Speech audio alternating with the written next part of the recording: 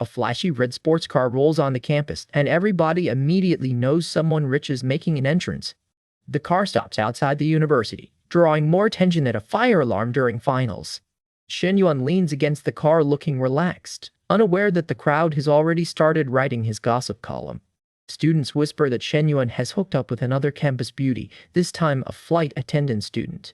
Zhou Wanting steps out in a sharp red dress and confidently joins Shen Yuan at his side. The jealous guys grumble at being handsome and loaded, apparently gives Shen Yuan first pick. Shen Yuan and Zhou Wanting walk through campus together while every eye follows them. Even the onlookers complain that Zhou Wanting did not give anyone else a chance to shoot their shot. Shen Yuan thinks that opportunities are made, and he cannot let rival Zhou beat him down.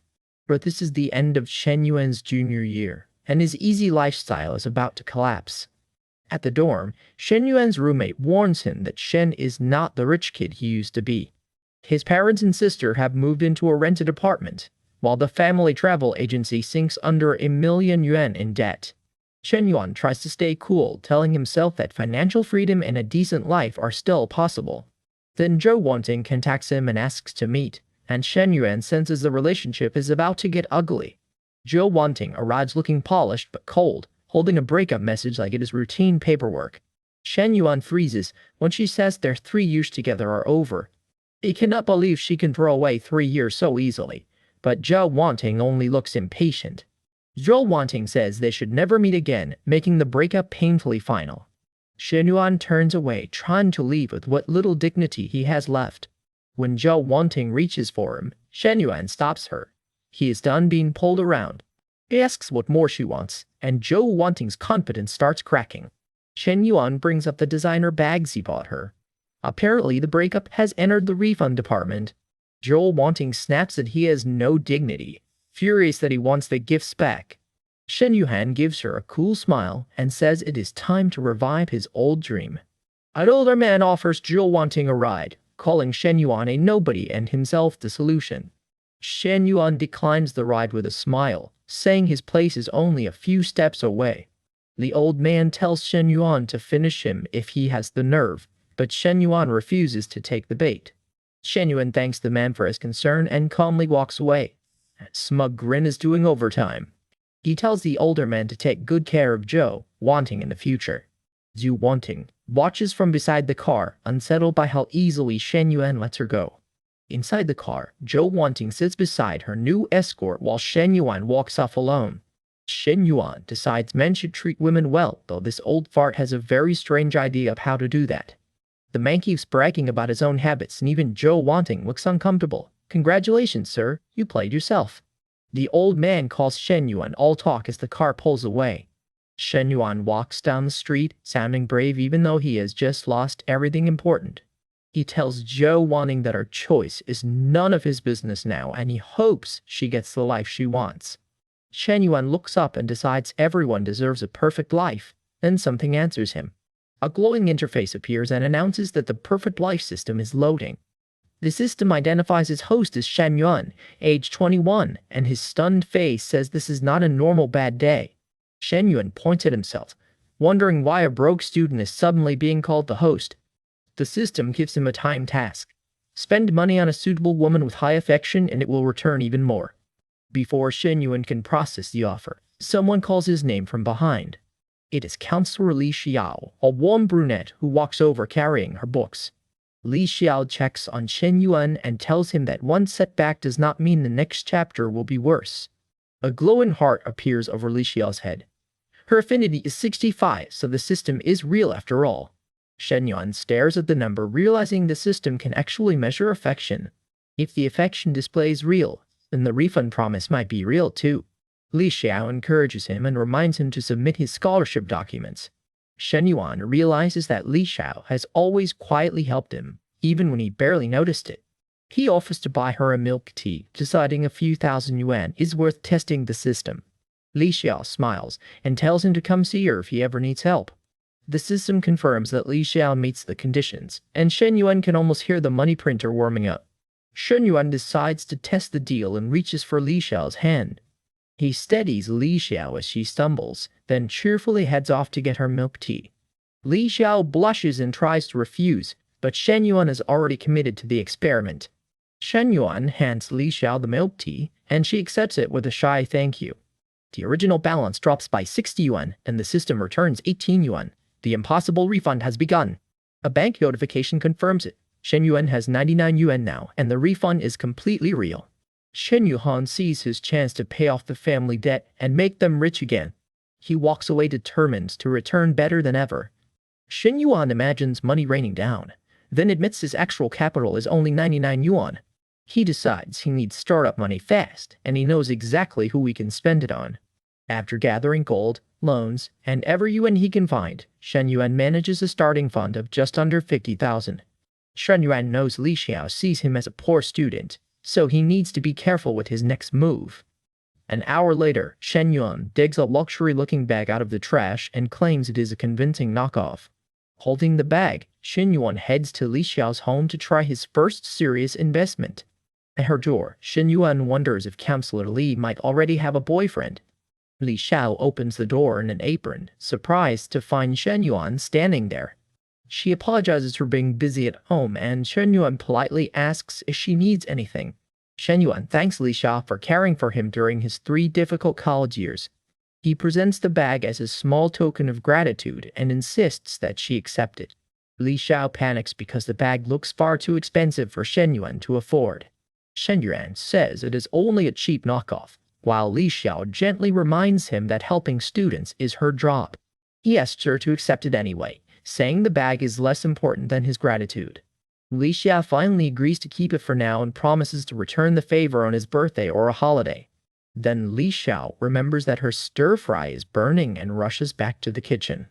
Li Xiao invites Shen Yuan to stay for dinner, and he steps into the apartment with the bag mission complete.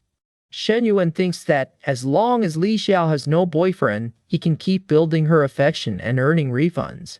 His phone rings with the payoff, and Shen Yuan already knows the system has delivered again. The money is in. Shen Yuan cannot hide his grin. The 39,000 yuan bag earns him nearly 80,000 yuan after the refund. Shen Yuan just doubled his money. Shen Yuan celebrates internally. His first system-funded victory is a very good one. Li Xiao calls him to dinner, bringing Shen Yuan back from his private victory lap.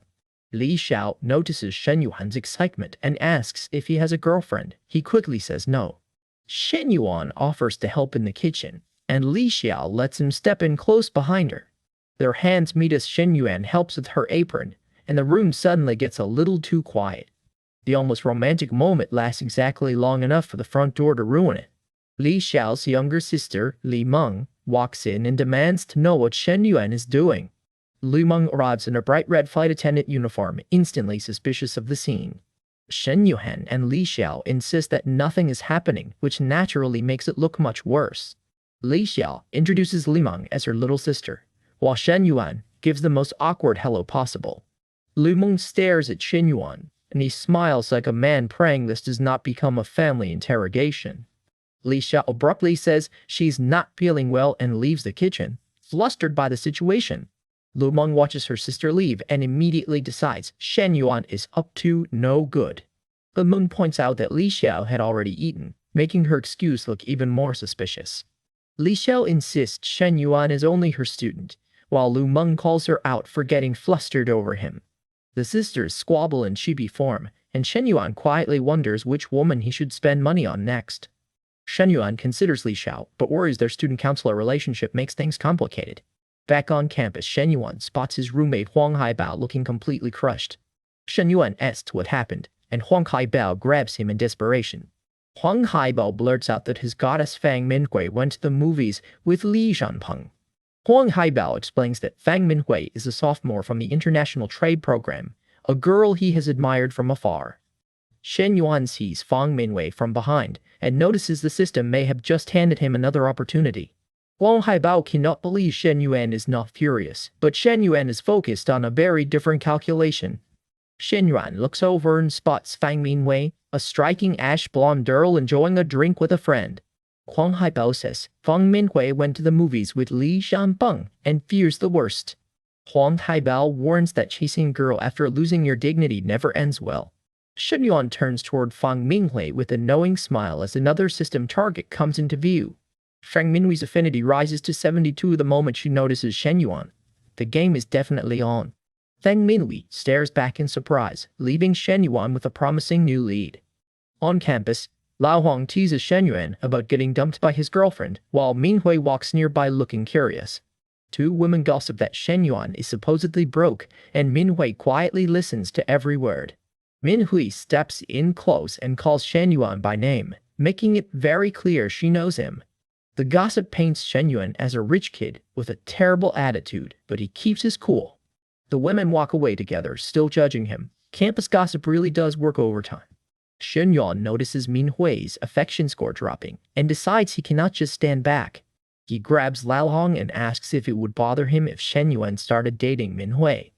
Lao Hong tells him he cannot win her over with the usual rich guy nonsense.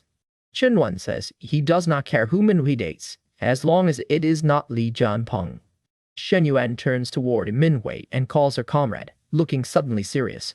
Minhui looks shocked when Shen Yuan asks if she is free tomorrow for dinner at Sing Sushi. Her friend immediately asks what Shen Yuan could possibly want with Minhui. Minhui realizes Shen Yuan is inviting her to dinner, and her surprise turns into shy excitement. She remembers sushi is expensive and worries Shen Yuan cannot afford it. Shen Yuan asks Minhui to help choose a birthday gift for his sister after dinner. Minhui watches him leave, still processing the invitation. Minhui asks her friend if it is really okay to have dinner alone with Shen Yuan. Her friend snaps that Japanese food is not dangerous, then tells Minhui to go for it. The friend figures Shen Yuan may be arrogant, but he's still safer than Li Jianpeng, who would be unbearable with money. The next evening, Shen Yuan and Minhui arrive at the Japanese restaurant together. A server welcomes Minhui warmly as she kneels beside Shen Yuan at the low table. Minhui gently warns Shen Yuan not to spend too much because she heard his family is struggling. She praises the food, while Shen Yuan blushes and tries very hard to stay calm beside her. Shen Yuan notices Minhui's close posture and flustered expression. His composure is hanging by a thread. Minhui asks why he suddenly invited her, and Shen Yuan admits he has wanted to do it for a long time. Her affection score dips again as Minhui lowers her eyes, overwhelmed by the attention. Shen Yuan notices the score change and wonders if she is still unhappy. He remembers that Minhui used to buy him drinks and chat with him late into the night during training. Minhui is stunned that Shen Yuan still remembers those small moments. Her feelings rebound as she blushes hard beside him. Minhui tries to calm herself, while Shen Yuan watches her with a quiet smile. The bill comes to 2,920 yuan, nearly a month of Minhui's expenses, and she looks alarmed. Minhui remembers Li Jianpeng acting stingy even at the cafeteria, while Shen Yuan calmly reaches for his phone. A system message appears, offering Shen Yuan a time-limited task tied to Minhui's affection. The task promises to refund his spending on Minhui, with bigger rewards if her affection rises. Shen Yuan sees Minhui's score climbing again and realizes this dinner is already paying off. He marvels that one meal can earn 10,000 yuan, while Minhui smiles at him with growing affection. Shen Yuan and Minhui walk hand in hand toward the mall, looking more like a couple by the minute. At the mall, Zhou Wanting spots Shen Yuan with Minhui and freezes in disbelief. Wanting cannot believe the man who dumped her yesterday is already shopping with someone new. Brother Zheng complains about spending money here, while Wanting fumes that Shen Yuan should not be able to afford it. Shen Yuan spots them and suggests that he and Minhui check other stores first. He takes Minhui onward, while Brother Zheng gives Wanting a smug little shopping lecture. Wanting calls out to Shen Yuan and demands to know who Minhui is. Brother Zheng mocks Shen Yuan for entering a luxury store and asks if he can even afford a gift. Minhui steps closer to Shen Yuan, looking uneasy as the confrontation gets personal. Wanting warns Minhui that Shen Yuan is supposedly a broke liar, but Minhui refuses to be pushed around. Minhui fires back that Wanting has no business judging her or Shen Yuan. Shen Yuan stands behind Minhui as she defends him, and he looks quietly impressed. Brother Jun insists Shen Yuan's family is broke and says nobody is fooled by his act. Shen Yuan thinks the nasty pair are perfect for each other, and the system task updates. The system says Shen Yuan can spend on the opposite sex and get the money back, fueled by their negative emotions. Now that the system has assigned the task, Shen Yuan decides there is no reason to hold back. He leads Minhui deeper into the mall, smiling like he has already solved the problem. Shen Yuan tells the store staff to handle the difficult customers, leaving Wanting and Brother Jun to argue. Brother Jun tries to make Wanting pay, but she casually tells him it is his turn. Romance is expensive for this guy. Wanting asks Brother Jun to pay, and the staff immediately clocks them as the troublesome kind. A staff member thinks loyal customers spend freely, while these two clearly do not look ready to pay. Meanwhile, a clerk flatters Wanting's taste and presents accessories suited to her style. The clerk says the accessories cost around 100,000 yuan, and Wanting looks delighted. Shen Yuan tells Minhui not to worry about saving money, as Wanting and Brother Ju watch from behind. Shen Yuan picks a pretty bag and another item he thinks his sister would love. Brother Jun hears the price and panics, convinced Shen Yuan cannot possibly afford it. Wanting tells Brother Jun to watch Shen Yuan closely, expecting him to embarrass himself. Shen Yuan tells the clerk he wants both bags and every accessory they recommended. Brother Jun and Wanting are stunned by the order, while Minhui covers her mouth in shock. Minhui stares wide-eyed as Shen Yuan calmly keeps shopping. The clerk announces the total is 1,000 yuan, and everyone expects Shen Yuan to fold. Shen Yuan says the refund gave him exactly that amount, then pulls out his card. With a confident smile, Shen Yuan hands over the card and pays without hesitation. The payment goes through, leaving the clerk emotional and Wanting completely rattled. Wanting blurts out that Shen Yuan was supposed to be bankrupt, demanding to know where the money came from. Brother Juan sweats through an excuse about her loan, while Shen Yuan tells them to think whatever they want. Shen Yuan points out that he is obviously not broke and asks why. Wanting does not buy something herself. Brother Jun tries to pressure Wanting into spending hundreds of thousands, but he is clearly bluffing. Wanting pushes back, and Brother Jun quickly retreats to take a phone call. Brother Jun admits the fancy bag was bought with a loan, then escapes before Wanting can explode. Wanting glares after him, furious that he abandoned her at the worst possible moment. Wanting leaves in a rage, while Shen Yuan notices her negative emotions have already hit the target. Shen Yuan watches Wanting walk away and decides the argument is no longer worth his time. He hands Minhui a bag, saying this one is for her. Minhui says it is too expensive, but Shen Yuan tells her she earned it after putting up with those comments. Minhui thanks Shen Yuan, and he reveals there is another bag too. Minhui asks if the second bag is for his sister, and Shen Yuan says he bought it because it suited her. Shen Yuan gently explains that he thought she might like it. Minhui worries that accepting both bags will make her look like a gold digger. Blushing hard, Minhui clutches the shopping bags while Shen Yuan waits patiently. Shen Yuan tells her it is only the beginning and says they have plenty of time ahead. Minhui accepts the gesture with a shy smile, and the two share a sweet, quiet moment. The system congratulates Shen Yuan for completing the task and credits him a massive refund. The balance lands in Shen Yuan's account, proving that his new money system is only getting started. Shen Yuan walks Minhui towards school, looking pleased that her affection is growing exactly as he hoped. Minhui shyly says they should hurry back to class, while Shen Yuan decides not to force things. Smooth move, for once. Back at the boys' dorm, Shen Yuan hears his roommates talking about Minhui and the flower-buying rumor. The guys are stunned that Shen Yuan actually beat Senior King Yan to the prize, and they want to throw a huge celebration. Their idea of celebrating is loud music and an even louder party. Shen Yuan is already regretting opening the door. Shen Yuan slips away while the party plan keeps growing behind him. One roommate mocks Shen Yuan for chasing Minhui, claiming the flowers were meant as a public insult to Qin Yang.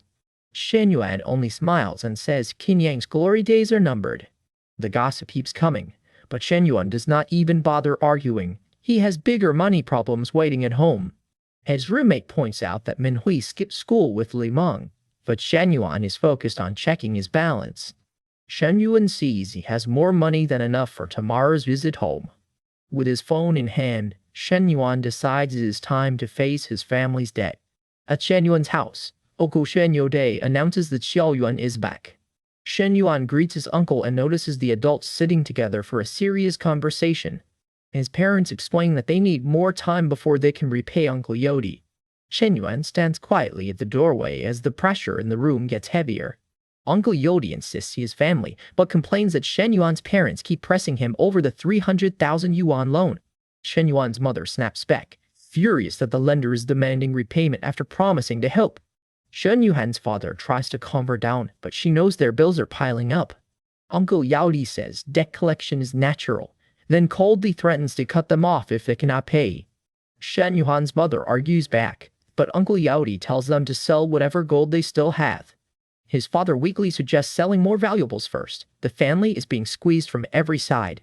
Then Shen Yuan's system appears with a limited task: pay off family debt and get the amount multiplied back. Shen Yuan looks up in surprise.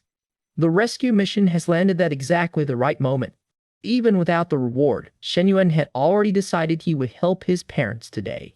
His mother offers a small box of jewelry, saying it has never been sold despite hard times.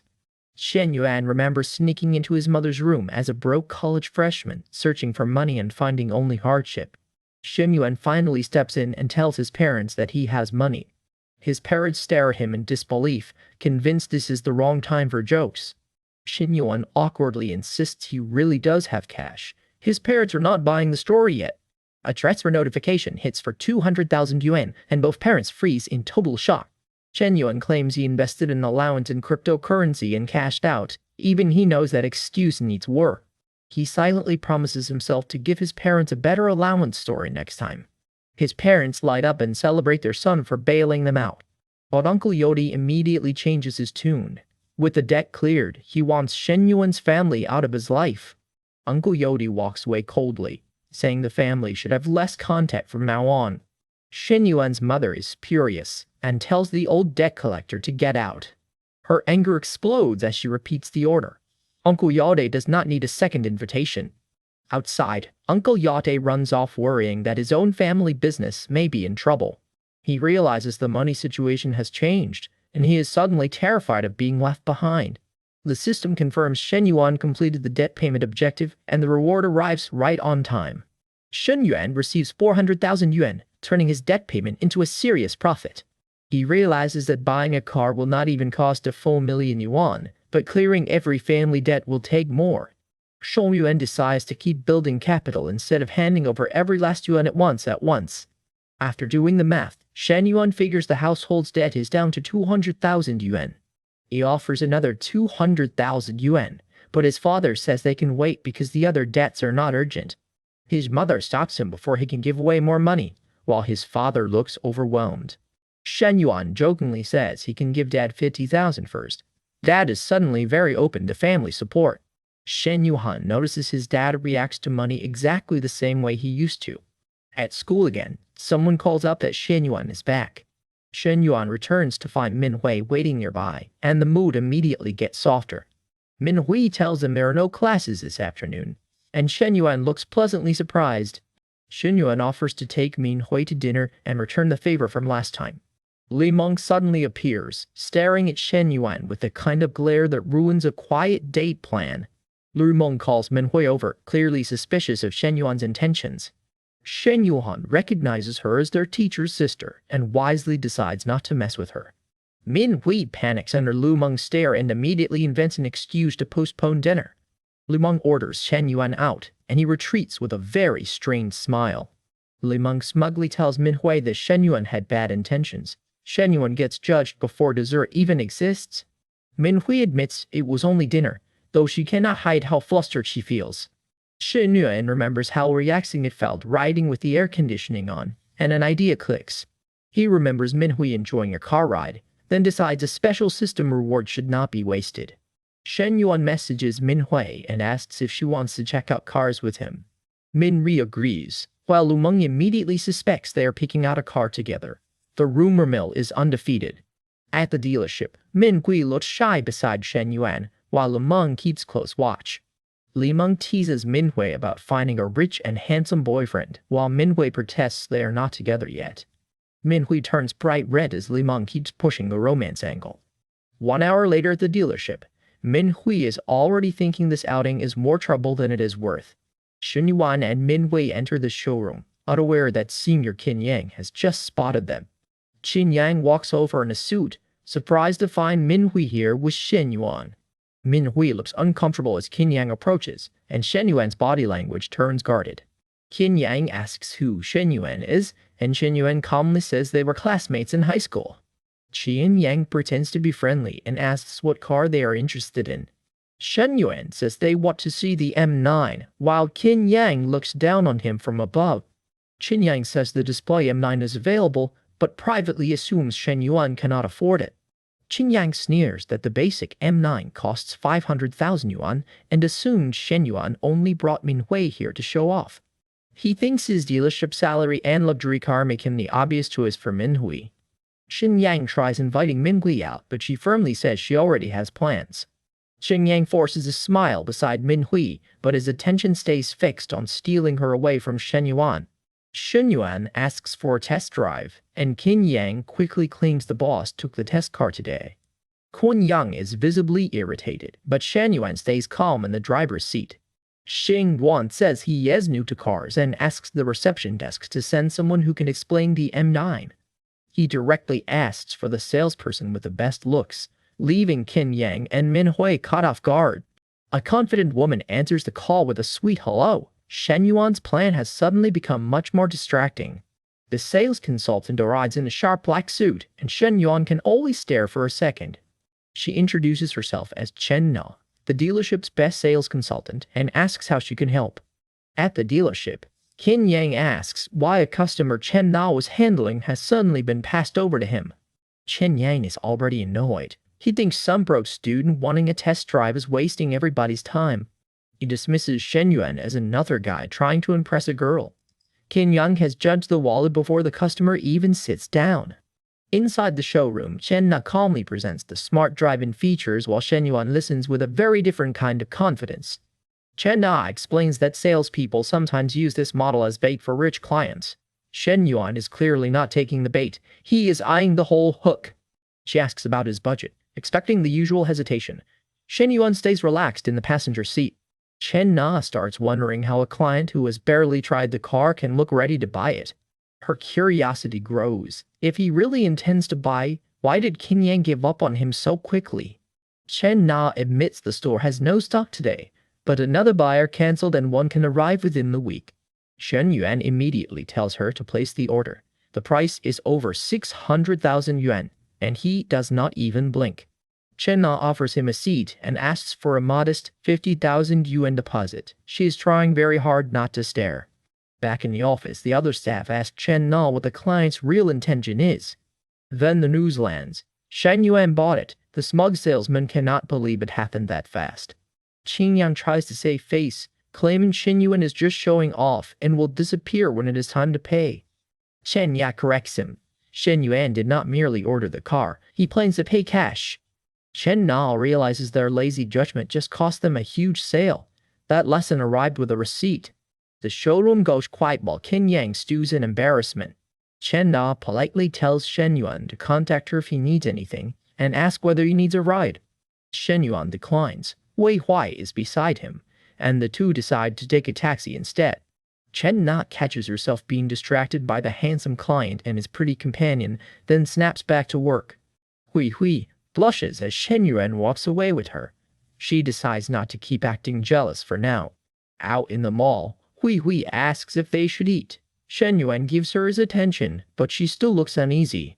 When he asks if she is upset, Hui Hui denies it, even though she is clearly bothered by the glamorous saleswoman.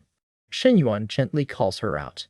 He says she sulked after seeing him chat with Chen Na, and Hui Hui cannot really deny it. Hui Hui admits it is only a salesperson-client relationship. Still, she hates seeing another woman take up so much of his time. She tells him not to do it again, then privately admits she has no right to be jealous. Her feelings are moving faster than the relationship. Hui Hui decides she needs a way to keep Shen Yuan close. Her grand strategy is simple: lock him down. Shen Yuan suggests food first, then says they can pick out a gift. Hui Hui is already making plans. Hui Hui protests that he already bought her 2 bags yesterday.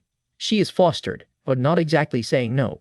Shen Yuan wonders whether too much spending might make her think he is only throwing money around.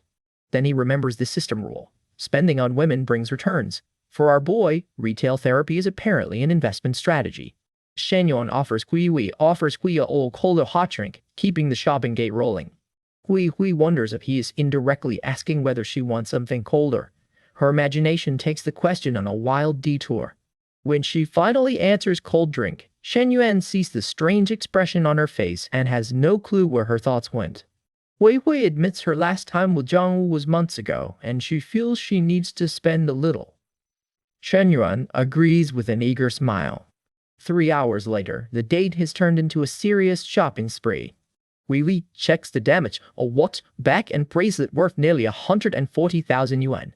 She is stunned by how generously Shen Yuan treats her. Shen Yuan checks his account and sees more than 2.25 million yuan waiting there.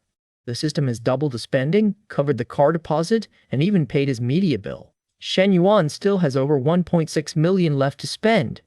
Wei Hui softly asks if they should skip the dorm tonight. Shen Yuan gets the message immediately.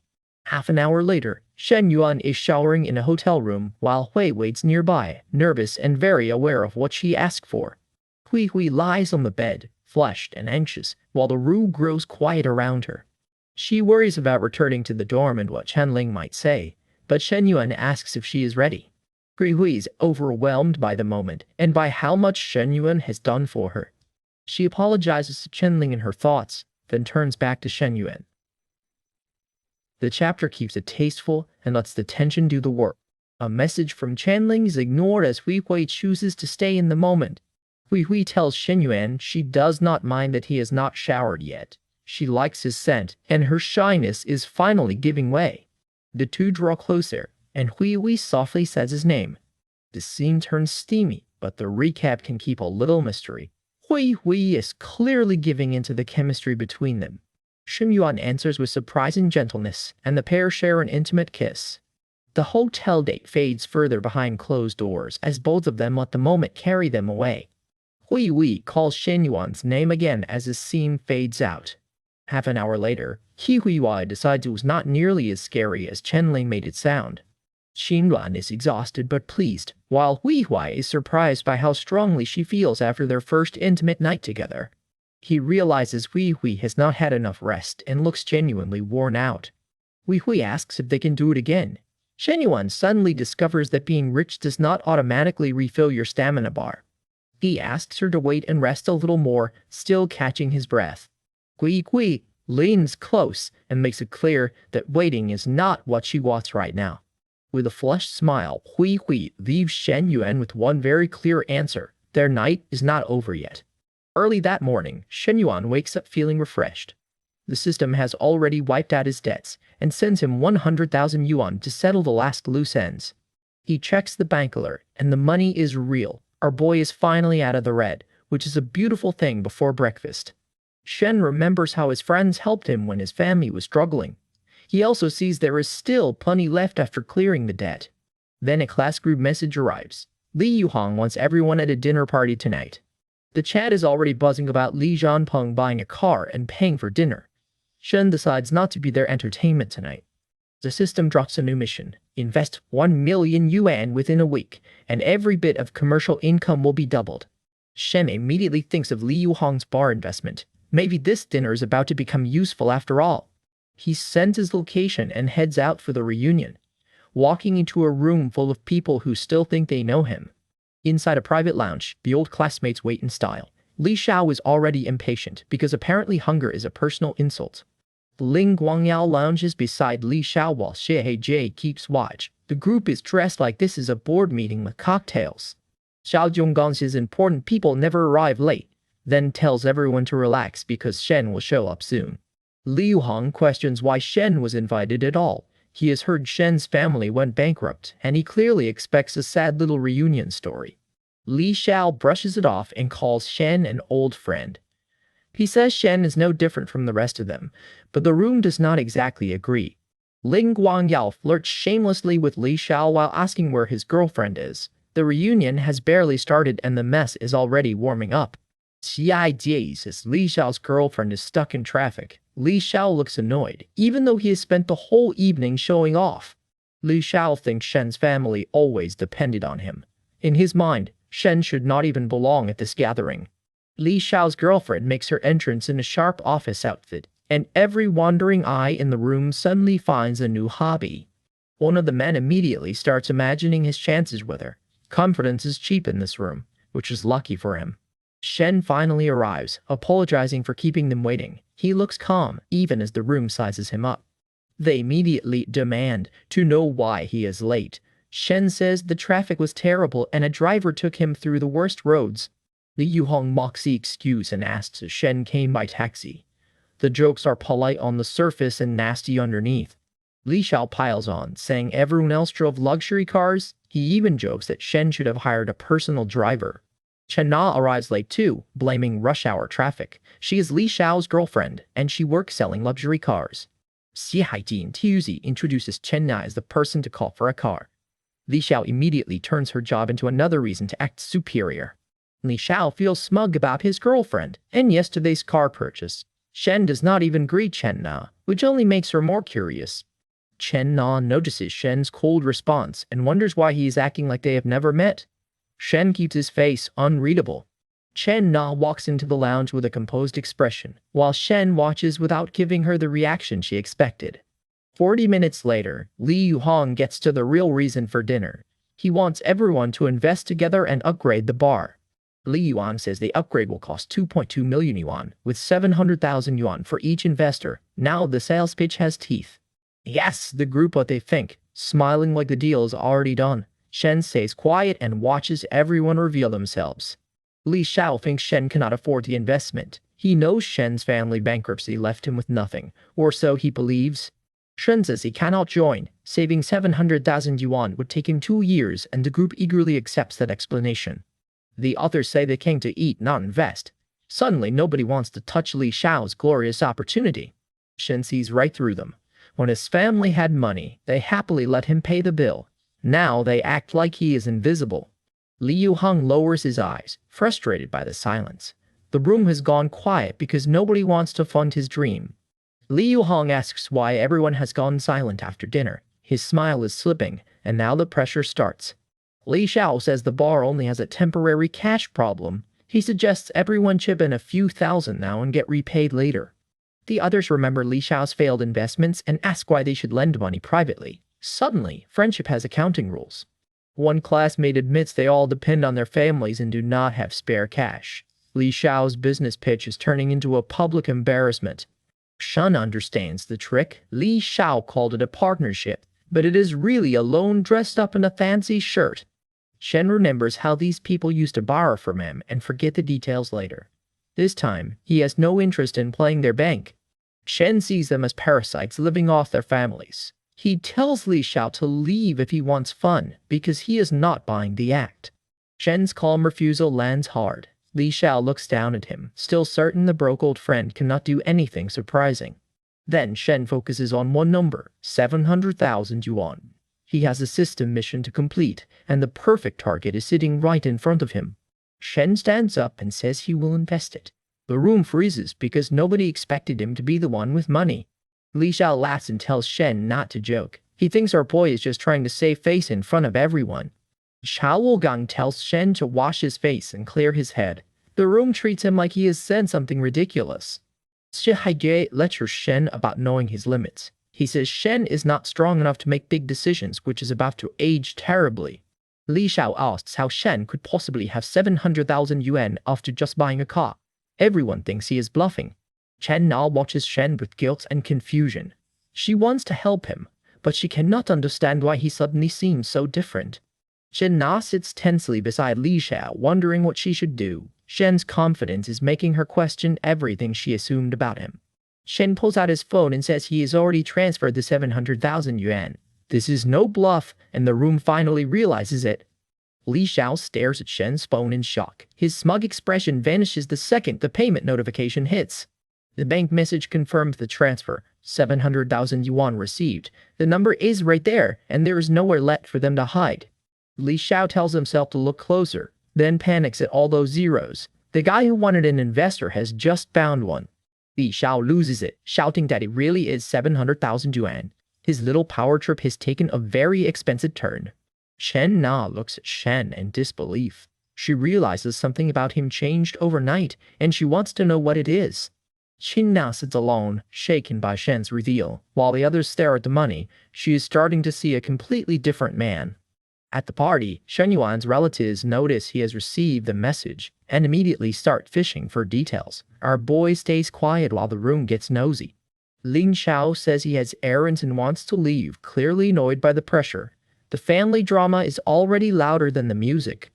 A worried uncle insists everyone should not ask questions because Shen Yuan's parents are looking for him. Shen Yuan is confused because nobody called him. Lin Xiao thinks Shen Yuan has no money, so he cannot understand why the man skipped such an important gathering. Shen Yuan finally asks to see the message. Lin Xiao leans in, suspicious but eager to find out what changed. One by one, the relatives make excuses and head out. The party suddenly feels less like a reunion and more like a retreat. She Haji sees people leaving and demands an explanation. She knows something is off, and she is not letting them slip away quietly. Someone reveals the key detail. Shen Yuan bought a luxury car yesterday and paid cash. That rumor hits the room like a fire alarm. Xie Haji repeats the news in disbelief. Shen Yuan buying a luxury car is not exactly the version of him these people expected. The proof is right on the phone, complete with a purchase record. The smug confidence around Shen Yuan starts collapsing fast. The man who dismissed Shen Yuan realizes he may have badly misjudged a rich guy. Xie Haji's had enough of the circus. Xie Haji walks away and cuts him off completely. Her expression is cold, and his chance to recover is gone. Back at the bar, Shen Yuan sits with Yu Zhuang while the aftermath of that messy gathering fades into the background. Yu Zhuang asks about Shen Yuan's idea for the bar. Shen Yuan wants commercial talent, but he admits they still need someone to manage the place. For the next half hour, Shen Yuan lays out the bar's style and operations with Yu Zhuang. Our boy is already thinking like an owner. Shen Yuan explains that good business is not just talent. They need daily oversight, reliable people, and someone who can keep the place running. Later that night, Xie Haji receives a message from Shen Yuan asking her to meet him tomorrow. She looks surprised but very interested. Shen Yuan checks his money and knows he cannot keep throwing cash around forever. Refunds are limited, so he needs to expand the system. Yu Zhuang gets the meeting message too and immediately decides a beautiful woman is definitely worth the time. His priorities are crystal clear. The next day arrives, and the meeting moves to a restaurant inside the mall. Xia Tagyi waits alone at a table, dressed sharply and watching for Shen Yuan. She looks composed, but the anticipation is obvious. Shen Yuan spots Xie Haji at the restaurant, and notices she is in her dealership uniform. Meanwhile, another man has spotted her too. Mr. Zhang sees Xie Haji outside the dealership and thinks today is finally his chance to flirt. Bad timing, boss man. Mr. Zhang heads toward her, while his co-workers wonder whether Xie Haji will agree to meet him. The co-workers assume she might go along with it. They are already writing a romance plot that Xie Haji never agreed to join. They keep pushing the idea that Mr. Zhang will not want to eat alone. Xie Haji is about to prove how little that matters. The men gossip that Xie Haji may have dressed up for a date. Mr. Zhang hears it and immediately gets jealous. Mr. Zhang stares at the table and wonders who Xie Haji is meeting. His face says he has already decided he does not like the answer. Mr. Zhang barges in and tries to join her. Xie Haji calmly says she already has a date with a friend. Mr. Zhang accuses her of playing hard to get. Xie Haji looks disgusted because he still thinks her answer is negotiable. He plays the superior card and claims they should eat together. Xie Haji glares back, fully done with his nonsense. Xie Haji tells him to keep his distance, reminding him he has a family. She makes it clear she never wants contact with him again. Mr. Zhang storms away furious, thinking she rejected him for another man. Rejection has apparently become a workplace emergency. He tries to prove his worth by bragging about his income and car. Nobody asked, but the ego speech keeps coming. Mr. Zhang returns and accuses Xie Haji and Shen Yuan of betraying him behind his back. His anger is now completely out of control. Xie Haji demands to know what he is talking about. Shen Yuan remains calm, but he's clearly ready to step in. Mr. Zhang snaps and asks Shen Yuan who he is.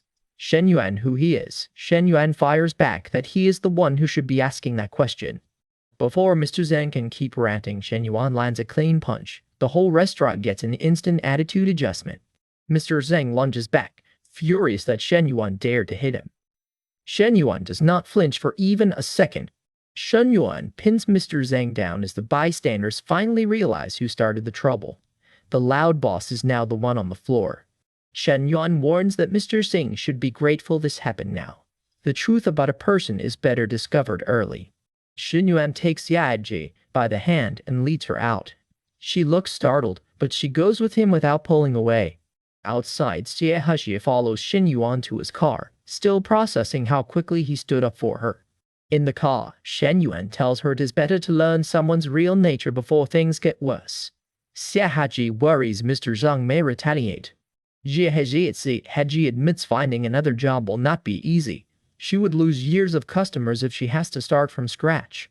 She says she cannot simply quit, even after what happened. The job is exhausting, but it is still the foundation she built. Then Haji reveals her real dream. She wants to leave sales and open a small flower cafe. Her dream feels impossible because a cafe would cost around 300,000 yuan. She does not think she can save that kind of money. Shen Yuan casually says he can invest 300,000 yuan if she opens a cafe and works for him. That is one way to make an offer. Haji turns toward him, stunned by how serious he sounds. Her guarded expression begins to soften. Shen Yuan repeats the deal. Resign tomorrow, open the cafe, and let him invest. He says it with a confident smile. Sagaji's affection spikes as she realizes he really means it. Shen Yuan has just become far more than a customer in her eyes. Haji had worried she would never win Shen Yuan's favor, but now she sees a new path opening right beside him. Inside the car, Chen Na stares at Shen Yuan in disbelief as he makes her an outrageous business offer. Our boy calmly offers a salary, bonuses, and eventually a new car if her cafe succeeds. He is negotiating like he already won the lottery. Chen Na's eyes widen as Shen Yuan promises her a huge income and a car worth 200,000 yuan. The deal sounds tempting, but Chen Na refuses to become his third-wheel canary. She worries he plans to keep her around, while Shen Yuan looks completely unfazed. Chen Na gives him a guarded look and says she needs time to think about it. Shen Yuan clears it up. He wants a business partner, not a romantic arrangement. As Chen Na considers the offer, Shen Yuan gets a message from Hui asking him out for a drink. He says one cold drink cannot hurt, famous last words. Shen Yuan politely tells Chen Na to contact him after she decides, then heads off to see Hui. At a hotel room, Hui welcomes him back with a sweet, eager smile. Hui throws herself into Shen Yuan's arms, clearly thrilled that he came. Then her smile drops. She catches another woman's scent on him and immediately gets suspicious. Shen Yuan awkwardly blames the perfume on the car saleswoman, but Hui is not buying it. Hui presses him about other women, her jealousy finally breaking through. He pulls her close and insists that he only has eyes for her. Shen Yuan explains that the smell came from helping at the dealership, then promises to keep his distance next time. That reassurance softens Hui. She accepts it, but she's still watching him closely. Shen Yuan admits the truth to himself. His system rewards him for raising affinity with women, so he cannot rely on only one connection. Hui suggests he can shower later, and the mood changes fast. She takes the lead, and Shen Yuan realizes this quiet night is going somewhere else entirely. The clothes hit the floor, and our boy gives up on the shower plan. Priorities have shifted. Hui says she likes his natural scent, answering his earlier excuse with a playful grin. She calls his words sweet, and the pair disappear into a tasteful fade-to-black moment. Hui calls his name as the night gets much more intimate than either of them planned. The recap wisely keeps the details off-screen, but the chemistry is obvious. Hui admits that she really likes Shen Yuan, completely swept up in the moment. 2 hours later, Hui still wants more, while Shen Yuan desperately asks for a shower break. Shen Yuan looks exhausted but happy. Hui has apparently turned cardio into a full-time job. Then the system flashes. Hui's affinity has reached 90, completing a reward task. The reward is a 1 million yuan lottery ticket, and Shen Yuan instantly wakes up. The system adds a spending voucher and a new skill called Ruthless Power. Shen Yuan is stunned. The ticket alone could clear his family's debts, but the mysterious skill may be even bigger.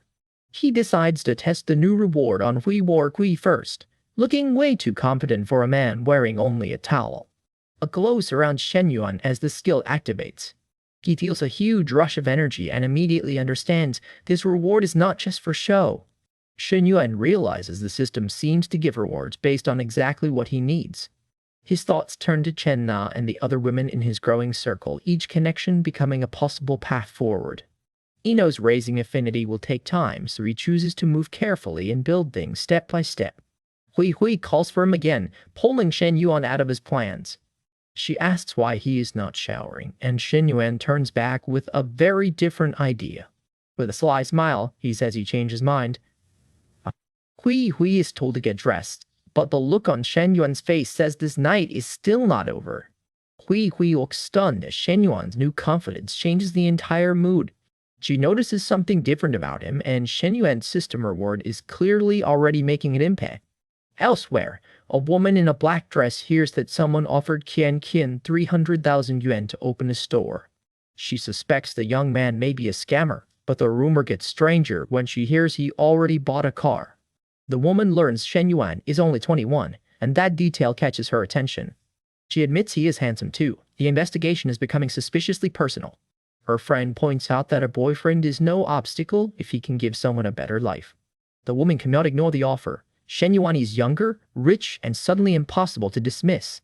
She tells herself that older women know value when they see it, even if Shen Yuan already has a girlfriend. Her friend bluntly says a girlfriend is not a wife, and tells her to make a move before someone else does. The woman is shocked by how direct her friend is. Her friend reminds her that she has a boyfriend too, then argues that loyalty is easy to rethink when money enters the chat. She says they will talk later because her boyfriend has arrived, but she is already thinking about Shen Yuan. At the window, the woman's reflection places Shen Yuan beside her, revealing exactly where her thoughts have wandered. She quietly repeats Shen Yuan's name, setting up another dangerous new connection. 40 minutes later, Shen Yuan is still caught in a very private moment with a blushing woman. She looks exhausted but pleased, while Shen Yuan smugly asks if she wants more. Our boy has alarming stamina. The woman hides behind the sheets, embarrassed as Shen Yuan points out they have already gone twice. She shyly asks if he can continue, and Shen Yuan answers with a teasing grin. He remembers her taking the lead before, then challenges her to take charge again. She blushes hard and admits she does not know how, while Shen Yuan promises practice will fix that. She leans into him with a soft, trusting look as the scene fades away. All she can manage is calling him evil, which is not exactly a complaint. The intimate night ends on a soft fade, and morning arrives with Shen Yuan alone in bed. With no classes that morning, Shen Yuan remembers the lottery system and suddenly bolts upright.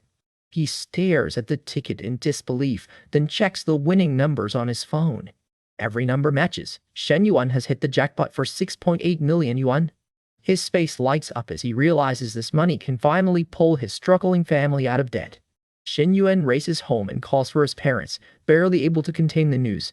His father thinks something is wrong and tells him to speak carefully before making a scene. Then Shen Yuan blurts it out. They are rich because he won 6 million. His father is so stunned that he asks whether his son is under too much school pressure. His parents urge caution, still convinced this unbelievable claim has to be a joke. Shen Yuan shows them the ticket and the numbers, and his father's disbelief starts to crack. The couple erupts in shock as they realize the jackpot is real. Even after taxes, more than 5 million remains, enough to clear their debts and change their lives. His mother beams with pride and says their family name has finally hit the big jackpot. Shen Yuan stays level-headed, planning to use part of the money for a business after graduation. His father agrees, urging him to keep some savings safe while the rest goes toward a better future. Shen Yuan promises to give his mother 1 million and let his parents decide how to use it. His parents look overwhelmed with gratitude and offer their full support for whatever comes next. Elsewhere, store manager Chen Na is summoned by her boss, who is furious about what Shen Yuan has been doing. Chen Na insists she broke up with Shen Yuan long ago and has no reason to protect him. The boss barely listens, sizing her up with a smug smile that makes the room feel instantly worse. He claims Shen Yuan is behind the store's problems, and says Chen Na has to be responsible. Chen Na protests that she only refused his date yesterday, and cannot understand why that matters at work. Her boss coldly suspends her customer service duties and cuts her pay to the base salary. Chen Na is stunned, realizing the punishment will not even cover her rent. The boss laughs and reminds her that he runs the store, as if it makes the bullying classy. He doubles down, claiming that as general manager, every decision is his alone.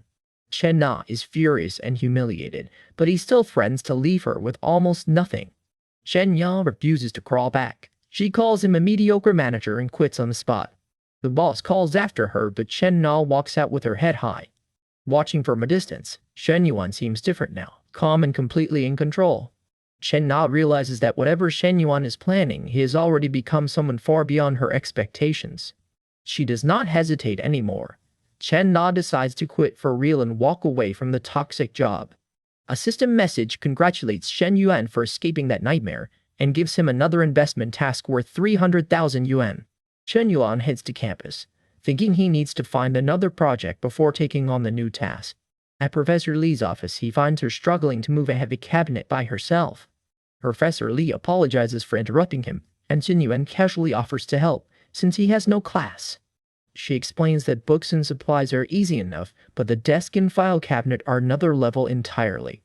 Professor Li stretches for the top shelf but cannot reach, looking frustrated and flustered. Shen Yuan calmly tells her to remove the books first, then steps in to help.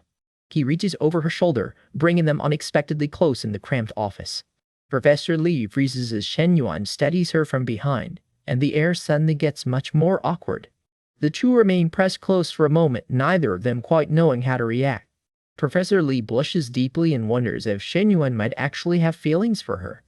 Her imagination runs wild, while Shen Yuan looks calm behind her. Somebody is catching feelings fast. As they work side by side, Professor Li cannot stop wondering what Shen Yuan really feels. At Professor Li Xiao's office, Shen Yuan catches the shy assistant finishing her work, and she looks flustered the second he appears.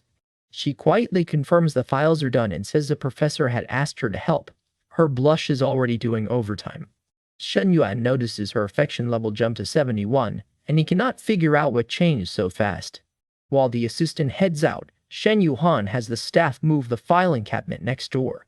She slips away, relieved she was only a few seconds late. Shen Yuan watches her leave with a puzzled look.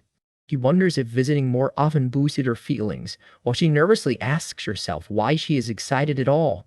The assistant insists Shen Yuan is just her student, but her bright red face gives the game away. Shen Yuan stares after her as that 71 affection number floats over her head. The system is being very loud about it. He suspects their earlier moment really raised her feelings, but he still cannot understand why. Shen Yuan decides he should visit Professor Li more often, partly to understand this unexpected connection. Later, just outside the school gates, another group settles into a cafe and starts gossiping. Two women tell Zhan Peng that Shen Yuan supposedly bought a car for 208,000 yuan in cash. Zhan Peng fumes because Fang Minhui rejected him, and he thinks having money should have made women chase him. He cannot accept that some people really do not care about a flashy sports car. Rich boy logic has hit a pothole. The women keep fanning the flames, saying beauty like Fang Minhui's does not need to worship a car. Fang Minhui rides in a sharp black outfit, and Zhan Peng is instantly stunned by her beauty. Zhan Peng stares far too long, completely captivated. His dignity has apparently left the cafe. Then everyone spots a sleek self-driving car outside and starts wondering what kind of machine it is. They identify it as a Yo-Yell leading model, a car that does not belong in their little gossip session. The driver steps out, and it is Shen Yuan. Zhan Peng freezes. He thought Shen Yuan's family was bankrupt, so this expensive car makes no sense to him. Fang Minhui calls Shen Yuan over, while Zhan Peng realizes the gorgeous woman is waiting for his rival. Shen Yuan walks straight to Fang Minhui, and Zhan Peng watches their easy connection with growing disbelief. Zhan Peng's jealousy spikes as he sees Shen Yuan beside Fang Minhui. Fang Minhui asks Shen Yuan how the car handles, and he calmly takes a sip before answering. Shen Yuan says the car is not bad, while Zhan Peng can only wonder why the two of them are acting so close. Zhan Peng decides Shen Yuan must be trying to steal his partner and show off with an outsider from school. The cafe owner, Lin Yuchang, arrives and politely says she came to meet Shen Yuan. A label reveals that the elegant blue-haired woman is Lin Yuchang, the owner of this cafe. Lin Yuchang shakes Shen Yuan's hand and remarks that he looks surprisingly young. She suggests they sit down and talk business, keeping her smile calm and professional. Lin explains that family problems and caring for a child leave her no time to run the cafe. She needs 300,000 yuan to transfer it. Shen Yuan sees how determined she is and offers 250,000 yuan up front. Lin asks if they can sign the agreement and make the transfer today. Shen Yuan has made the deal look almost too easy. Shen Yuan agrees to transfer the money after they sign, and Lin tells Xiao Chu to show the new owner around. Xiao Chu greets Shen Yuan as her new boss, while Lin looks openly relieved. Fang Minhui stands beside Shen Yuan as he takes charge, and the cafe staff now know exactly who is in charge. The gossipers are stunned that Shen Yuan bought a cafe in minutes for 250,000 yuan.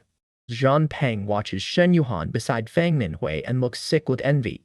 Fang Minhui looks at Shen Yuan with fresh surprise. His sudden rise is getting harder to ignore.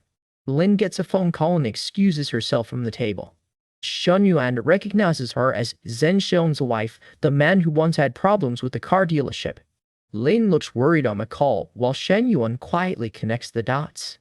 Fang Minhui says Zheng Shengxiang may be behind the chat group that spread Shen Yuan's embarrassing story. She wants to warn Lin, but Shen Yuan refuses. He says exposing the group now would be inappropriate. Shen Yuan explains that once the chat records become public, the culprit will be known, and a desperate older man could do something reckless. He tells Fang Minhui he can handle it without dragging her into danger. Fang Minhui thanks him, touched by how carefully Shen Yuan is protecting her. Then Shen Yuan's system pops up with a new task: invest another 100,000 yuan in the cafe and earn triple returns. The reward promises a mysterious industry after the investment is complete. Now that is one bold business bonus. Shen Yuan is thrilled that the system offered another investment fund multiplier, and he is already curious about the mystery reward. Lin returns to say she received the payment and prepares to leave, while Shen Yuan warmly sees her off. As they shake hands, Shen Yuan gets distracted by how soft Lin's hand feels. Our boy needs to focus on the contract. Lin holds Shen Yuan's hand a moment longer, creating a very obvious spark between the new business partners. Shen Yuan finally lets go, smiling as Lin looks up at him with clear interest. Lin promises they will see each other again, leaving Shen Yuan with a new cafe, a new mission, and even more attention than before. Half an hour later, Shen Yuan sits across from Chen Na at the restaurant, and she looks shy but clearly interested. Chen Na admits she does not come here often. She's blushing hard while trying to keep the conversation professional. Shen Yuan cannot stop noticing how stunning she looks kneeling beside him. Our boy is losing focus before dinner even arrives. He asks Shen Na to sit closer, and her soft little answer shows she is nervous, but not exactly refusing. Shen Yuan pulls her onto his lap and casually mentions the cafe costs him a fortune every month. Casual millionaire behavior, apparently. Shen Na is flushed from head to toe, while Shen Yuan wonders why a sweet woman like her is working at such a struggling cafe. Just as the mood heats up, the waiter announces the food is coming. Shen Yuan has to put the flirting on pause. Chen Na leans against him with a deeply embarrassed expression, and Shen Yuan keeps teasing her while they wait. The dishes take 10 more minutes, which feels suspiciously slow when the couple is already this distracted. Chen Na panics when the staff approaches, and the interruption finally makes him straighten up. She hears someone coming and freezes. But Shen Yuan stays relaxed and tells the server to bring the house specialty. Shen Yuan orders like he owns the place, while Chen Na quietly realizes he is even more charming up close. Chen Na watches him with a bright, bashful smile. She knows he can be a rascal, but she is clearly falling for it. Shen Yuan notices she has no boyfriend, and cannot help thinking that is a very convenient detail. Chen Na looks down shyly, still trying to process how quickly this dinner turned personal. The bill arrives, and the total comes to over 26,000. Instead of worrying about the cost, Shen Yuan sees the system triple his funds. Spending money really is his day job now. One meal earns him a huge return, and Shen Yuan tells Chen Na to return to the cafe tomorrow so she can learn the business. Outside in the evening, Shen Yuan tells Chen Na to rest and come back tomorrow. She looks pleased if he wants to see her again. Chen Na says yes immediately, and Shen Yuan offers to drive her home. At the car, Shen Na hesitantly asks whether she can come upstairs for some water. Her brave face is doing a lot of work. Shen Yuan is caught off guard. Shen Na is moving much faster than he expected. When he asks if another man is waiting at home, Shen Na snaps that she already broke up with Xie Haijie. She invites him in again, worried he might just leave her standing there. Shen Yuan is not about to miss that hint. He agrees to stay over, and Chen Na's shocked expression says she did not expect him to answer that fast. Inside the apartment, Chen Na pulls Shen Yuan close. The water excuse has officially left the building. Shen Na asks if he thought she only invited him up for water, and Shen Yuan gives her the obvious answer. They get carried away by the doorway, and Shen Yuan gently makes it clear that he understood exactly what she meant. Shen Na closes her eyes, flushed and breathless, as the moment turns intimate. Meanwhile, Xie Haiji arrives outside with flowers, convinced he can win Chen Na back. He practices his apology in his head and decides flowers will fix everything. That plan has the confidence of a man who knows nothing. Xie Haiji reaches the door, still clutching the roses and expecting a second chance. Then he hears Chen Na's voice inside and instantly realizes another man is with her. Xie Haiji shouts for Shen Yuan to come out, but inside, neither of them is in any mood to answer. Chen Na hears the knocking and clings to Shen Yuan, worried that Xie Haiji has found them. Shen Yuan calmly tells her it is just someone knocking next door. He is remarkably committed to the fade to black. He encourages Chen Na to relax, and she gives in despite her nerves. The roses drop outside while Chen Na leads Shen Yuan farther inside. Xie Haiji's timing could not be worse. Outside, Xie Haiji realizes Chen Na has completely moved on, and his apology is now useless. An hour later, he is still outside remembering how he failed to protect her. Back inside, Shen Yuan and Chen Na share a private, steamy moment, and the story politely looks away. Shen Yuan tells Chen Na to lie down and rest, feeling the endless energy the system gave him. Chen Na is exhausted and embarrassed, while Shen Yuan looks far too satisfied with himself. Shen Yuan admits Chen Na may seem outgoing, but she still deserves to be treated with respect. The next morning, Shen Yuan wakes to the smell of toast and fried eggs, with Chen Na already cooking for him. Chen Na cooks in a cute apron, and Shen Yuan starts thinking this warmth feels exactly like home. Watching her make breakfast, Shen Yuan decides he wants a home of his own, somewhere he can build a better life for Chen Na. The system immediately gives him a timed task. Buy Chen Na a property of at least 100 square meters within 24 hours. The rewards are huge. His purchase will be doubled, and he may receive a mysterious property too. Shen Yuan grins at the new mission. Buying a home for Chen Na could pay off in more ways than one. He imagines a luxurious property with a pool, where Chen Na and other future companions can enjoy the good life. Shen Yuan decides a mansion is the perfect target, because a bigger purchase means bigger system rewards. Shen Na asks if he wants breakfast, while Shen Yuan wonders what reward he will get if her affection reaches 90. Shen Yuan asks if breakfast is all she prepared after last night. Chen Na is about to find out he is impossible. He sneaks up behind her in the kitchen, and Chen Na yelps as the spoon slips from her hand. Chen Na protests that he has had enough, but Shen Yuan has already decided they should go house hunting this morning. Chen Na stares at him in total disbelief. A mansion shopping trip was not on her breakfast menu. Ano Ying is stunned when Shen Yuan says a decent house will cost at least $1 million after he already spent $300,000 on coffee. She worries he's only making this wild promise because of last night's argument, but Shen Yuan stays close and completely unbothered. He calmly tells her money does not grow on trees. Then he remembers his system basically planted a whole forest. Shen Yuan reveals he has over $3.5 million ready for a home, and spending it could multiply the refund 5 times over. He says he wants one big home with more than 120 square meters because he does not want Ano Ying living poorly anymore. Ano Ying gets flustered and points out that their noisy night has probably made every neighbor hate them. She blushes hard and admits it was not entirely her fault, while Shen Yuan's teasing clearly left her rattled. Shen Yuan gently calls Ano Ying by name, and her shy expression shows she is still recovering from that private chaos. Ano Ying suddenly remembers she already arranged a coffee meet with 2 friends, and asks Shen Yuan to visit houses afterward. Shen Yuan agrees, though he reminds her that buying a house takes more thought than grabbing vegetables at a market. Ano Ying messages the group, and her friends confirm they are already heading to the coffee shop. In the car, Lu Menglu reads the message while Chen Na turns curious about this mysterious man who spent so much on coffee. Chen Na is intrigued. A young rich man who drops 300,000 on coffee is not exactly an everyday sight. The narration introduces Lu Menglu, Chen Na's golden personal trainer friend, as the 2 women start speculating.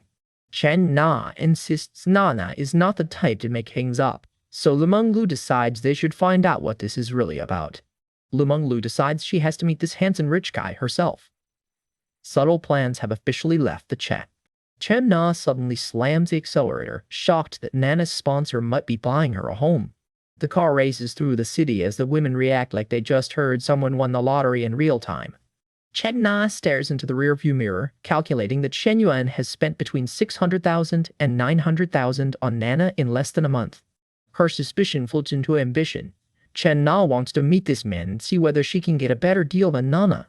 She tells Lu Menglu to ask which real estate development they are visiting, claiming they should help Nana evaluate it. Lu Menglu apologizes, but says Nana needs her own sister's advice more than other women circling the situation. Lu Menglu agrees to ask, while Chen Na's interest is clearly becoming much more than friendly concern. 40 minutes later, they reach Songgutiandi, a development where even the smallest unit costs over $1 million. Lu Menglu eagerly jumps out of the car, ready to see exactly who Nana has brought into this expensive world. The friends reunite outside the sales center, with Nana looking happy and Lu Menglu rushing in like it has been years. Lu Menglu immediately asks who the handsome guy beside Nana is, straight to business naturally.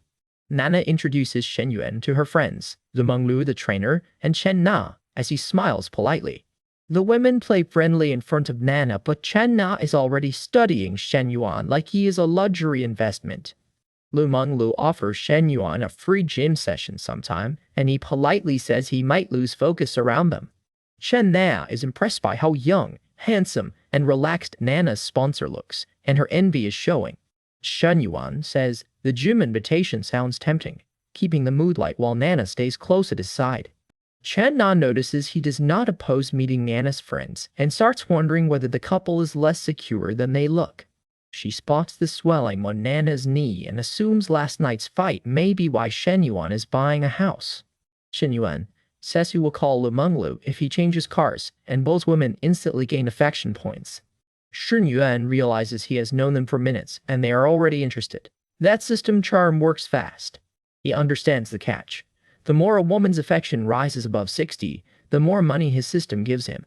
The group heads into the sales center, with Shen Yuan and Nana leading and the two friends following closely behind.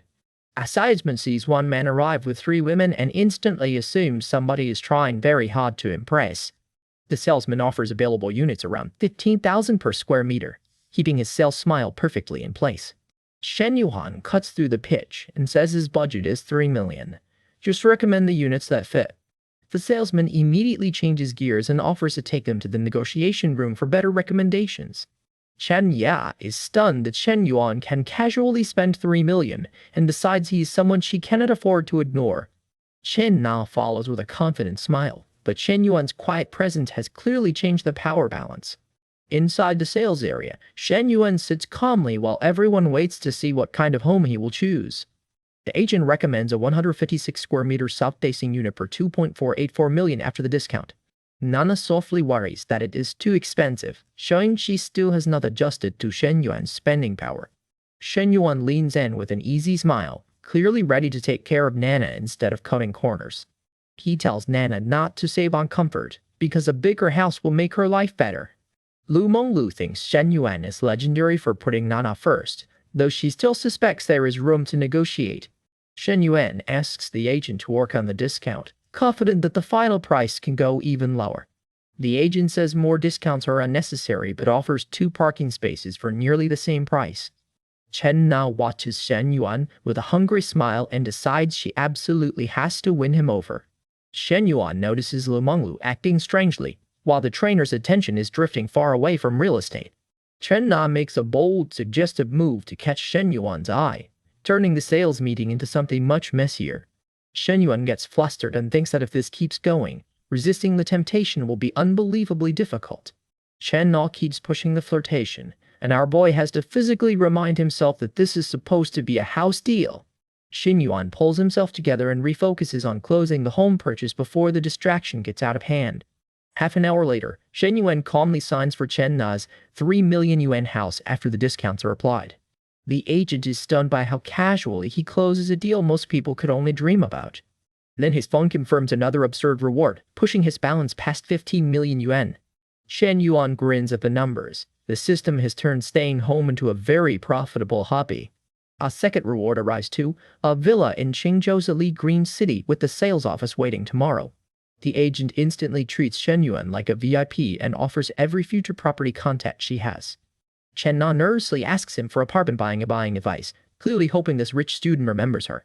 Shen Yuan lets her scan the code, while one jealous woman silently wonders where this guy came from.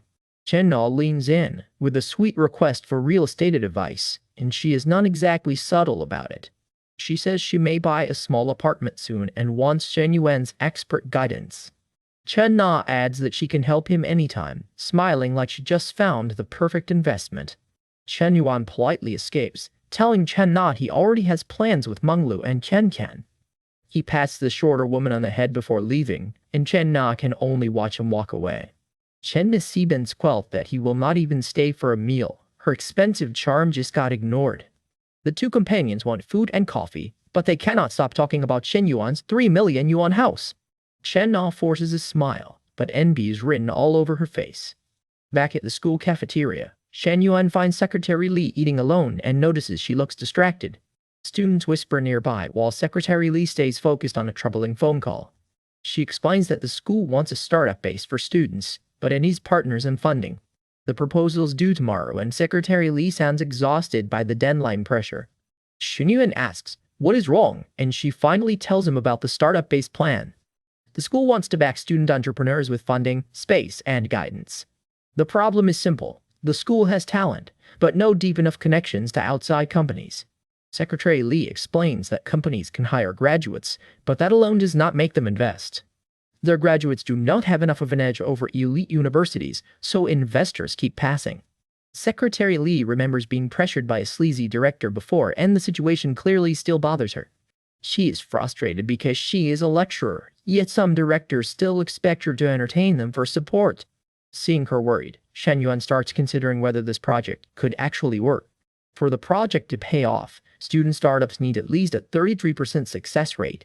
Secretary Li asks if he is interested. Expecting a student business idea, Shen Yuan has a much bigger answer. The system flashes a new mission: earn prestige by investing in university projects. Shen Yuan realizes the reward is not just money. This is his chance to build influence across the university. The thought of a major investment makes him picture an even more ridiculous future.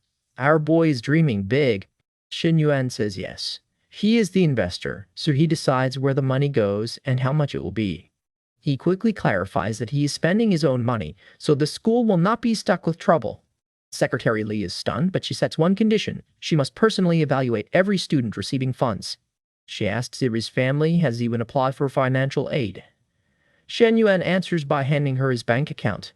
He tells her to count the zeros. That is one way to skip the investor pitch deck. Secretary Li counts past 15 million yuan and stares at him in total disbelief. Shen Yuan says he earned the money through cryptocurrency and currency trading while his family business was still stable. Secretary Li is overwhelmed. One of her own students is suddenly a multimillionaire. Shen Yuan leans closer and tells her to come with him, leaving her completely flustered. He promises that if she comes along, they will travel the world and live in luxury. Secretary Li briefly imagines a glamorous beachside future with him. Her imagination is working overtime. She blushes hard and asks whether he truly wants to invest so much in the project. Shen Yuan says he understands the risks, but he wants to contribute to his alma mater's growth. Secretary Li realizes he is serious, and her flustered fantasy comes roaring back. She catches herself daydreaming and remembers the inconvenient truth: Shen Yuan is her student. She says she will discuss it with Secretary Liu later, then hurriedly retreats to finish lunch. Shen Yuan calls after her, suggesting they talk over food and drink sometime. She is already halfway gone. At 4 o'clock, Secretary Li sends Shen Yuan a homemade coffee and asks him to try it when he has time. Shen Yuan judges the coffee with a grin. It needs work, but he decides he can train her.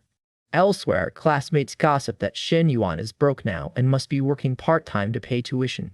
The gossip centers on Gong Xiaoyi, Shen Yuan's classmate from international trade. The group keeps mocking him, saying a meal from Huang Haibao is all he needs to be bought. They warn Xiaoyu not to waste money around Shen Yuan, convinced he has fallen completely. The women lower their voices as Shen Yuan approaches, still eager to see the supposed part-time job. They decide to follow him, expecting a pitiful restaurant shift and some easy entertainment. Gong Xiaoyu stops him and asks where he has been, while the others crowd in with smug concern. They ask if he found part-time work and offer to support him with every word dripping in condescension. Shen Yuan plays along, thinking he will let Huang Haibao's group keep believing their little story. He says he works at a coffee shop and invites them to visit. The bait lands perfectly. At the coffee shop, two stylish women stand together, instantly turning every head in the room. The classmates stare at the glamorous pair and wonder if people like this actually exist outside a manhwa.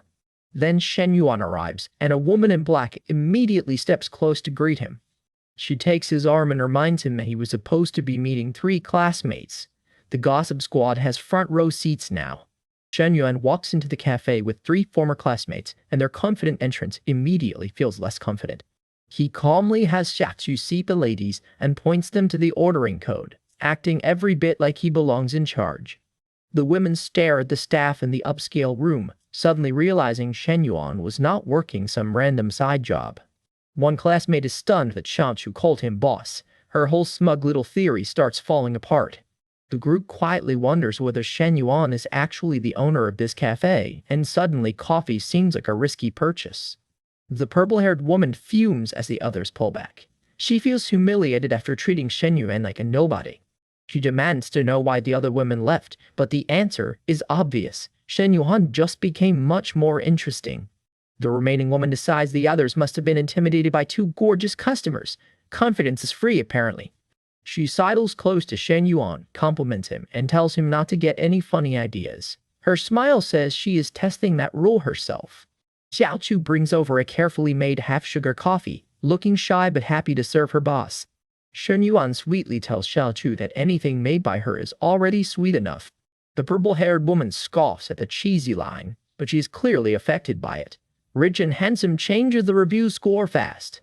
She watches Shen Yuan with a blush, admitting that the same lines hit very differently coming from him.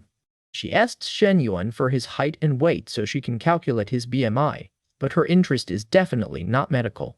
When he says he's lost weight from too much excitement, Xiaochu blushes hard. She knows exactly what he is hinting at. The flirtatious woman notes the Xiaochu's reaction and realizes there's more history here than a simple cafe job. She leans close and tells Shen Yuan he needs more training, teasing that he should put on some muscle. Then she makes her pitch. She wants Shen Yuan to sign up at her gym. She promises to help him hit his sales target before the month ends, and Shen Yuan says he will think about it. With class waiting, she finally heads out, leaving Shen Yuan with one last confident wink. As she walks away, Shen Yuan watches with a knowing grin. That gym membership may come with very unusual training. He calls Xiaochu over and says it is time for her own extra training. Xiaochu looks confused but takes his hand when he tells her she will find out upstairs. Shen Yuan pulls Xiaochu close, and she is startled before the playful mood takes over. Xiaoqiu protests that people are still around, but Shen Yuan answers with a grin that only makes her blush harder. The two share a heated kiss, and the recap politely fades the camera before things get too ambitious. Outside, the purple-haired woman hears suspicious noises from inside the cafe and stops in her tracks. Xiaochu is overwhelmed and breathless, while the woman outside can only whisper, "Boss." The purple-haired woman rushes back and tells Xiaochu to open the door, claiming she left her bag inside. She keeps knocking impatiently, but the closed door is hiding a very inconvenient moment. After hearing what is going on, she gets the message and awkwardly backs off. She is shocked that they are carrying on in broad daylight, but she cannot stop listening either. 10 minutes later, the purple-haired woman waits with a handbag and a smile that says she's not done chasing Shen Yuan. She tells Xiaochu she will see her next time, then walks off looking very pleased with herself. The woman leaves the cafe, while Shen Yuan and Xiaochu remain inside for their private training session. Xiaochu clings to Shen Yuan, overwhelmed by the intimacy as the scene stays safely behind a fade-to-black curtain. The purple-haired woman keeps listening at the door and complains that premium entertainment like this should not be free. She decides she's listened long enough and jokes that Shen Yuan owes her a charge next time. Elsewhere, Professor Li hears that student Shen Yuan wants to invest in the startup incubator. Secretary Lu confirms the request, standing calmly while Professor Li struggles to believe it. Lu explains that she checked Shen Yuan's bank account. He has 10 million under his control. Professor Li is floored by the number and asks if the money is really Shen Yuan's to use. With the money confirmed, Professor Li says they no longer need to collaborate with outside companies. Professor Li orders Secretary Lu to invite Shen Yuan to his office so he can hear the proposal directly. Lu suggests they should treat Shen Yuan more respectfully now that he may become an investor, but Professor Li brushes her off. Professor Li still sees Shen Yuan as an arrogant student who needs to be put in his place. That is a bold strategy around 10 million. Back at the cafe, Shen Yuan gets a call from Professor Li while Xia Chu stays close beside him. Shen Yuan answers the call and asks Professor Li what he wants. He immediately senses the school's attitude has not changed. They want to control him now, but he is already planning how to stop them later. Shen Yuan puts the call on speaker and tells Professor Li that Secretary Lu will hear every word.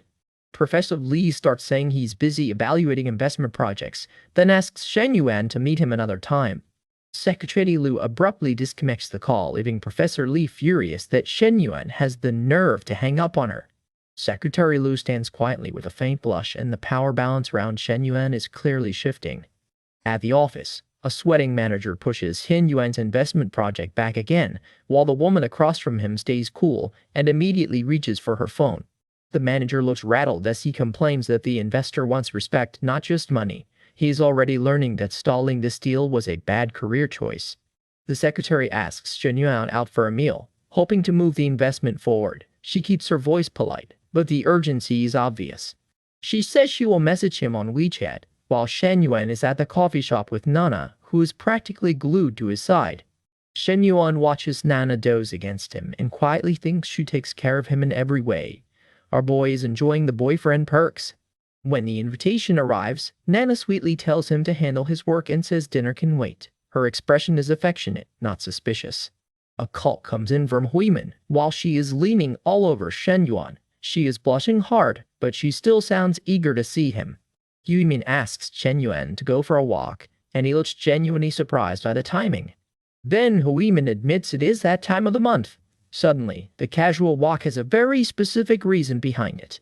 Shen Yuan realizes why Huimin has not visited lately, and his concern replaces the surprise.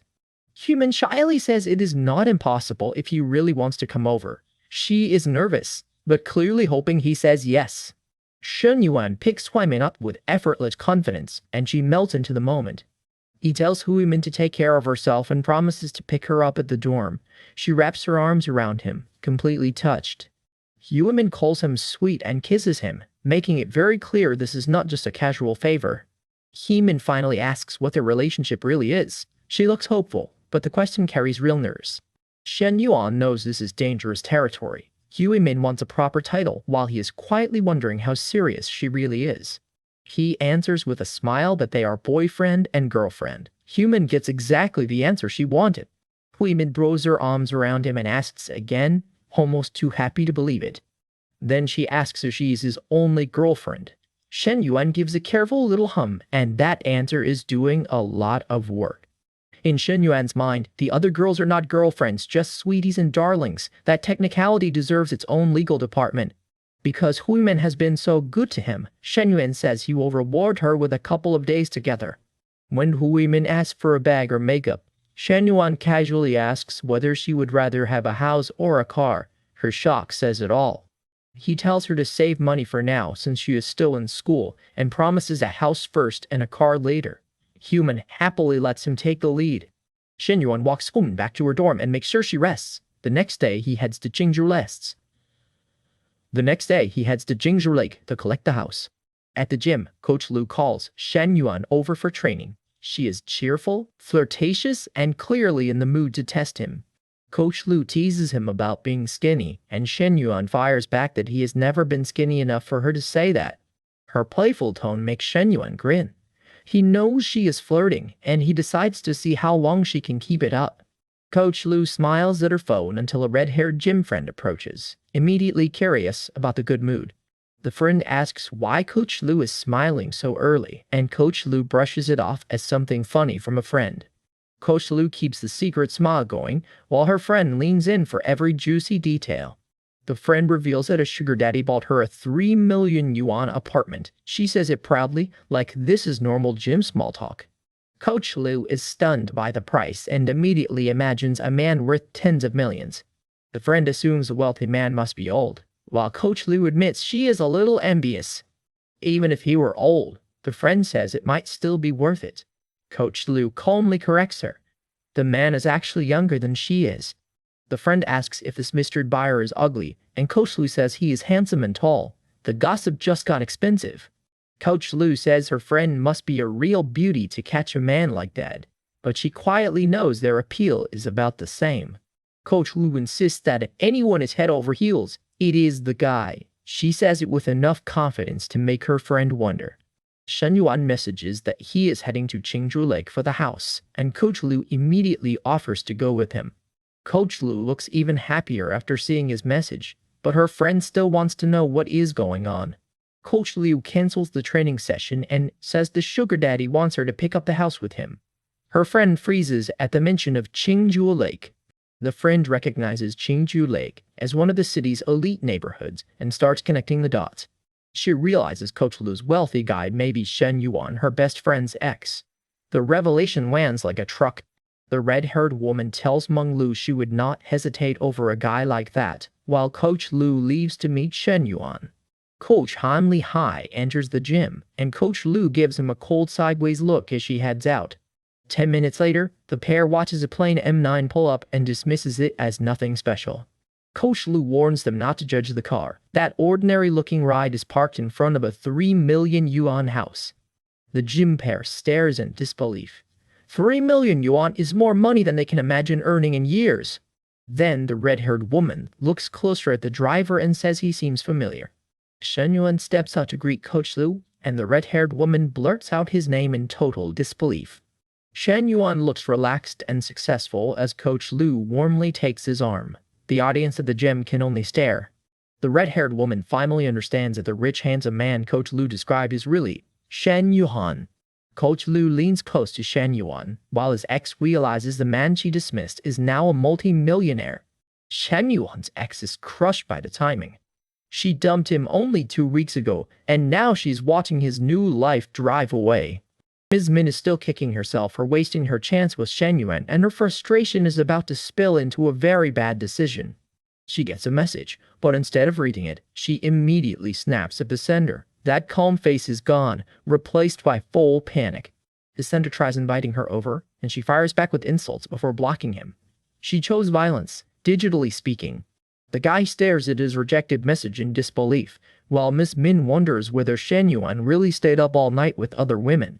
Her jealousy takes over as she imagines Shen Yuan surrounded by beautiful women. She knows she cannot afford to fall behind. Meanwhile, Shen Yuan is indeed surrounded by company, with Coach Lu right beside him and clearly hoping she can join his world too. Coach Lu looks up at Shen Yuan with open curiosity. The expensive car already has her impressed. Coach Lu suggests off-road camping, but Shen Yuan catches the invitation hidden inside that casual suggestion. Shen Yuan lightly calls her out for sitting in his passenger seat with that idea on her mind. Our boy is not missing a single signal. Coach Lu smiles and says they can try camping another time, but she also points out that Shen Yuan does not exactly play by the rules. Shen Yuan gives her a knowing look, and Coach Lu waits to hear what he really has planned. Instead of answering directly, Shen Yuan tells Coach Lu he wants to play ball. She is definitely not talking about basketball. Coach Lu asks, enjoying the teasing as the two keep driving together. 30 minutes later, Shen Yuan arrives to finalize a house contract, with Coach Lu tagging along to see what he bought. Agent Guan Shufeng offers to show them around first, but Shen Yuan calmly tells her to sign the contract. He will inspect his new place afterward. The agent agrees, while Coach Lu sits behind him and starts comparing herself to the polished woman handling Shen Yuan's deal. Coach Lu feels the difference sharply. To her, women like Agent Guan seem to have a natural place beside rich men. She quietly wonders why their lives look so different, while the agent also envies Coach Lu's looks and confidence. Everyone is doing silent comparisons today. Agent Guan believes an ordinary coach cannot compete with someone like her, but she clearly does not know how much Shen Yuan values Coach Lu already. Then the view opens onto Shen Yuan's new home, a sprawling villa that makes the whole visit feel unreal. Coach Lu is stung by the gorgeous estate, and Shen Yuan walks in like this enormous place is just another item on his schedule. Coach Lu trails behind Shen Yuan, quietly dreaming about what life would be like if she could truly stay by his side. The agent explains that the villa itself covers 610 square meters, with a garden large enough for Shen Yuan to design however he wants.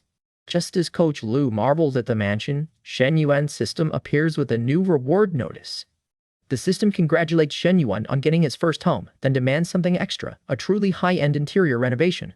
The renovation budget is 1 million, and Shen Yuan only smiles. Once the system names a price, he knows he is not getting out of it. Shen Yuan asks Agent Guan for the best renovation companies, and she quickly offers to send him several trusted contacts. He says that is enough and starts to leave, but Coach Lu has another idea. She wants to record a video here. Shen Yuan agrees on one condition: do not show his face. Coach Lu lights up, already thinking about what the clip could do. She jokes that other influencers will be lining up to post edited shots of Shen Yuan's mansion, then admits she has a little over 50,000 followers. Shen Yuan asks whether her fans are local, and Coach Lu admits most of them are just curious about seeing what she posts. Shen Yuan says 50,000 people have already seen the regular version, while Coach Lu gets the premium custom edition. Smooth, very smooth. Coach Lu is delighted when Shen Yuan offers to send her his QuickSound account and even let her film with him. She immediately offers her own channel in return, but Shen Yuan decides it is time to head back to the gym. Coach Lu expected more time together, but Shen Yuan reminds her they are returning to the gym. He has plans, just not the plans she hoped for. Coach Lu pushes back, reminding him how he acted at her place yesterday. Her playful mood turns sharp in an instant. Shen Yuan hits the brakes, and Coach Lu is thrown forward by the sudden stop. She demands to know why he brought up yesterday when she has not done anything to him yet. Shen Yuan points out that she cares so much about another woman, then coldly tells her to take that woman's place instead. Coach Lu gives him a smug little smile and answers, "You wish?" She wants to be pursued, not handed an easy win. Even while holding his hand, Coach Lu tells herself that giving in too fast would make Shen Yuan value her less. She is playing the long game. Coach Lu leads with a cheerful goodbye, inviting Shen Yuan to come by the gym sometime as she steps out of the car. Back at the gym, Coach Lu walks inside and meets manager Huang Mingbo, who is waiting with a complaint. Manager Huang asks why Coach Lu skipped her private client session that morning, warning that it broke the contract.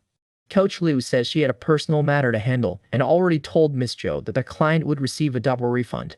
Manager Huang says the client may have accepted the refund, but she still filed the formal complaint. Coach Lu realizes someone has come after her. Coach Lu suspects Miss Zhou, then notices Manager Huang acting far too confident for a simple scheduling issue. She mocks Huang for thinking a promotion gives him a chance with her. His sudden boldness is painfully obvious. Huang tries to invite Coach Lu to lunch, claiming she has no sessions left. She turns away without giving him the reaction he wants. Coach Lu says she brought her own lunch and does not need this kind of attention.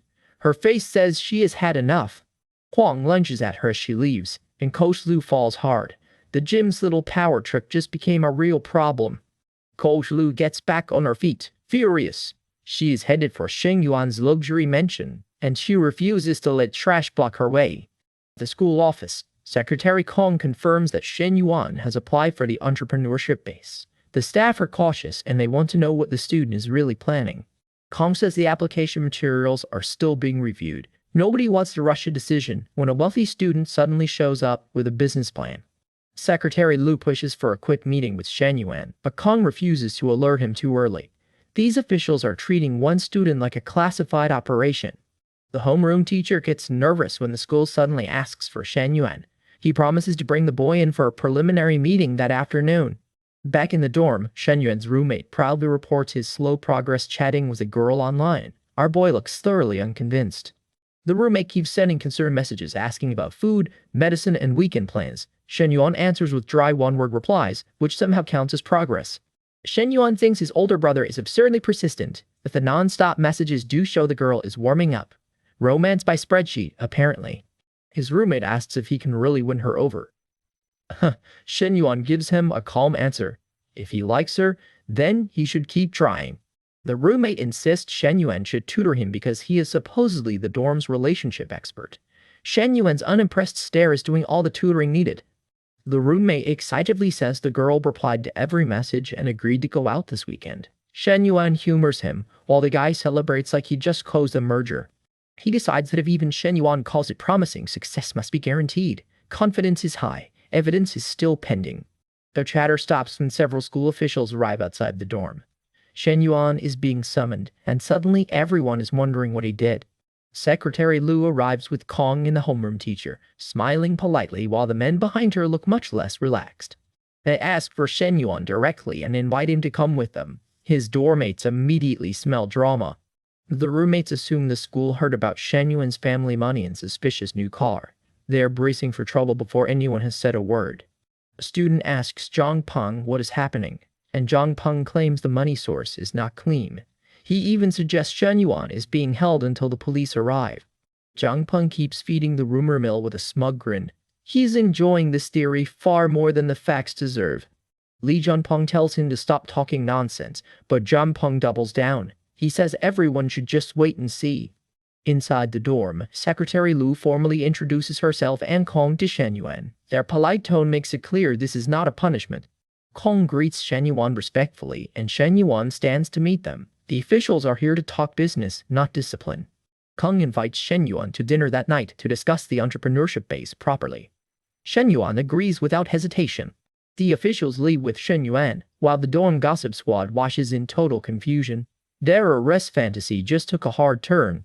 Zhang Peng sees the group escorting Shen Yuan out and realizes this does not look like an investigation at all.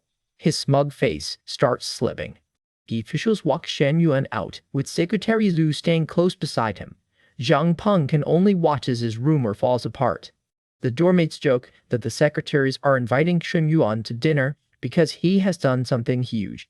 Zhang Peng is now the only one not enjoying the show. They conclude that Shen Yuan must have made a major move for the school leaders to court him personally. Zhang Ping looks like he swallowed a lemon. Zhang Peng admits Shen Yuan is terrifying now. The boy he dismissed is clearly operating on a level he cannot reach. At that Nanqing restaurant, Shen Yuan sits down with Kong, Lu, and the teachers. Kong asks him to explain exactly what he wants from the entrepreneurship base. Kong assures Shen Yuan he can speak freely. He says the investment discussion will not create losses for the school. Shen Yuan calmly says he wants full control over investment decisions. He knows exactly who should get money, and he does not want the school interfering. A homeroom teacher worries that entrepreneurship involves more than education and asks how Shen Yuan can judge success without school funding. Shen Yuan says the student's success rate is what matters. Since he's investing his own money, he wants the freedom to choose people who can actually earn it back. Our boy explains that he is not just helping students start businesses. He wants to build new industries and turn this system into something powerful. Shen Yuan is already thinking ahead to the professionals he will need. Rather than hire outsiders later, he plans to train his own core team now. He adds another goal: finding and supporting talented women on campus. Shen Yuan sees the school as a future talent pool, not just a classroom. Kong says he needs to consult the Education Bureau leaders before answering. Shen Yuan accepts it calmly, confident he has made his case. Dinner winds down with clinking glasses and flowing wine. The business talk is over, but Secretary Lu is still very aware of Shen Yuan beside her.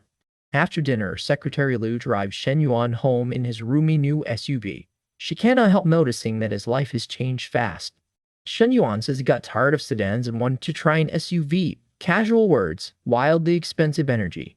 Lu's phone rings, and she looks uneasy. She says her old place has already been rented out and she has no immediate place to stay. Shen Yuan learns that Lu is moving because the lease at her former home ended. He listens closely as she explains the awkward situation. Shen Yuan offers to help her move, but Lu hesitates because he just got the new car. She's flustered, while he treats it like no big deal. He tells Counselor Lu to stop being so formal. Helping her move is easy, and he is clearly not planning to let her refuse. Lu looks at Shen Yuan's sharp profile and starts connecting a few dangerous little dots. The counselor is blushing, and the car suddenly feels much smaller. Lu remembers the bag Shen Yuan gave her before and realizes it was genuine, not a cheap imitation. That thoughtful gift hits differently now. Lu asks Shen Yuan about the bag, leaning toward him with obvious curiosity. He remembers it immediately. When she says he claimed it was a replica, Shen Yuan admits it was real. He gave it to her as a respectful gift for a teacher. Shen Yuan gently clarifies that he meant no offense. Lu is visibly touched because his calm sincerity makes the expensive gift feel even more personal. Lu blushes hard and reminds herself that they are teacher and student. Shen Yuan quietly tells her it is fine, which does not make her composure any easier. Shen Yuan signals for quiet and keeps the moment gentle. Lu is nervous, but she is no longer pulling away from the tension between them. Outside the dorm, Lu asks whether Shen Yuan is staying home tonight. He says there is no room for her upstairs, then adds that he is heading back to the dorm. Lu offers him the car keys and says she will park it, then pick it up tomorrow. She is still finding reasons not to end the night. Shen Yuan agrees, and they lean close in a quiet, charged goodbye. The story wisely fades out before either of them says too much. They part with a new understanding hanging between them. Shen Yuan has turned a simple ride home into a very memorable night. At the door, a flushed young woman scolds Shen Yuan for skipping class, but her embarrassed stare tells you she is not here just to lecture him. She storms off in a huff while our boy watches, and then her phone starts ringing. Perfect timing, as usual. The caller says Ms. Lin left something at the cafe and needs Shen Yuan to open the door for her. Ms. Lin apologizes, explaining that her child's toys were left behind at the cafe. Lin Yuchang arrives in a fitted gray outfit, looking uneasy but grateful that Shen Yuan agreed to help. Shen Yuan reassures her with a smile and leads her inside to look for the missing things. Inside the bright cafe, Lin Yuchang scans the room while Shen Yuan stays nearby, calm and patient. Shen Yuan asks about her child, and Lin Yuchang admits he is 3 years old and pretty cheeky. Her face softens when she talks about her son, while Shen Yuan listens with genuine interest. Shen Yuan spots a bottle of wine in her bag and gently asks if she usually drinks alone after work. Lin Yuchang freezes at the question, suddenly reluctant to take the wine with her. She admits the bottle brings back too many memories from her marriage, and her smile fades fast. Shen Yuan offers a simple answer. She can come back whenever she wants. That kindness catches her off guard. Lin Yuchang says she may not come back anymore, clearly trying to protect herself from old feelings.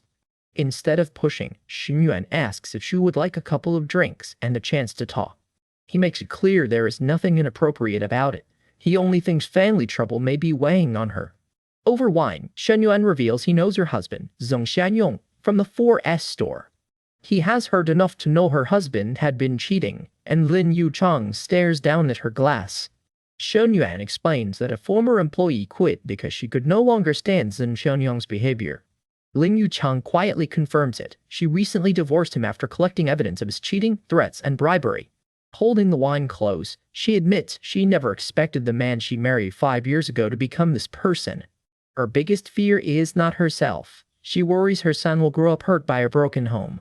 Shen Yuan tells her that leaving a bad situation can be the right choice for both a parent and a child.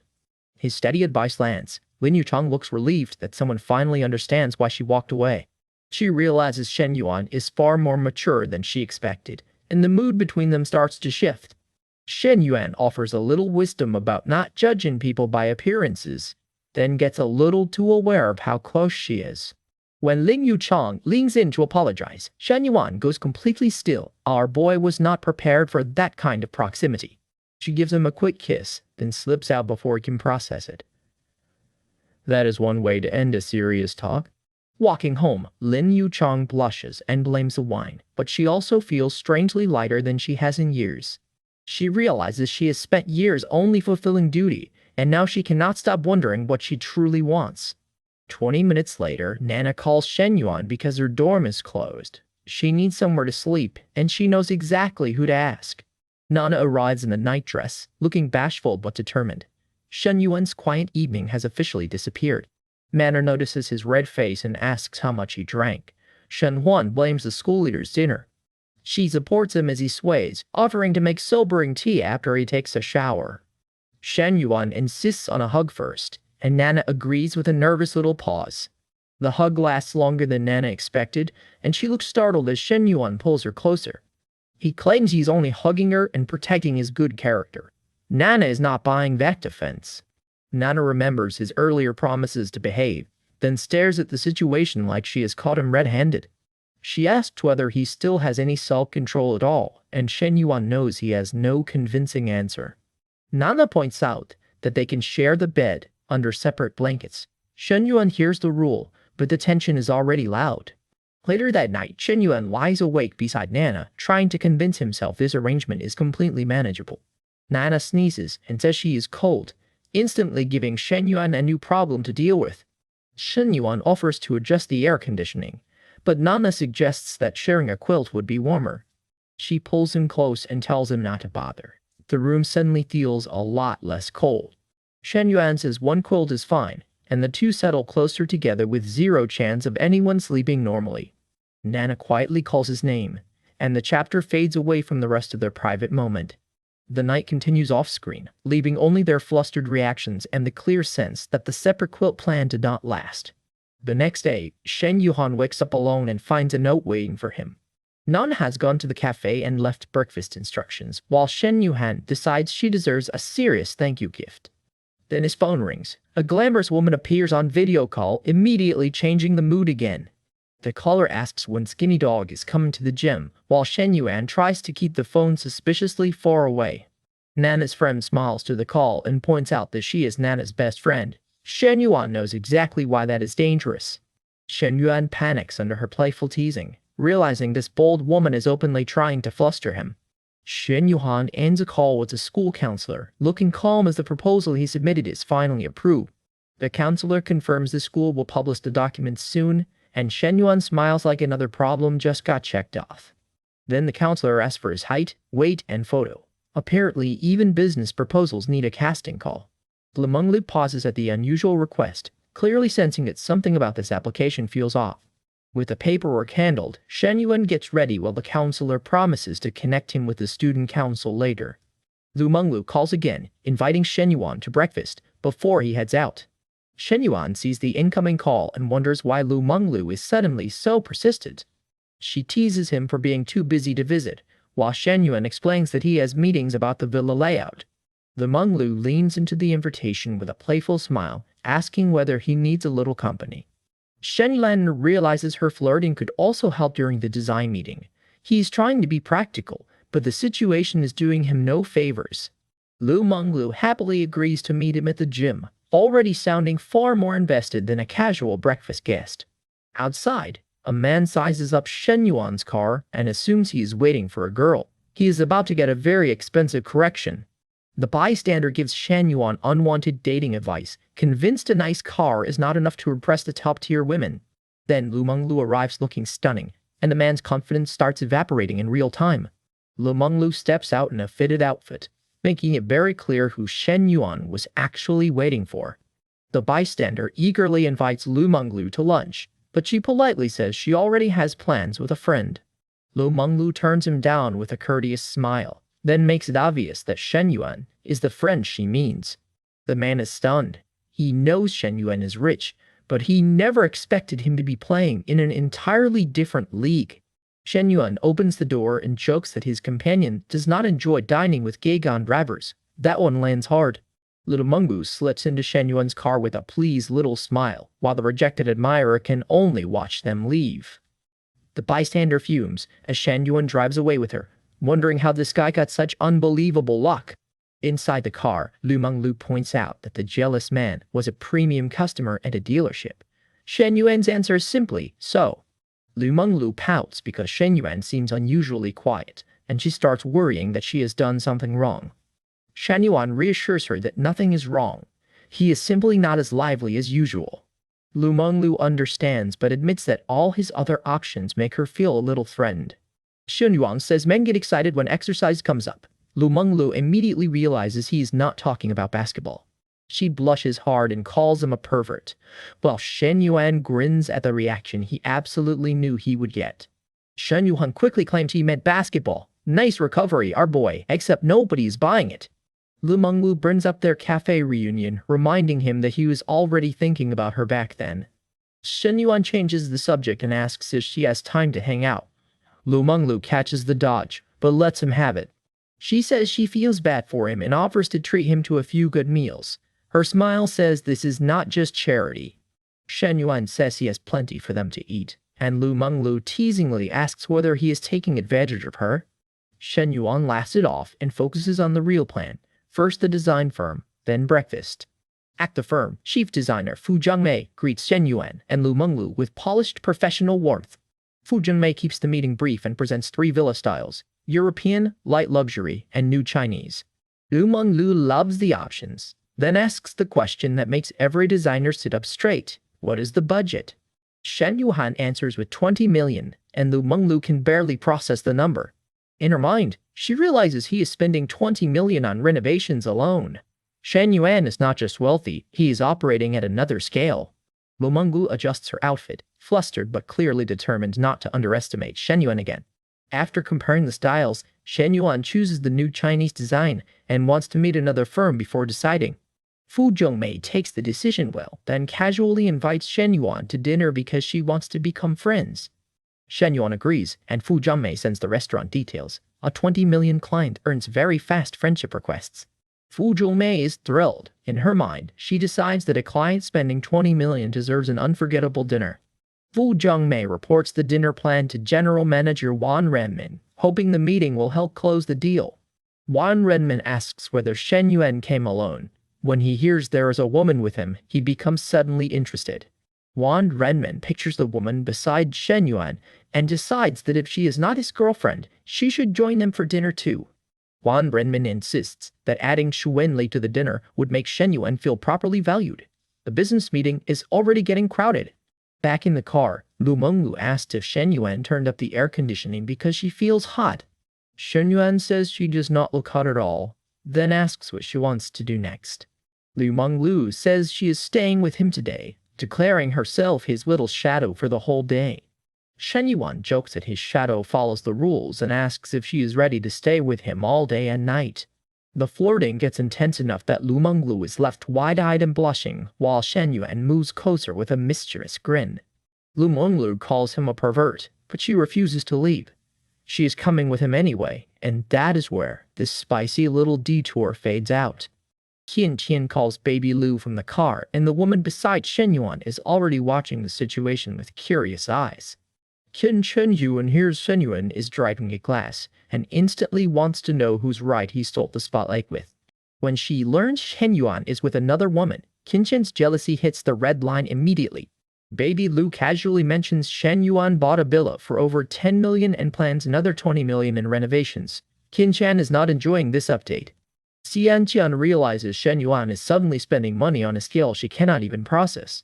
In Qian's mind, Shen Na is living the dream by landing a serious rich guy. The envy is getting loud.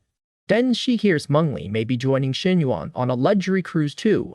Apparently everyone got an upgrade except her. Qian covers her face, wondering if her friends are only competing with her because they have more to offer Shen Yuan. That evening, Shen Yuan arrives at Uncle Wen's restaurant, where the host is waiting for an important client. Uncle Wan welcomes Shen Yuan, but says he has a dinner party first and will toast with him later. A shy red-haired woman in a white dress appears at the entrance, and Uncle Wan's guest list just got more interesting. Shen Yuan notices Uncle Wan brought along a beautiful girl, but never bothered to share her contact details. Our boy files that complaint away. The guest is introduced as Mr. Shen, and Uncle Wan warmly praises the young man in front of everyone. Uncle Wan quickly explains that Trainer Lu is only Shen Yuan's companion tonight, not his girlfriend. That clarification lands very conveniently. Shen Yuan politely greets Miss Lu while she stays close beside him, looking calm on the surface. Trainer Lu is visibly bothered by the girlfriend comment, even though Shen Yuan only said she was accompanying him. The group heads upstairs, where Uncle Wan formally introduces his company design assistant, Su Shui. Su Shui greets Shen Yuan with both hands around his, looking shy and eager to make a good first impression. Uncle Wan sees Shui as gentle and innocent, completely different from the women Shen Yuan usually meets. Uncle Wan decides business can wait. Tonight is about making friends, and he raises a glass to Shen Yuan first. Shui is pushed to toast Shen Yuan, and her nervous posture makes it obvious she is not used to this kind of dinner. Blushing hard, Shui offers Shen Yuan a drink while Trainer Lu watches every move from beside him. Trainer Lu jumps in with her own toast, then tells Shen Yuan to stop drinking because somebody has to drive later. Shen Yuan takes the hint and sets the wine aside, showing he's happy to let Trainer Lu look after him. Trainer Lu relaxes at that small win, quietly enjoying the feeling that she and Shen Yuan are a team. Jibai tries to toast Shen Yuan again, but he gently offers tea instead of alcohol. Smooth defense, no drama. Shen Yuan reassures Shui Wei that tea is fine, and Uncle Wan explains that they are both from South China University. Uncle Wan encourages Shen Yuan and Shui Wei to get to know each other, while Trainer Lu's expression says she has noticed the matchmaking. Trainer Lu watches quietly as Uncle Wan talks up Shen Yuan. She can see exactly where this dinner is headed. A new man, Lin Guangyao, walks in to toast Uncle Wan, and the host proudly introduces him as his nephew. Uncle Wan calls Lin Guangyao sincere and introduces him to Shen Yuan, expecting the two young men to get acquainted. Lin Guangyao smiles politely, but he clearly did not expect Shen Yuan to be sitting at this table. Lin forces himself to play nice, but inside he is already trying to figure out why Uncle Wan rates Shen Yuan so highly. He greets Shen Yuan through a strained smile, while Shen Yuan calmly invites him to toast. Lin is furious. In his mind, being asked to toast Shen Yuan feels like an impossible humiliation. Lin's face tightens as Uncle Wan asks whether he and Shen Yuan know each other.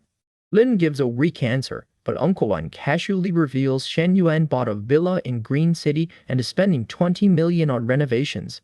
That number rattles Lin. The guy he thought he could look down on is suddenly operating in a different financial universe. Lin stares at his glass, realizing Shen Yuan's villa alone costs more than he expected this man to ever touch. Shen Yuan stays perfectly composed while Lin spirals, wondering how this former nobody became so wealthy. Lin remembers trying to please Uncle Wan for years, and now Shen Yuan has somehow become the favored guest.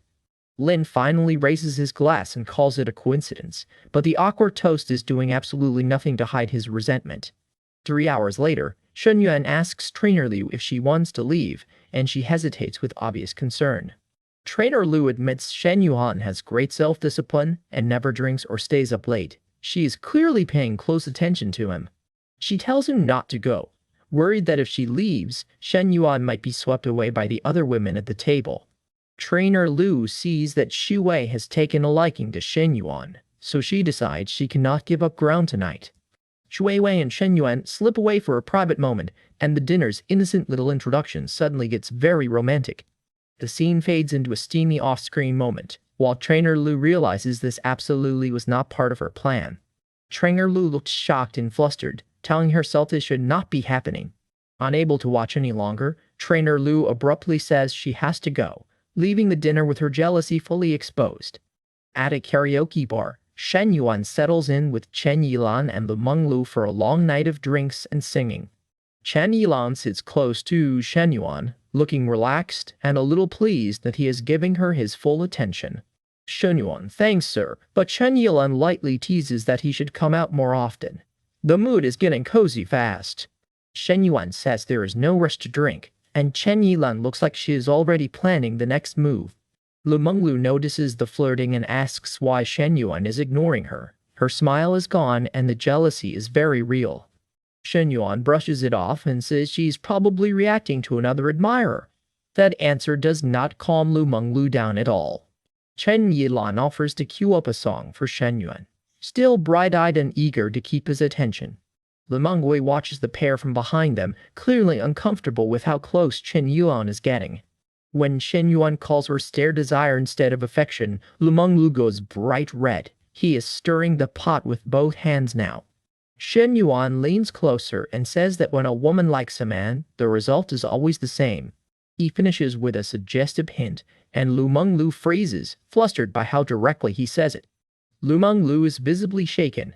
She wants Shen Yuan's attention, but she's annoyed at herself for falling into his rhythm.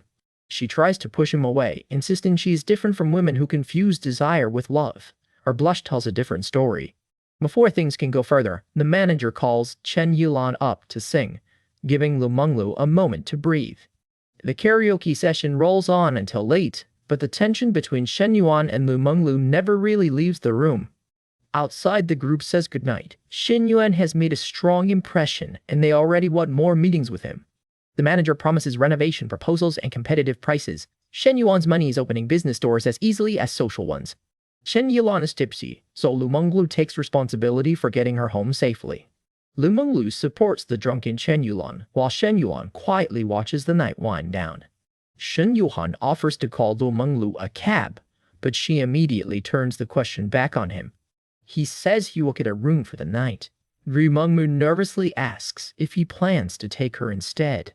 Lu Menglu realizes exactly what she just implied, and her face turns crimson.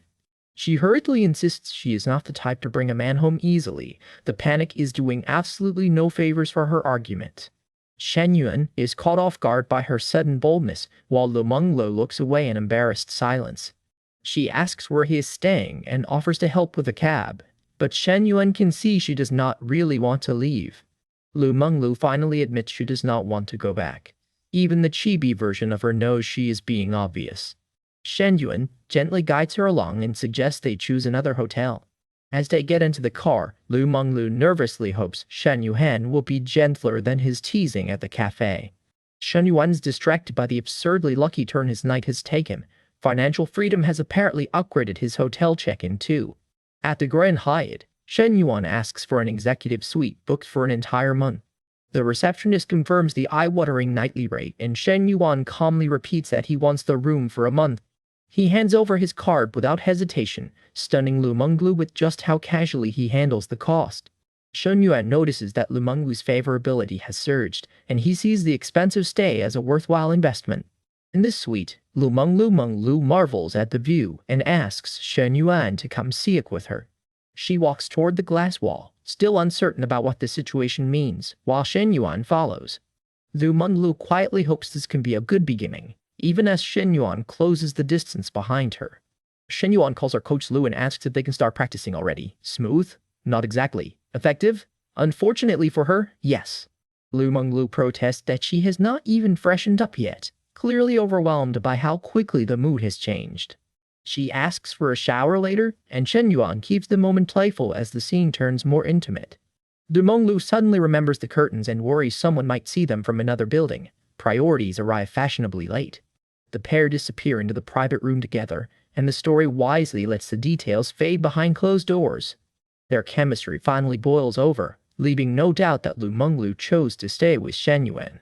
By morning, Shen Yuan wakes up exhausted from a very eventful night. Shen Yuan checks the system and learns that Lu Menglu's favorability is high enough to bring him a massive return. Lu Menglu complains that Shen Yuan woke her too early, but her tears and clingy posture show she is not truly angry. She admits she can finally focus on training now that she understands him better. Shen Yuan answers with a smugly affectionate promise. The morning finds them close and content, with Lu Menglu looking far more attached than she expected. Shen Yuan tells Coach Lu to sleep longer and promises to keep her company. He is very confident for a man running on no rest. He says her favorability has rewarded him enough to cover a car worth up to 3 million, making the system payout impossible to ignore. Lu Menglu sits up in shock and asks Shen Yuan to repeat himself. That number got her attention instantly. Shen Yuan wakes up wrapped in Lu Menglu's arms, and she is completely smitten as she asks if she can pick any car under 3 million. Menglu is already thinking about the cashback, while Shen Yuan is trying to survive a very distracting morning. Tough job, our boy. She shyly admits she has wanted a Porsche for ages, then asks if spending over 2 million is really okay. Shen Yuan gives her a calm yes, and Menglu's surprised face says this promise just landed hard. Then Menglu remembers Nana likes Maseratis. Shen Yuan has apparently turned girlfriend gifts into a luxury car committee meeting. Shen Yuan notices the question behind her question, and his expression turns cautious when she asks if he plans to buy Nana a car too. He admits he is considering it, knowing Nana's house alone cost over 1 million. That secret is getting expensive fast. Menglu tries to sound content, but she has clearly heard that Shen Yuan may have another target in the picture. A chat message confirms it. Someone saw Nana with Shen Yuan at the Grand Hyatt, and Menglu realizes her words were not random. Nana reads the messages with a hard stare, already guessing Shen Yuan was the man who approached Menglu. Nana counts the competition and sighs. 3 girlfriends, and she thinks she drew the shortest straw. Shen Yuan gets stressed and tells Coach Lu to choose a car herself, then send him the account details. Casual millionaire behavior. Menglu blushes as her affection score jumps, delighted that their night together brought her even closer to him. Shen Yuan reflects on Menglu's rising affection, then heads out with one more extravagant promise to keep. From the car, he calls Nana and tells her to look at cars, because he wants to buy her one today. Nana is stunned by the call. She thought the house was already wild, and now Shen Yuan is offering a car too. Shen Yuan keeps his tone easy and asks what kind of car she likes, while Nana tries not to sound overwhelmed. Nana says a regular B-class car is fine, but Shen Yuan points out that her dream car cannot be under 2 million. He tells Nana not to hold back because he is rich, then carefully brings up the situation between him and Lu Menglu. Shen Yuan knows this cannot stay hidden forever, so he decides Nana deserves to hear from him first. Nana is hurt but honest. She cannot change him, yet she asks him to tell her himself if it happens again. Shen Yuan promises that Nana is unique to him and nobody can replace her. He is trying to land this plane with 3 engines on fire. Nana softens and says she believes him, asking only for his company now and then, not endless gifts. She says coffee, a meal, or just seeing him at home is enough. Her voice is gentle, but the hurt is still there. Shen Yuan decides he will visit Nana tonight to make it up to her, and her concern earns a grateful smile from him. Nana asks if he will make it up properly. Shen Yuan confidently says yes, and she laughs at that very familiar confidence. Nana ends the call blushing and calls Shen Yuan a scumbag, but her smile makes it clear she is not exactly hanging up mad. Back behind the wheel, Shen Yuan wonders how other guys juggle multiple women without getting caught. He is finally asking the right question. At the campus, Coach Lu struggles out with a heavy box, and Shen Yuan arrives just in time to help. Coach Lu notices him and looks relieved. Shen Yuan steps in without hesitation. He offers to carry the box, and Coach Lu happily lets him take the load. As they carry it together, Coach Lu leans in close, and the box is suddenly not the only thing testing Shen Yuan's focus. The box pops open and reveals lingerie. Shen Yuan freezes, because this day has absolutely no respect for subtlety. One look at the surprise inside leaves Shen Yuan wide-eyed, while Coach Lu realizes exactly what he just saw. Coach Lu holds the open box on the stairs, and the awkward silence lasts just long enough to become dangerous. Coach Lu teasingly asks whether Shen Yuan likes pink, clearly enjoying how flustered he has become. She keeps listing colors while imagining the underwear on herself. Shen Yuan is caught in a fantasy he never asked to audition for. The fantasy gets bolder, but Coach Lu quickly snaps back to reality and decides to pack the rest herself. Coach Lu tells Shen Yuan that one trip is enough and sends him ahead with the box while she gathers the remaining things. A woman in black loads the blue car, and the move finally starts rolling forward. Coach Lu settles into the passenger seat and gives Shen Yuan the destination. She is clearly comfortable letting him play chauffeur. Shen Yuan drives while Coach Lu watches him closely, and the atmosphere in the car turns quietly personal. Coach Lu tells him not to mind her sister's attitude, then says she herself feels more relaxed with him than before. She explains the college changed her after she saw her boyfriend cheating with another girl outside a hotel. The memory is brutal. The man she trusted walks away with someone else, leaving her alone in the dark. Coach Lu admits that betrayal devastated her and made her give up on men completely. Shen Yuan reacts with real anger and calls the ex exactly what he is, human trash. Coach Lu laughs at his outrage, calls him a scumbag too, then asks what he really thinks about men. Shen Yuan says he feels neutral because he has not experienced what her sister did. His answer makes Coach Lu look at him differently. He turns the question back on her, asking what she thinks of him, and the teasing suddenly feels a lot more serious. Coach Lu blushes in the passenger seat as the tension between them quietly climbs. This car ride is not ending as casually as it started. In the car, the brown-haired woman looks stunned after Shen Yuan says something that clearly catches her off guard. Shen Yuan plays it cool and says he was only joking, but his sly smile makes that hard to believe. After helping her move into her new rental, Shen Yuan gets invited to dinner as thanks. She is flustered before he even answers. She asks how she can show her gratitude, and Shen Yuan steps in close. This thank you is taking a dangerous shortcut. He kisses her, and the woman freezes for one breath before the tension turns openly romantic. The moment keeps building until someone outside interrupts at exactly the worst possible time. The woman blushes hard and pulls herself together when her sister calls for the key at the door. Her sister walks in, immediately catching the strange atmosphere and wondering why her face is so red. Shen Yuan quietly supports the embarrassed woman while she struggles to act normal. She admits she needs a moment, and Shen Yuan reassures her with an easy smile. Her sister keeps staring at the pair, while Shen Yuan's calm act is doing absolutely nothing to lower suspicion. The sister watches Shen Yuan leave, clearly filing this whole scene away for later. Left alone, the woman tries to explain her way as a misunderstanding. Her blush is not helping her case. She remembers that Shen Yuan has joined the student council's assistant team and now has an office at school. Her sister says she will talk to him later, then leaves with a look that says this conversation is not over. While unpacking, the sister bluntly asks what she really thinks about Shen Yuan. The sister points out how close they are and says it no longer looks like a normal teacher-student relationship. She warns that Shen Yuan may have good qualities, but she still does not trust his intentions. The brown-haired woman cannot give a clear answer, and her sister quickly realizes she is already falling for him. Her sister gives her permission to follow her heart. Romance advice from family is never low pressure. An hour later in the school cafeteria, Fu Yingzi eagerly waves Shen Yuan over.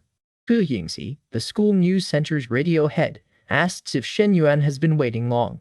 Shen Yuan says he just arrived, and Fu Yingzi notices that his real voice sounds different from his radio voice.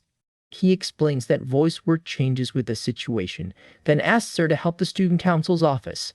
Fu Yingzi agrees right away, and Shen Yuan adds that he may need her help with other things too. Before the conversation can continue, someone loudly calls Fu Yingzi's name. Feng Zigui arrives carrying a bag like he is delivering a grand romantic offering. He immediately asks who Shen Yuan is, then presents Fu Yingzi with milk tea after a 5-kilometer walk. Shen Yuan notices Feng Zigui's jealous stare and decides not to drink the milk tea. Smart survival instinct. Feng Zigui keeps pleading for Fu Yingzi to accept his gift, but she looks increasingly uncomfortable. Fu Yingzi asks him to stop repeating himself. The cafeteria audience is already getting front row seats to the drama. Students start gossiping about Shen Yuan and Fu Yingzi, turning one casual meeting into a full campus rumor. The whispers mention Shen Yuan has already gone out with another girl twice, and that rumor reaches the wrong ears. Fang Minhui marches over, openly annoyed that Shen Yuan might be seeing Fu Yingzi too.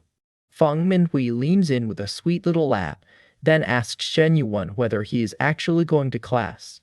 She stays close enough to make her claim obvious, and Shen Yuan explains he was discussing committee work with Fu Yingzi. Fang Minhui's possessive smile says she heard the explanation, but she is not exactly withdrawing the warning. Fu Yingzi wonders if Fang Minhui is Shen Yuan's girlfriend, then decides that messy relationship math is not her business. Fu Yingzi heads to the radio station, leaving Shen Yuan and Fang Minhui behind in a very public spotlight. The crowd is thrilled. In their eyes, two girls are fighting over the same guy, and the rumor mill has hit top speed. Fang Minhui asks what Shen Yuan and Fu Yingzi were talking about, trying to sound casual and failing adorably. Shen Yuan thinks Fu Yingzi is cute, then realizes Fang Minhui's intense attention will make public relations a nightmare. Fang Minhui invites him to spend more time together, reminding him they have barely seen each other for 2 days.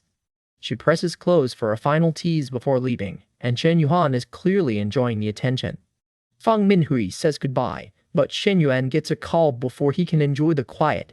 It is Coach Liu, and Shen Yuan answers while still thinking about Fang Minhui's bald little performance. Coach Liu says she found a car for him, and Shen Yuan tells her to send the dealer's account so he can transfer the money. Coach Liu sounds delighted, then asks about their plans for the evening and promises a surprise outfit. Shen Yuan admits he has no idea which outfits she means because his evening plans are suddenly stacking up. Shen Yuan realizes Nana wanted to see him, Fang Minhui wanted something cold, and Coach Liu wants a night out too. 3 very different invitations land at once, and every option comes with its own kind of trouble. Our boy goes quiet, cheeks red, as he faces the toughest decision of the day. At Li Xiao's home, Lu Meng asks her sister to invite Shen Yuan for dinner after he helped with the move. Li Xiao blushes instantly at the idea. Li Xiao is flustered, but Lu Meng keeps pressing her about inviting him. Her poker face has already folded. Lu Meng calmly tells her to message Shen Yuan and thank him properly. She sounds helpful, but that look says she has a plan. Li Xiao admits Shen Yuan's smug bad boy vibe has been stuck in her head. That is not the reaction of someone who is simply being polite. Li Meng leans in close and says she is only helping her sister test him. The test is getting dangerously personal already. Li Meng insists she is helping Li Xiao figure Shen Yuan out, while Li Xiao nervously agrees to call him. Shen Yuan gets the dinner invitation and immediately wonders how one moving job somehow led to this many girls. At the door, Li Xiao tells Shen Yuan to come in and wait while dinner finishes. He has officially entered the danger zone. Li Xiao greets him looking shy and carefully dressed, while Shen Yuan realizes this is not going to be a normal quick thank you meal. Shen Yuan tells Li Xiao to treat him like he is at home. She tries to act casual, but her nervousness is obvious. He notices the apartment is spotless and asks where Lu Meng is. Li Xiao says her sister is taking a shower. Li Xiao suddenly stops him from going near the kitchen. Her cheeks go red as she panics over whatever Lu Meng is doing in there. Shen Yuan only wants to help, but Li Xiao throws up both hands and blocks the way. The kitchen has become classified territory. She insists dinner is almost ready and tells him to relax in the living room. Shen Yuan takes one step closer anyway. Li Xiao tries to keep him away, but Shen Yuan closes the distance with a teasing smile. She is completely out of room to retreat. Li Xiao warns him he is close enough, and Shen Yuan dryly points out there is still half a meter between them. The Xiao asks what Shen Yuan thinks he is doing. He answers that it is nothing, with a kind of grin that proves it is definitely something. Shen Yuan pulls Li Xiao close. She is overwhelmed and reminds him that her sister is still nearby. He figures Lu Meng will be in the shower for a while, and the pair get carried away in the kitchen. Timing has never looked this reckless. Li Xiao finally pushes Shen Yuan back, blushing hard and telling him not to do that there. He backs off with a smug little smile. The moment Lu Meng calls out that she is done showering, Li Xiao freezes. Shen Yuan has to act normal, fast. Li Xiao creates some space, and Shen Yuan reassures her that everything is fine. Her face says she is not convinced. Li Xiao warns Shen Yuan not to pull another stunt next time, then admits she cares about what her sister thinks of him. At dinner, Lu Meng praises the meal and joins Shen Yuan and Li Xiao at the table. The awkward calm lasts about 5 seconds. Lu Meng begins a very direct interrogation and asks Shen Yuan how many girlfriends he has had. Our boy walks straight into the trap. Shen Yuan says 2 public relationships while quietly thinking there were others no one knew about. Lu Meng hears enough to call his record pretty full. Lu Meng is not impressed by his answer. Shen Yuan realizes the sister is checking every detail before she lets him anywhere near Li Xiao. Shen Yuan thinks Li Xiao is inexperienced and worries she could be taken advantage of. He says that while sitting on a dating record he calls pretty full. Lu Meng asks whether he has siblings, and Shen Yuan says he has a younger sister who's 18. The questions keep coming. After 10 minutes of questioning, Shen Yuan is exhausted. He tells himself Lu Meng is at least starting to warm up to him. Shen Yuan realizes Lu Meng must have already told Li Xiao all about him. The family background check is clearly a team project. He spots Lu Meng quietly edging closer and takes it as a good sign. Shen Yuan is optimistic, perhaps a little too optimistic. Lu Meng suddenly slams the table, furious that Shen Yuan pulled that move under Li Xiao's nose. So much for the good sign. Shen Yuan offers to clean up, but Lu Meng tells him to rest after dinner instead. Her mood swings are giving him whiplash. Li Xiao is confused by her sister's sudden softness, while Lu Meng sends Shen Yuan off because she has other things to handle. Shen Yuan leaves early, saying he needs to prepare for the next battlefield. The man treats romance like a strategy game. After he leaves, Li Xiao admits she heard all the questions Lu Meng wanted to ask, and decides she needs to test this guy herself. Lu Meng sits alone, visibly flustered by the memory of Shen Yuan getting close. She knows they were not even together, which only makes it worse. Lu Meng admits Shen Yuan is more mature and independent than most men, but she is annoyed that he is dating so freely. That night at Chen Na's apartment, Shen Yuan arrives for a promised makeup session and asks if she still has the gray business suit and black stockings.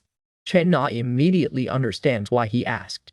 She reminds him that he told her to trust her character, then says she will make up for several $100 million at once. Chen Na steps out in the business look, visibly embarrassed but determined. Shen Yuan watches her confidence crumble into a blush. Chen Na asks why men are like this, still blushing behind her glasses. Shen Yuan's answer is basically a confident smirk. Chen Na tells him he will understand someday, but the tension snaps before either of them can pretend this is only a makeup session. The pair finally give in to the moment. The recap camera politely looks away, because subtlety has left the apartment. The late-night session continues behind a tasteful fade, with Chen Na completely swept up in the moment. An hour and a half later, Shen Yuan checks the result and sees Chen Na's affection reach 90. The affection meter holds at 90, and Shen Yuan realizes this particular kind of exercise is absurdly effective for raising points. Shen Yuan calls the result a fast way to boost affection, then turns his attention to the reward waiting in the system. The system announces that his second female character affection mission is complete, and a reward is incoming. 3 rewards appear: a bizarre length increase, 5 million in card shopping credit, and an exclusive skill pack. Shen Yuan is stunned by the first option. He calls the legendary man-only card a cheat buff, and decides to see what it can offer. The system has absolutely no chill. Shen Yuan uses the new reward, while Chen Na is still catching her breath, then tells Nana she will have to hang in there tonight. Chen Na asks Shen Yuan what is going on, while he cheekily says she wanted to know why men love women dressed like that. She gets her answer the hard way. Chen Na cries out as the night reaches its wild finish, and Shen Yuan's second affection reward has clearly changed the stakes. After their private night together, Nana lies flushed and confused. Shen Yuan feels completely different to her now, and she cannot figure out why. Shen Yuan keeps it simple, telling Nana that she is just different. That answer leaves her even more emotional.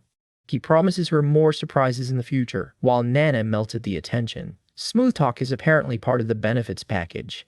Shen Yuan quietly decides Nana's current state needs more practice. The scene fades out before a boy starts writing a full research paper.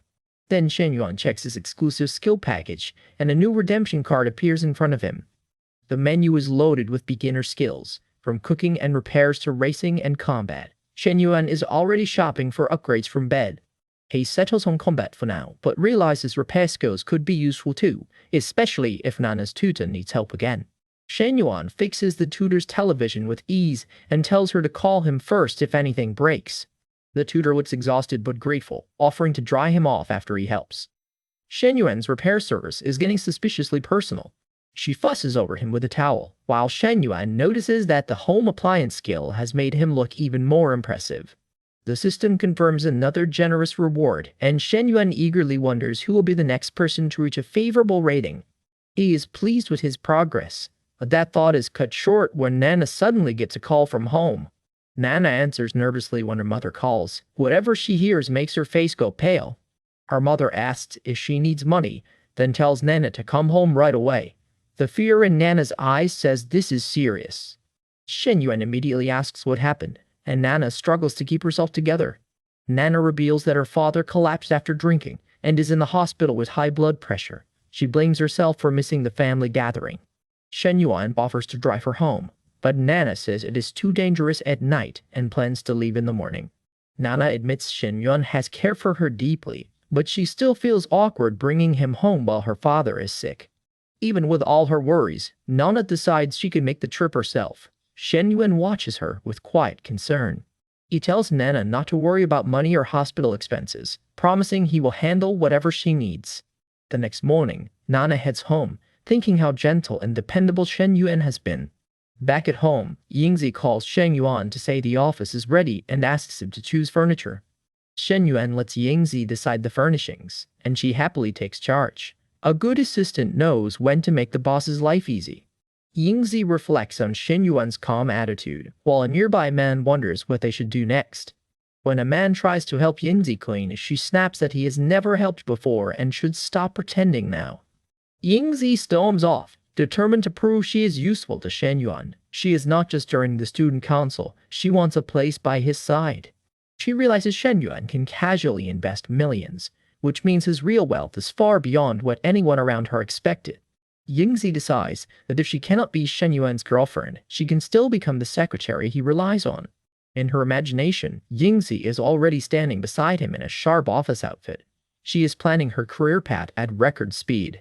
Yingzi promises herself she will show her strengths and remain close to Shen Yuan.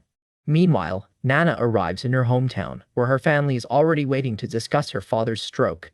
Nana's mother ushers her inside, but the gathering feels less like comfort and more like a setup. Her relatives start talking about a man named Dong Qitao, and Nana immediately looks uneasy.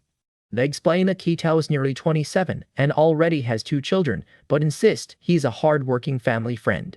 The relatives proudly sell Kitao as a successful businessman with a house, a car, and huge annual revenue.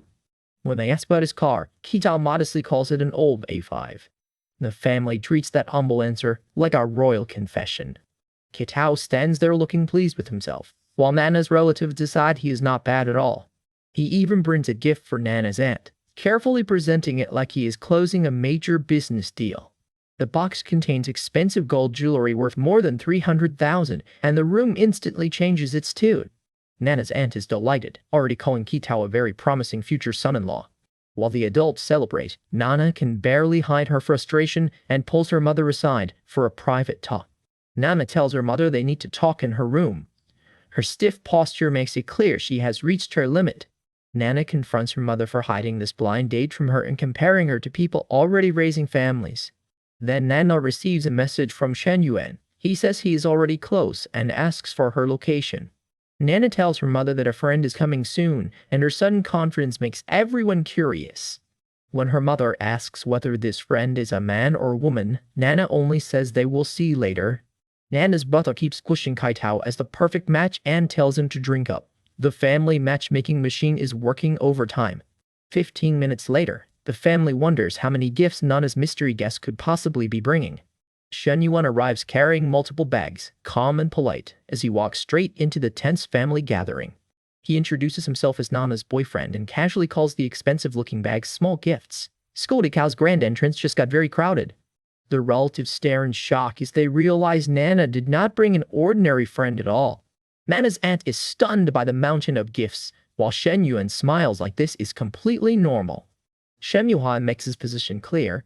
Nana is his girlfriend, and he sees them as family in the future. The family leans forward in disbelief as Shen Yuan's gifts completely eclipse Keto's earlier display. Asked how much everything cost, Shen Yuan casually says it was about 300,000. Everyone ruts in disbelief, because Shen Yuan said 300,000 like he was talking about lunch money. Nana's relatives can only stare at him. To them, nobody normal says that amount is not much. The chapter opens on Shen Yuan surrounded by admirers. A quick reminder that our boy's love life is never exactly low maintenance.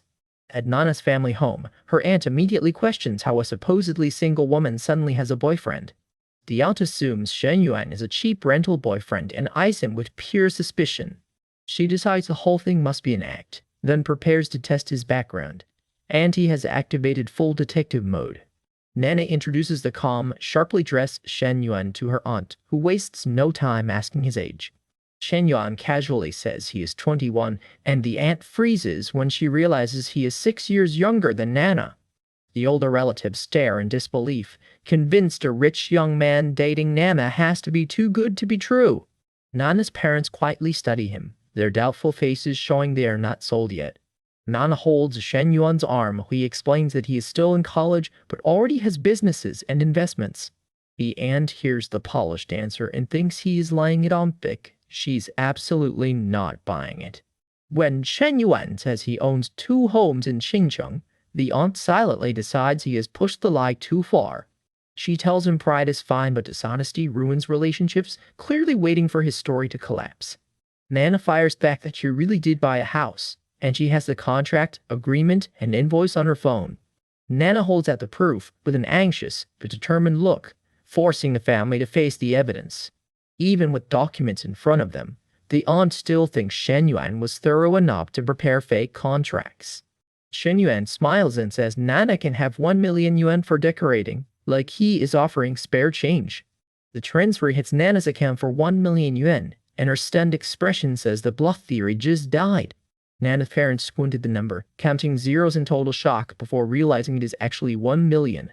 The aunt leans over the phone, horrified and amazed. Shen Yuan's money is completely real.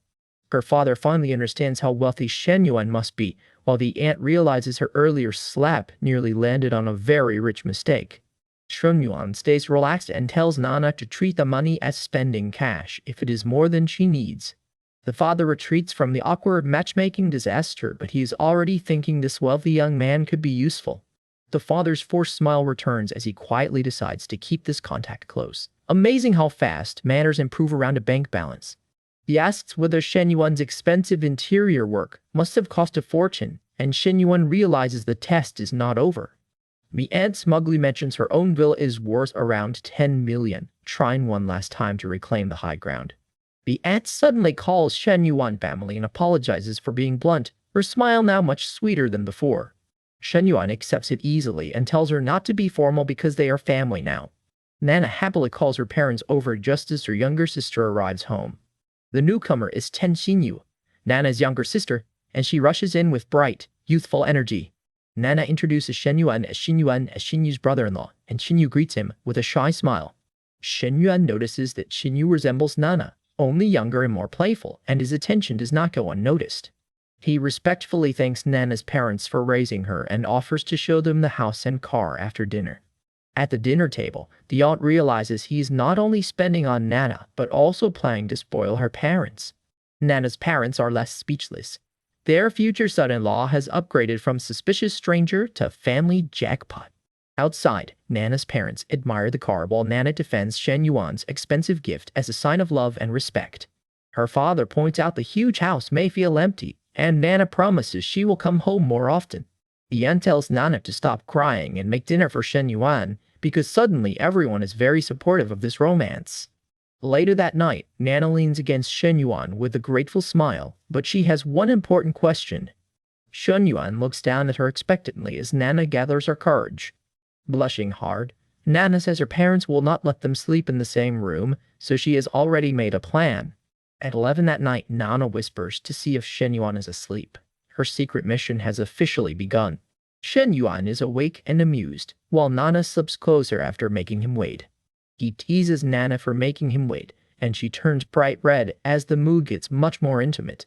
Nana covers her face, overwhelmed and embarrassed, while the chapter wisely starts drawing the curtains on their private moment.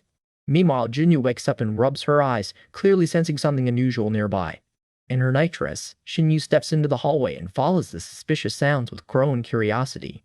She creeps closer to the door, cheeks flushing as she realizes this is not a conversation she should be hearing. Xinyu presses near the door, caught between embarrassment and the terrible urge to keep listening.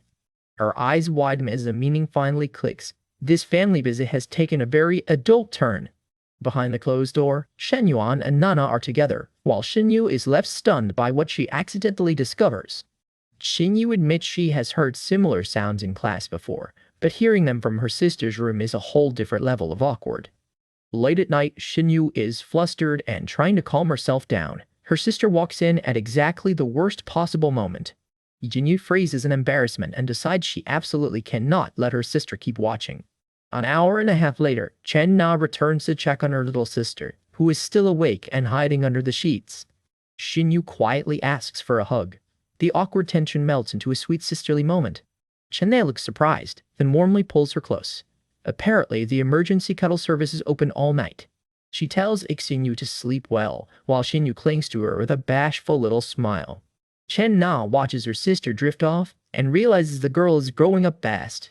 The next day at noon, Shen Yuan is back at school, checking whether his office needs any changes. His assistant Fu Yingzi reports that everything is ready. She is capable, composed, and already treating the secretary job seriously. Fu Yingzi brings over student applications and business proposals from the school committee for Shen Yuan to review. One proposal suggests a lingerie shop on campus. Shen Yuan takes one look and decides the photos are already more effort than the idea deserves. He points out the obvious problem. No student wants to be seen buying that. The business plan dies before lunch. Shen Yuan dismisses the flimsy proposal. He has $1 million from the system, but he refuses to throw it away for a cheap campus gimmick. Our boy wants more than a small refund. He wants to turn every good opportunity into something huge. He imagines building real wealth instead of wasting his future on projects that only look good on paper. Fu Yingzi is more than just charming. Shen Yuan sees a woman with enough business experience to help him build something serious. He dreams of stepping into the business world and turning a small company into a true empire. The fantasy gets gloriously ridiculous, but Shen Yuan is dead serious about becoming someone society cannot ignore.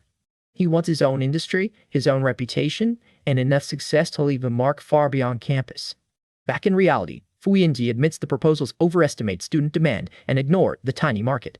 Shen Yuan agrees. They need to rebuild the whole plan properly instead of chasing a fantasy customer base. He asks whether the school youth league committee can expand its promotions. and Fu Yingzi is ready to support him completely. Yingzi offers radio, social accounts, school media, and other publicity channels. Shen Yuan finally has a useful path forward. Shen Yuan decides the questionnaire should cover business management, investment, marketing, psychology, and international trade. Fu Yingzi promises a unified second-round test, and Shen Yuan thanks her for getting straight to work. Since gaining the system, Shen Yuan feels alive whenever he makes money. Power, cars, and big goals are suddenly all within reach. Watching Fu Yingzi work, he realizes practical talent like hers may be the real key to his future.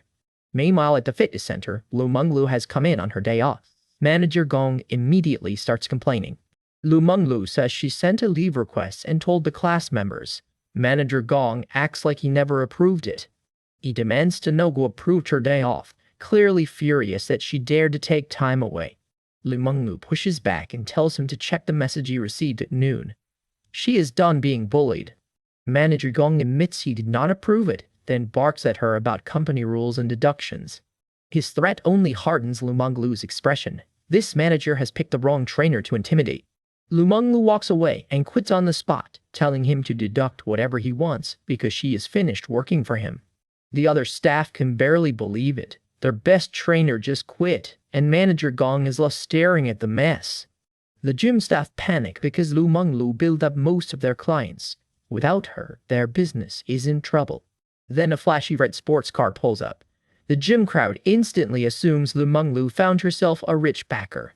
Lu Menglu is startled when Shen Yuan calls. She has just lost her job, and now he is asking whether she needs cheering up. Shen Yuan offers her a job as his exclusive personal trainer. Lu Menglu blushes and asks whether there is a reward too. Shen Yuan smiles at the question and says the reward is coming soon. The man has confidence at least.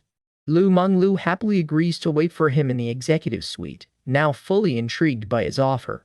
That night, Lu Menglu greets Shen Yuan with a teasing question about whether he is still allowed in. Shen Yuan sees her playful look and realizes she is testing him. The executive suite is suddenly not feeling very corporate.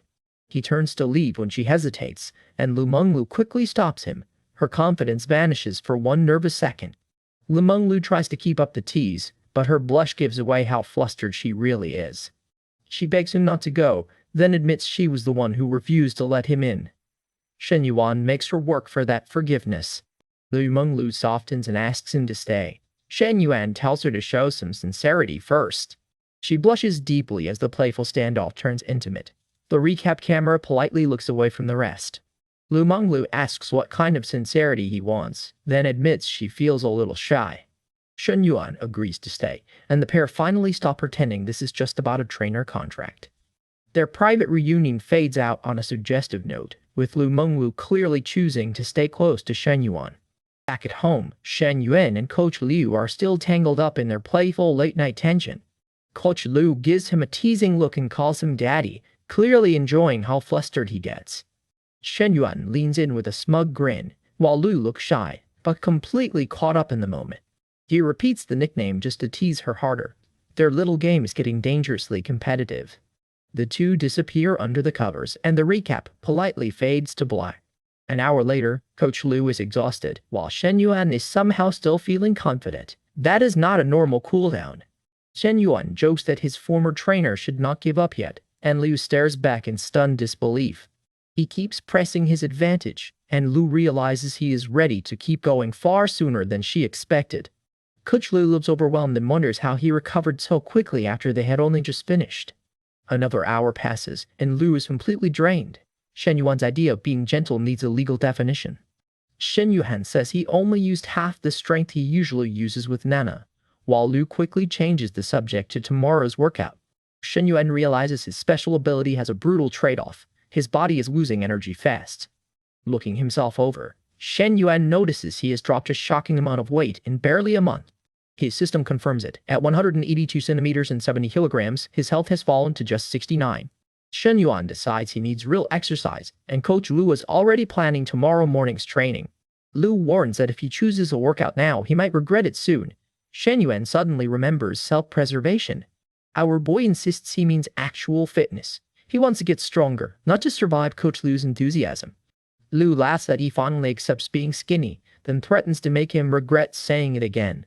Shen Yuan instantly surrenders. He promises to work out and asks Coach Lu for a professional plan.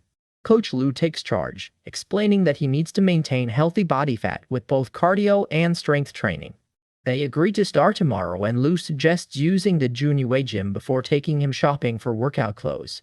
The father system detects Shen Yuan's plan to improve himself and activates a brand new fitness panel mission.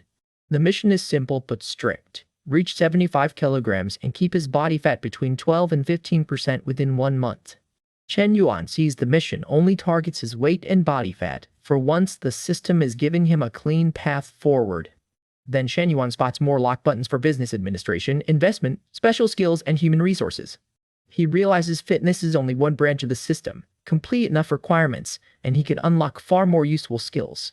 Shen Yuan grins at the thought. If this system lets him master in 1 month what others study for years, he plans to use every bit of it. The next morning, Coach Lu arrives with a huge fitness breakfast and makes it clear that he is eating all of it. Shen Yuan looks amazed by the feast, while Li watches him with the satisfied confidence of a trainer who came prepared. Lu says she is glad he cannot torment her like last night. Shen Yuan knows exactly what she means and wisely stays quiet. Coach Lu tells him to hurry up and eat, because after breakfast they are heading straight to the gym. Lu is fully dressed for training and ready to lead the way. Shen Yuan is about to learn that she takes fitness seriously. The pair arrive at the gym, with Coach Lu striding ahead and Shen Yuan following close behind. The regulars immediately notice Lu's incredible physique and wonder when their gym got such a spectacular trainer. More people sneak glances as Coach Lu adjusts the equipment. The gym's focus has vanished before the warm-up. One guy admits he cannot stop looking. He knows he's about to embarrass himself, but his eyes have already resigned. Coach Lu tells Shen Yuan to open up his chest and stop using momentum. Her form coaching is direct and unforgiving. She leans in to correct his posture, and Shen Yuan looks up with startled focus as the other gym-goers watch. A bespectacled man notices Shen Yuan with Coach Lu and starts wondering who the beautiful woman beside him is. Coach Lu hands Shen Yuan water with a reassuring smile, keeping him steady between sets. Shen Yuan asks when they can eat hot pot, and Lu looks amused. He found his motivation fast. Elsewhere, a red-haired woman sees a message and gets irritated that someone has a new fling while ignoring her calls. The bespectacled man is angry that she blocked him on Weixin. He decides exposing her relationship will make a normal man furious. With a nasty grin, Ho Jun heads toward Shen Yuan and Coach Lu, convinced he is about to cause trouble. Q Jun walks up and calls Shen Yuan an old acquaintance, but Shen Yuan's guarded face shows this visit is not welcome. Ho Jun claims he only came to say hello. Shen Yuan tells him he can leave if he has nothing important to say. Coach Lu steps close to Shen Yuan and tells Ho Jun to get lost. She is not letting him turn this into a scene. Ho Jun is baffled by their calm reaction. His little jealousy trap is getting absolutely no traction. He presses on, reminding Shen Yuan about the girl he brought to the mall and trying to stir up suspicion. 20 seconds later, Shen Yuan and Coach Lu remain unfazed. Ho Jun expected fireworks and got awkward silence. Ho Jun cannot believe it. He starts questioning whether Shen Yuan and Coach Lu even have the kind of relationship he imagined. Still pushing, Ho Jun brings up the other girl. Shen Yuan finally looks fed up with the intrusion. Shen Yuan shuts him down cold, asking why Ho Jun is so interested when they are not even close. At the gym, a jealous man warns Coach Lu that Shen Yuan is playing both sides, but she barely gives his accusation any air. Coach Lu calmly says Shen Yuan's money is his business, and her relaxed smile makes it clear she trusts him completely. The jealous guy keeps listing expensive bags like he is filing a complaint with the fashion police. Coach Lu leans close and says that if Shen Yuan is happy, she is happy too. That answer hits the busybody right in the prime. The man cannot process it. In his mind, a woman mispleased with her relationship is apparently a mystery for science. Sweating with frustration, he is told to step away because he is interrupting their workout. Coach Lu hands Shen Yuan a towel while the jealous guy watches helplessly from the background. He storms off calling them ridiculous, while Shen Yuan makes it clear Coach Lu is his personal trainer and not someone to bother.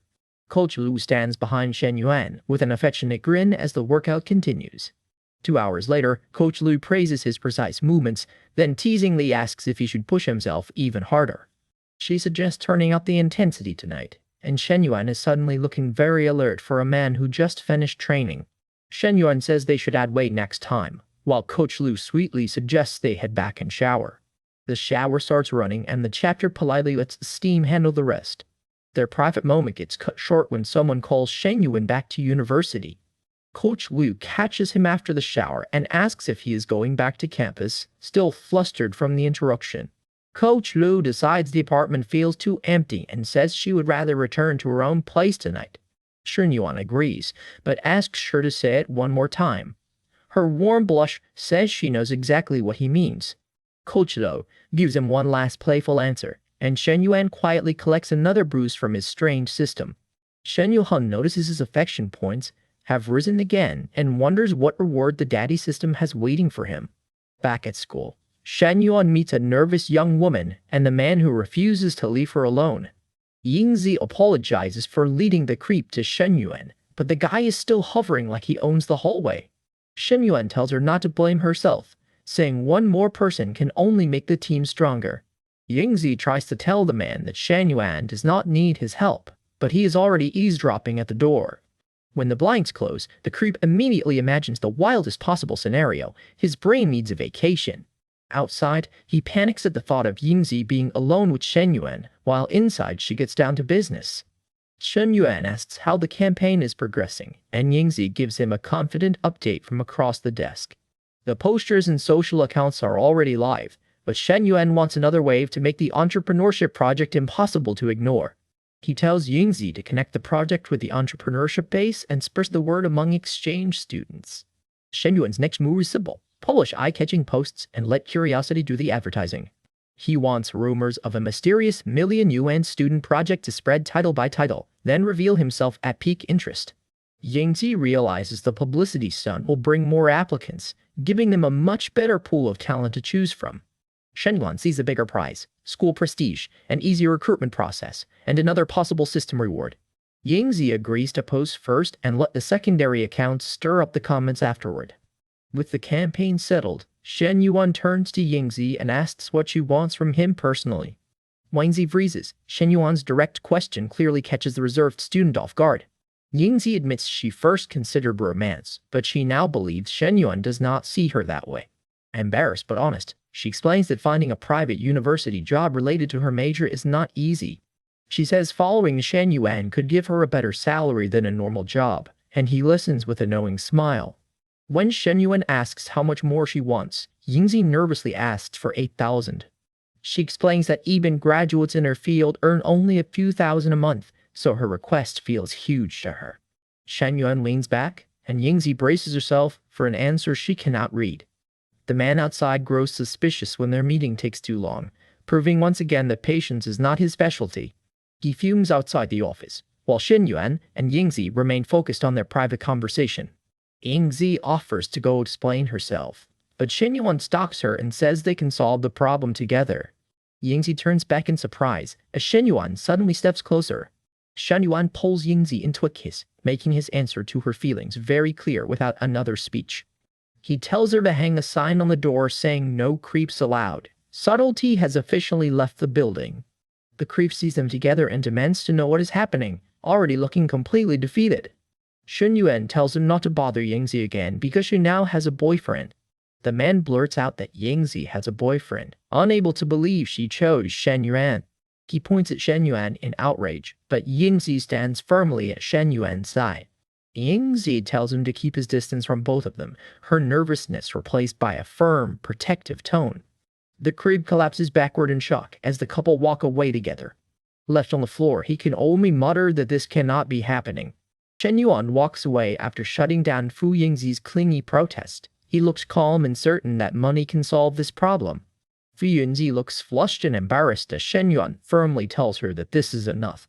He assures her that the other guy will not bother her again, then heads out while she watches him leave in conflicted silence. Fu Yingzi stays in the hallway, staring after him with a worried, quietly impressed look. Back in his room, Shen Yuan admits that having cash is not enough. Fu Yingzi can run a company, and he needs real skills to catch up. Our boy decides to start with the management courses he ignored before. The grind has officially begun. The system notices his decision to improve and gives him a 1-month challenge, master the foundations of management course. Shen Yuan realizes the course will not be easy, but he's already thinking through how to finish it. Then Shen Yuan remembers his counselor, Miss Lin, a polished woman with a business management degree. He calls Miss Lin and asks whether she is free for a drink that night. He has found his shortcut, and it is wearing heels. Miss Lin blushes at the invitation, but she says tomorrow instead. Shen Yuan's confidence clearly caught her off guard. She waits a whole day, looking flustered and excited over the plan. An hour later, Miss Lin arrives dressed up and asks Shen Yuan if she looks good. She's trying very hard to play it cool. Shen Yuan warmly tells her she always looks great, and that compliment lands exactly where he intended. Flirting escalates fast, and Miss Lin's affection shoots up again. Shen Yuan has apparently discovered the romance difficulty settings. The evening turns intimate, with the comic tactfully keeping the camera out of trouble. Miss Lin relaxes beside him, completely smitten and visibly happy to be there. Shen Yuan notices that every affection milestone gets harder, but the rewards for winning people over keep getting better. He sees the game logic clearly. Higher difficulty means better rewards. At least someone is taking the relationship spreadsheet seriously. Before the night ends, Shen Yuan reminds Miss Lin that he still wants her help buying a house this weekend. Miss Lin happily hugs him and says she loves him, sealing the moment with a bright, relieved smile. The next morning on campus, Miss Lin returns to class while rumors are already waiting for her. Students gossip about a new startup incubator and a mystery student who invested 10 million. The rumors spread fast because nobody believes a student would invest instead of just partying. Campus detectives are on the case. Fu Yingzi desperately wants to tell everyone what happened, but Miss Lin tells her Shen Yuan asked for secrecy. Fu Yingzi cannot understand why Shen Yuan is keeping the investment quiet, while Miss Lin thinks she is lucky to have him. Miss Lin casually suggests that Fu Yingzi could get another assistant. Fu Yingzi hears that as a live-in maid and is immediately suspicious. Miss Lin teases Fu Yingzi about last night, and Fu Yingzi's red face answers every question for her. Yingzi protests, but her smile gives her away. She's embarrassed, not unhappy. She tells Miss Lin to stop teasing that the two women are clearly growing closer over the shared secret. Elsewhere, students keep talking about the 10 million investment and wonder who could possibly be behind it. One student dismisses the rumor as internet nonsense, while another insists whoever spent that much must be loaded. The gossipers decide the investor must be worth at least 100 million. They have no idea how close they are to the truth. A skeptic scoffs at the idea that anyone wealthy would notice Shen Yuan, clearly judging the book by its cover. Another student says Shen Yuan is rich but already buying cafes for older women, so the rumor mill turns his life into a full fantasy series. They remember his sharp attitude and conclude he must be showing off. Campus gossip needs very little fuel. The whispers now spread across campus, but Shen Yuan keeps moving with his own plan. Shen Yuan asks Miss Lin to tutor him seriously in management fundamentals. This time he says he genuinely wants to learn.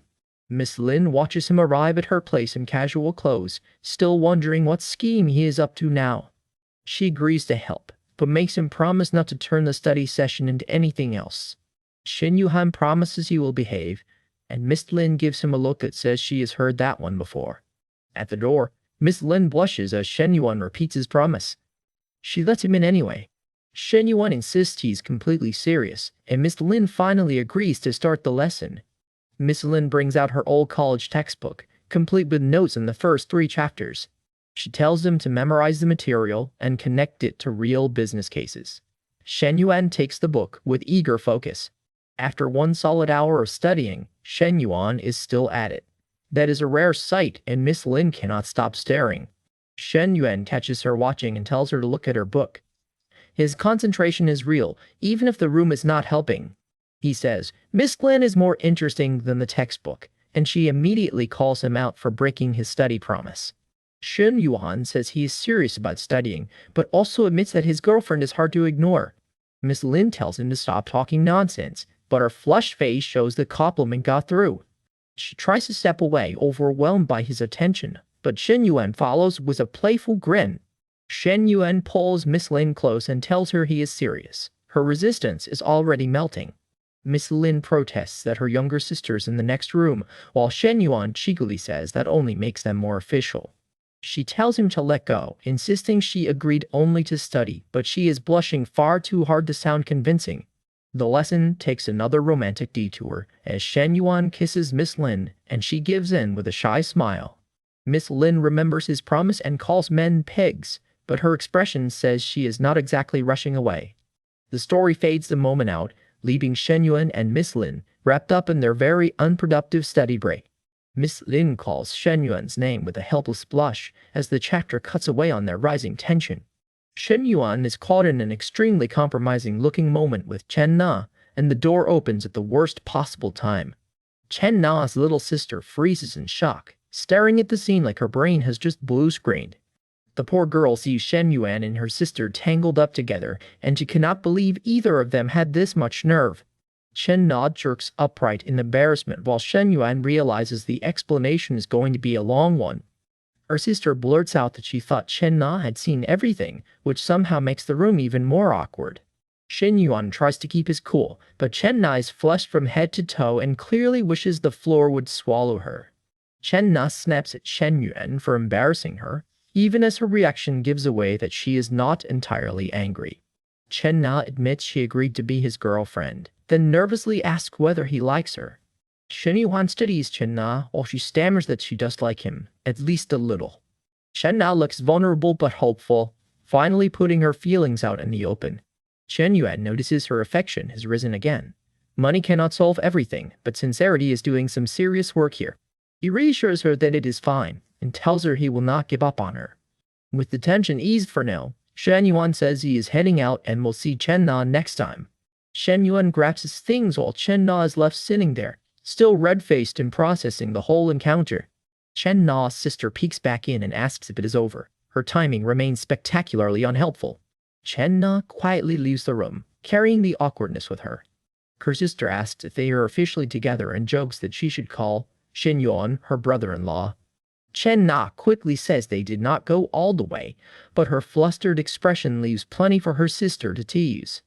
Alone with her thoughts, Chen Na realizes she may already be falling for him. Later that night, the story shifts to an outdoor table at MS Cafe. Shen Yuan arrives at the cafe and finds a blue-haired woman waiting for him. The blue-haired woman apologizes for her recent mood and asks if she's interrupting anything. She sits across from him with a drink, trying to look composed even though she is clearly upset. Shen Yuan says she is not interrupting and notices immediately that she does not look happy. She admits Tang Shenyong has been getting worse, staying out all night and reeking of other women when he comes back. She insists that if he can do whatever he wants, she has every right to have a harmless drink with someone else. She asks Shen Yuan if Chen Na is his girlfriend, watching him closely over her glass. Shen Yuan says it is sort of true, then adds that Chen Na would not mind him drinking with her. His answer eases her worries a little, and the two keep drinking under the night sky. She says she will not interfere in anyone's relationship, then softly asks Shen Yuan for just one hug. Her cheeks are bright red as Shen Yuan leans closer, and the mood changes in a heartbeat. Shen Yuan opens his arms and simply tells her to come here. She moves closer, still asking herself whether Chen Na really knows what is going on. Odd turns intimate fast, and she suddenly kisses Shen Yuan while asking him not to mention Tang Shenyang, who was asking him not to mention Tang Xiang. She keeps close to Shen Yuan, overwhelmed by the attention and the chance to forget her miserable relationship for one night. Shen Yuan feels guilty because this is happening at the same cafe where he met another woman, but he is clearly losing that argument with himself. He kisses her back, wondering why he is suddenly becoming this kind of guy. She looks into his eyes and admits that she cannot stop now.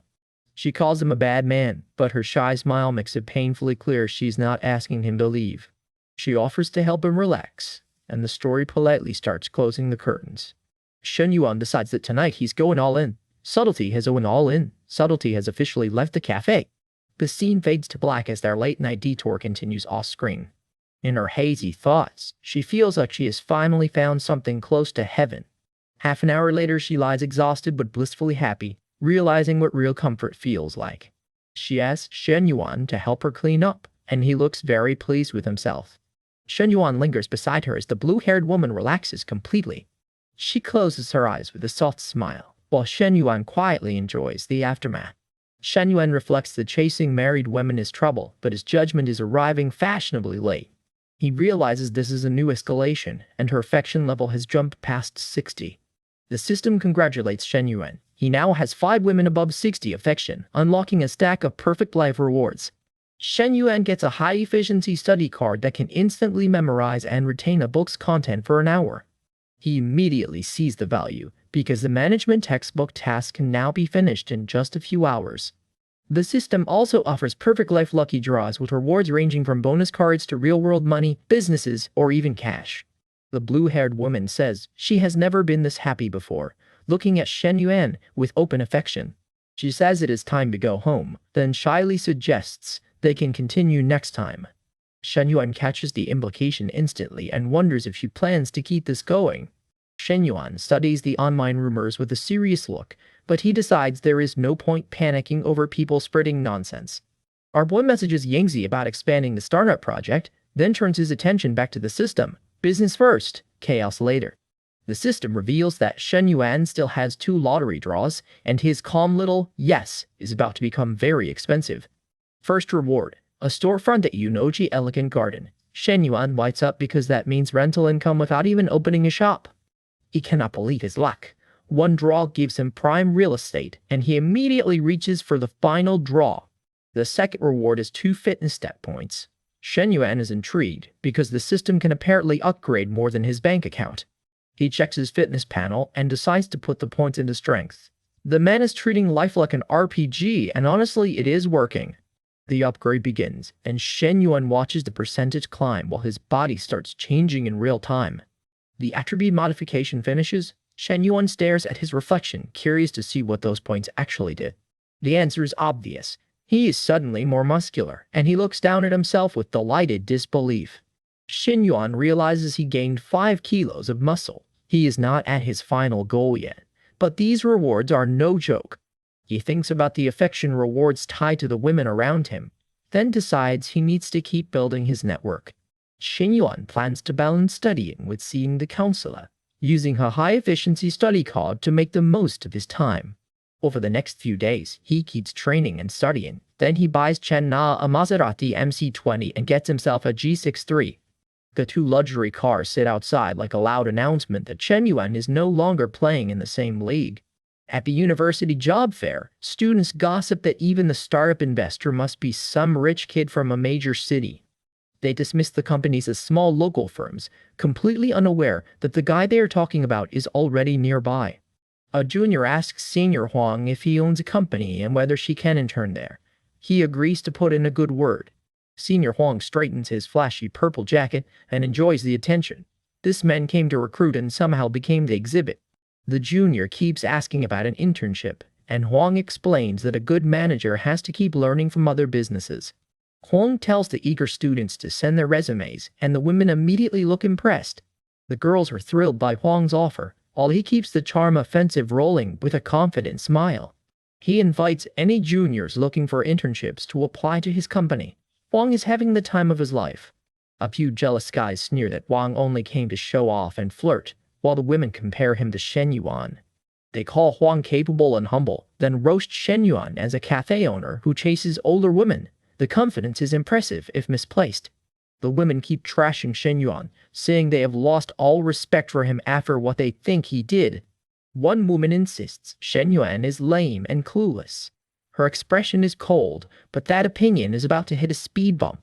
Huang casually asks the junior to grab dinner after the fair, and she happily agrees. Then everyone spots a G-class rolling onto campus. Cars are supposedly banned here, so every head turns at once. The crowd recognizes the G-Wagon and remembers the rumor. A student who invested 10 million in a startup drives one. The women suddenly find that mysterious investor far more interesting than Senior Huang. Funny how fast a luxury SUV can change the conversation. The junior says that if she can talk to the owner, she is ditching her dinner plans. Huang gets ignored before dinner even starts. Shen Yuan is behind the wheel, looking relaxed as he drives through the stunned crowd. The women freeze in shock as the truth lands. The rich wagon owner is Shen Yuan. The campus rumor becomes a full public revelation. Shen Yuan did not just show up, he showed up driving the G-Wagon. Huang's friends cannot process it. They assume Shen Yuan must only be the driver, because denial is cheaper than humility. The women crowd toward the vehicle, staring through the window as Shen Yuan sits inside with a calm, unreadable expression. One woman calls the others sneaky for trying to get close to the car, but she is clearly just as desperate to know the truth. The guys peer into the G-Wagon and try to act casual. Nobody's buying it, especially not their own faces. As the Zhualan drives away, the crowd is left wondering how Shen Yuan became rich without anyone noticing. The women wonder whether apologizing to Shen Yuan might earn his forgiveness, but their confidence has completely evaporated. The news spreads across campus in an instant. Shen Yuan was the gay wagon owner all along. In the dorm, the gossip shifts fast. One woman declares that Shen Yuan is now her only goal. The girls admit that a tall, handsome 21-year-old with money is hard to ignore. Their enthusiasm is doing cardio without them. One girl asks if her friend already has a boyfriend, and the question lands with all the subtlety of a flashing billboard. The friend grins at her phone and decides that if Shen Yuan gives her a chance, she will drop her current boyfriend immediately. Sister Yingzi arrives at Long Jinghan's office, looking polished and eager to talk about Shen Yuan's startup base. Long Jinghan greets Yingzi. The pink-haired woman wants an introduction to Shen Yuan through her work connection. Yingzi asks if Jinghan works with Shen Yuan on the startup base and pushes for an introduction. Jinghan reminds her that she is only a sophomore and should focus in the broadcasting club instead of entrepreneurship. Yingzi smiles through the rejection and says the job fair is soon, so she has to prepare early. Jinghan blushes and realizes she almost believed Yingzi's innocent act. She knows there's more going on here. Jinghan imagines Yingzi dressed like an ancient empress beside Shen Yuan, then immediately wonders why her own thoughts are getting so dramatic. She snaps out of the fantasy, flustered and embarrassed. Apparently she has started mentally casting couples now.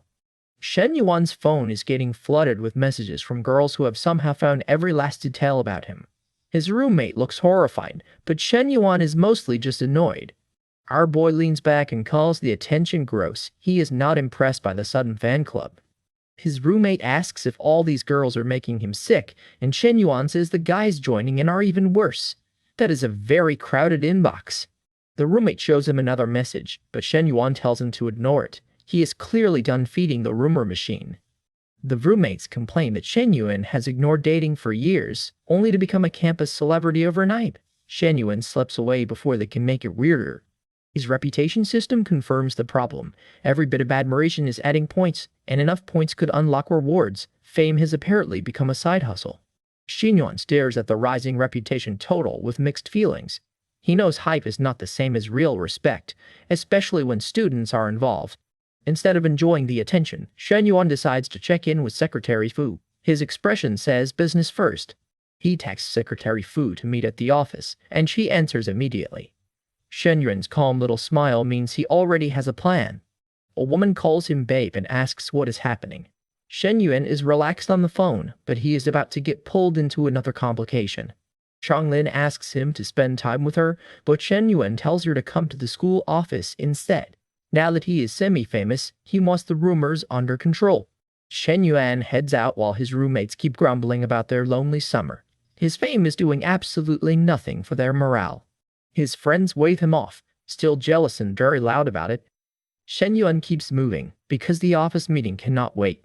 Changlin runs straight into Shen Yuan's arms and tells him she missed him. She is delighted to see him, and not shy about showing it. As they head inside together, Changlin teases him that every girl on campus knows him now. Shen Yuan looks more cautious and flattered. Changlin points out that even Shen Yuan's private information has leaked online. He dismisses the gossip, but she is clearly worried about what comes next. Changlin reminds him that boys should protect themselves too. Her playful confidence is hiding real concern for him. Shen Yuan asks what that has to do with closing the window. Changlin turns away with a very mischievous look, so the meeting is taking a detour. Changlin says she can do things here too and asks whether he wants to. Shen Yuan is caught off guard, while she clearly enjoys having him flustered. She steps closer with a bold little gesture, and Shen Yuan tries to protest that he has a meeting. That excuse is not getting much respect. Changlin takes Shen Yuan's hand and tells him to stand up. Her smile is all confidence, while he is visibly losing the argument. Shen Yuan freezes as Changlin closes the distance. The poor man looks like his brain has briefly left the room. Shen Yuan asks if he likes this, and Shen Yuan gives her a helpless yes. The office romance is getting dangerously distracting. Their private moment continues just long enough for the story to fade to black. Shen Yuan's meeting schedule has taken a serious hit. Outside the office, Secretary Fu hears suspicious sounds through the door. Her face turns red as she realizes this is definitely not business talk. Secretary Fu tries to convince herself that her boss is definitely not normal. She's embarrassed, curious, and having a terrible time pretending otherwise. She decides guarding the door is part of her job and braces herself in the hallway. Secretary Fu is taking office loyalty very literally. One class period later, Secretary Fu is still outside and her legs are going numb. The meeting inside had an extremely flexible agenda. At last, the office door opens. Secretary Fu straightens herself fast, trying to look like she heard absolutely nothing. Zhang Lin steps out, and Secretary Fu gives a polite little cough. Zhang Lin immediately understands exactly what she must have heard. Zhang Lin silently makes her claim clear. Shen Yuan is hers, so Secretary Fu should back off. Her smile is sweet, but the warning is not. Zhang Lin walks away with a satisfied smile, leaving Secretary Fu blushing in the hall. That was not a friendly introduction. Secretary Fu finally enters and asks Shen Yuan what he discussed. He sits behind the desk like nothing unusual happened. Shen Yuan praises Secretary Fu for the work she has done. She brightens instantly, pleased that he trusts her with his plans. He explains that the startup incubator will bring in many applicants, and they need practical projects to screen them. Secretary Fu listens closely, impressed by the scale. Shen Yuan says they should choose applicants who match the school's new image. In his mind, the answer is obvious. The school has a major advantage. That advantage, according to Shen Yuan, is that their female students are very attractive. His confident grin makes Secretary Fu stare in disbelief. Secretary Fu asks if he really spent all that money just to find pretty girls. She is stunned, and she has every reason to question him. She worries that it sounds like openly choosing concubines. Shen Yuan stays composed while Secretary Fu wrestles with how inappropriate this could become. Shen Yuan explains that they are offering job opportunities, and the candidate pool is huge. Secretary Fu watches him carefully, waiting for the real criteria. He says they should pick candidates who are easy on the eyes. Secretary Fu is still stunned, but at least the boss is being honest about his weird strategy. Secretary Fu accepts the assignment and says she will filter the applicants before passing them on. Her professional face is back, even if her thoughts are not. Shen Yuan asks whether the second round evaluation test is ready. Secretary Fu answers yes, looking proud that she has prepared it. Secretary Fu realizes the test gives them a discreet way to eliminate weak candidates without causing a scene. She is finally seeing the bigger picture. She asks if they should leak the answer to preferred applicants, and Shen Yuan calls that smart thinking. The boss and secretary are clearly getting in sync. Shen Yuan thinks about whether helping these girls could be seen as betraying education. Then he decides it is still a mutual choice if they choose their own paths. Secretary Fu imagines herself presenting the first candidate, but Shen Yuan makes one thing clear. Anyone who does not apply will never be considered. Secretary Fu imagines the payoff of being part of the job, while Shen Yuan asks how old the first candidate is. Her imagination is working overtime. Secretary Fu offers to present the first candidate. Shen Yuan asks for her age, keeping the conversation strictly on track. Secretary Fu misunderstands and starts guessing whether the woman is around her own age, maybe older. Shen Yuan looks alarmed by the direction this is going. Shen Yuan quickly clarifies that he meant the candidate's actual age. Secretary Fu apologizes, thoroughly embarrassed. Secretary Fu says the first candidate is 19, a second-year student known on campus as the Little Dragon Girl. Shen Yuan's interest sharpens immediately. Shen Yuan asks, so that means he gets to be the Dragon Rider. He is clearly enjoying the nickname far more than he should. Secretary Fu shows him the candidate's photo, and Shen Yuan tells her to contact the girl first. A new recruit is about to enter the picture. Shen Yuan gets an unexpected invite for drinks at 9. The blue-haired woman is clearly nervous but excited that he replies right away. She stares at the phone with a flushed smile, already counting the hours until tonight. She cannot hide her anticipation. One quick message from Shen Yuan has completely changed her mood. She gets up like this is a major appointment. For her, it absolutely is. Earlier, Shen Yuan is cornered by two women asking for a ride. Their smiles vanish when he refuses. They try to bargain for a shopping trip, but our boy says he already has plans. When they ask for his contact, Shen Yuan dryly says his list is full. That is one way to clear the queue. Nearby guys complain that Shen Yuan is only taller, better looking, and richer. They say it like those are tiny details. One of them admits a 3 million yuan gi class is not exactly pocket change. His friend tells him to keep some dignity. The other guy decides financial freedom might be worth pledging loyalty for. The little bystander is completely sold. Even the kid reacts with starry-eyed admiration. The luxury car has won this argument. At 9, Shen Yuan meets the blue-haired woman for drinks. She looks serious as she says she wants to ask him something. She gathers her courage while Shen Yuan calmly tells her to go ahead. Then she asks the big question, does he believe in love? Shen Yuan remembers believing in love back in high school, when being with his first girlfriend felt real. After the breakup, that feeling disappeared. Attention from other women never filled the same gap. His vague answer leaves her unsatisfied, but before she can press him, her phone rings. She calls about an air conditioner repair, then looks embarrassed when she learns help will not come until tomorrow. She thanks the repair service, trying to stay composed while Shen Yuan watches her worry. She explains that the AC is broken and she has only been surviving with a fan. Shen Yuan offers to take a look. She is surprised he knows air conditioners. Shen Yuan gives her a confident smile. Our boy quietly spends his final skill pack redemption card on basic appliance repair. The system confirms it. Shen Yuan can now repair TVs, fridges, fans, and air conditioners. Shen Yuan looks pleased with his new skill. Convenient timing does not get much better than this.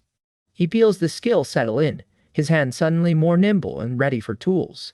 She asks if he learned repairs at home. Shen Yuan casually says yes, then gets to work. He opens the unit while she watches from behind, uncertain but hopeful. She worries because Zhang Shenyong should not be home tonight. Letting Shen Yuan inside already feels dangerously intimate. Shen Yuan assures her it is only dust and a dirty filter. He is calm, and she starts believing him. She realizes he really can fix it. Her suspicion turns into impressed curiosity. While Shen Yuan works overhead, she slips away for a shower to cool down and clear her thoughts. 15 minutes later, she returns looking startled and vulnerable. Cold air finally blows through the room. The repair worked, and her relief is impossible to miss. She thanks Shen Yuan with a shy smile. He steps closer and tells her to come here. She follows him, but hesitation catches up with her. One of Zhang Xinyang comes back now. Shen Yuan gives her a simple answer. No. Her worry does not stop the pull between them. The tension finally breaks as the two fall onto the bed. Shen Yuan asks why not, and the answer is written all over her face. She tells him that from now on, if anything in the house breaks, he can fix it. The invitation clearly means more than appliances. The scene fades to a tasteful blur as she gives in to the moment. She clings to Shen Yuan, breathless and fully caught up in the feeling. Shen Yuan reflects that this is much more interesting than fixing an air conditioner. Fair assessment. Then the mood snaps apart when someone reaches the apartment door. Zhang Xianyong stands outside, disgusted and angry as he enters.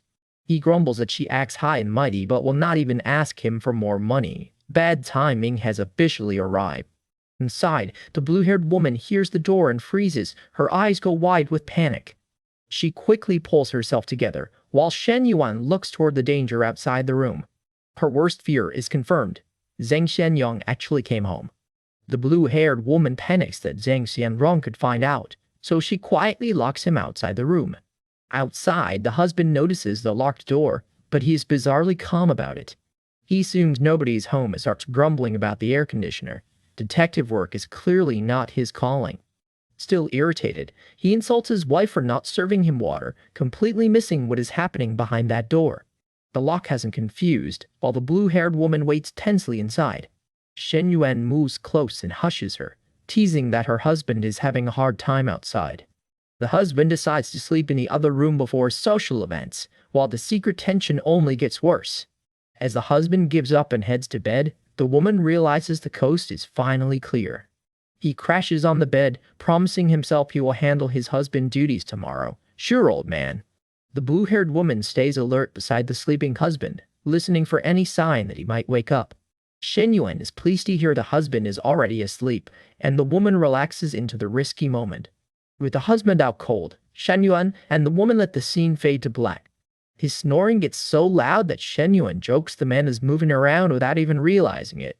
Shen Yuan stays close to the blue-haired woman as the husband sleeps through the entire disaster. The woman is flushed and overwhelmed, thinking Shen Yuan is playing with fire and she cannot resist him. The next morning, the husband wakes with a headache and blames the bar for serving fake booze. His blue-haired wife is calmly making breakfast, looking perfectly composed after a very eventful night.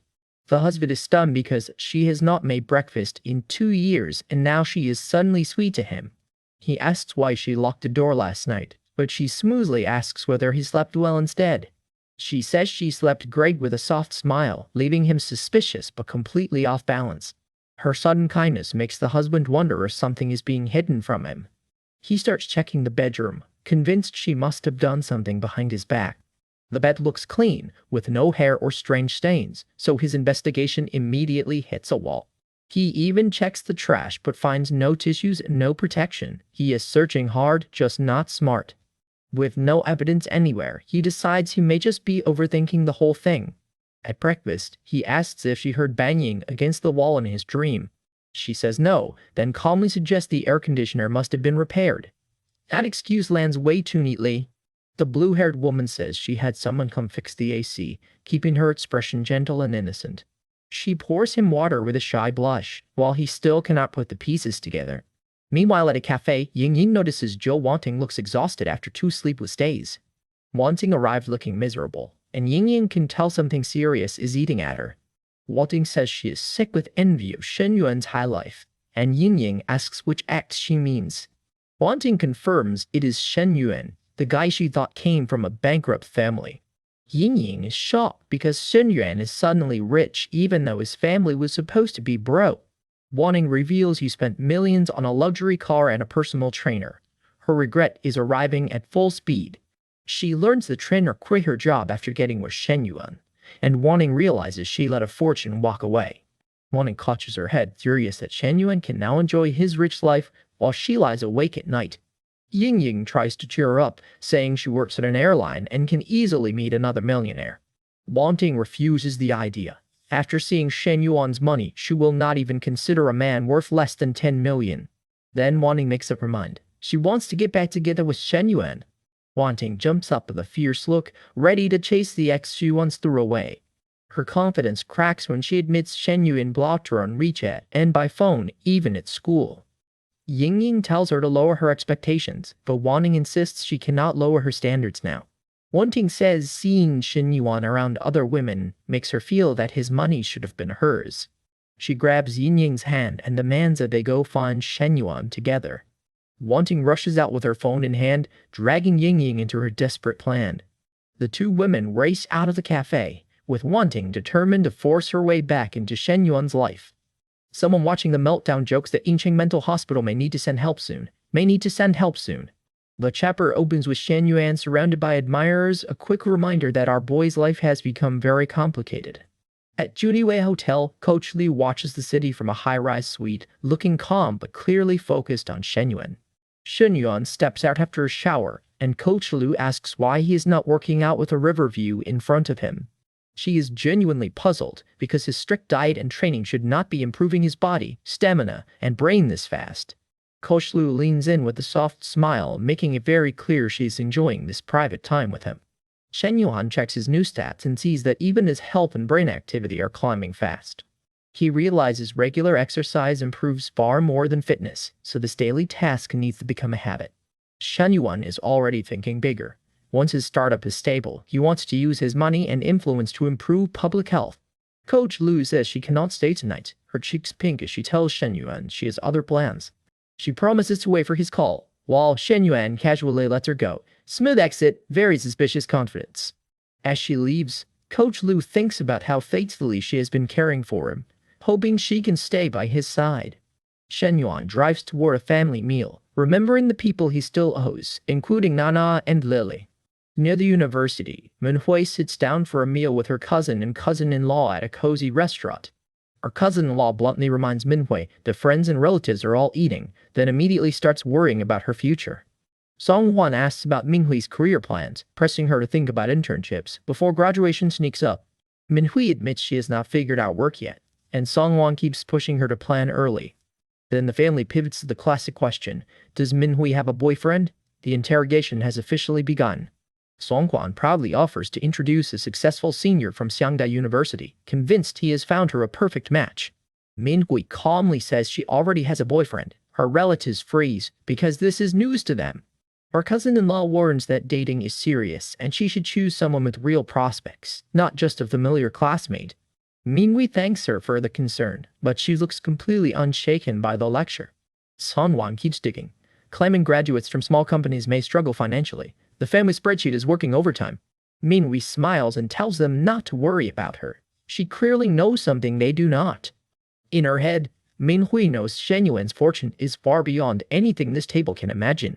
She stands up because her boyfriend is taking her to buy a house that afternoon. Minhui beams as she leaves, enjoying the stunned silence she just created. Her relatives can barely process it. Buy a house? They thought she had a regular college boyfriend. Songwan protests that even wealthy families usually would not buy a house for a girlfriend before marriage. Right on cue, a luxury car arrives outside the restaurant and Minhui heads straight toward it. Shen Yuan calls for Minhui, looking relaxed as if arriving in an expensive car is just another Tuesday. Minhui happily introduces Shen Yuan to her cousin and cousin-in-law, staying close at his side. Shen Yuan politely declines lunch because he promised Minhui they would go house shopping, then offers to pay for the meal. The relatives watch them leave, still stuck on the idea that they are really going to buy a house. Someone realizes he spent all lunch flexing his cousin's achievements, only to learn Minhui's boyfriend drives a 3 million yuan car. Bo's relatives sit there in embarrassed silence. That facepalm is doing the talking for them. At the property office, Shen Yuan hands Minhui the documents. A 166 square meter furnished apartment with 2 parking spots is now hers. The purchase earns Shen Yuan a massive rebate, pushing his liquid assets past 31 million. Minhui looks overwhelmed, and Shen Yuan gently tells her he will find her a Japanese tutor later. She clutches the papers with flushed cheeks, stunned by how easily he keeps changing her life. Minhui tries to protest, but the tiny heart above her says she is not protesting very hard. Shen Yuan notices Minhui's favorability is almost at 100 and decides tonight might be the night to push it higher. Meanwhile, Huiguai lies in bed, staring at her phone. Shen Yuan accepted her friend request, but has ignored every message. Huiguai cannot understand why he has not replied, and the silence is clearly getting under her skin. She sighs that she hates people who fight for attention, then admits she may be becoming exactly that person. Outside the dorm, Kuai Hui tells the other girls to stop chasing Shen Yuan and focus on themselves. The dorm mates agree out loud, but Huigui's skeptical look says nobody is actually surrendering his competition. Kuai Hui jokes that they should go to the library, then immediately wonders if she can sneak out to draft a business plan instead. She admits any girl will be tempted by a billionaire, then gets serious about making herself useful to Shen Yuan. Later, Minhui asks Shen Yuan about her future while they relax together after an eventful day. She asks about joining the business incubator, and Shen Yuan says he has other ventures he can set up for her. Shen Yuan thinks Minhui has potential, but he cannot rely on one person alone if he wants his team to grow. He shows Minhui a list of Japanese teachers, eager to help her build the skills she wants. Minhui is surprised he knows so many names, and Shen Yuan casually says he just searched online. She softens, accepts the help, and decides to choose a teacher with her eyes closed. 20 minutes later, Minhui asks Shen Yuan if this feels right. The chapter politely closes the bedroom door for us. Minhui, flushed and smiling, tells him not to stop and jokes that he will want even more Japanese if she improves. Shen Yuan lies exhausted afterward, thinking a class beauty needs 10 times more stamina than usual. The next morning, a ringing phone cuts through the quiet, and an urgent caller orders Shen Yuan to get over immediately. Still in bed, Shen Yuan answers Li Yuang and asks what emergency could possibly require this much urgency. Li Yuan refuses to explain over the phone and sends the location, leaving Shen Yuan suddenly serious. Shen Yuan gets a call saying the meeting spot has changed to Su Yun Cave, near the counselor's place.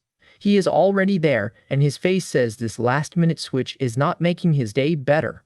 His friend explains that he left in a hurry after friends dragged him off. Shen Yuan just stares through the phone, because apparently punctuality has become a side quest. Shen Yuan snaps that he has been waiting downstairs for 30 minutes. His crossed arms and cold glare make it very clear that his patience is officially out of stock. Standing beside a huge SUV, Shen Yuan wonders if he accidentally ran into someone else. The car looks far too fancy for the casual pickup he expected. His friend arrives looking pleased with himself, while Shen Yuan stays guarded. The contrast is hilarious. One man brought sunshine, the other brought an audit. Shen Yuan dismisses the SUV as a boring service vehicle and jokes about a technician 98. His friend immediately wants to know why Shen Yuan is suddenly talking like a mysterious rich guy. His friend admires the grille, and Shen Yuan calmly says he simply bought the car. Shen Yuan looks almost bored by the reaction, which only makes the flex hit harder. His friend is stunned that Shen Yuan bought a G-Class, calling it his dream car. Shen Yuan cuts him off and asks why he was summoned out here in the first place. The friend wants to talk business over a drink once he finishes up. He is grinning like the day is going perfectly, while Shen Yuan still looks like he is waiting for the catch. Two women spot Shen Yuan from across the street. The woman in the polka dot dress looks startled, while her younger sister instantly recognizes him. The younger sister teases that the counselor is totally into Technician 98. The counselor freezes, embarrassed enough to wish the sidewalk would open up. The counselor realizes Shen Yuan is right there and panics. Her sister is delighted by the drama, but the counselor is already bracing for a painfully awkward reunion. Shen Yuan waves, and his friend asks who the women are. Shen Yuan suddenly looks flustered, which tells his friend everything before he even answers. The younger sister locks onto Shen Yuan with a suspicious glare. She has clearly decided this man is about to explain himself. Shen Yuan offers to walk the counselor home and cook for her. His face is open and hopeful, but her sister is already charging in with full protective sibling energy. The sister calls Shen Yuan shameless for showing up here. The counselor lowers her eyes in embarrassment, while Shen Yuan looks completely blindsided by the accusation. She demands to know why he is hanging around her sister. Shen Yuan tries to follow the logic, but the situation is moving faster than his ability to defend himself. Shen Yuan firmly says she is mistaken and that he is waiting for someone else. His serious expression only makes the sister more convinced she has caught him red-handed. The sister says he expects him to buy that excuse, admitting the counselor had started to like him after his gift. Then she tells him they are done and orders her sister away. The counselor leaves with her sister, stealing one conflicted look back at Shen Yuan. Her heart is visibly racing, but she cannot bring herself to challenge her sister. The younger sister calls Shen Yuan a creep and tells him to go find Technician 98. Shen Yuan is left standing there with the exact expression of a man hit by a plot twist he did not order. His friend watches the women leave and assumes the counselor must be Shen Yuan's new girlfriend. Shen Yuan says she's upset, and any explanation now would sound terrible. Shen Yuan looks down, genuinely troubled by the counselor's reaction. He realizes he has been careless with her feelings, even if he never meant to hurt her. His friend apologizes for the chaos, then explains that the counselor teaches business English. Shen Yuan's awkward silence makes his friend immediately suspect there is more to this story. His friend blurts out that Shen Yuan is hitting on a teacher. Shen Yuan tries to escape the teasing, but his friend has already switched into gossip mode.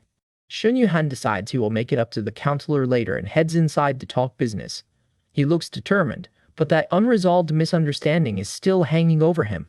At the cafe, a poised barista greets Shen Yuan like she has been expecting him. Her relaxed smile instantly changes the mood from street-side disaster to something much more interesting. The barista smoothly works the register while Shen Yuan and his friends settle in. Everything about her is calm and polished, which only makes the friends stare harder. Shen Yuan orders coffee, while the barista handles it with an easy smile. His friend watches the interaction closely, sensing there is definitely history here.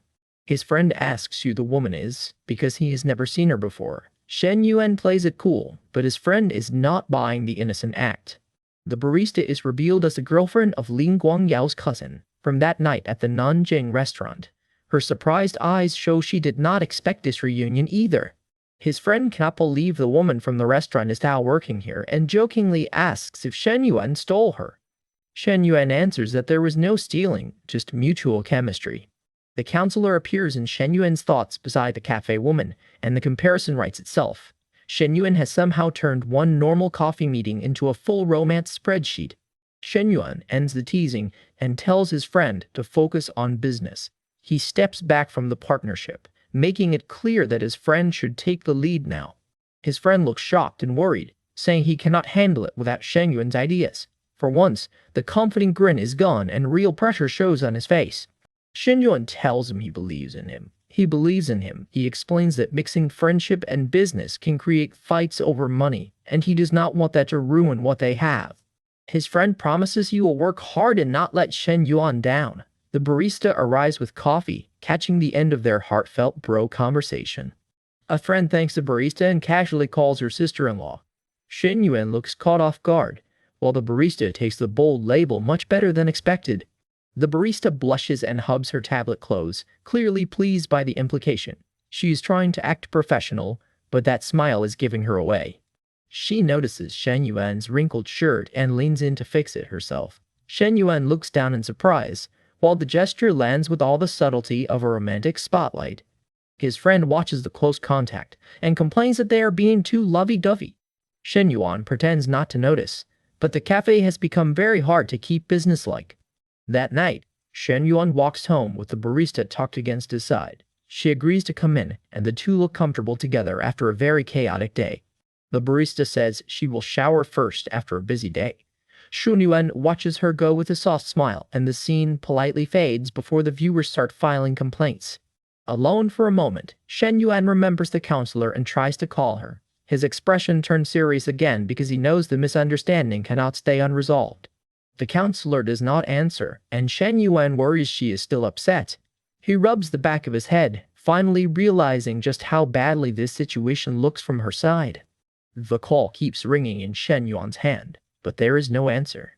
Across town, the counselor is dealing with advice that is about to make the misunderstanding even worse. At Shi's place, the younger sister tells the counselor not to cry over Shen Yuan. She insists they saw his real side today, while the counselor sits quietly and absorbs every word. The phone vibrates again, but the sister tells her to block him. The counselor looks her to block him. The counselor looks hurt and uncertain, caught between what she saw and what she wants to believe. The sisters sit close together as the counselor struggles with the situation. Her sister keeps talking, determined to protect her even if the advice is fueled by anger. The counselor asks why men go to places like that, and her sister gives a blunt answer about what men are thinking with. She's trying to comfort her, but her delivery is pure chaos. The counselor keeps asking why they see things that way. Her sister starts painting a picture of exciting women who know exactly how to keep a man entertained. Her sister describes Shen Yuan hugging and kissing another woman, feeding the counselor's worst fears. The counselor listens with wide-wounded eyes as the imagined betrayal grows bigger. The counselor replays everything in her head and wonders if she pushed him away by holding back too much. She is not angry anymore, just painfully unsure of herself. She finally blames herself, while her sister cannot believe she is still defending him. The chapter ends with the sisters divided by the same misunderstanding, and Shen Yuan still unable to reach her. A girl tries to figure out why she suddenly feels so love-struck, and her confused stare says she is losing that fight fast. Her friend leans in with a knowing smile, while the flustered girl can only hum and pretend she has this under control. She decides Lemeng is behind the distraction, but the real target of all this attention is already getting spammed. Shen Yuan's phone is packed with eager messages from women around campus. Our boy does not even bother opening the queue. He sees the message pile up and thinks these classmates are moving way too fast. Shen Yuan ends the conversation with a cold busy, talk later. That is one way to clear the inbox. One determined woman tells herself that unanswered messages are not rejection. She is still hopeful, and very clearly not backing down. Nana arrives looking polished and confident, calling his name with a smile that is anything but casual. She asks if he likes the view, and Shen Yuan admits that Nana is seriously testing his composure. Nana takes his hand and makes the invitation unmistakably direct. She pulls Shen Yuan close, blushing hard as she asks him to come inside. Nana says he seems different today, excited by the change, while Shen Yuan keeps his cool. She notices he looks more built and asks if he has been working out. The timing is hilariously bold. Shen Yuan suggests moving to the sofa, and Nana is clearly too flustered to argue. He asks if she can ride a horse, then immediately clarifies he means something very different. Nana is embarrassed, but curious. Nana catches on at last, looking equal parts shocked and intrigued by Shen Yuan's ridiculous confidence. He calmly coaches her through it, and Nana blushes so hard she can barely look up. Shen Yuan praises Nana's talent, and the scene fades away with her completely overwhelmed. The next day, Shen Yuan heads to the University Youth League office to submit his startup proposal. The office is swamped by students clutching proposals, and the staffer is drowning in paperwork before lunch. She groans that every student suddenly wants startup money. Bureaucracy has entered its boss fight phase. Elsewhere, Shen Yuan trains at the gym while a call from his secretary comes through. Lulu reports the first wave is in. 653 startup applications and proposals have already been submitted. Shen Yuan asks for the male-to-female ratio, and Lulu reports 627 women to just 27 men. He tells Lulu to handle the screening. Our boy has apparently outsourced romance and administration at the same time. Lulu tries to keep the applicants organized, visibly stressed as the line keeps growing. Shen Yuan tells her not to reject everyone. If a proposal looks good, send it over.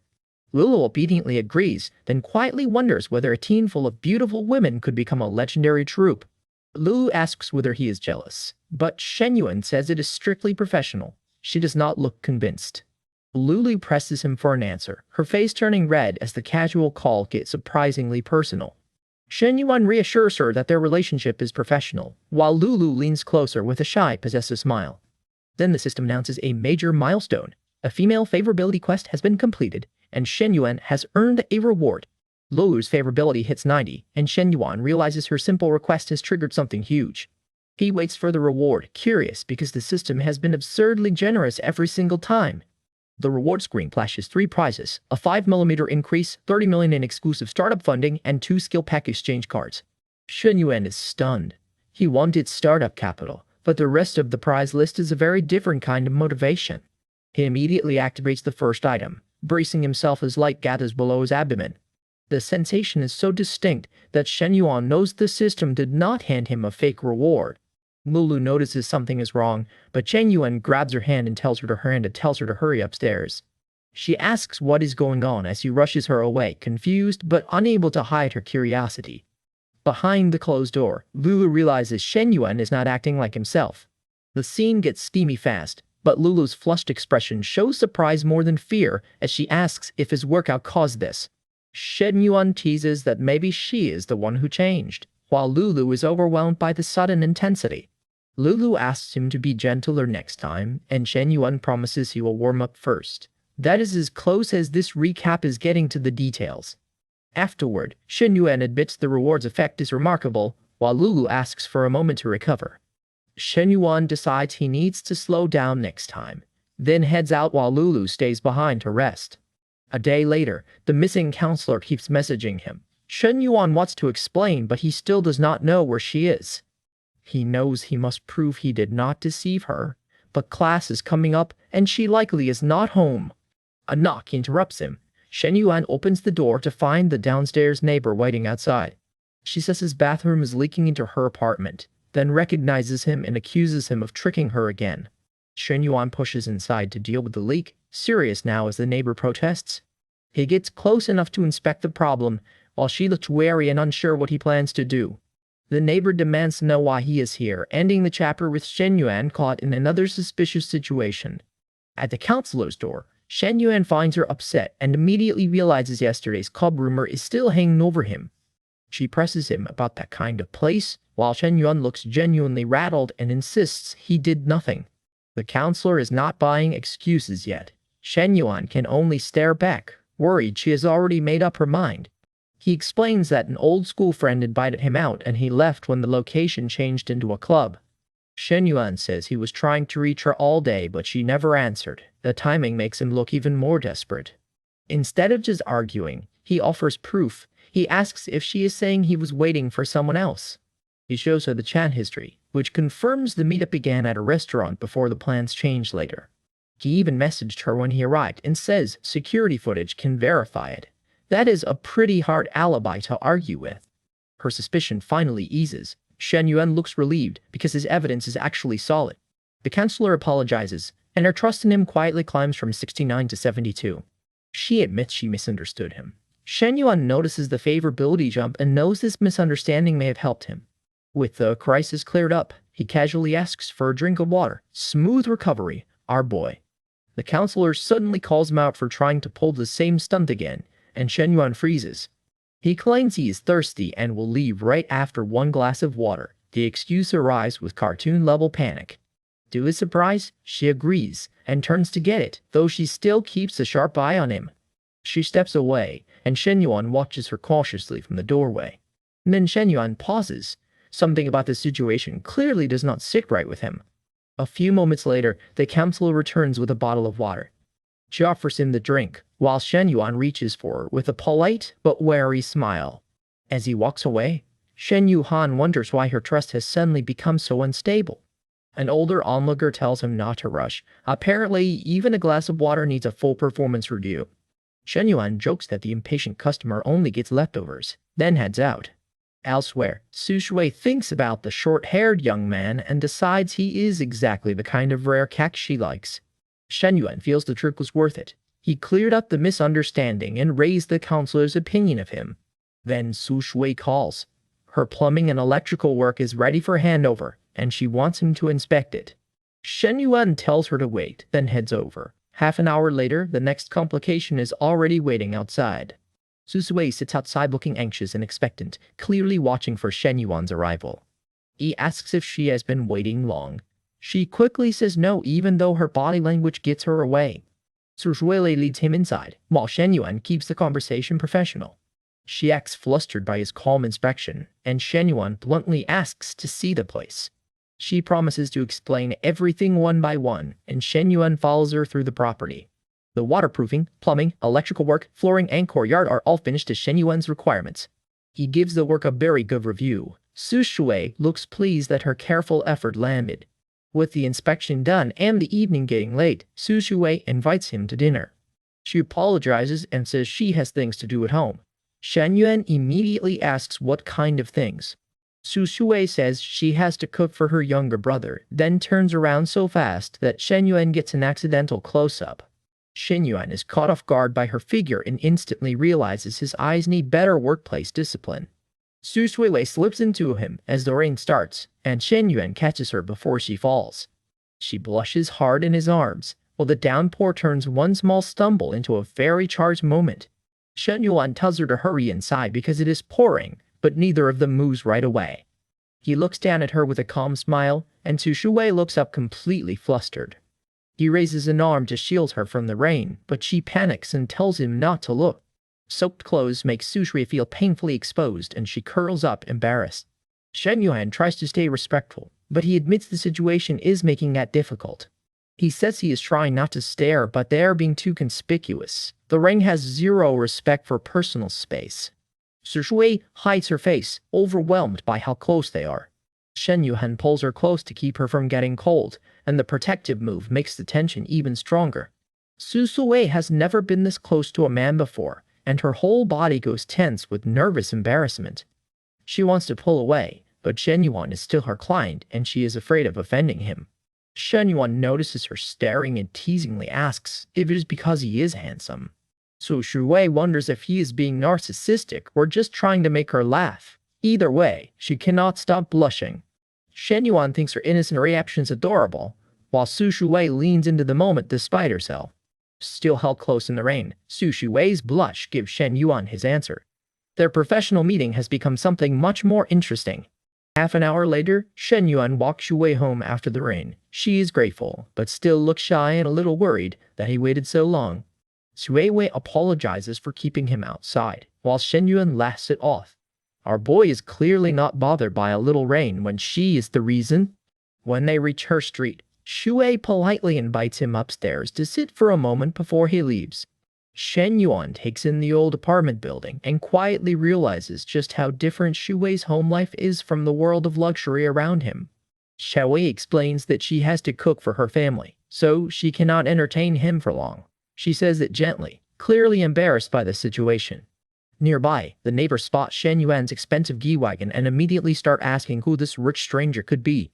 The gossip squad estimates the car costs at least 3 million, and they are already trying to make Shen Yuan into Shui's boyfriend. Subtlety has left the building.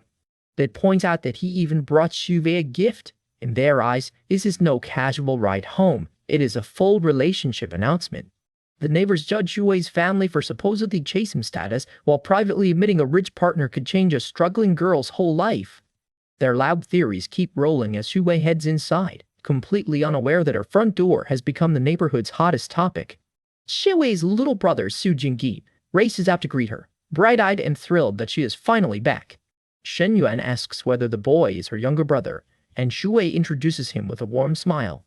She tells Wei Jinji to call Shen Yuan big brother. The boy is bashful, while Shen Yuan looks genuine likes to earn trust. Sui Wei apologizes for her shy little brother, but his attachment to her makes the family's hardship feel painfully real. Their mother comes outside and asks why Shu Wei stepped out.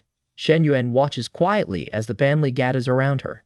So Wei introduces Shen Yuan as her friend, though her mother immediately notices there is something unusual about this visit.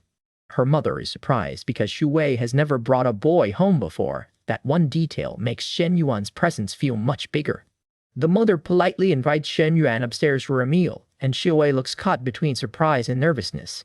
Shen Yuan agrees to stay, while Shu Wei heads in to cook. He is stepping into her real life now, not just giving her a real life now, not just giving her a ride. Inside their modest apartment, Shui Wei asks her younger brother to pour Shen Yuan some water while she gets dinner ready. 30 minutes later, Shu Wei proudly announces dinner. Her nervous energy has turned into the simple joy of feeding someone she cares about. She brings out a homemade meal, modest but carefully prepared. The effort matters more than the menu. Su Jingji cheers that his sister's cooking is the best, and the whole table settles into an unexpectedly cozy dinner. Shen Yuan praises the food and says he is simply happy to taste Shu Wei's cooking. His relaxed smile makes her blush. Shu Wei's mother watches their easy chemistry and thinks her daughter may have found someone special, even if this all feels far too sudden. After dinner, Shen Yuan prepares to leave. Shu Wei stops him because he bought so many things and she wants to repay him. Instead, Shen Yuan asks to use her phone for a second, while Shu Wei looks confused, not knowing what he is about to do. He says goodbye with a casual wave, while Shu Wei stays behind looking surprised and strangely reluctant to see him go. Then Shu Wei's phone lights up with a bank alert. Shen Yuan has transferred 50,000 yuan straight to her. Sui Wei is stunned and calls after him, but Shen Yuan is already walking away. To him it is temporary help, but to her it is overwhelming. Shen Yuan gets back into his gay wagon, but he cannot shake the feeling that something he once lost may be coming back. He tells his secretary to go ahead, and the luxury car pulls away from Shu Wei's narrow street. The secretary reports that only 12 women remain from hundreds of applications, and their files have been emailed to Shen Yuan. Shen Yuan gives his secretary a bonus, and the man is thrilled. This is apparently the reward for surviving boss-level errands. Thinking about Lao Shen's birthday, Shen Yuan decides to prepare gifts for his close friends too. With 30 million in prize money, he can finally be generous. He plans a fair round of gifts for everyone important to him, smiling as he takes control of a life that used to feel out of reach. Back at the apartment, the neighbors are still wondering who the rich man was. Shu Wei's mother has no answer, only growing concern. They decide that anyone driving a car worth millions must be serious about Shu Wei. The gossip has now upgraded itself into matchmaking. The neighbors say that if Shu Wei can be with Shen Yuan, her whole family's life could improve. They are already treating her future like a group project. One neighbor insists Shen Yuan came all the way to their home because he likes Shu Wei, while her mother remains cautious and uneasy. The gossipers argue that Shu Wei must persuade him if she wants a future with him. They have moved from rumors to strategy meetings. Shu Wei's mother retreats inside, troubled by what Shen Yuan's attention might mean for her daughter. She finds Shu Wei and quietly asks her to tell the truth. Her face is serious, but the fear underneath is obvious. Zui asks what is wrong, and her mother brings up the young man from earlier. The question lands hard. Her mother asks about Shen Yuan's relationship with her, while Shu Wei looks startled and flustered. Shu Wei insists Shen Yuan is a major client who brought her home after dinner. She says there is nothing between them, but she cannot hide her nerves. Her mother asks whether this client is interested in her. Sui remembers how strangely intimate his behavior felt today. Sui Wei admits that at their last dinner, there was a beautiful woman who seemed to be Shen Yuan's girlfriend. She has no idea where she stands. Her mother presses her gently, asking what Shu Wei really thinks of him. Shu Wei looks down, suddenly unable to keep the answer simple. Shu Wei says she understands, but her mother reminds her that she is not trying to force a rich marriage. She only wants her daughter to be happy. Shu Wei reassures her mother and hugs her close. For a moment, all the money and gossip disappear, leaving only family. Shu Wei holds her mother tightly, eyes closed and emotional. She understands that the warning came from love, not pressure. Her thoughts drift back to Shen Yuan. and their growing closeness. The memory leaves her blushing, and the tension is very clearly not one-sided. The chapter slips into a private romantic memory between Shui Wei and Shen Yuan. The scene fades away with a knowing wink instead of spelling anything out. Shui Wei's flushed eyes reveal how deeply that memory has affected her. She may deny it out loud, but her heart is already giving her away. The flashback continues at a high level, showing Shen Yuan and the dark-haired woman sharing an intensely private moment. The door is firmly closed on the details. In the memory, Shen Yuan holds her close, and the tenderness between them makes Shu Wei's uncertainty about him even more complicated. The dark-haired woman is shown overwhelmed by the intimacy of the moment, confirming that Shen Yuan's relationships are more complicated than Shu Wei first believed. The romantic memory ends on a close, heated image, leaving Shu Wei with feelings she is clearly not ready to name. Shen Yuan is still in bed when Shu Wei calls. Our boy looks sleepy, but the moment she asks to discuss her apprentice, he gets serious. He tells her to wait, then gets ready to meet. That phone call just pulled him out of a very comfortable morning. At the cafe, Shu Wei arrives early and looks guarded. She clearly has more on her mind than a casual chat. Shu Wei brings up the 50,000 yuan he transferred to her yesterday. Shen Yuan admits it happened, but he did not expect her to take it so personally. She explains that Shu Wei refused the money because she was worried about work. Shu Wei looks embarrassed, like accepting help would cost more than the cash. Shen Yuan insists Shu Wei is not chasing money, and he asks why she summoned him just to argue about this. Shu Wei says she never meant anything by the transfer. Her nervous smile makes it obvious she hates being misunderstood. Shen Yuan tells her there is no point returning it now. He is calm and practical, and that only makes her blush harder. He explains the extra transfer was meant to cover yesterday's expenses. Then he asks whether her husband has been making her accompanying clients again. Shu Wei says no and assures him her husband now has her supervising a construction site. Shen Yuan accepts the answer, but he's in a construction site. Well, he is not fully convinced. As he leaves, Shu Wei thinks about how much easier life would be without her husband, his family, and all their pressure. Divorce is starting to look less like a fantasy. Her phone rings before she can dwell on it. Apparently, peace and quiet have been cancelled for the day. Shen Yuan gets an invitation for drinks at Shu Wei's place tonight. He smiles immediately, because this plan is moving fast. Shu Wei hesitates and mentions her husband might return tonight. Shen Yuan lightly suggests that makes the visit even more convenient. After a long pause, Shu Wei tells him to come over anyway. Shen Yuan's grin says he heard exactly what he wanted. Shu Wei says she has not eaten and offers to cook for him. Shen Yuan is pleased, and suddenly the evening has a whole new menu. By 6 o'clock, Shen Yuan arrives at her place and asks what she has made. Shu Wei looks flustered but quietly proud of the surprise. In the kitchen, Shu Wei serves him herself. Her cheeks are red, and she is putting far more care into this meal than she wants to admit. The special dish is pork kidney and yucamia bark soup. Shen Yuan recognizes the message immediately because subtlety has left the kitchen.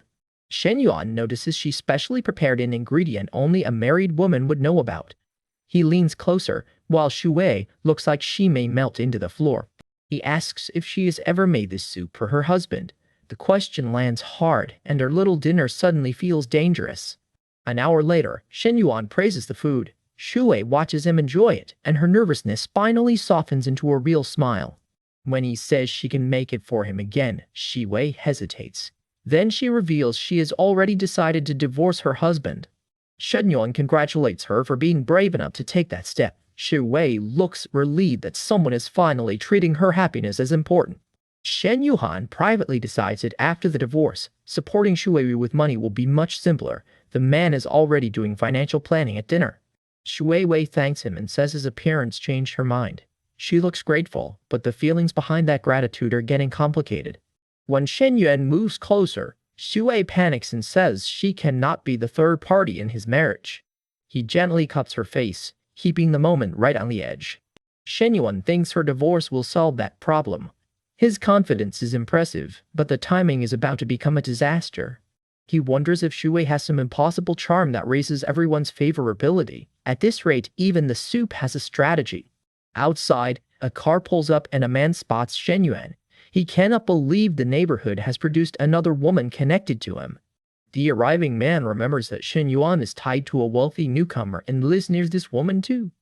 His suspicion turns very sharp very fast. The husband stares with a deeply suspicious little chippy face. He has no proof yet, but his instincts are screaming. He walks in and asks whether she even made soup for him. Shui Wei freezes, then quietly says it was not made for him. The husband complains that the air conditioner is not running because they need to save electricity. Shui Wei calmly tells him it is not hot. Shui Wei realizes Shen Yuan is probably still inside the house. Her face stays composed, but her thoughts are in full panic mode. Her husband says he will take a shower and make her feel better afterward. Shui Wei can only sit there, trapped between disgust and alarm. 10 minutes later, he finds a closed door and starts wondering why Shui Wei never makes soup for him. The clue is practically knocking him over. Inside, Shen Yuan tells Shui Wei she had her chance and should save her energy for tomorrow. Their near miss gets a very cheeky fade to black. The story shifts to campus, where a crowd of women gathers. Something big is clearly happening around Shen Yuan's class. Students line up around a selection list, and one woman smiles like she knows she belongs at the top of it. Based on Shen Yuan's feedback, the school raises the preliminary harem list to 10 boys and 10 girls from each year. Campus administration has gone fully off the rails. Senior Yawen, a tall flight attendant, is already one of the standout candidates. Her confident posture makes it easy to see why. Junior Aisha causes a sensation the second she appears. The candidate list is turning into a beauty contest with serious consequences. Another standout is nicknamed Little D. The crowd is treating these rankings like the hottest event on campus. A goddess from the Star City cosplay community is also in the running, with 200,000 followers behind her. This is no longer a normal school list. One girl looks at the competition and realizes she should have dressed more boldly. Shen Yuan's growing orbit is attracting a frightening level of attention. A student studies the notice for International Trade Class 2, Shen Yuan's class. He starts to suspect this whole selection process is built around Shen Yuan's harem. The list reveals Shen Yuan has already chosen 3 people for the preliminary round. The observer can only call it a wild game. The 3 leading candidates are shown in full, each looking completely ready for the spotlight. Shen Yuan's next move is about to make campus even louder. One final contender steps forward, and the narration promises it is time for the boss to show her moves. The competition is only getting started. At the campus recruitment table, a bespectacled student named Mo Jinwang eagerly introduces himself to Shen Yuan. He looks nervous, but he clearly came prepared. Mo admits he comes from an ordinary family and cannot waste this chance. Shen Yuan's arrival has the nearby girls acting like a celebrity just walked into class. The whispers spread fast. Shen Yuan is here. The recruitment booth suddenly has more spectators than a campus concert. Shen Yuan recognizes Mo Jinwang and gives him his full attention, which immediately settles the anxious applicant. Mo formally introduces himself to the boss, while Shen Yuan stands relaxed in the middle of the crowd. Shen Yuan explains why the 2 applicants passed the first review. Their food shop idea fits the daily needs of nearby students. He remembers their plan for a fried food shop and another small business, showing that he actually read their proposal. Shen Yuan says the school has a gap for fried food, and a storefront near the girls' dorm would be prime territory. Our boy is already thinking like a landlord with homework. Mo blushes at the praise, while his partner silently realizes they may have found a rare backer who understands their business. Mo notices Shen Yuan's resume and asks about his past work as a social network opinion leader. Shen Yuan says he has a 100-person team and has organized major projects before. Mo is impressed, but he still wants to know if this is really an internet operation. Shen Yuan wraps up the boys' interview and tells them to return for the final review. Behind him, the female applicants are already lining up with very serious expressions. 2 hours later, a smaller applicant worries that the job will only go to glamorous candidates. She has no idea how fast this interview is about to get personal. The interview room is quiet as Shen Yuan reviews applications. One pink-haired girl steals herself and asks to speak with him privately. Jinggon approaches Shen Yuan with a blush and asks for a private word. She looks determined, but every step is clearly costing her courage. Shen Yuan sends the other girl out first and calmly invites Jinghan to explain herself. Jinghan asks whether she has already been rejected. Her eyes are wide with worry as she waits for Shen Yuan's answer. From Jinghan's viewpoint, Shen Yuan barely looked at her during the interview. She mistakes his calm attention for a silent rejection. Shen Yuan tells her the finalists will only be decided after another review, but Jinghan cannot hide how badly she wants this chance. Shen Yuan leans back and reminds her that he has already offered one opening. He is making her work for the answer. Jingun suddenly realizes this is her opening. Her anxiety flips into resolve as she prepares to sell herself as the perfect hire. She explains that she holds accounting credentials and is studying for more exams. Even without job experience, she confidently lists every finance task she can handle. Shen Yuan considers her pitch, and Jinhan worries that she should have polished herself into a more conventional accountant. Jingan remembers all the better-connected candidates chasing Shen Yuan, then decides this may be her only shot. Competition is brutal when the boss is this popular. She commits completely and moves in close, determined not to let Shen Yuan slip away. Jingan makes her feelings unmistakable, catching Shen Yuan off guard with a bold kiss. Shen Yuan tells her that skilled accountants are common, but loyal and capable people are much harder to find. Jingyan asks what he thinks, and the air between them turns intensely charged. Shen Yuan says her argument makes sense, then calls her by name. That small bit of approval is all Jinghan needed. Their private conversation becomes a fade-to-black moment, with both of them giving in to the attraction. The pair stay wrapped up in the moment as the chapter skips ahead. The job interview has taken a very unusual turn. Afterward, Shen Yuan tells Jinghan to be his woman and not let the opportunity pass her by. Jingun is stunned that the fierce little dragon maiden was still so inexperienced. Shen Yuan looks entirely too pleased with himself. Shen Yuan promises they will go shopping that weekend, and Jinghan's affection score jumps as she blushes happily. Jingun straightens her uniform and quietly decides that even a small place in Shen Yuan's heart is better than none. Shen Yuan wants her leave and notes that Jinghan's favorability has risen nicely. He treats relationship progress like a quarterly report. 10 minutes later, Jinghan stumbles out looking shaken, and another girl quickly notices something is wrong. The dark-haired girl asks Jinghan why she did this to herself, clearly alarmed by her condition. Jinghan brushes the concern aside and calls her senior. Her flushed smile says she is not regretting the decision. Jinghan feels happier than ever before, while Shen Yuan's thoughts jump ahead to Lao Shen's birthday tomorrow. Shen Yuan plans a lively birthday celebration and tells his mother to prepare a gift. He also knows exactly what jewelry she likes. Shen Yuan's younger sister admires the new car and begs to drive it during summer break. Their father tells him not to spoil her too much. The family happily heads out for Shen Yuan's father's birthday dinner, with his sister still talking about the car. From above, the family piles into the car while Shen Yuan's sister happily declares that uncles and aunts are paying the bill. His sister complains that their mother favors Shen Yuan, then immediately agrees to go to the hotel. Her protest has a very short battery life. At the hotel, relatives are already waiting. The atmosphere looks polite, but Shen Yuan knows this family gathering carries old baggage. The relatives complain that the hosts are late, even though they themselves are still waiting around the dinner table. One relative insists the host should have told them if anything happened, while another looks visibly irritated. An older woman remembers how the family once borrowed money when times were hard, then realizes she forgot to repay it after their fortunes changed. The relatives decide the hosts must have invited someone else first. Their resentment is already looking for an excuse to speak. One man points out that every relative owes favors to the second brother's family, yet they are all ready to criticize him. Another relative says the birthday toast may go down in history today, and the family tension starts bubbling before the guests even arrive. The man at the table quietly imagines this birthday dinner becoming a show for the ages. At the family dinner, Shen Yuan is already pitching car memberships while pretending it is just a friendly offer. Nobody asks, but the sales pitch has arrived. The older man calmly pours tea and ignores him completely. Shen Yuan's smile starts looking a little less confident. The family knows Shen Yuan's relatives were struggling after their business failed, so the showy spending feels suspicious to them.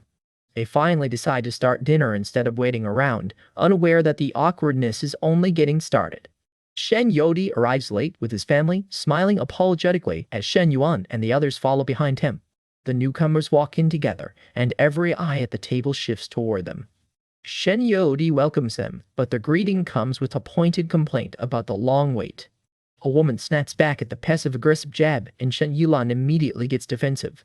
Shen Yuan tries to recover by offering Shen Yuan work at his shop someday, talking down to him with a smug grin.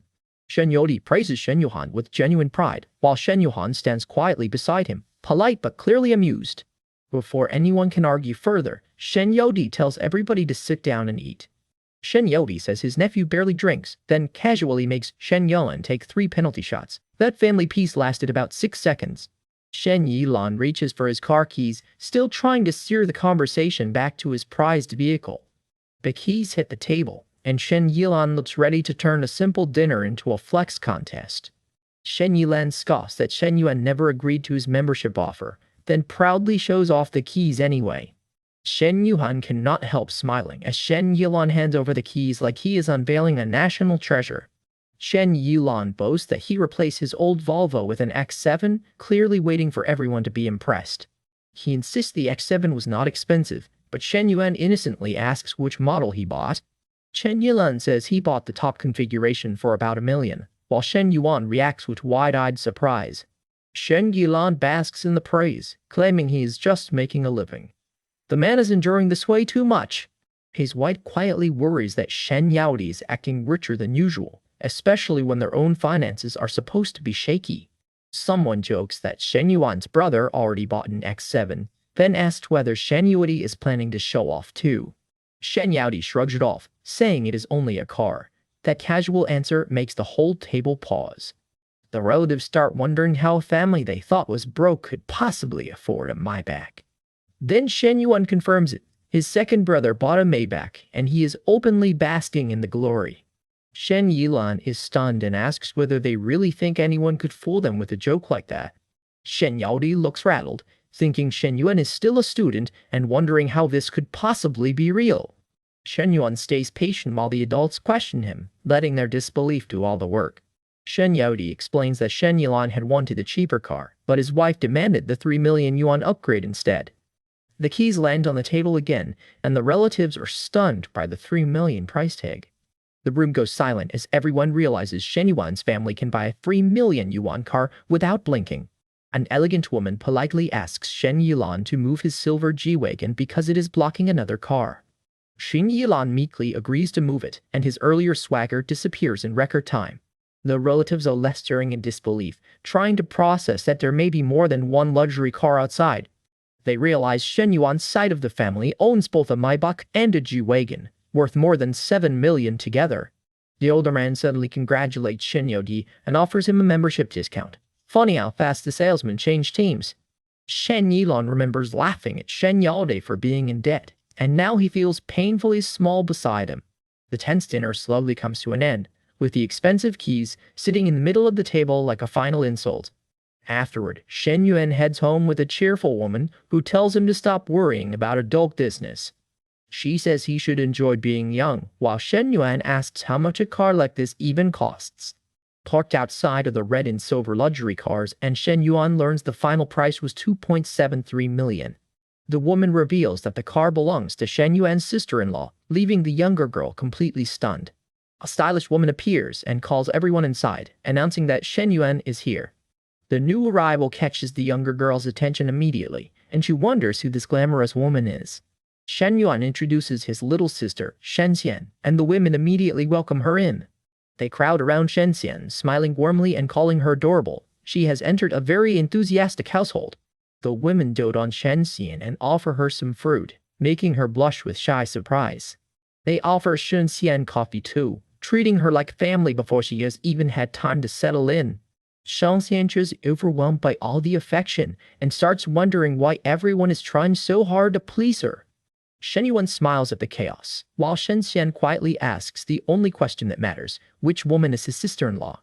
Manglu warmly introduces herself to Nana as Shen Yuan's sister, while Nana blushes at the sudden family welcome. Nana is introduced as the owner of the house, and the labels sister-in-law lands on her like a surprise exam question. Nana stares at Shen Yuan in disbelief, clearly wondering how she suddenly gained 2 sisters-in-law. Shen Yuan casually confirms that the 2 women beside him are both family, while Nana's brain starts buffering. Nana's wide eyes say it all. This family gathering has become a lot bigger than advertised. Menglu and Kang Xian stand together looking far too pleased, while Nana wonders if her brother is playing some wild game. Shen Yuan keeps a relaxed smile and lets Nana ask the obvious question. Is this really true? Menglu answers with affectionate confidence, and Qinchen looks bashful but completely on board. Nana finally calls Shen Yuan a scumbag, and honestly, she has questions the whole room is avoiding. Menglu tells Nana to get used to it, then promises the sisters can go out and have fun together. With college exams over, Nana's about to start school tomorrow, and the older women decide she needs a proper welcome. Qian Chen reassures the overwhelmed girl that after a few days together, she will open up. Nana looks nervous, but not unhappy. Nana watches the three women getting close at record speed and feels like the only outsider at her own family gathering. The story flashes back to a simpler friendship, then Nana points out that actual best friends can contact each other directly. Nana dryly compares the situation to biological sisters becoming best friends, but she's not buying this explanation for a second. She calls them fake besties and complains that Shen Yuan gets to enjoy both sides of the family drama. Shen Yuan heads off to rest, while Menglu invites Nana to go shopping for clothes, shoes, and a bag. Qian Qin praises Nana's fashion sense, and Menglu cheerfully offers to teach her all her styling secrets. Nana brightens at the offer, and the three women quickly head downstairs for their outing. The women leave in a bright orange car, but Menglu pauses to say she will catch up after handling something first. After waiting 10 minutes, Nana gets told to take a taxi ahead. Her patience is officially on a timer. Nana realizes Menglu has gone back upstairs, and she gives up trying to understand Shen Yuan's very complicated household. Upstairs, Shen Yuan lies in bed, unaware that Menglu has quietly returned with a very different plan. Menglu leans close, flushed and playful, and Shen Yuan instantly senses that something is pressing against his face. Shen Yuan asks if she has lost her mind, while Menglu's expression makes it clear she is not backing down. Menglu points out they are alone in the house now, and Shen Yuan looks caught completely off guard. When Shen Yuan asks why she did not go shopping, Menglu moves closer instead of answering from a safe distance. Menglu admits she stayed to keep him company, while Shen Yuan suspects this is another one of her secret maneuvers. Menglu pretends not to understand his accusation, but her bold posture gives the game away. The mood turns steamy fast, and Menglu drops the innocent act with a confident smile. Shen Yuan takes control of the moment, and Menglu looks thrilled that her little ambush worked. Menglu calls him hubby and teases him about the name. The shopping trip has taken a very unexpected detour. The pair disappear into a private, affectionate moment, and the recap politely fades to black. Menglu asks him to say it again, and Shen Yuan gets the message, loud and clear. An hour and a half later, the scene finally cuts away, leaving Shen Yuan to recover from his surprise afternoon. Nana calls to say the shopping is almost done, and Shen Yuan immediately heads out to meet them. At the store, Shen Yuan tells him to wait for him and walks toward a massive G-Wagon outside. A shop employee spots the luxury SUV and suddenly remembers the young man who came in months ago. The employee recognizes Shen Yuan as the customer who came to cash out his credit card, and now he is arriving in serious style. The memory hits hard. Shen Yuan was once just a young man trying to clear his card, and now he carries himself like he owns the night. The clerk remembers Shen Yuan paying everything at once, buying freely and thanking him on the way out. The employee stares at the G-Wagon and wonders how a guy this young made that kind of money so fast. Shen Yuan joins Qian, Nana, and their friend among the shopping bags, looking calm while everyone else notices the car. The court decides Shen Yuan must have found a rich older woman. He is spectacularly wrong, but the gossip has confidence. The employee's imagination runs completely wild, turning one luxury car into a ridiculous fairy tale. In his fantasy, the secret is simple. Find a rich older woman, treat her well, and everything will magically work out. The fantasy gets even more absurd, while the real Shen Yuan simply stands there with his shopping crew and his hard-earned new life. Shen Yuan pulls up at home with Yuan Xuan, and she immediately asks why he has been splurging so much. He explains that Shuang Xuan is about to start university, so he bought her clothes, bags, and little gifts. Big brother energy is fully switched on. Xuan Xuan smiles to herself as Shen Yuan walks her inside, clearly pleased by how seriously he is treating her. She catches that grin and teases him about the bill because no family visit is complete without an audit. Shen Yuan admits he spent more than 400,000, but says the eldest princess of the family deserves it. Xuan Xuan playfully threatens to report him to their parents for buying 2 sisters-in-law and skipping her. Shen Yuan fires back that she is trying to get him grounded, but he promises to make it up to her. On the drive home, Xiong is delighted that her blackmail worked, while Shen Yuan tells her to name the next thing she wants.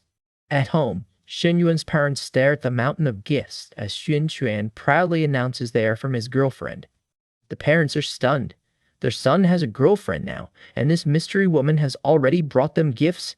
Shen Yuan says they have been together for a while. He had not mentioned her because he was never sure their relationship would last.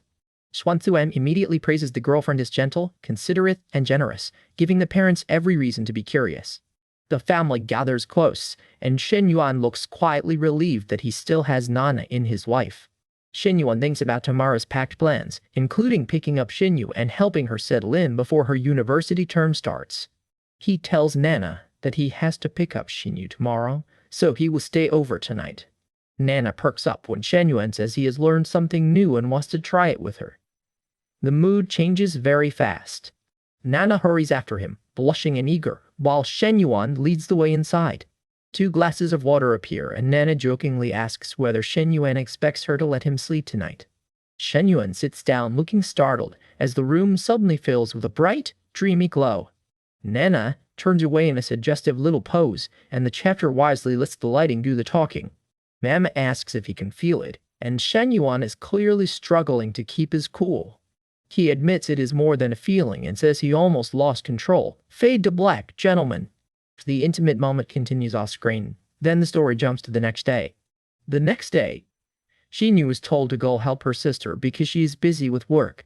Xinyu rejects the idea of hiring a nanny, insisting she can do laundry and cook while helping her sister herself. Shen Yuan offers to make sure Xinyu adjusts comfortably, and his aunt tells him to take good care of her. When the new G-Wagon rolls up, the older women can only stare. Shen Yuan's wallet is making very loud introductions. Xinyu's mother worries that the little girl has changed so quickly since Shen Yuan came into her life. In the car, Shen Yuan asks where Xinyu applied after doing so well on her entrance exams. She says, Star City. Shen Yuan says, that is good news, because his sister can keep an eye on her there. Xinyu blushes at the thought.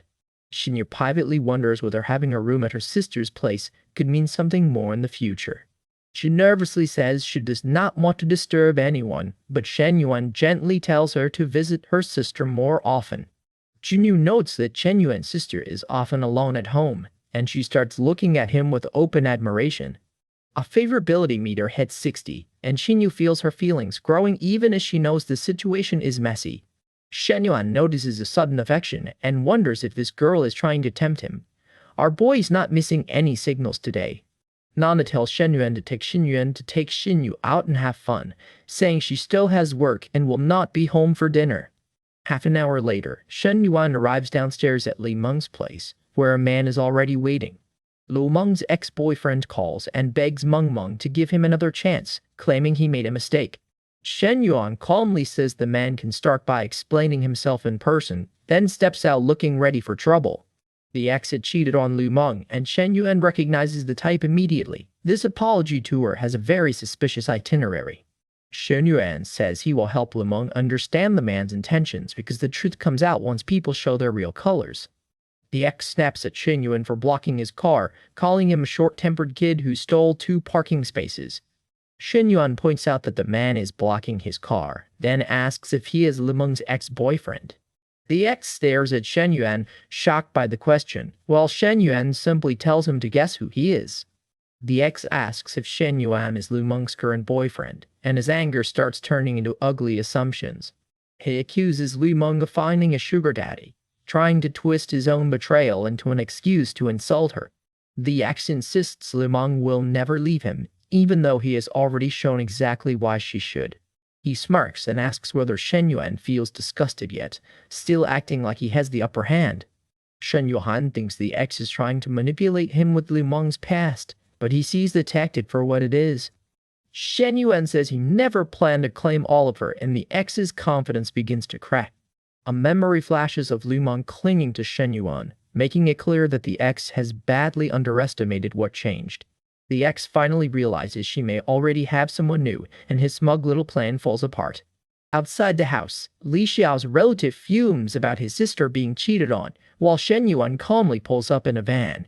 Li Xiao rushes over to Shen Yuan, looking relieved and a little flustered as he tells her to get in. Li Xiao approaches in her fitted plaid dress, trying to look composed even as the tension follows her to the car. Her relative warns Shen Yuan never to come back, but Shen Yuan barely gives him the satisfaction of a reaction. Li Xiao gets into the van with Shen Yuan, leaving the angry man standing outside with nothing but his assumptions. The relative suddenly realizes Shen Yuan might be dating both sisters. Our boy gives him a smug little smile and lets the rumor cook. As the van pulls away, Shen Yuan tells the man to mind his own business. That advice arrives about 5 minutes too late. The man watches them leave and grumbles that rich people can do whatever they want, especially when two sisters seem involved. The abandoned relative throws up his hands in disbelief as the gossip spirals completely out of control. Inside the van, Li Xiao asks what Shen Yuan meant by that two sisters' comment, clearly embarrassed but unable to hide her curiosity. Shen Yuan says he was only trying to make that pestering man back off. Li Xiao blushes because the explanation does not exactly calm her down. Shen Yuan changes the subject and invites Li Xiao to the mall for dinner and a movie, and her nervous look starts turning hopeful. Li Xiao worries that anything expensive is too much, but Shen Yuan casually says he will buy it if she likes it. Li Xiao protests that he already bought her an expensive bag, showing she is touched by the attention even while trying to resist it. Then Li Xiao admits her little sister's birthday is coming up and asks Shen Yuan to help pick a surprise gift. Shen Yuan agrees, but makes one condition clear. If he buys something, Li Xiao has to accept it. Shen Yuan grins to himself, already confident he can find a way to make Li Xiao say yes. At the clothing store, Shen Yuan encourages Li Xiao to try on anything she likes while she heads toward the dresses. Li Xiao politely asks the clerk for a small size, smiling with the kind of nervous sweetness that gives away how special this outing feels. She picks a pale dress, unsure whether it will fit, and decides to try it on anyway. Li Xiao enters the fitting room and tells Shen Yuan to call her if she needs help. A moment later, Shen Yuan gets a call and immediately looks up, sensing that Li Xiao has run into trouble. Li Xiao says the zipper is stuck in the back and asks Shen Yuan to help because the sales clerk is nowhere around. Shen Yuan steps into the fitting room and tells the blushing Li Xiao to turn around so he can fix it. Li Xiao tells him not to come any closer, but Shen Yuan promises he will simply zip the dress and leave. Li Xiao looks back over her shoulder, cheeks bright red, and tells him to hurry. The room just got very small. As Shen Yuan stands behind her, he is stunned by how elegant the dress makes Li Xiao look. Li Xiao asks Shen Yuan to zip it already, and he carefully reaches for the clasp while she tries not to panic. Shen Yuan reassures her he will not rush because breaking the dress would mean paying for it. A very practical excuse for standing close. While working on the zipper, Shen Yuan playfully asks whether Li Xiao prefers calling him teacher or counselor, and she gets even more flustered. Pressed close behind her, Shen Yuan's teasing leaves Li Xiao breathless and visibly overwhelmed by the intimacy. Li Xiao softly tells him not to use either title, asking him to just call her by her name instead. Shen Yuan's hand slips near the clasp, and Li Xiao gasps his name as the awkward zipper fix gets dangerously personal. Shen Yuan calls her Li Xiao and tells her to remember this feeling, while she blushes too hard to give him a proper answer. 5 minutes later, Li Xiao finally calls a stop before their little fitting room problem becomes a whole different kind of problem. Li Xiao admits they are already crossing a line, but Shen Yuan is still having trouble focusing on the zipper. Li Xiao insists he should just zip it up and go, finally pulling herself back toward common sense. Shen Yuan discovers the dress will not close properly and bluntly blames the fit, leaving Li Xiao mortified. Embarrassed and frustrated, Li Xiao tells Shen Yuan to get out of the fitting room. The clerk returns and offers another style, giving Li Xiao a graceful escape from the most awkward moment of her day. Li Xiao emerges in her original outfit and walks away with Shen Yuan, though she cannot quite meet his eyes. Li Xiao hurries after him, asking why he looks so serious. He's trying very hard not to laugh. She makes him promise to behave from now on, and Shen Yuan agrees with the innocent smile of a man nobody should trust. They leave the store side by side, and Li Xiao is still blushing while Shen Yuan enjoys every second of it. Li Xiao says she will behave next time, which only makes it obvious there will definitely be a next time. A glowing affection score reaches 75 as Li Xiao quietly smiles beside him, clearly falling harder than she wants to admit. Shen Yuan remembers the advice that shameless flirting raises affection, then hears store staff wondering if Li Xiao is affection, then hears store staff wondering if Li Xiao is his third girlfriend. The staff correct themselves and call Li Xiao his fourth girlfriend, adding another imaginary entry to Shen Yuan's growing legend. One clerk says she has not seen Miss Zhou around in ages, while the other is still busy counting Shen Yuan's supposed girlfriends.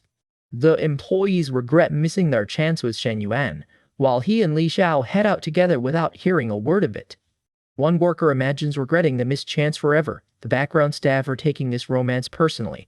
Shen Yuan leads Li Xiao to a hot pot restaurant, and she follows with a quiet, happy yes. At their table, Shen Yuan orders 2 bowls of iced soup first, treating the meal like a real date now. Shen Yuan thinks about advice he received and decides he needs to find out whether Li Xiao can drink. Li Xiao sits across from him at the hot pot table, unaware Shen Yuan is already plotting his next bold move. At dinner, the table is loaded with hot pot and enough food to make this business talk feel dangerously comfortable. Ms. Cafe asks Shen Yuan about his summer plans, and he calmly says he plans to spend it with her. She leans in with a confident smile, reminding him that his startup is already making noise. She wants everyone to know he is her discovery. Shen Yuan looks rattled. He knows the bigger the risk, the better the rewards, and this woman is definitely not playing small. When he asks if she memorized every point in his textbook, she fires back. All of them. She is clearly enjoying making him sweat. She tells him to come over tonight so they can finish the lesson. Shen Yuan's surprised face says this tutoring session has unusual office hours. Shen Yuan agrees with a smug little grin, saying that the more he tutors, the better he gets. He says he wants to strengthen their bond while the deal is still hot, but adds that he wants her to relax around him too. Her cheeks turn bright red at his smooth talk. Even the server arriving with drinks feels like accidental backup. She asks for a cold drink, trying to cool down after Shen Yuan's teasing puts her on the spot. The server makes the switch, while Shen Yuan quietly realizes tonight cannot be all about work. He decides he needs to raise the favorability of the other women around him too. Our boy is treating relationship management like a side quest list. A quick montage reminds him just how many important women are already tangled up in his life. A message from Donna says she misses him. Shen Yuan remembers she's away training with Coach Liu, so he tells himself to stay focused. He replies that he's having dinner and will pick her up afterward. Ms. Cafe offers to send him the time later, and Shen Yuan waits at the restaurant with his drink. She politely says she has work to finish. Shen Yuan sees through it immediately. She cannot let anyone see her getting flustered in public. He tells her not to worry and leaves her to it, while she watches him go with a mix of relief and disappointment. 1 hour later, Long Jinghan finally arrives outside, looking nervous despite trying to play it cool. Wang Jinghan waits under the streetlights in a bold outfit, her expression caught between anticipation and doubt. She climbs into Shen Yuan's car and asks where they are going. He answers simply, "A hotel." Long Jinghan looks down, carrying the weight of her difficult past while wondering if Shen Yuan might finally understand her. Once inside, Long Jinghan asks him to be gentle tonight. Her voice is shy, but she is clearly trusting him with something important. Her confidence slips as the moment becomes real, and Shen Yuan notices just how vulnerable she feels. Shen Yuan pauses instead of rushing ahead, watching Long Jinghan carefully as she reacts. Long Jinghan calls his name with watery eyes. Situation is clearly hitting harder than either of them expected. Shen Yuan worries this is worse than last time and asks if their role play is really okay. He checks on her directly, his teasing expression fading into real concern. Long Jinghan is embarrassed that he took the act so seriously, while Shen Yuan admits he thought she wanted the domineering guy routine. She blushes furiously and asks why he did not tell her first. Shen Yuan can see she was genuinely overwhelmed. He apologizes and promises to warn her next time, gently admitting that her reaction startled him too. The tension melts into affection, and Long Jinghan worries about what she will wear to school tomorrow. Priority survives somehow. Shen Yuan reassures her that she will have new clothes. The night fades out with Long Jinghan finally relaxing in his arms. 2 hours later, Shen Yuan calmly suggests some new bags and clothes for tomorrow, as if this is just efficient trip planning. Long Jinghan scrolls through the choices in disbelief, then asks if she can really pick from all of them. She is stunned by how casually he solves problems that once felt impossible, and the feeling leaves her flustered.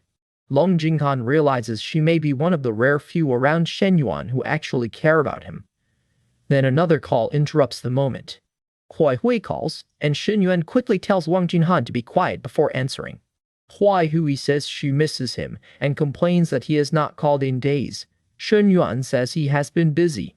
She asks when they can meet, and Shen Yuan offers Monday or Tuesday. Hui Hui accepts, but tells him he had better behave. After the call, Shen Yuan heads toward the bathroom while Long Jinghan slips away, still blushing from the interruption. Alone on the bed, Long Jinghan wonders if Shen Yuan can truly respect her feelings, not just play along with her games. Her doubt does not last long. She calls for Shen Yuan to come in and help her, making her choice clear. Long Jinghan approaches the bathroom in a robe, looking shy but determined.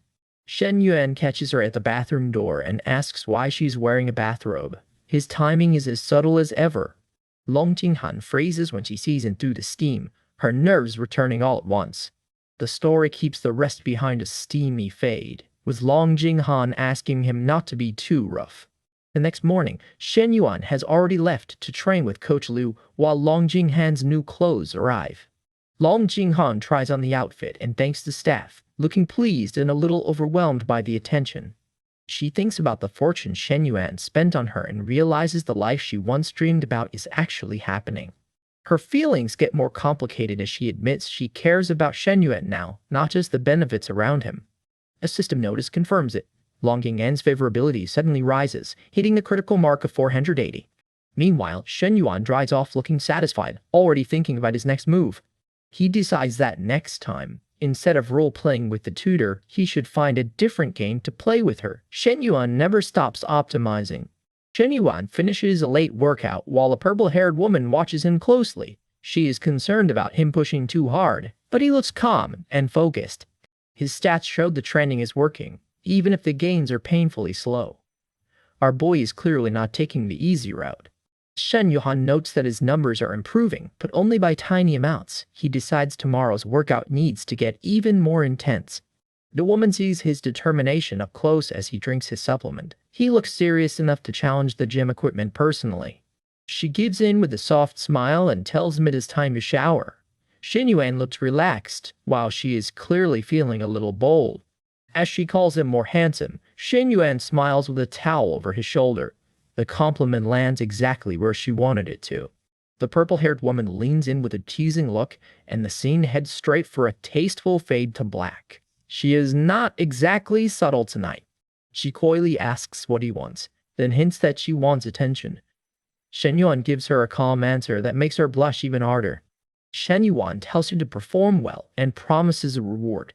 Her nervous smile says she is very motivated to earn it. Her face turns bright red as the flirting finally gets its payoff off screen. Then the chapter jumps to the next day. The next day, Shen Yuan arrives at the entrepreneurship project signing ceremony. He looks composed as the auditorium fills with attention. In front of the audience, Shen Yuan steps up to sign a massive 1 million yuan agreement. This student project just got very real. A young woman in the crowd watches him with a flushed, dreamy expression. She's impressed by the new side of Shen Yuan. Her friend teases her for staring at her student. The woman tries to deny it, but the blush is doing all the talking. The gossip gets even bolder as they wonder whether Shen Yuan has found someone already.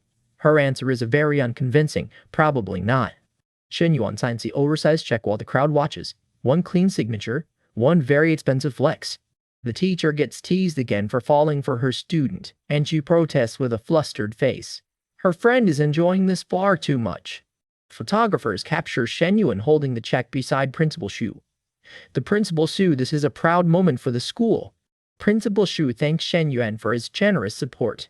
Shen Yuan listens politely, but he is already thinking about what comes next. The principal says the school can launch more projects if this one succeeds. Shen Yuan agrees to consider it, provided the plans are worthwhile. Principal Xu tells the reporters to focus on Shen Yuan and the pride of their international students. Shen Yuan handles the spotlight without blinking. Shen Yuan walks away after the ceremony, already treating the school project like one piece of a much larger board. The school leaders discuss giving Shen Yuan more recognition, including an outstanding student award. One administrator worries he barely attends class. Principal Xu dismisses the concern and pushes for Shen Yuan to be honored anyway. Apparently, results are the best attendance record. The skeptical administrator calls Shen Yuan's grades terrible and his attendance worse. He looks ready to argue the whole ceremony away. Principal Shu stands firm, saying Shen Yuan's vision can influence both the school and future competitions. The critic has no answer left. A stylish blue-haired reporter catches Shen Yuan before he leaves. Her bright smile says this is not just a routine interview request. The reporter introduces herself as Shen Yuan from Xincheng TV and invites Shen Yuan to a feature on outstanding university students. Shen Yuan notices his counselor nearby and worries an interview with a woman could attract suspicion.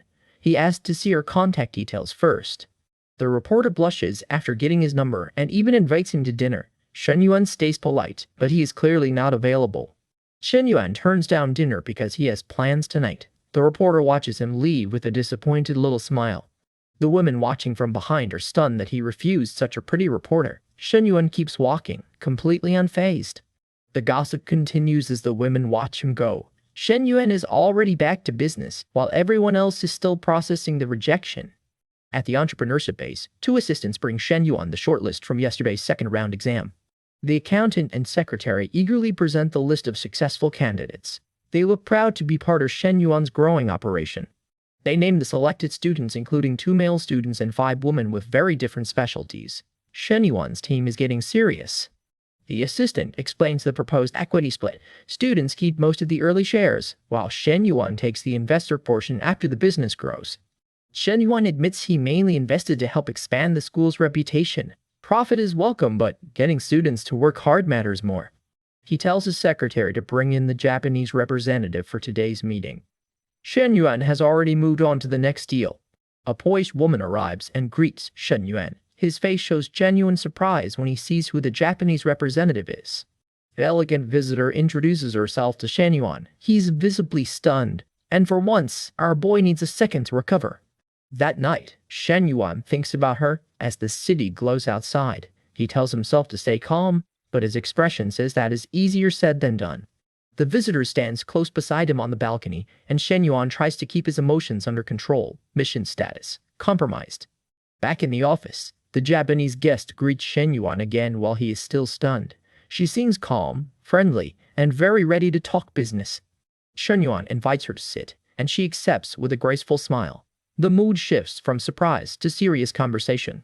She asks whether his entrepreneurship plan is a campus supermarket that could eventually expand off-campus like Amazon. Shen Yuan realizes she has done her homework. Shen Yuan admits that kind of growth is his dream, then asks why Amazon became so successful. She listens with an interested, approving look. He explains that success is more than prices. Strong service, a good reputation, and taking care of employees can crush the competition. The visitor is impressed that Shen Yuan understands the Hong Kong model so well. She smiles as the conversation becomes much more promising. Shen Yuan adds that copying that success in other cities is difficult. The real challenge is adapting the model, not admiring it. The guest proposes expanding slowly into Japan and asks why he studied Japanese. Shen Yuan looks thoughtful before answering.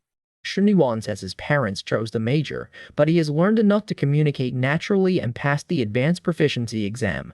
The guest sees the opening immediately. If Shen Yuan's language skills and products are strong, he could become the bridge for expansion into Japan. Shen Yuan imagines being surrounded by talented women as the Japan plan takes shape. Business ambition and romance chaos. That is a dangerous combination. Back in the dorm, Shen Yuan's roommates complained that Yan-san's project got approved while theirs was rejected. The idea was a lingerie shop aimed at international couples, and the room treats it like the most ridiculous startup pitch ever. One roommate argues that opening that kind of shop on campus makes no sense, especially when the market seems so narrow. Another guy keeps reading the proposal while the others question how Yan-sang even got past the selection. They decide the accepted applicants must be filler spots. The jealousy is doing cardio at this point.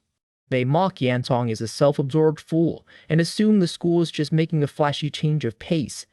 Then one roommate sees a campus post and realizes Shen Yuan has not even been back to the dorm lately. He remembers how every girl in class used to stare at Shen Yuan, and suddenly starts wondering what our boy has been doing.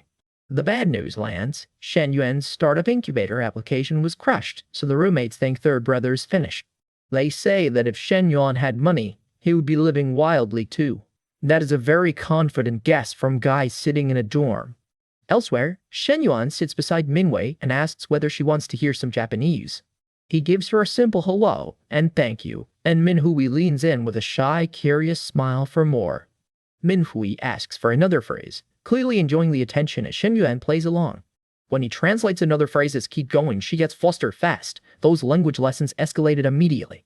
Shen Yuan smiles and tells her to say something more interesting, watching her blush grow deeper. Minhui admits he probably likes movies with this kind of vibe, and she is now openly teasing him. She calls him a very knowledgeable senior and asks for another line, even though she is blushing from head to toe. Minhui suddenly protests, but her embarrassed pose makes the moment feel much less convincing than the words. Shen Yuan privately enjoys the dangerous chemistry, thinking a woman this tempting could drive any guy crazy. Minjuri imagines herself against Shen Yuan's chest and feels things going much smoother than she expected. Shen Yuan cuts the flirting short and brings them back to business, telling her to sign the contract. The secretary presents the deal. Shen Yuan's investment totals 2,200 yuan, and Minhui signs without hesitation. With the paperwork done, Shen Yuan says they will wait and see how the senior's next execution test plays out. The system suddenly announces that Shen Yuan has completed the 10 million investment reward. Shen Yuan slumps back in shock, realizing the system reward is finally arriving. He receives complete ownership of Jingfu Health Management and its chain of health screening centers, fitness clubs, and yoga studio. Just as he absorbs the news, Minhui messages that she misses him and wants to meet at the cafe. Shen Yuan agrees to meet, while Minhui cannot wait to see him again. At a clothing store, Minhui shops with a friend, still glowing from Shen Yuan's attention. Her friend asks if the gorgeous incubator girls have considered making their relationship public, but Minhui says she does not care. Still, Minhui admits that behind all Shen Yuan's joking around, he has a maturity that feels far beyond his age. She quietly admits she likes that he seems destined to do something big. Her friend jokes that she would fall for Minhui right there, while Minhui chooses an even bolder outfit for Shen Yuan. Minhui proudly thinks Shen Yuan is going to be amazed today, and her new black outfit makes the plan obvious. Her friend tells her to stop, but Minhui is fully committed to the dramatic entrance.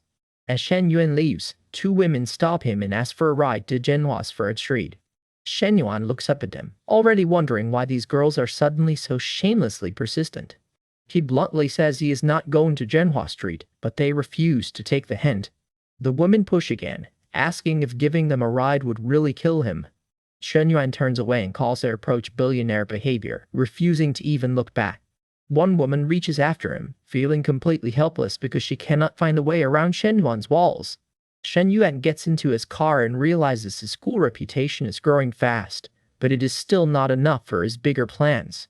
He decides to use Jingfu Health as his starting point and build a true business empire step by step. Our boy knows he cannot swallow the whole world at once, so he focuses on curing Hui's lovesickness first. He arrives at a cafe and decides to grab coffee while he waits. Business mogul by day, relationship emergency service by lunch. Inside the cafe, Shen Yuan walks up to the counter and orders a cappuccino from Shen Yi. Xin blushes hard and awkwardly calls him brother-in-law, instantly making the situation weird.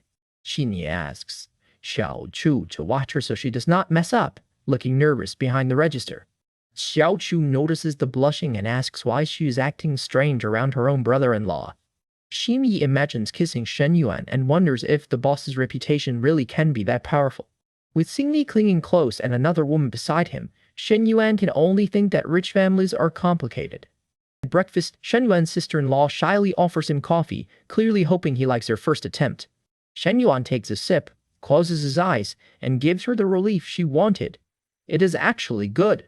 Her cheeks go bright red as she admits she learned American-style coffee just for him. The coffee is doing less work than that smile. She asks whether he cannot sleep at night, then immediately insists she needs to get back to work. Smooth recovery, almost. Shen Yuan agrees, and she practically rushes away while clutching her things, still embarrassed, but happy. That evening, a glamorous blonde woman arrives saying she missed Shen Yuan badly. She climbs into his lap and wraps herself around him. Shen Yuan admits he missed her too, but she wants to hear more than that. The blonde woman blushes hard and calls him out, asking if he really only missed her body. Shen Yuan strokes her hair and tells her he misses everything about her, not just one part. She melts against him, but teasingly warns that if he goes all out today, she may not walk tomorrow. The warning only makes Shen Yuan grin. The reunion quickly heads toward a tasteful fade to black. He promises he will be gentle, which is the kind of promise this panel immediately makes suspicious. By morning, the blonde woman has left a note asking him to sleep longer while she attends class. Shen Yuan wakes up alone and reflects that she seems more mature than before. That afternoon, Shen Yuan turns back to business. A former boss has already cashed out and fled, leaving the company in his hands. At Jingfu Hells, the remaining executives sit around the table wondering who will be fired first. Shen Yuan walked into the company beside an older manager, looking far younger than anyone expected for the new president. Staff whisper that the young man might be the new boss, and nobody looks comfortable with that possibility. The manager introduces Shen Yuan, says the former president has left, and thanks the staff for their past support. The general manager pledges loyalty and says everyone will work hard under President Shen. Shen Yuan simply says it is nice to meet them. Shen Yuan keeps it brief. Today is introductions, but he has a meeting with everyone tomorrow. He tells the HR director there will be no other arrangements for now, except for the director and CFO to stay behind. Shen Yuan asks for the last 3 months of reports and wants them sent to his email immediately. He asks how long the 2 key directors have worked here. One says 5 years, while the other has reached 3. Shen Yuan dismisses them politely, already studying the people and power structure around him. Alone in his office, Shen Yuan thinks managing a company comes down to people, authority, and money. He calls his secretary and gives her a sharp order: finish the startup project and prepare the handover. His secretary is stunned that his mysterious boss really owns a business outside the company. Apparently, the plot keeps receipts. The secretary panics at the workload while Shen Yuan calmly piles on financial statements and HR reports. She complains that she has classes every day, but Shen Yuan tells her to start an internship and stop planning to be a secretary forever. She snaps into work mode and promises the reports and address will be ready by tomorrow. After reviewing the numbers, Shen Yuan finds poor staffing, high marketing costs, and a company full of expensive problems. He knows the company needs a serious overhaul, but he refuses to act blindly before he understands every department. Shen Yuan decides the first priority is a smooth transition for the key positions. With company matters finally settling down, Shen Yuan realizes he has not seen his sister-in-law for over a week. Outside by his car, he calls her repeatedly and gets no answer. His worry starts rising fast. A contact finally answers and says she went home hours ago because of a family emergency. Shen Yuan learns she still did not answer when called later, and he heads home immediately. He reaches the apartment and hears an angry woman making a huge scene over a water leak. The neighbor accuses Shen Yuan's family of ignoring the leak, breaking in, and frightening a child. Shen Yuan stares at the crowded hallway as the woman claims she was only acting for her dead husband's old friend. A small red-haired child clings to an adult's leg, terrified, while Shen Yuan's sister-in-law looks shaken beside the crowd. Someone urges Auntie Zhang to let it go, but the upset woman insists this cannot be allowed to slide.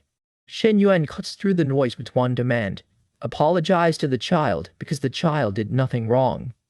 The older woman refuses and asks why she should apologize, but Shen Yuan does not back down. The red-haired woman recognizes him at once. Shen Yuan's arrival changes the temperature in the whole hallway. She looks stunned and nervous as Shen Yuan stands beside the child, calm but clearly done with this mess. The older woman turns nasty, accusing them of acting like a married couple before marriage. Shen Yuan repeats that she should apologize. Shen Yuan steps forward with the red-haired woman and the child behind him, making his position impossible to miss. A young man in a red vest storms in, furious that anyone is forcing his mother to apologize. He charges at Shen Yuan, but our boy catches him before the confrontation can even start. The attacker snarls at Shen Yuan, only to find himself completely outmatched at close range. Shen Yuan drops low, takes control of the man's arm, and turns the lunge against him. One sharp strike lands, and the loudest man in the hallway suddenly learns a very practical lesson. He hits the ground hard, staring up in pure shock as the crowd freezes. The onlookers recoil, while Shen Yuan remains composed. The argument just became a lot more serious. Shen Yuan stays cool as sirens close in, telling the troublemakers that the police are already on their way. The gang instantly loses its swagger when someone spots the patrol car. Funny how courage disappears on schedule. Li Wenlong fumes at his men for calling the cops, while they nervously insist they had no idea Shen Yuan had connections. A police officer steps in and demands to know why this crowd has turned the building into a crime scene. The officer is identified as Shen Yuan's cousin, a detail that makes Li Wenlong look even more uncomfortable.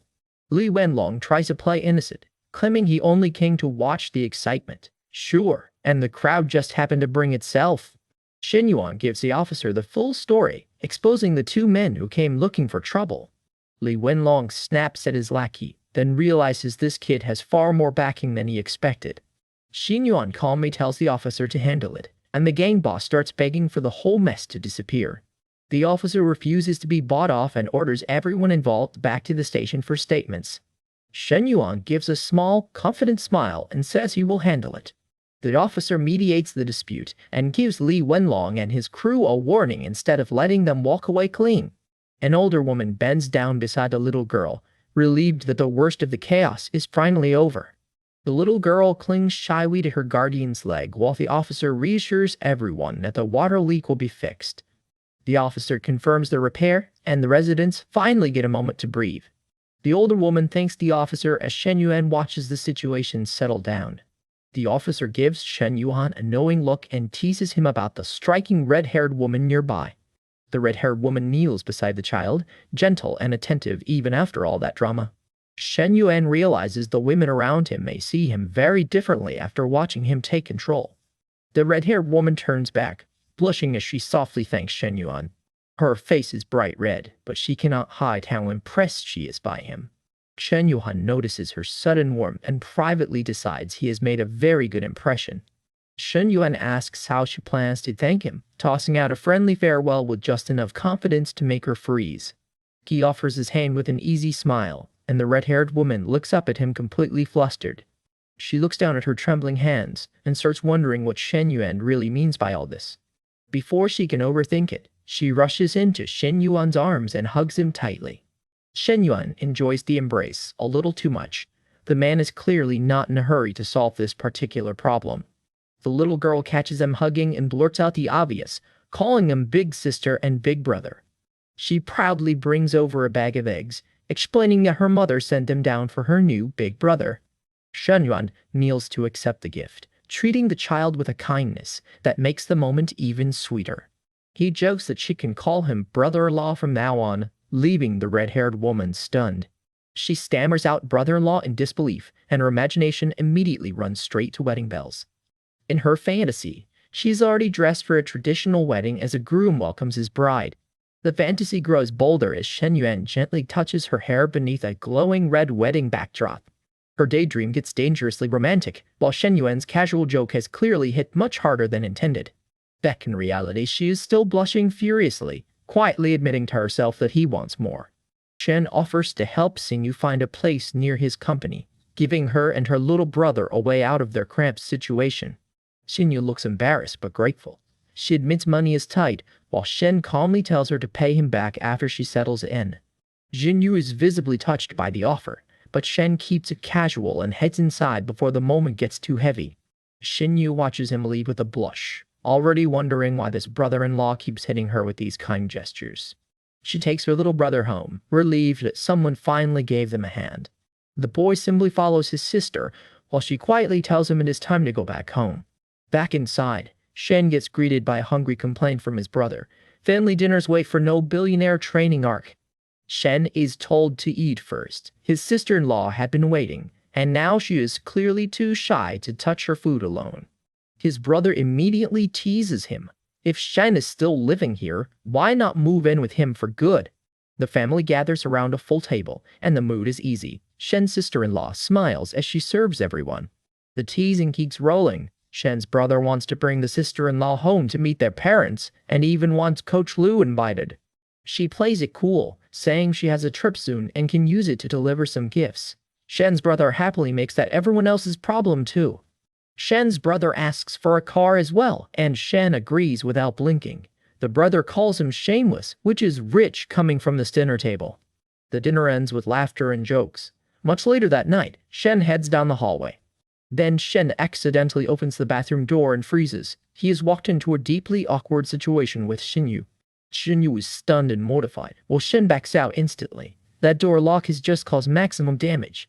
Shen apologizes over the phone, but Shen Yu says it was not his fault. She forgot to lock the door.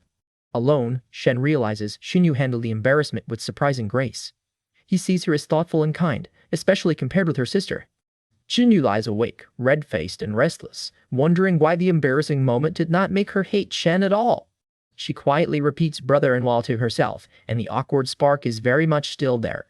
The next day, Shen is back to work. A glowing system prompt reminds him that romance is not the only thing heating up. Shen trains hard at the gym, focused on the body transformation mission, and the business is waiting on his next move. His weight is nearly down to 75 kilos, and his body fat is dropping fast. Shen knows the fitness mission is almost complete. He tells Coach Lu to inspect 2 gyms and a yoga studio, checking service, staff, and every weakness before he buys. Coach Lu is stunned when Shen says he already bought them. Shen barely knows the details, but he knows the opportunity. Coach Lu explains that even a small fitness club costs millions, and a polished one can cost far more. Shen has bought 2 gyms and a yoga studio in one move. The system issues a time mission, increase Jinfu Health's net profit by 5% within 3 months. Shen sees the problem immediately. The industry is saturated, and raising profits that fast will be a serious jump. Shen decides he has no time to waste. He needs to cut costs, raise value, and get these businesses moving within 3 months. Coach Lu leans in and asks what task Shen has for her. She is ready to play corporate spy, and she looks way too pleased about it. Coach Lu asks if Shen wants her to be a corporate spy. Shen gives the job to her, and she is delighted by the assignment. The next day, Shen reviews the reports in his chairman's office. Coach Lu's investigation should be finished soon, but Shen has another problem to handle first. Shen calls manager Jia in and asks why the gyms and yoga studio are thriving while the medical checkup center is barely breaking even. Manager Jia Nanshu smiles nervously as he steps in. He knows Shen is not asking for a friendly update. Jia claims the checkup center's profits are already decent, but Shen's cold stare says that excuse is not landing. Jia quickly promises a plan to expand the business, recruit people with connections, and bring in more orders. Shen catches the gap immediately. If expansion was already necessary, why did Jia wait until now to start recruiting? Jia folds under the pressure and admits he focused too much on new equipment while neglecting other priorities. Shen says Jia does not need to make a big reflection speech. He is acting like a student caught skipping homework. Shen tells Jia he can go. Jia leaves confused, wondering what Shen meant when he asked about Jia's family. The second Jia is gone, Shen makes his real judgment. This manager must be replaced.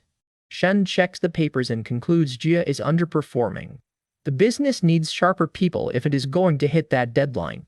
Shen calls for his secretary, already moving on to the next piece of the plan. His secretary arrives looking nervous but attentive. Shen's serious expression makes her think she is in trouble. Shen reassures her that nothing is wrong. She is still getting used to the job, and he knows it. The secretary relaxes as Shen tells her nobody in the company would dare trouble her. Then Shen gives her a real incentive. Work hard for 2 months, and he will allocate 200,000 yuan for her. She is shocked and asks if he really means it. Shen's offer is enough to make anybody sit up straight at their desk.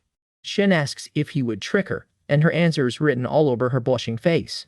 The secretary thanks him, explaining that people always ask about his investments because he keeps handing out opportunities that change lives. Shen reflects that some things must be built step by step. Even a man with money cannot recruit every useful person overnight.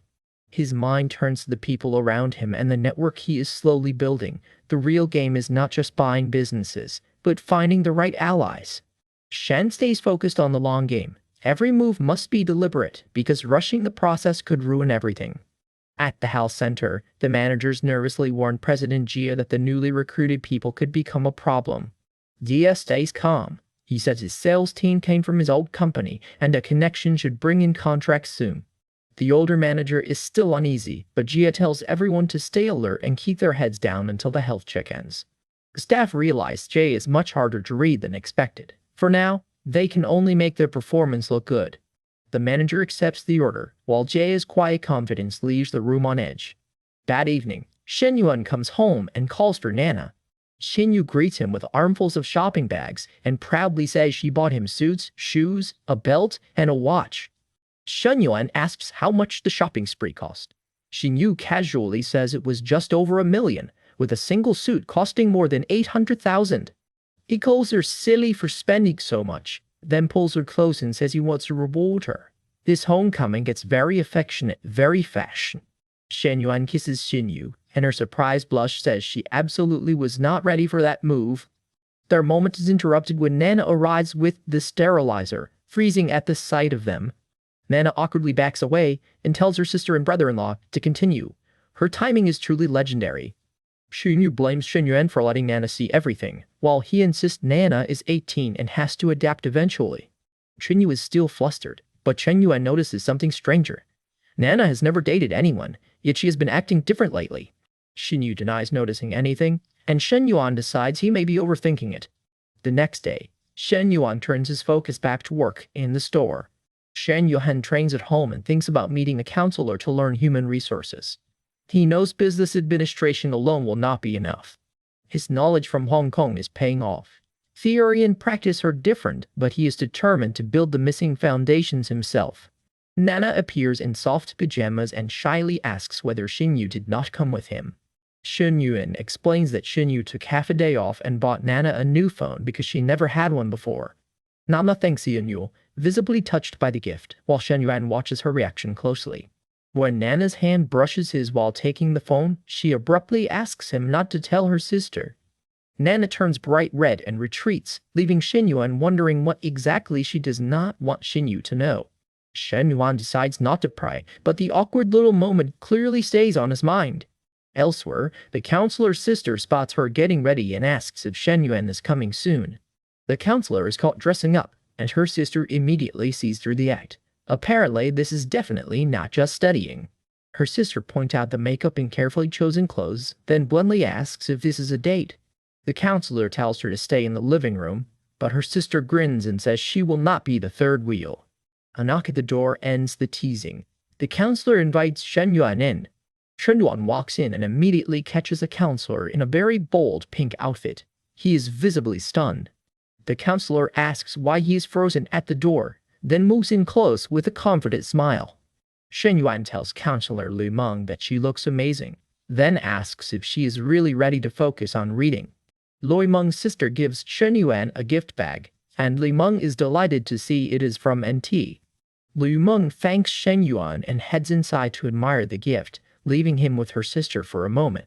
Her sister thinks Lu Meng is way too easy to win over, while Shen Yuan wonders why a small gift has changed the whole mood.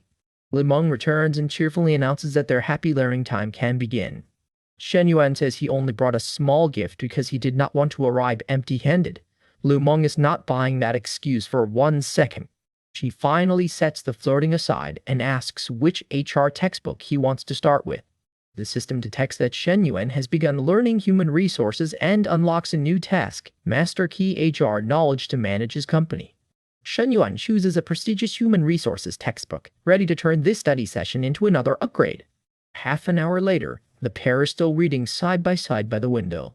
Lu Meng notices Shen Yuan is unusually restrained. Before she thinks, he would have already made a move. Shen Yuan tells the counselor to continue, focused on the lesson despite the increasingly close seating arrangement. Lu Meng does not believe he is here only to study. She decides to test him again.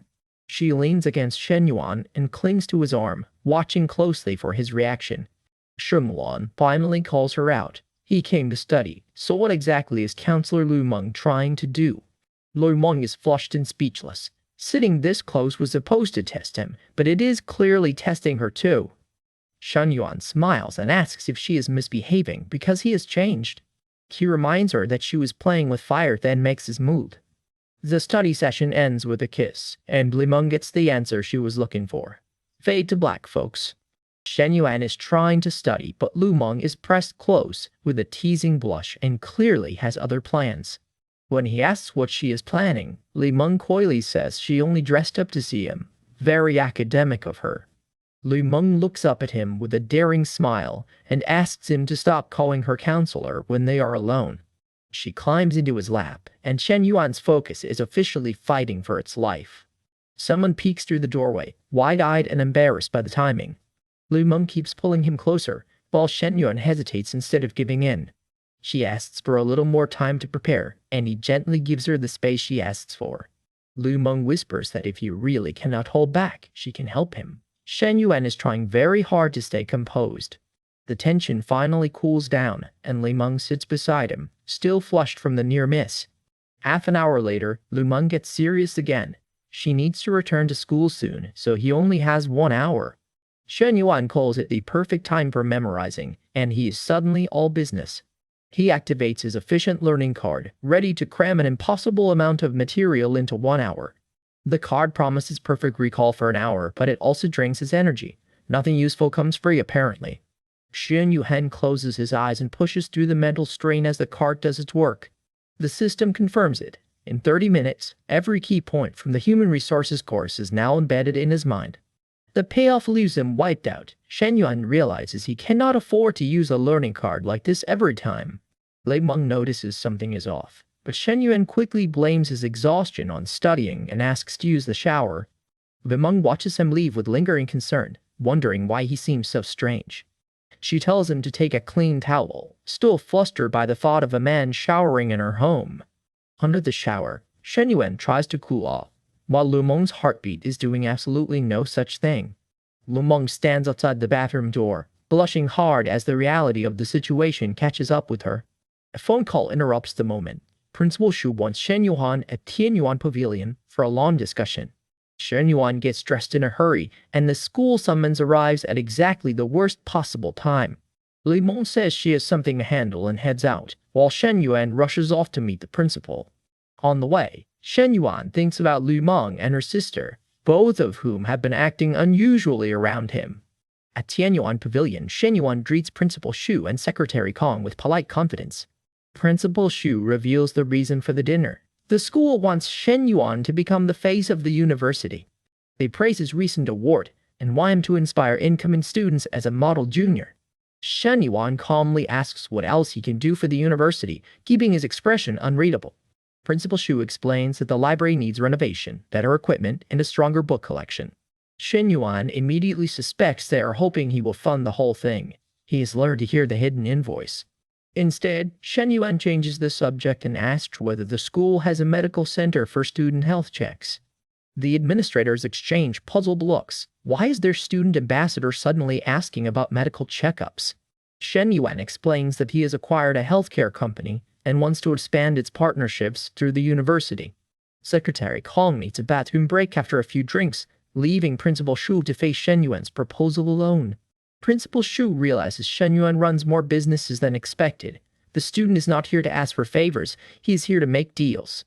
Principal Shu asks what Shen Yuan is really suggesting, and Shen Yuan has clearly been waiting for that question. Shen Yuan proposes a trade. His company can support the library project, and the school can direct health check cooperation his way. Principal Su agrees to send the credentials and discuss the details later. Shen Yuan has turned a school request into a business opening. Shen Yuan takes one very technical sip of wine, looking pleased with himself. Smooth operator mode activated. Secretary Kong returns dizzy and calls it a night, missing the fact that Shen Yuan has already flipped the meeting in his favor.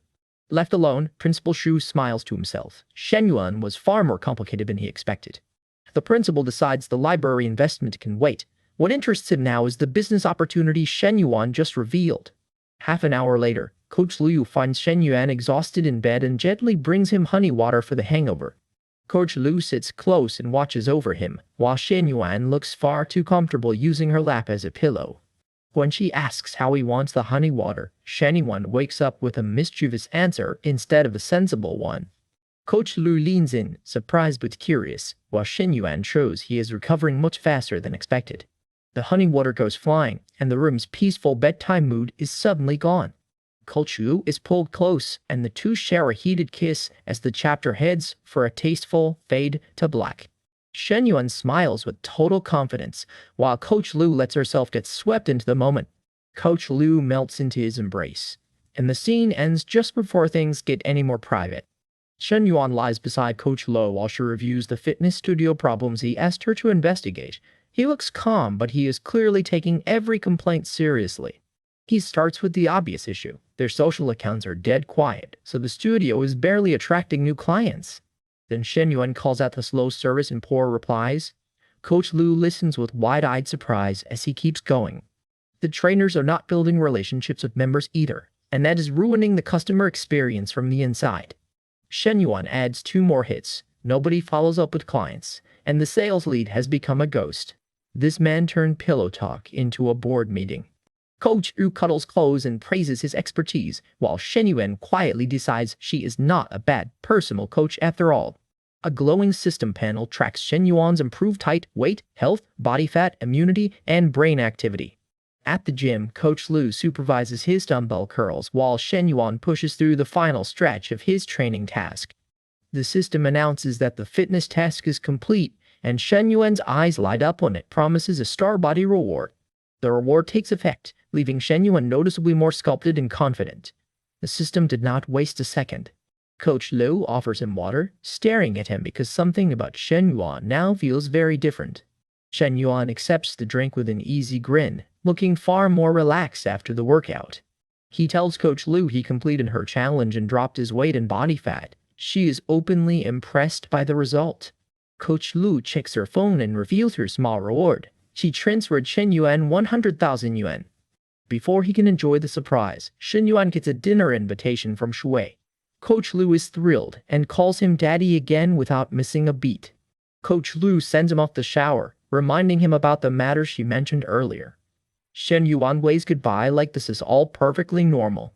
Later, Shen Yuan arrives at Shui's place and wonders why she chose to wait outside instead of inviting him in.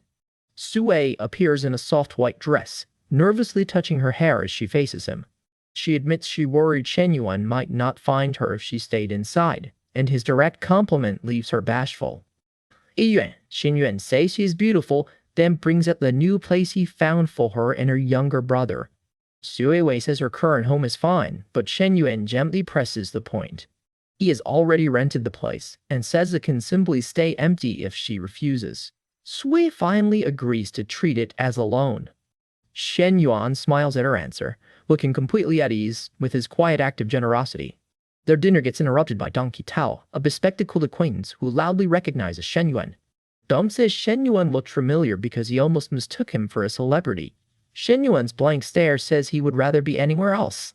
Dong notices Shen Yuan holding Shui's hand and instantly decides they are on a date. The detective work is not subtle. Dong introduces himself properly, reminding Shen Yuan that they met at Chen Nao's house. Shen Yuan finally remembers him and gives a polite hello, though his expression stays guarded. Dong asks why Shen Yuan is not drinking with his friends, then cheerfully tries to keep the conversation going. Shen Yuan says he works in sports equipment distribution and tells Dong to contact him if he ever needs anything. Dong offers a vague goodbye and Shen Yuan immediately thinks about sports gear that might come in handy. He is always calculating the next move. Dong walks away while Shen Yuan returns to dinner with Shui. Nearby, Dong's friend asks why he was trying so hard to please Shen Yuan. Dong says Shen Yuan's watch alone could buy 2 cars. Suddenly the friend pays much closer attention. Dong identifies it as an Audemars Piguet Royal Oak, then wonders why someone that rich is eating at this ordinary restaurant. When his friend points out Shui, Dong panics and insists it cannot be her. That reaction is doing a lot of heavy lifting. Shui quietly reflects that rich men may have wives at home and lovers outside, then worries that every woman around Shen Yuan is gorgeous. Half an hour later, Shui asks Shen Yuan to walk with her for digestion, and the pair stroll through the park at sunset. A stray cat appears on the path, and Shui crouches down to greet it with a soft smile. Shen Yuan tells Shui that if she wants the cat to come closer, she needs to bring food next time. Shui looks up at him, startled by how naturally he is standing close beside her. The cat turns away, and Shui's pout says she was hoping for a warmer reception. Even the cat has standards. Shen Yuan pulls Shui into a close embrace, and she stiffens in surprise as the moment turns unexpectedly intimate. When she asks what he is doing, Shen Yuan stays close and calmly teases her for acting nervous. He points out that she has never acted this uneasy around him before, while Shui blushes even harder. Their walk turns into a full romantic pause, with Shui leaning into Shen Yuan instead of pulling away. After a few heated minutes, Shui softly asks Shen Yuan if they can stop now. Shen Yuan holds her close and notes that there is no one around, while Shui is visibly overwhelmed by the attention. Shui Wei protests that they cannot keep going, but Shen Yuan jokes that he can barely think straight around her. Sui Wei realizes that Shen Yuan has been thinking about this all along, and admits he is playful, but surprisingly dependable. Her thoughts become even more tangled as she tries to understand the complicated side of Shen Yuan that nobody else sees. Then the system flashes a sudden affection increase to 67, leaving Shen Yuan just as confused as the audience. Shen Yuan wonders why a simple walk in the park raised Yue's affection so much, then remembers he has plenty of other relationships to manage. At all, Shen Yuan's red-haired relative says their mother plans to move out in a few days. The room goes quiet as everyone realizes this is happening fast. She has not found a new place yet, but Shen Yuan has already started looking. The older woman watches her with real concern. The red-haired woman blushes and admits she thought this move through. She's trying to sound brave, but her eyes give away the nerves. She says she thinks Shen Yuan's mother will like the new place. It is a small reassurance, but she clearly wants his approval. The next day, Shen Yuan heads out for business. The family drama gets parked for now because the gym needs attention. On the road, Shen Yuan is told the health check partnership was delayed, and the principal wants to see him at 10. Shen Yuan gets ready and drives over early. He has the calm look of a man walking into a meeting he did not ask for. It is already 9, and Shen Yuan notes that whoever's still sleeping had better pack fast. Morning motivation boss edition. At the medical center, the principal is surprised to see Shen Yuan himself at the door. The principal ushers Shen Yuan in, and 2 men from the center are waiting to discuss their partnership. Marketing manager Yu Jifeng jumps in with a bright smile, while the older inspector looks far less prepared. Somebody just got surprised by his own meeting. The inspector panics internally because Yu Jifeng prepared everything while he barely looked at the proposal. Shen Yuan stays relaxed and tells them to continue. He says he only stopped by to see Principal Shu. As the negotiations continue, Shen Yuan listens without interrupting. His quiet attention makes the inspector sweat even harder. Shen Yuan thinks Jiao Nanshou may be working for someone capable if Yu Jifeng is this competent. He decides he needs the full background.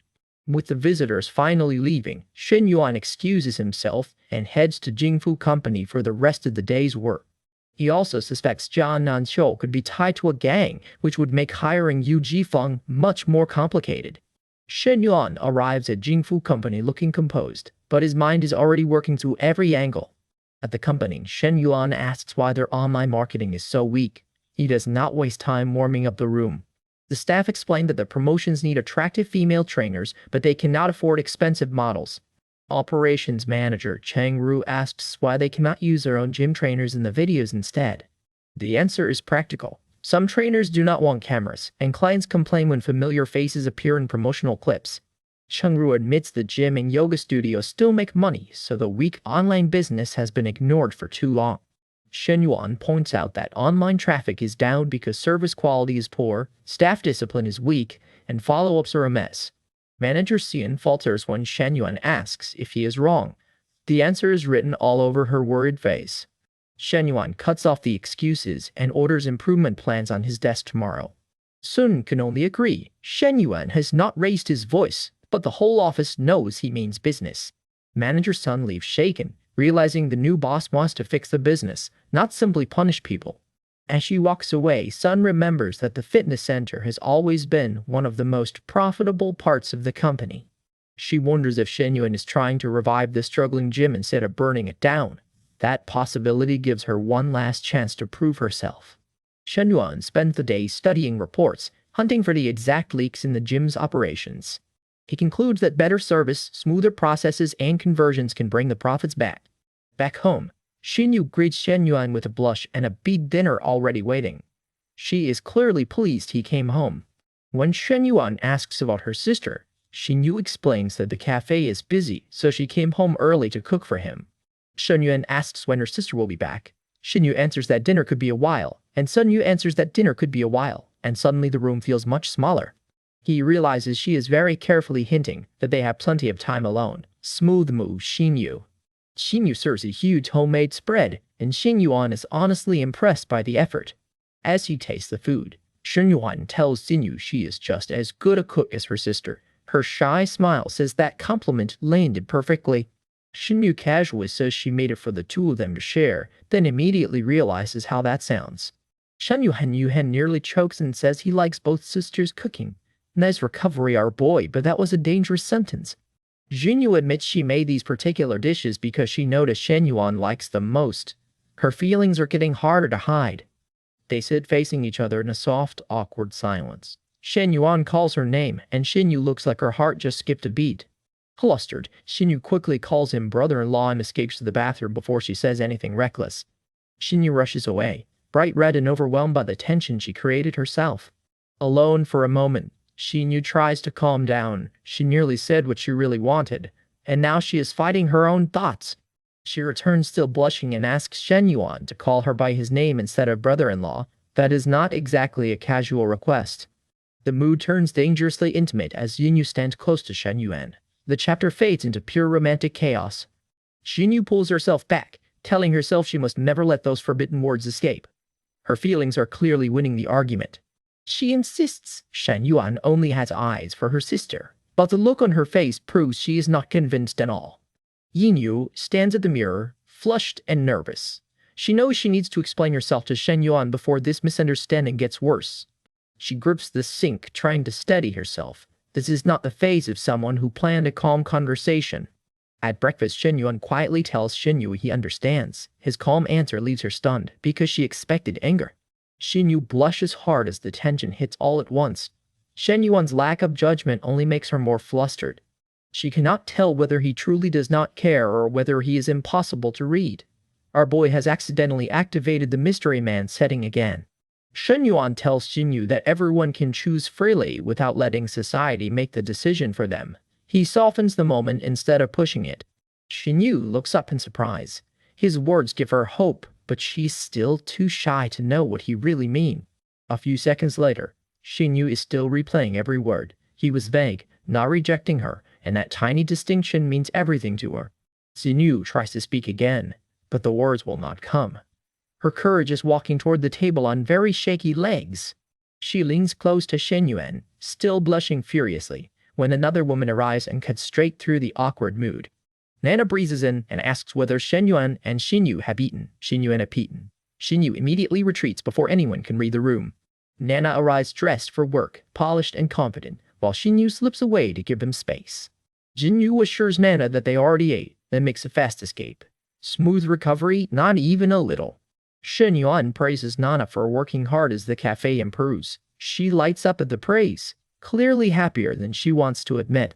Nana bends close, grateful for his support and attention. Shen Yuan's encouragement has become a reward all on its own. Nana says she is genuinely happy working with Shen Yuan. The gratitude turns intimate, and the two share a quick kiss. Xinyu watches from the kitchen with a small ache in her chest. The next day, Shen Yuan shifts his attention to the fitness studio. Shen Yuan visits the other business, where the coach is waiting with a report on the studio's problems.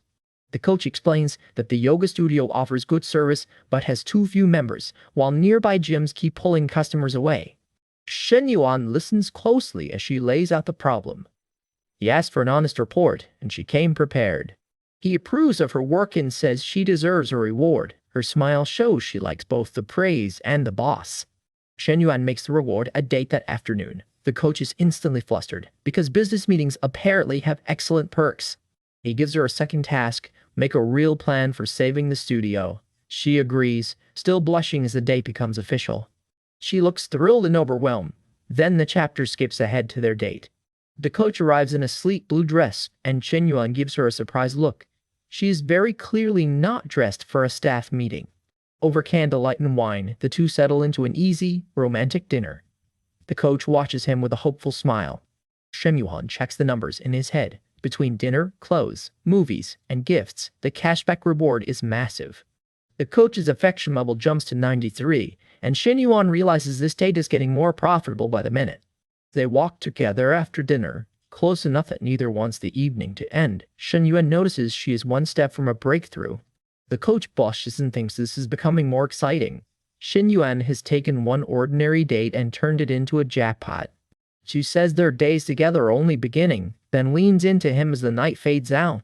The next day, Sunjin brings Shen Yuan a self-review and proposed improvement plan for the fitness center. Shen Yuan takes the folder without ceremony and asks her to summarize the measures. Sun Jian looks serious, ready to prove herself. Her first proposal is strict, punish lateness and slacking with fines. Shen Yuan listens, but he is not impressed yet. Sun Jian doubles down, suggesting follow-up rules and performance deductions. Shen Yuan points out that her plan is all punishment and no reward. He explains that rules need rewards too, because motivation works better than pressure. Sun Jian pauses, realizing she missed the point. Shen Yuan moves to customer acquisition and asks how she plans to bring people in. Now the real business lesson begins. Sun Jian suggests online promotion and better traffic distribution, but admits the videos are not attractive because the coaches do not cooperate. She accepts his criticism with a nervous yes. Shen Yuan wants efficiency and profit, but he also knows exhausted workers cannot support a company. He calmly lays out the goal: improve the company without grinding people into dust. It is blunt, but it is fair. Sun Jian is stricken and ashamed. She knows exactly what she needs to do next. Outside the office, Sun Jian is still rattled by Shen Yuan's decisive attitude. She remembers the previous boss as harsh and forceful, then wonders how Shen Yuan became the only one with this kind of authority. A co-worker notices Sun Jian has been scared stiff by Shen Yuan. Sun Jian hopes nobody sees that side of her again. Another secretary approaches Shen Yuan with inside information. Her tone says this is not just office gossip. She asks him not to call her Mr. Shen while they are alone. Shen Yuan has barely opened the meeting, and the office tension is already doing overtime. The secretary says the real problem person is Yu Jifeng, a marketing and business expansion executive from the company's founding school. She explains that Yu Jifeng has close ties to the old boss, which is why he has been hard to touch. Shen Yuan learns that Yu Jifeng has been denied big projects and suppressed for more than 2 years. That is a long time to quietly build resentment. The secretary reveals the reason. Yu Jifeng was beaten by his former boss after his wife cheated with him, and he has been stuck under that pressure ever since. Shen Yuan praises his capable secretary, then teasingly asks whether she has a boyfriend. Her face goes instantly red. He leans closer with a playful question, and she freezes. The report may be serious, but Shen Yuan is absolutely enjoying this reaction. The secretary blushes so hard she cannot think straight. She wonders why he is suddenly asking about her relationship status. She nervously wonders whether he is tired of the glamorous women and wants to try his little secretary instead. Her imagination wastes no time at all. Shen Yuan pulls her into a kiss at the desk, and the chapter politely fades into implication. The paperwork can wait. Her final thought is simple. If there is work, the secretary handles it. If there is no work, apparently Shen Yuan has another assignment ready. At the office, the young boss calmly tells his assistant that several startup funds have been approved and it is time to put the plans in motion. His assistant answers with a quick, professional nod, while he stays cool and fully in control of the room. Elsewhere, the blue-haired woman stares at her phone, embarrassed by the suggestive photos her sister keeps sending her. She looks utterly overwhelmed and begs her sister to stop testing her mental strength. Family group chats were a mistake. Then a lunch message turns dangerous fast. The black-haired man invites her to a hotel and tells her to bring something more daring. He reads her panicked reply with a sly smile, clearly enjoying how easily he has rattled her. 1 hour later, she arrives at the hotel in a hat and mask, trying desperately not to be recognized. A nosy middle-aged man spots her figure and immediately starts gawking, even though he cannot see her face. She slips through the busy hotel lobby with her head down, hoping the crowd hides her. The stranger watches her leave and notices something unsettling. Her silhouette looks a little too much like his wife. His suspicion keeps growing, and he decides he should confirm what he just saw. Inside the room, the black-haired man catches her sneaking in and teases her for acting like a thief. Flushed and nervous, she insists she is taking a huge risk just being here. He pulls her close anyway, asking if it would be better if they had already been found out. She stops him and asks for 5 minutes to change first, trying to sound composed despite the obvious nerves. When she turns back in a bold new outfit, she is blushing hard but clearly knows exactly what reaction she is getting. She calls him out for losing focus at work because of her. He is not even pretending to deny it. She gives him a teasing little challenge, and his expression says he is more than ready to accept it. He lifts her chin and says she has to compensate him for all the distraction she caused. When she asks how, he gives a single command: kneel. The mood gets very serious very quickly. The story fades to black as their secret date gets decidedly less innocent. Then her phone rings. The blue-haired woman jolts in alarm when she sees who is calling. She answers while trying to steady her breathing, and the caller asks whether she is outside or at home. She lies that she is home, then fumbles out an excuse about making dumplings. The caller buys the excuse for now, but says he misses her and plans to come home to check on her later. She clings to the moment a little longer, knowing their time is almost up. She tells the young man she cannot stay. Her husband may come home soon and she has to get back first. She slips back into her office clothes while he watches her leave with a satisfied smile. He lets her go and tells her to endure this period for now. He believes things will work out. An hour later, her husband comes home asking why she is suddenly making dumplings. She forces herself to stay calm, saying she simply wanted to eat them and asking why he came back so suddenly. He happily believes her explanation and starts praising her cooking before the dumplings are even boiled. He looks delighted, thinking he has the perfect wife. Meanwhile, the audience can hear the alarm bells. Later, the black-haired man drives at night, thinking he needs to discuss work with Yu Jifeng another day. He calls his counselor and asks how long she will be staying at work. The brown-haired woman says she has at least 5 more hours of work, then asks if he wanted to study with her. He says studying can wait. What he really wanted was to see her because he misses his teacher. She blushes at the call and promises to keep him company later, even though she is genuinely busy. At work, an older colleague notices the blush immediately and asks if the counselor is dating someone. The counselor denies everything, but her coworker leans in and says she can smell the love-struck mood from across the desk. The older woman teases her about hiding a teacher-student romance, clearly enjoying every second of the reaction. She presses the issue and demands to know whether the mysterious student is the one she suspects. The counselor hides behind the folder, but her wide eyes make the answer painfully obvious. Her coworker finally lets her breathe, reminding her the meeting is about to start and promising not to judge. Just as the teasing ends, someone appears at the office, and the counselor freezes. Lu Meng has arrived to pick up study materials, and the counselor looks far more flustered than she should. Lu Meng says she sent a message and came for her books while the counselor tries to regain her composure. The black-haired man watches Lu Meng with quiet suspicion, wondering why she is blushing. He tells himself it is none of his business, but the thought that she might be interested in his sister-in-law clearly bothers him. Lu Meng stops him and says she has something important to tell him. He turns back with a nervous smile, already sensing this conversation is about to cause trouble. Lu Meng blushes fiercely and asks him to do it with her just once. His eyes go wide. That confession lands like a grenade. A book drops to the floor as a chapter cuts off on his stunned reaction. At the office entrance, the older sister-in-law offers Shen Yuan a private arrangement, trying to make it sound casual while her blush gives away the real pressure. Shen Yuan asks why, and she demands a straight yes or no. This is already a wildly unprofessional hallway conversation.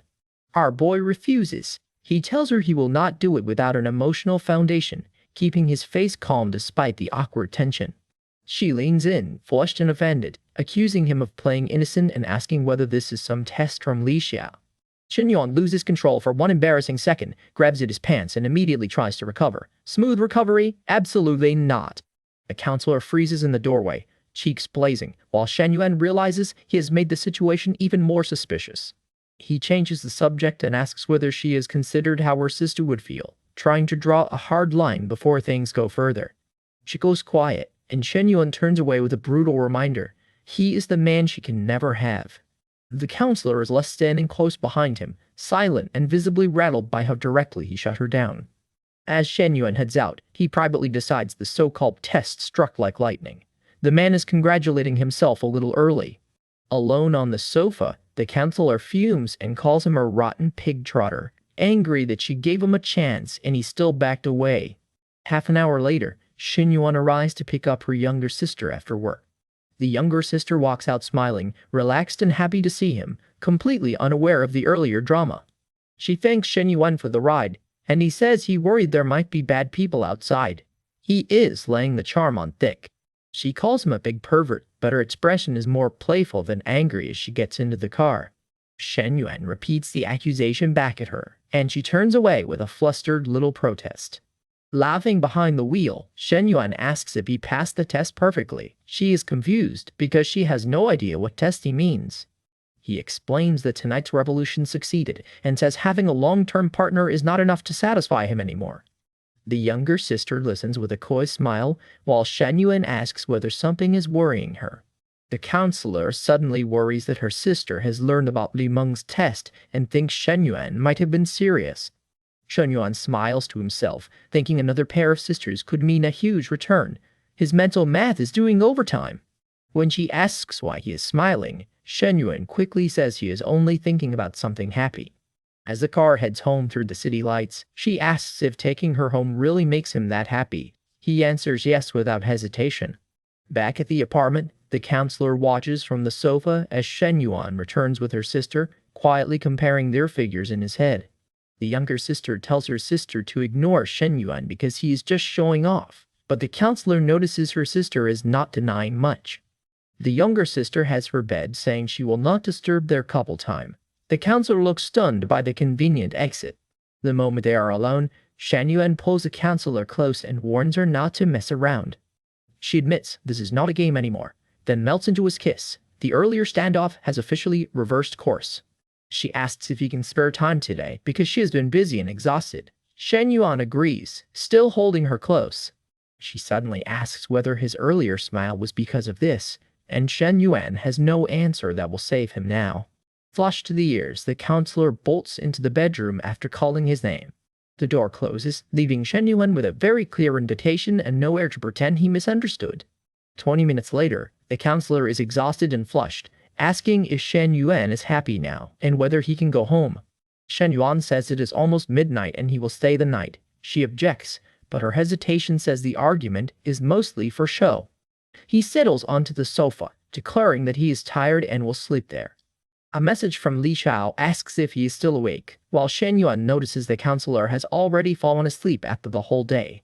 Shen Yuan quietly checks the bedroom door and realizes his sister-in-law never locked it.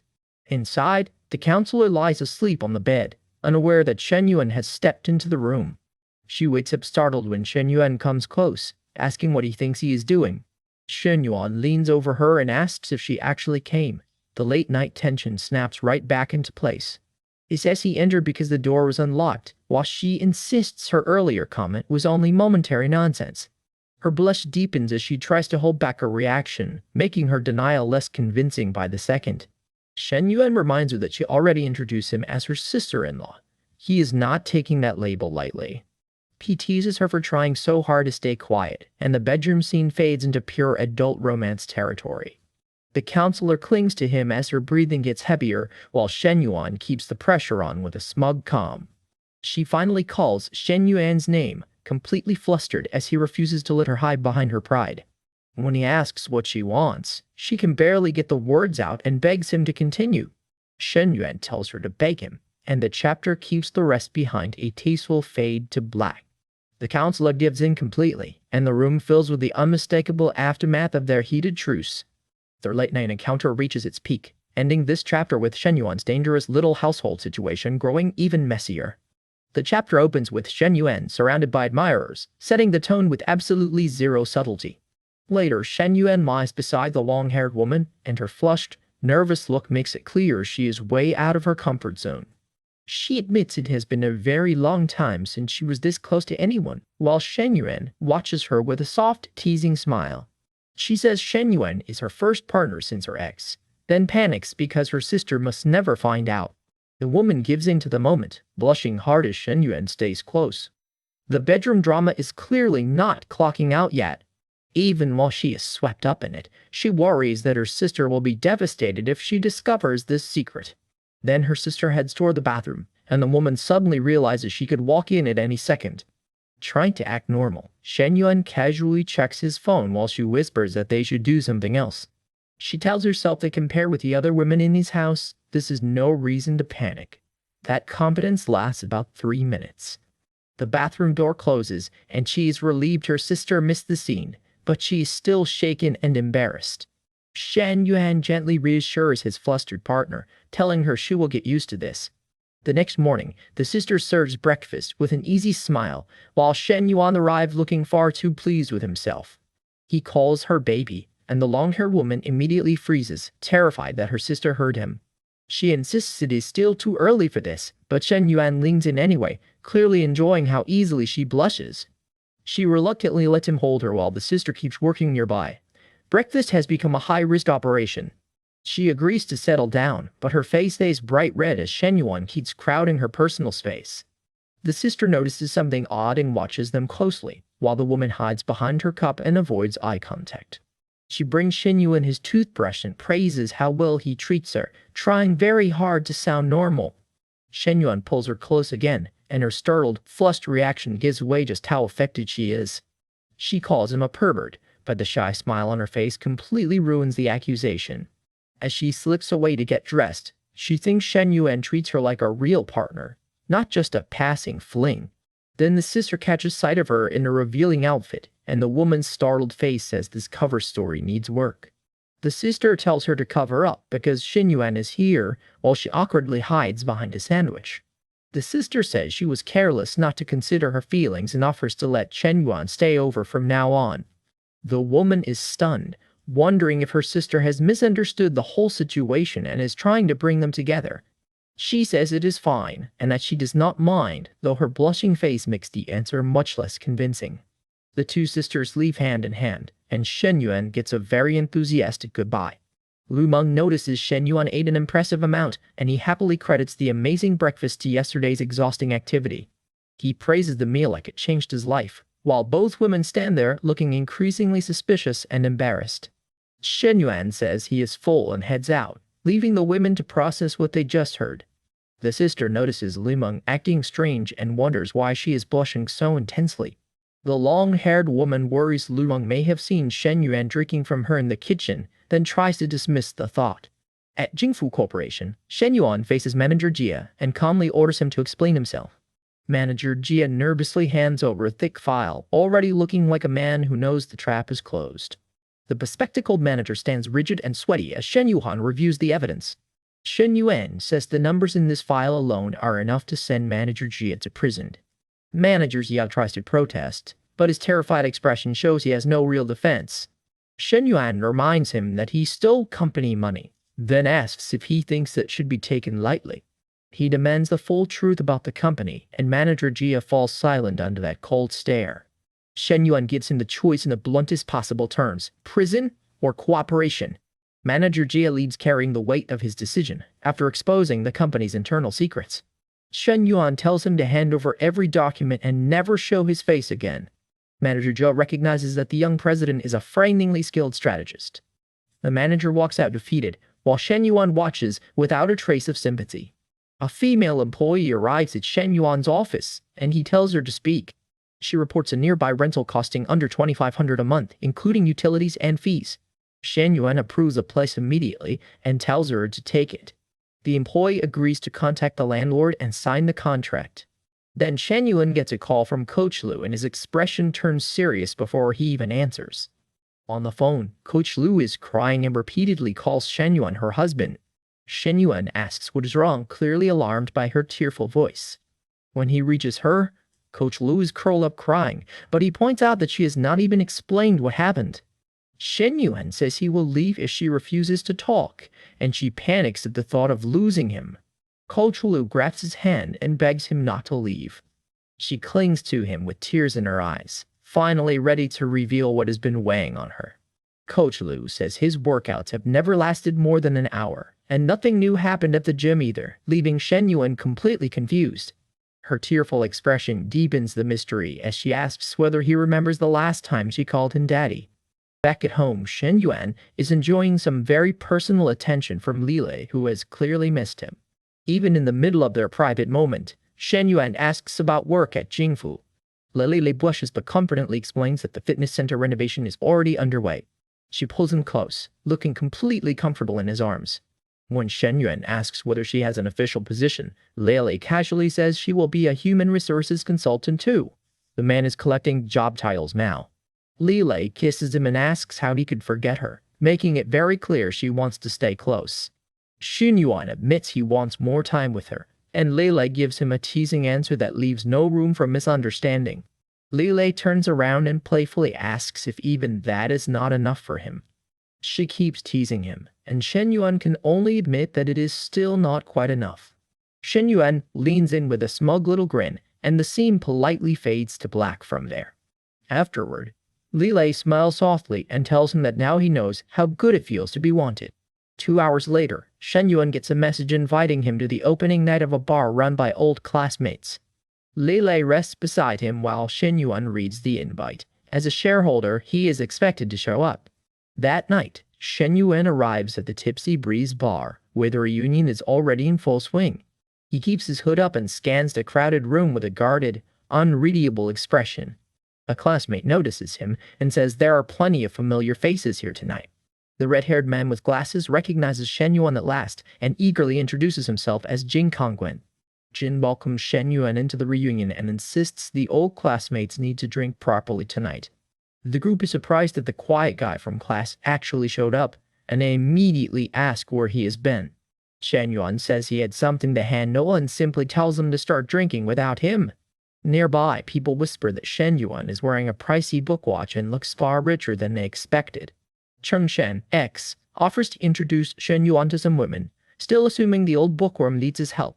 Shen Yuan declines politely, saying there are already plenty of beautiful women around if he wants to talk. Then Shen Yuan spots a familiar face across the bar and realizes Chao Lei is here. Lei Lei is sitting with a blonde woman, looking relaxed and confident as she plays pool. Jing Xian picks the two women as targets, while Shen Yuan quietly wonders how Lei Lei will react if someone approaches her. Jing Xian rolls up his sleeves and decides he needs to bring his best game. He tells the others that women at places like this want confident men, then heads over with maximum confidence and minimum self-awareness. Shen Yuan knows Chiao Li is a famous streamer, and Cheng Xian has no idea who he is walking toward. Half an hour later, Cheng Xian finds Lei alone near the restroom and tries to start a conversation. Lei turns to him with a pleasant smile, but Shen Yuan has already appeared behind her.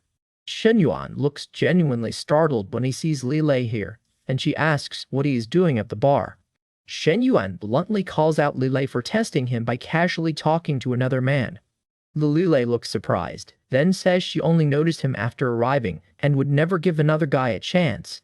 She tells Shen Yuan he can do whatever he wants, and his faint smile shows that answer was exactly what he wanted. Lei decides this direct, slightly jealous side of Shen Yuan is far more interesting than she expected. The blonde streamer introduces herself to the room, while Lei stands beside her and draws everyone's attention. The classmates enthusiastically welcome the women, and Cheng Xian wastes no time asking the blonde beauty for her name. Lei calmly introduces herself as Chi-Chi's friend, keeping the real connection to Shen Yuan private for now. The group quickly declares everyone friends, and the reunion suddenly gets much livelier. When Lei asks Shen Yuan if he drinks, he says he normally does not, but he will have one with her. Lei sits close beside him and offers a single drink, clearly pleased that he agreed. Shen Yuan tastes the champagne and says it barely has any alcohol. His face says he's already made up his mind about this drink. Lei asks whether Shen Yuan is still looking at startup projects and hints that she may want to invest in him. Cai Yuhan remembers her media company needs money and asks how it plans to make a return. Lei explains that her cosplay videos already have huge audiences, and many of her followers dream of becoming streamers too. Shen Yuan considers the proposal seriously, but his priority is still getting the fitness center and media company running first. Another classmate calls Shen Yuan over, breaking up the business talk before it gets too serious. The guys tease Shen Yuan for finding the prettiest girl again, while Lei watches the attention with a cool expression. One classmate asks if Shen Yuan ever considered that Lei might have come here on her own. The answer is about to make him look very silly. Lei leans into Shen Yuan and tells him to stop bragging just because he is handsome. Then she openly admits she came because he is handsome and she wanted to see him right away. Lei clings to Shen Yuan in a dreamy fantasy shot, making their connection impossible to miss. Cheng Xian freezes in embarrassment as the truth lands. He has been flexed on again, and this time he saw it happen. At the bar, Shen Yuan slips away from the group, leaving the noisy classmates to keep drinking. One drunk classmate starts ranting that Shen Yuan only got lucky as the bar's manager, and he is clearly itching for a fight. He calls Shen Yuan a shameless flirt who cannot handle a single drink. Big speech for a guy standing in someone else's bar. Shen Yuan barely reacts and tells him to get lost, while the chibi version of our boy looks properly fed up. Gochi steps close and openly teases Shen Yuan, saying he looks pretty big. She is blushing, but she is absolutely not backing down. Shen Yuan asks if she really has to be this straightforward, and Chi-Chi admits she learned it from him. Fair point. Across the room, a couple of classmates stare in disbelief as the quiet-looking Chi-Chi takes the initiative. The onlookers cannot believe this pure-looking girl is being so proactive, while Chi-Chi leans on Shen Yuan and admits she feels dizzy. She holds onto his arm as they stand together, visibly tipsy and completely focused on him. Chi-Chi says even the stray dogs outside can drink more than Shen Yuan, then asks if she is prettier than a dog. Shen Yuan plays along. With a relaxed grin, Shen Yuan tells her she is maybe slightly prettier than a dog. Chi-Chi is too smitten to be offended. Koji asks Shen Yuan to take her back because she wants to sleep, clinging to his sleeve with sleepy trust. Shen Yuan tells everyone he is leaving first and asks them to enjoy themselves. The group sends them off enthusiastically, while one jealous guy looks like he just swallowed a lemon. Shen Yuan asks the group to stay in touch and says they should meet more often, then heads out with Chi-Chi. Another couple watches them leave, baffled that Chi-Chi fell for Shen Yuan so quickly. Outside, beneath the city lights, Chi-Chi asks Shen Yuan where they are going, her bold mood still very much alive. Koji asks why Shen Yuan keeps giving her chances when he does not seem serious about taking things further.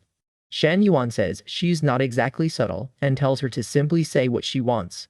And she finally admits she does not want to let him go, her smile turning shy the second she says it. She agrees to make their next few dates official, and Shen Yuan accepts with a confident little smile. Koji explains that she applied to an entrepreneurship base and needs money for the fees, so she's not in a position to pay. Shen Yuan calmly tells her she can stay in his room for as long as she needs, as long as she leaves first. Chi-Chi stops him at the door and nervously asks for a kiss before he goes. Her cheeks are bright red, but she keeps looking up at him. She has clearly decided to stop hinting. Shen Yuan asks if she means a courting kiss, and Chi-Chi says she just wants to know what it feels like. Shen Yuan leans down while Chi-Chi closes her eyes, tense and hopeful as the moment finally lands. They share a soft kiss, and Chi-Chi immediately melts into the moment. Chi-Chi realizes Shen Yuan took the kiss somewhere more daring than she expected, and her shocked blush says she was not prepared. The romantic lesson gets a little too hands-on, so this is where the recap politely keeps its jacket on. Shen Yuan smirks that she tastes sweet, while Chi-Chi looks overwhelmed and very aware she started this. Chi-Chi asks whether all the other girls need tricks to deal with him, sounding jealous despite herself. Shen Yuan reassures her that they do not need tricks, but Chi-Chi still does not fully believe him. He says today is a special exception and calls it his reserve squad. Shen Yuan somehow makes flirting sound like HR policy. When Chi-Chi asks what that reserve means, Shen Yuan only says she will understand later and heads off. He leaves Chi-Chi standing in the hallway, still flushed and trying to process the night. Chi-Chi tells herself it is fine because he is at least not that kind of horny, which is a dangerously optimistic conclusion. At 12:30 a.m., Shen Yuan reaches another door, where a woman immediately asks why he came home so late. Shen Yuan says he got drunk and could not find a place to sleep, but she catches the lie at once and asks where her sister is. The woman faces him with folded arms, suspicious but not exactly eager to send him away. She says she is not in the mood, and Shen Yuan replies that he only wants to sleep on her sofa. She starts to accuse him of forcing himself on her, but Shen Yuan remains calm and lets her pull him inside. In the apartment, she abruptly hushes him and pulls him into hiding, warning that her sister might hear. A sleepy woman opens the door, and the pair freeze in the dark like they have been caught mid-crime. The woman presses close to Shen Yuan to keep quiet, while he quietly wonders if the sister has woken up. The sleepy sister calls out for Lemong after hearing a noise, and both of them hold perfectly still. Lemong quickly claims she went to the bathroom and closed the door too hard. The excuse is thin, but it works. Once the coast is clear, Lemong complains that Shen Yuan is lucky her sister did not catch them together. Shen Yuan answers with a smug, "You wish," and the late-night tension takes another very obvious turn. The scene fades to black as Lemong protests that he is being too aggressive. You know the drill. The recap camera looks away. Lu Meng asks him to be gentler for once as the chapter closes on their very heated reunion. Shen Yuan is still in bed with Teacher Li after a very intimate night, and she looks completely unembarrassed while he is clearly running out of energy. Teacher Li gently scolds Shen Yuan for drinking too much, but her flushed face makes it obvious she's not exactly angry. Shen Yuan says he cannot afford a room, and Teacher Li is shocked because he just spent a fortune on gifts for her sister. His budgeting is having a dramatic episode. Teacher Li leans over him, blushing hard as she asks how he can say he cannot afford a room after buying Li Meng so many expensive things. Shen Yuan yelps when she gives him a playful swat, and Teacher Li looks annoyed that he keeps acting like she should be jealous. Teacher Li insists she would be the most considerate partner, then immediately proves she has been thinking about that role way too seriously. She huffs and tells him not to get ahead of himself, while Shen Yuan quietly realizes this may be peak shamelessness. The next morning, Teacher Li finds Shen Yuan still asleep on her sofa and immediately comes over to check on him. Teacher Li asks when Shen Yuan arrived, her expression softening as she remembers letting him in around 1 in the morning. She gets close enough to make the situation look suspicious, then asks if something happened. Shen Yuan barely manages to say he was simply too drunk to sleep. Teacher Li accepts his answer, tells him to sleep longer, and promises to make breakfast. She is taking care of him with a little too much enthusiasm. Shen Yuan watches her lean in, and Teacher Li tells him to come earlier next time, with a soft, teasing smile. Teacher Li slips away to make breakfast, leaving Shen Yuan on the sofa looking dazed by the whole morning. Teacher Li heads to the kitchen, and then Lu Meng suddenly calls out from nearby. Lu Meng appears, and Teacher Li is caught off guard by her sister walking in at exactly the wrong moment.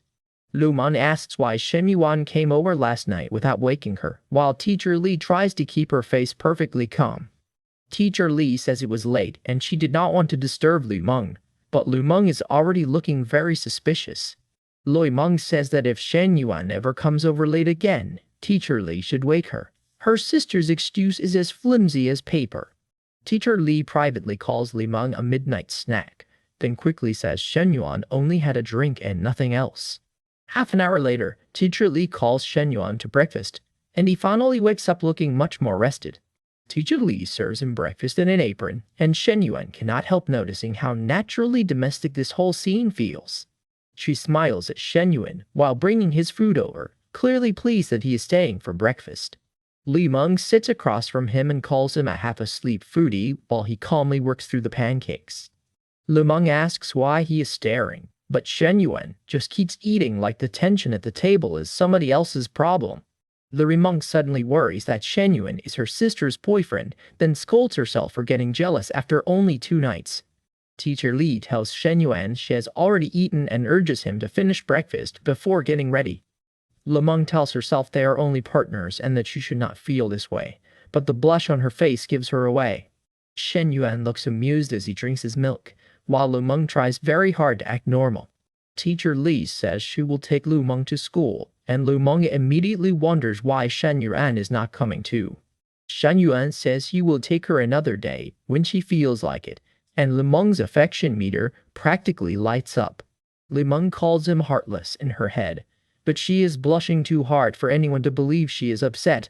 Shen Yuan notices that Lu Meng is craving more than company now, and he looks quietly pleased with himself. Lu Meng asks what time his flight is, suddenly much more interested in Shen Yuan's schedule than she wants to admit. Shen Yuan says his flight is at 11, then tells Lu Meng he will drop her off first before heading to the airport. Teacher Li heads out, and her goodbye is interrupted when someone calls out to her from the street.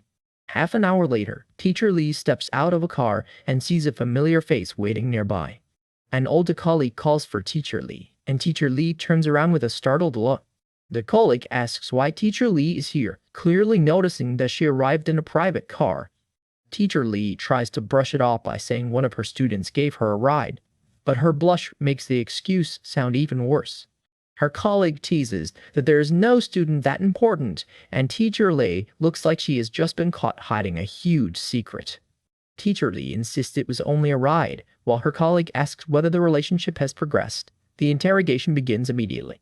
Teacher Li says they are not together, but her colleague laughs and calls the answer boring. The colleague insists Teacher Lee is pursuing Shen Yuan and tells her to make it official, while Teacher Lee gets redder by the second. Teacher Lee gets teased for being secretly interested in a younger man, and she can only beg her colleague to stop. Her colleague says a kind and handsome young man is exactly the sort of person worth pursuing. Teacher Lee has no defense left. Teacher Lee gives in and agrees to explain how it started, though she is still embarrassed by every word.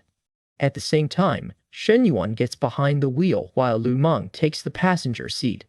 Lu Meng says the back seat is more comfortable, but Shen Yuan tells her to mind her own business. She is already enjoying this far too much. Lu Meng wonders why this partner suddenly needs so much discipline, then remembers she has something urgent to do. Lu Meng says she needs a ride to the airport today, and warns Shen Yuan that she will not forgive him if he refuses. Shen Yuan starts driving, and Lu Meng tells him he better not be shameless, because she has not even settled last night's score. Shen Yuan says she will love it later, then casually asks how much the car cost.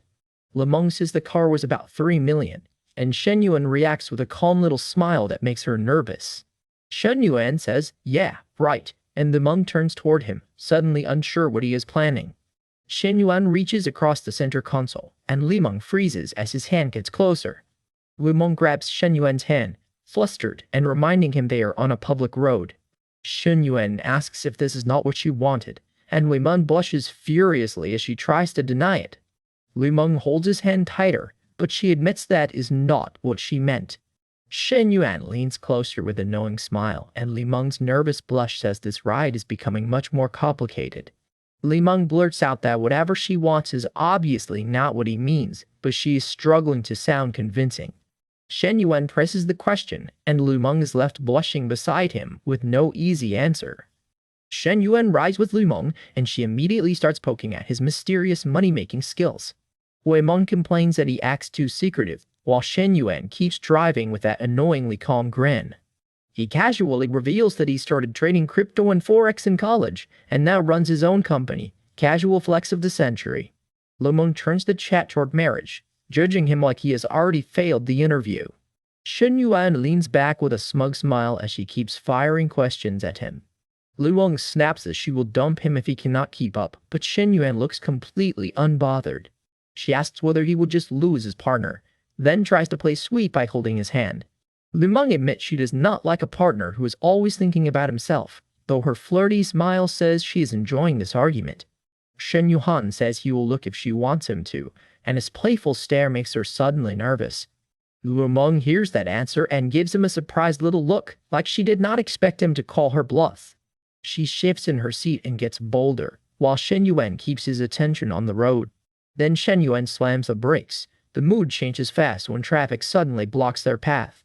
Lu Meng accuses him of doing it on purpose, clearly flustered after the abrupt stop. Shen Yuan calmly asks what exactly he did on purpose, while she is still scrambling to recover her dignity. He warns that she has no idea what she is inviting, and Lu Meng looks shocked that the teasing has turned serious. Shen Yuan tugs at his collar and tells her she is playing with fire. Lu Meng refuses to back down, challenging him with a smug look and a simple question. What can he do about it? Outside, people notice the luxury SUV making a strange turn, and Shen Yuan decides the airport route is no longer the plan. Bystanders watch the expensive car and complain that rich people seem to have all the good resources. The navigation reroutes them, but Shen Yuan is clearly taking Lu Meng somewhere she did not expect. Lu Meng panics because this is not the road to the airport, and she is worried about missing her flight. Shen Yuan reminds her that they still have plenty of time, then asks her to calm down. Lu Meng is red-faced and tense, but Shen Yuan stays in control behind the wheel. He admits he has wanted to try this with her for a long time, and the detour finally makes sense. The car pulls in near a quiet street, leaving Lu Meng wondering what Shen Yuan has planned. A child sees the shaking car and blurts out the obvious, while an adult quickly tries to drag him away. Perfect timing, kid. The passerby assumes the couple is getting wild in broad daylight, as the SUV keeps rocking behind them. 45 minutes later, Lu Meng arrives at the airport looking flustered, while a coworker calls out to her. Her coworker notices the luxury ride and assumes Shen Yuan must be some rich boyfriend. Lu Meng insists he's only her brother-in-law. The coworker presses her for details, and Lu Meng looks caught between embarrassment and annoyance. Lu Meng says her sister has not agreed yet, then storms off still blushing from the whole ride. Half an hour later, Shen Yuan is back at Jingfu Company, where an employee invites him to lunch and asks how the business is doing. Shen Yuan says he will only be around briefly before returning to school, but for now he plans to work normally. The employee points out that he has gotten very familiar with everyone at the company and Shen Yuan keeps the conversation businesslike. He assigns her to lead online operations, explaining that traffic results were weak and the department needs adjustments. She confidently says she has handled the job before, and Shen Yuan approves the plan under one condition: she has to deliver. Shen Yuan tells her to work harder and build her own team, because he does not want the old employees coasting anymore. A new system mission appears. Jingfu Company must raise net profit by 5% within 3 months. Shen Yuan studies the mission with a serious expression. 5% sounds small until you are the one responsible for making it happen. He knows the company has only just started its new plans, and boosting profit this quickly will not be easy. Before he can think further, Shen Yuan gets a call from someone named Xu Wei. A red-haired woman tells Shen Yuan that the villa renovation is nearly done and invites him to inspect it. Shen Yuan says the villa has already cost 5 million and promises to visit once he has time. She complains that he is so busy he will forget everything, while Shen Yuan walks beside her with a relaxed smile. He asks her to stay at the villa for a couple days after he moves in, so she can teach him how everything works. The woman blushes hard at the invitation, while Shen Yuan says he still needs to check on his mother and Xia. She agrees quickly, then changes the subject and reminds him to pay back the money he borrowed. She says they are family and do not need to be distant, but her shy smile makes the meaning feel a little less innocent. Shen Yuan moves close, and she nervously reminds him that her boss is still upstairs. He suggests closing the media room door, and she realizes exactly where this is heading. Shen Yuan gently draws her in, and she blushes as the earlier tension between them finally breaks. She remembers he caught her off guard last time, so this time Shen Yuan comes in a little bolder. The recap politely fades to black. She asks Shen Yuan to be gentle, ending the chapter on a very clear note. Shen Yuan pulls Xuan close. Shui's flushed and overwhelmed as the moment gets far more intense than she expected. Shui even asks him to slow down, her embarrassed expression making it clear she needs gentler treatment. He notices how nervous she is and eases up, while Shuan clings to him with a shy, hopeful look. Zwen winces and admits it hurts, immediately killing Shen Yuan's confidence. Shen Yuan apologizes and says he lost control, looking genuinely worried instead of smug. Yu Avern blushes hard but takes the blame herself, admitting she was the impatient one. This couple has absolutely no chill. She asks if they can continue upstairs later, and Shen Yuan agrees as they head back into the party. Xuan realizes Shen Yuan's affection becomes much stronger in private, and the thought leaves her both flustered and thrilled. After 20 minutes, Xuan wants to ask about their relationship, but Shen Yuan's serious face tells her this is not the right moment. Shen Yuan asks what is wrong, and Xuan quickly changes the subject to a meal her mother wants to share with him. He agrees to eat together first, keeping things easy while Shuaiquas and hides her real question for later. 2 hours later, Xinyu is stuck eating regular food, while everyone else seems to be enjoying the much more interesting family drama. Xuan leans in to tease the blushing Xinyu, who looks one question away from hiding under the table. Shuaiwen calls Xinyu out for acting strange, then jokes that Shen Yuan is seriously enviable. Shen Yuan shows up and asks whether they have eaten dinner, looking relaxed while the girls suddenly get very awkward. Nana offers Shen Yuan a bath and says she will run it for him, making her intentions painfully obvious. Xinyu warns that Nana has spoiled Shen Yuan rotten, but Shen Yuan simply accepts the offer with a calm smile. As Shen Yuan walks away, Xinyu watches in disbelief and thinks Nana is treating him like royalty. Shen Yuan catches Xinyu's concern and asks which room she sleeps in, sending her into a fresh round of panic. Xinyu explains she shares a room with Yuan, then immediately hears how suspicious that sounds. Swaven shuts down the teasing and reminds her brother that he has no right to complain about how the girls care for him. Swaven offers to buy more snacks if he wants them, while Xinyu sticks close to Shen Yuan and quietly enjoys the attention. Nana catches Xinyu holding onto Shen Yuan and demands to know if she's spoiling him too. The jealousy meter is climbing. Xinyu blushes as Shen Yuan stays beside her, and even Nana notices that Xinyu is becoming more openly affectionate. Shen Yuan heads inside, leaving Shuan and Nana to continue their loud little argument behind him. Shen Yu says she likes being able to help Shen Yuan because he has done so much for her family. Nana calls out Shen Yu's suddenly open clothes, claiming the shy girl is turning into a giant baby in Shen Yuan's care. Shen Yu gets defensive and insists the outfit is nothing special, even though her face has gone completely red. Nana presses Yin Yu to admit whether she likes Shen Yuan, and Shen Yu freezes under the direct question. Shen Yu can barely deny it, while Nana tells her to confess honestly if she truly likes her brother. The teasing gets physical on the couch, and Shen Yu laughs in surrender as Nana refuses to let the confession go. Elsewhere, Shen Yuan finally relaxes in the bath, while Nana arrives to give him some very personal attention. Nana promises to massage him a little more, and Shen Yuan is clearly having no trouble accepting the offer.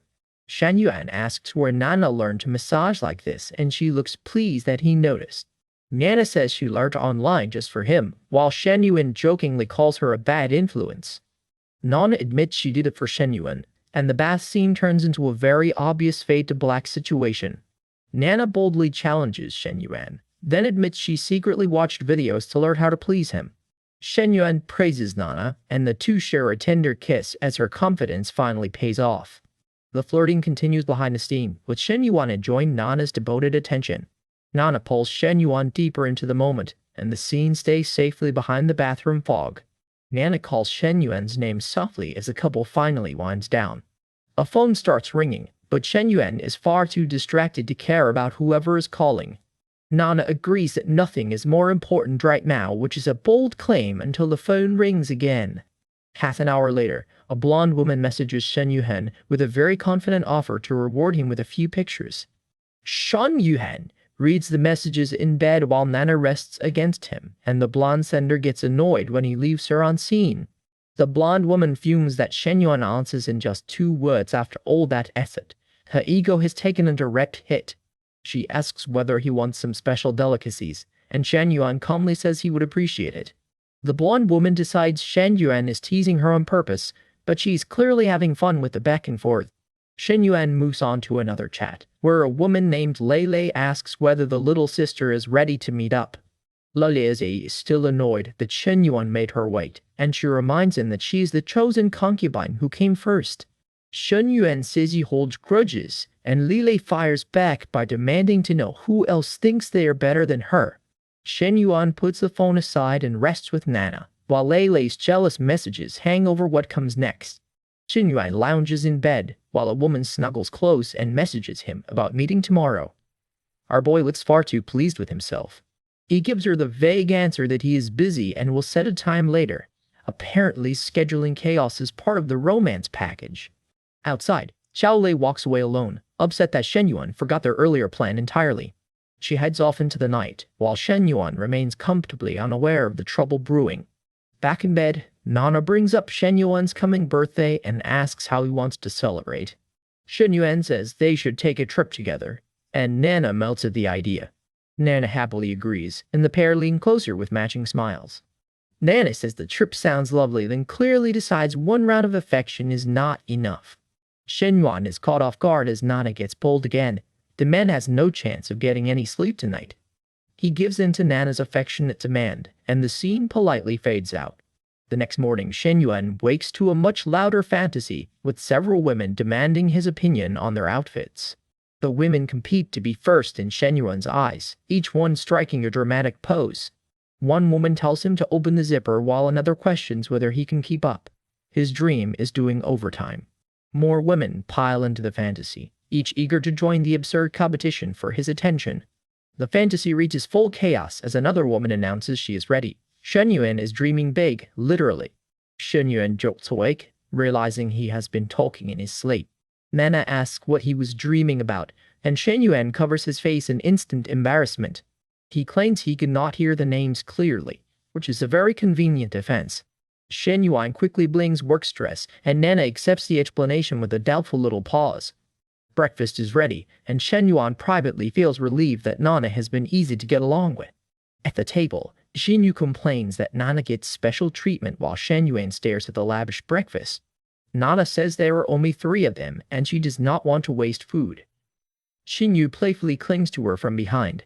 Nana gently tells Shen Yu to stop fooling around, but the teasing mood around breakfast keeps going. Shen Yuan tries Nana's cooking and praises her, saying she is almost catching up to Nana's skill. Shen Yu blushes at a simple compliment from her brother-in-law, making the room suddenly awkward. After breakfast, Nana gently asks Shen Yu whether living with her brother-in-law has been hard. Nana reassures Shen Yu that Shen Yuan is approachable and wants her to feel at home. Shen Yu admits she has not fully adjusted to Shen Yuan yet, though she tries to hide the tension. Nana tells her to spend more time with him without forcing anything. Shen Yu relaxes, realizing Nana is simply worried for her. Nana suggests getting Shen Yuan a small birthday gift so Shen Yu can grow closer to him. Shen Yu holds the suggestion close, wondering what gift could really bring her closer to him. Then Xian arrives in her bear hoodie, looking cheerful and ready to cause problems.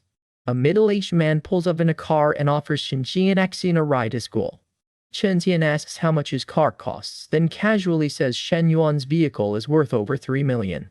The man is offended, while Xian Chen turns him down with a smug little grin. He accuses her of showing off because she is riding in a luxury G-Wagon. Xiang says it is just a normal car to her boyfriend. The humble brag lands like a brick. She asks Shen Yuan to pick her up right at the school gate so everyone can see. Subtlety has left the chat. Inside the G-Wagon, Xian pouts that Shen Yuan always bullies her. Shen Yuan asks if she wants to finish the earlier steps, and Shen Xian immediately gets flustered. When she asks where they are going, Shen Yuan answers that they are heading to the bank. Nearby, Qiao Lei sees Shen Yuan and Shen Shen together. Her face hardens with hurt and jealousy. Qiao Lei wonders why she feels so insignificant, especially when Xian Xian seems closer to Shen Yuan than she is. Meanwhile, Xiang Qian settles into the passenger seat with a smug little smile. She adjusts herself in the seat, clearly trying to keep Shen Yuan distracted. Shen Yuan tells Shen Xian to focus because they are going to the bank, but he suspects she has her own initiative. He thinks Xian is surprisingly bold, though he still cannot see where her plan is heading. Xiang learns that Shen Yuan wants to open a private account and immediately asks how much money he has. Shen Yuan says it is about the same as Boss Lei from Shou Mai, and Xiang calls him a liar. Xian says she is not a child and asks why a rich guy like him would go out with her. Xian blushes as Shen Yuan drives on, leaving her question hanging between them. Shen Yuan heads to the bank with Qiao Lei, and she immediately calls him out for taking advantage of her. He casually tells the manager he wants to deposit 300 million. Qiao Lei's confidence takes a direct hit. The manager explains that this is enough for private banking, complete with luxury travel, VIP service, and all the rich guy extras. To Qiao Lei, this is not just a deposit. Shen Yuan has money and status on a completely unreal level. The manager politely asks whether he has any other requests, and Qiao Lei quickly claims the rest of his day. The bank hands Shen Yuan a private banking card and tries to sell him even more elite services. Shen Yuan turns it down. He says he does not need wealth management products and will handle future deposits later. The staff send him off with a gift, while Qiao Lei follows along looking very pleased to be included. After he leaves, the employees are stunned. Shen Yuan has put hundreds of millions into their bank without even checking the balance. The staff watch his luxury SUV pull away and decide that money, looks, and confidence are a dangerous combination. One employee admits she would have tasted him too if she had been prettier. Office morale has become a competition. Qiao Lei realizes Shen Yuan did not spend a cent, yet he still received a mountain of special treatment. In the car, Qiao Lei asks who they will meet next. Shen Yuan simply tells her she does not know the woman. Qiao Lei learns that Xiao Long will be staying with him for the whole night, and her smile starts to crack. She bluntly asks whether sharing a night with her is such a loss. Shen Yuan insists it is not about winning or losing. Qiao Lei tells herself that the easier a man is to chase, the less worth chasing he is. She is clearly trying to stay composed. At lunch, Qiao Lei excitedly photographs her food. She has clearly been waiting to try this restaurant. Shen Yuan orders a serious spread, but when she asks where they are going after eating, he says they will go home separately. Qiao Lei thought today belonged to her, so his answer lands like a cold splash of water. Shen Yuan explains that he has other appointments this afternoon and evening. Qiao Lei is not enjoying that schedule at all. She presses him to make plans for a whole day together, then starts sending messages that are definitely meant to distract him. Shen Yuan checks his phone and sees Xiaolong testing his preferences with some very bold outfit photos. Subtlety has left the chat. Xiao Lei catches him staring at his phone during lunch and demands to know why he is ignoring her. Shen Yuan says Xiaolong is only asking about his preferences, while the photo on screen tells a much louder story.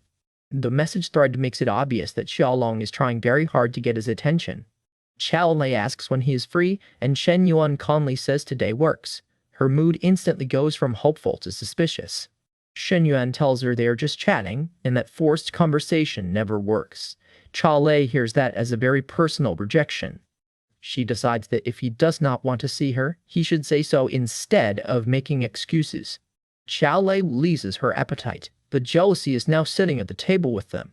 Shen Yuan ends the meal and asks for the bill, keeping his promise without giving her the answer she wanted. The waiter brings the bill and Shen Yuan is ready to leave while Xiao Lei watches him with frustrated eyes. Xiao Lei rises from the table, still upset that Shen Yuan is walking away so easily. 30 minutes later, Shen Yuan is back in the SUV with Xiao Lei. He has places to be and apparently a packed romantic calendar. Then Xiaolong steps into view outside the car, and Zhao Lei's face says she did not order this surprise.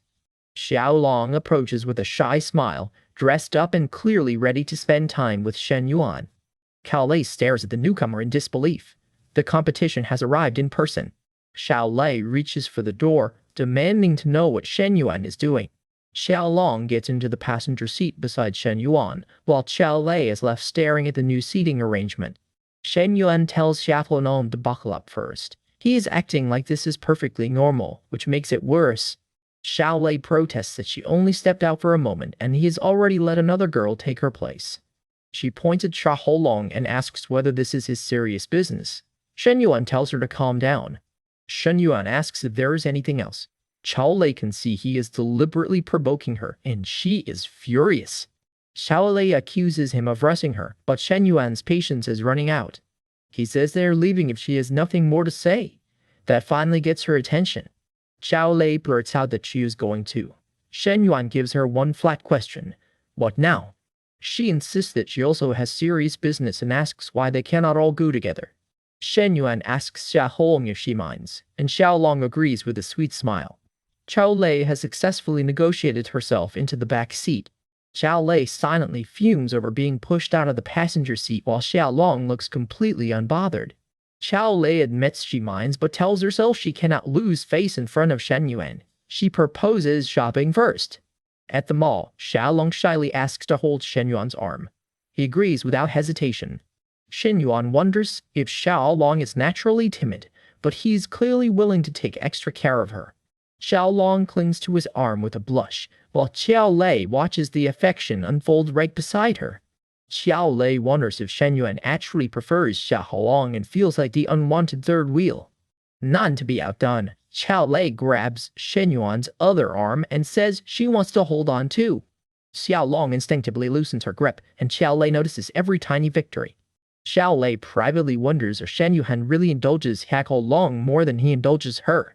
Shen Yuan tells Xiaolong it is fine to hold tighter, and the gentle reassurance makes her blush even harder. Xiao Lei immediately objects and demands to know why he will not let her hold on tighter too. Shen Yuan gets flustered as both women press closer. Even he knows this mall scene is getting dangerously obvious. Xiao Lei insists she wants a tighter hold, and Shen Yuan warns that he will not hold her arm anymore if she keeps this up. Nearby shoppers stare and wonder whether this is a drama shoot. Shen Yuan is rich, but this looks like a lot of work. He walks through the mall with Xiaolong clinging to one side and Xiao Lei on the other, drawing every eye in the building.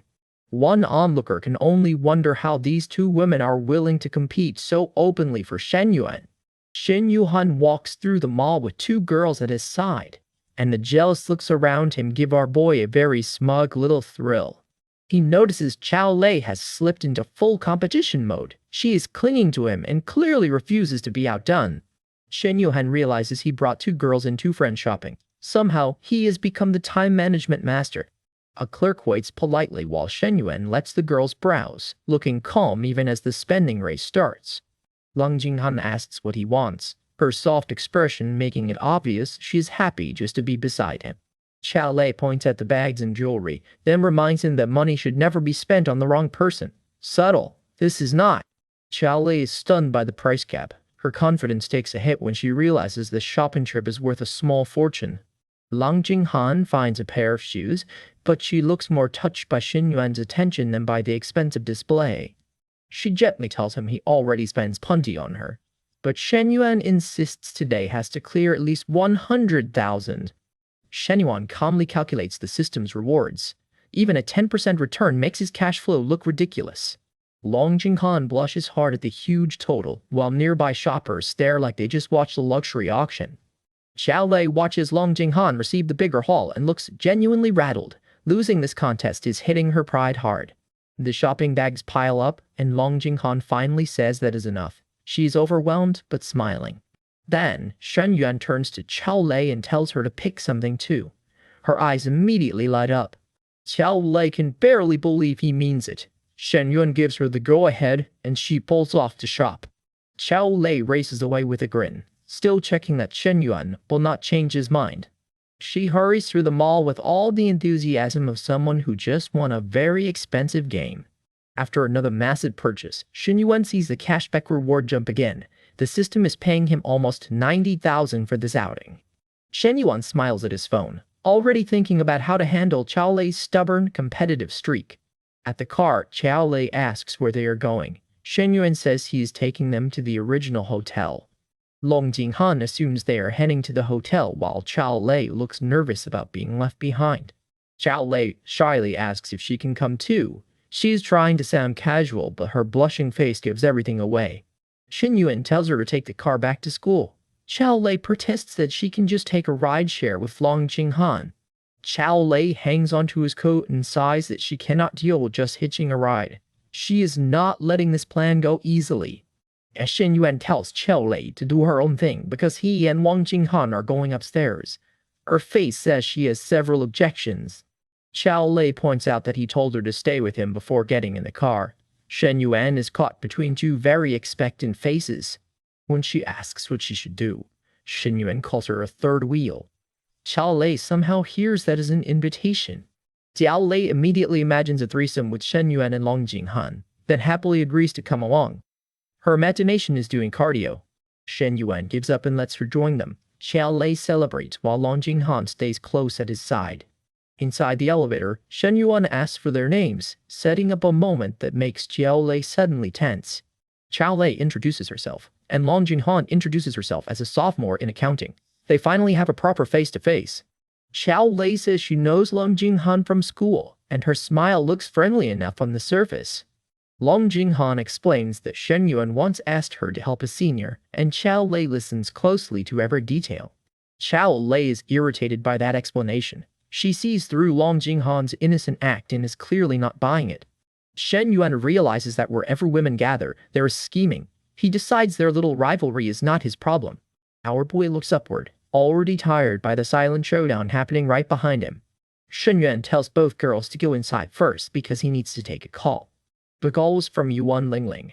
She asks Shen Yuan to keep her company tonight because it might not work out at home. Yuan Lingling sounds uneasy, saying she may stay in a suite by herself. Shen Yuan immediately senses something is wrong. Shen Yuan asks if she is staying at the Radisson, and Yuan Lingling says she is almost there. Shen Yuan realizes she is heading to the same hotel. His convenient evening is suddenly getting much more complicated. He walks the hotel hallway and thinks tonight was never supposed to be ordinary. At least he knows the rooms are separate. Shen Yuan tells Yuan Lingling to wait in the suite and promises to find her later. He even hints that he prepared a small surprise. He heads deeper into the hotel, leaving the surprise unexplained and the tension climbing. Xiao Lei asks Long Jinghan who Shen Yuan is talking to, and Long Jinghan answers that she has no idea. The two girls face each other in the hallway, both pretending they are not deeply curious about the call. Xiao Lei bluntly asks whether Long Jinghan has slept with Shen Yuan. Long Jinghan freezes instantly. Xiao Lei insists she only wants to know why Shen Yuan treats Long Jinghan so differently, but jealousy is written all over her face. Long Jinghan blushes and fires back that Xiao Lei has not seen how Shen Yuan treats other girls yet. Xiao Lei leans in and demands to know exactly what that girl was like. This rivalry has officially become an interrogation. Long Jinghan clasps Chao Lei's hands and says even a stronger alliance can cut through metal. The two rivals may be plotting a very unusual team-up. At the apartment, Qiao Lei grabs Long Jinghan's hands and demands to know why she brought a bag stuffed with such revealing outfits. Jinghan stays calm, while Qiao Lei is already blushing hard.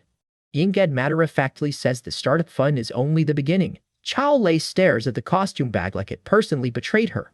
Qiao Lei lunges for the bag, panicking that Jinghan is about to show Shen Yuan far too much. The contents make her freeze: lingerie and a flashy red costume. Xiao Lei thinks the cosplay is kindergarten level, but the outfit is definitely not. Qiao Lei reels from the discovery, counting 3 full sets and realizing Jinghan came prepared for a whole campaign. Meanwhile, Shen Yuan casually holds Qiao Lei close, and her embarrassed expression gives away how much this is affecting her. Qiao Lei protests when Jinghan touches the clothes, then asks if this is really how her sister usually pleases Shen Yuan. She is curious despite herself. Jin Yan only gives her a knowing look and says she will understand later. That answer somehow makes Qiao Lei even more flustered. Shen Yuan keeps Qiao Lei close, and the narrator can see she is overwhelmed by how naturally he handles this intimate moment. Qiao Lei admits she is not sure she can handle it, while Jinghan's promise that she will know later hangs in the air. Qiao Lei reminds them they are supposed to be comrades fighting together, not whatever this situation is becoming. Shen Yuan looks mildly amused by her panic. Shen Yuan points out that the girls already call each other sisters, just like the concubines in palace dramas. The trope alarm is ringing loudly. Qiao Lei clings to Shen Yuan and tells Jinghan to take a rest because he's not an emperor. Her jealous pout says otherwise. Jinghan smoothly asks Shen Yuan to go to the room with her and help with a massage first. Qiao Lei watches, stunned by the confidence. Qiao Lei quietly agrees, then says she will use the restroom. Her eyes linger on Shen Yuan before she slips away. Qiao Lei updates Shen Yuan on the startup base. The funds are transferred, the work is moving smoothly, and the team wants to open before the winter break. Shen Yuan approves the progress, but then notices Qiao Lei is still nearby. She blushes as he calls attention to her. Qiao Lei wraps herself around Shen Yuan and asks if he minds. His relaxed expression makes it clear that he does not. Qiao Lei worries that being affectionate in front of the other girl has 2 meanings. She's blushing so hard that the thought is practically visible. She starts wondering whether she can truly be with Shen Yuan and Jinghan together. The idea embarrasses her, but she cannot stop considering it. Shen Yuan tells Qiao Lei not to worry because he will never force anyone. That gentle answer lowers her guard immediately. Qiao Lei leans in and kisses Shen Yuan, finally acting on her feelings while Jinghan is only moments away from walking back in. Jinghan returns in a pink outfit and catches them together. Her surprised face says she did not expect to be ignored for even 3 minutes. Jinghan stands in the doorway watching the kiss, while Qiao Lei realizes exactly who has seen everything. Qiao Lei feels like she should be the one leaving, but she refuses to back down. Her jealousy has officially entered the chat. Jinghan asks why they are still here when Shen Yuan booked the room. Shen Yuan keeps holding Qiao Lei, completely unbothered. Qiao Lei insists the view is better here, and Shen Yuan smiles at her stubborn streak. He knows she is gearing up for a final push. Qiao Lei tells Jinghan to stop getting in her way and go to the other room. She is trying to sound bold, but her face is bright red. Jinghan answers with a direct kiss, catching Shen Yuan off guard. She is done waiting for permission. Jinghan holds Shen Yuan's face and kisses him with zero hesitation. Qiao Lei watches from beside them, shocked but unable to look away. 2 minutes later, Qiao Lei asks if she is still in the way. Her nervous stare makes it obvious she already knows the answer. Jinghan says they were all at the bottom of Shen Yuan's food chain, so nobody gets special treatment. Her logic is outrageous, but very efficient.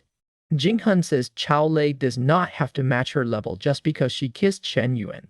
Qiao Lei looks both relieved and challenged. Qiao Lei wonders if she can be with Shen Yuan too, now that Jinghan has crossed that line. The thought leaves her trembling with embarrassment. Qiao Lei decides that being alone with Shen Yuan is one thing, but sharing this moment is another matter entirely. Her imagination promptly short-circuits. Qiao Lei retreats toward the door, telling herself there is absolutely not a third option. Her face says she is not convinced. From close range, Chao Lei realizes Jing Han has already gone this far with Shen Yuan. The realization makes her wonder if she has fallen behind too. Jing Gan gently tells Shen Yuan to go wait in the inner room. Her soft expression shows that she is taking control without pushing Chao Lei. Chao Lei asks Shen Yuan not to stay here, then immediately tells him to go to the bedroom and let Jing Han wait. She is still fighting herself every second. Shen Yuan moves closer to Jing Han, and the scene starts to fade into private territory. Chao Lei's hesitation is the real drama now. Jing Han asks what Chao Lei means, and Chao Lei can barely get the words out. She is caught between jealousy and wanting to belong. Shen Yuan reflects that 3 people in one suite will be difficult at first, but they can learn to live with it. He is thinking several steps ahead. Shen Yuan tells Chao Lei to wait outside, promising it will be easier when they spend time together again. She looks hurt, but she listens. Shen Yuan and Jing Han head into the inner room, leaving Chao Lei alone with her racing thoughts. Standing alone in the dim room, Chao Lei quietly asks Shen Yuan to be gentle and tender. The moment turns sincere beneath all the teasing. Chao Lei decides she cannot keep avoiding the issue. Since Jing Han already made her move, Chao Lei knows she has to be honest too. Her resolve hardens as she thinks it might finally be her turn. The shy girl is done being invisible. Chao Lei looks toward Shen Yuan and asks if it is her turn now. Her blush is intense, but her eyes are determined. Shen Yuan appears after changing clothes, and Chao Lei realizes Jing Han has finally crossed the next step. The chapter ends with her resolve still burning. The morning starts with Shen Yuan in bed between 2 flustered women. One checks if he is alright, and he calmly says he is fine.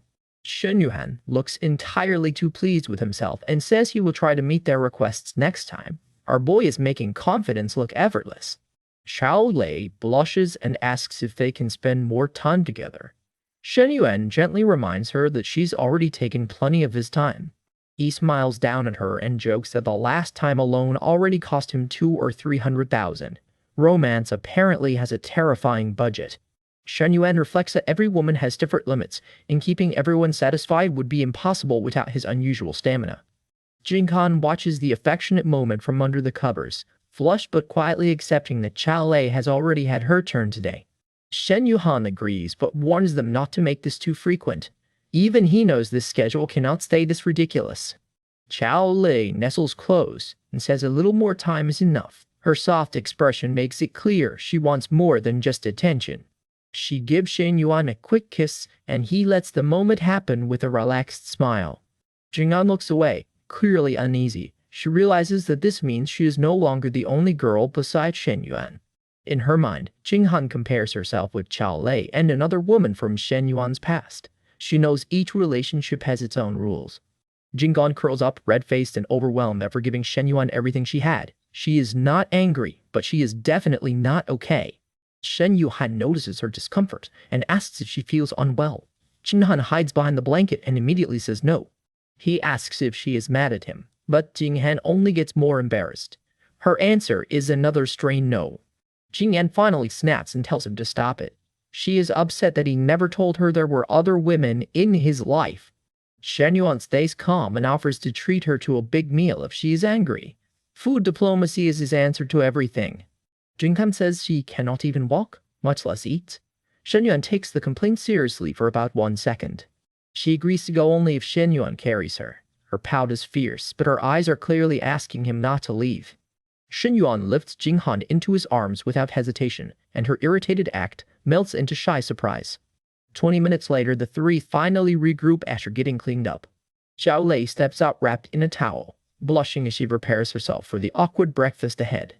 At the table, Shen Yuan sits between the 2 women as the silence becomes painfully obvious. Nobody knows where to look.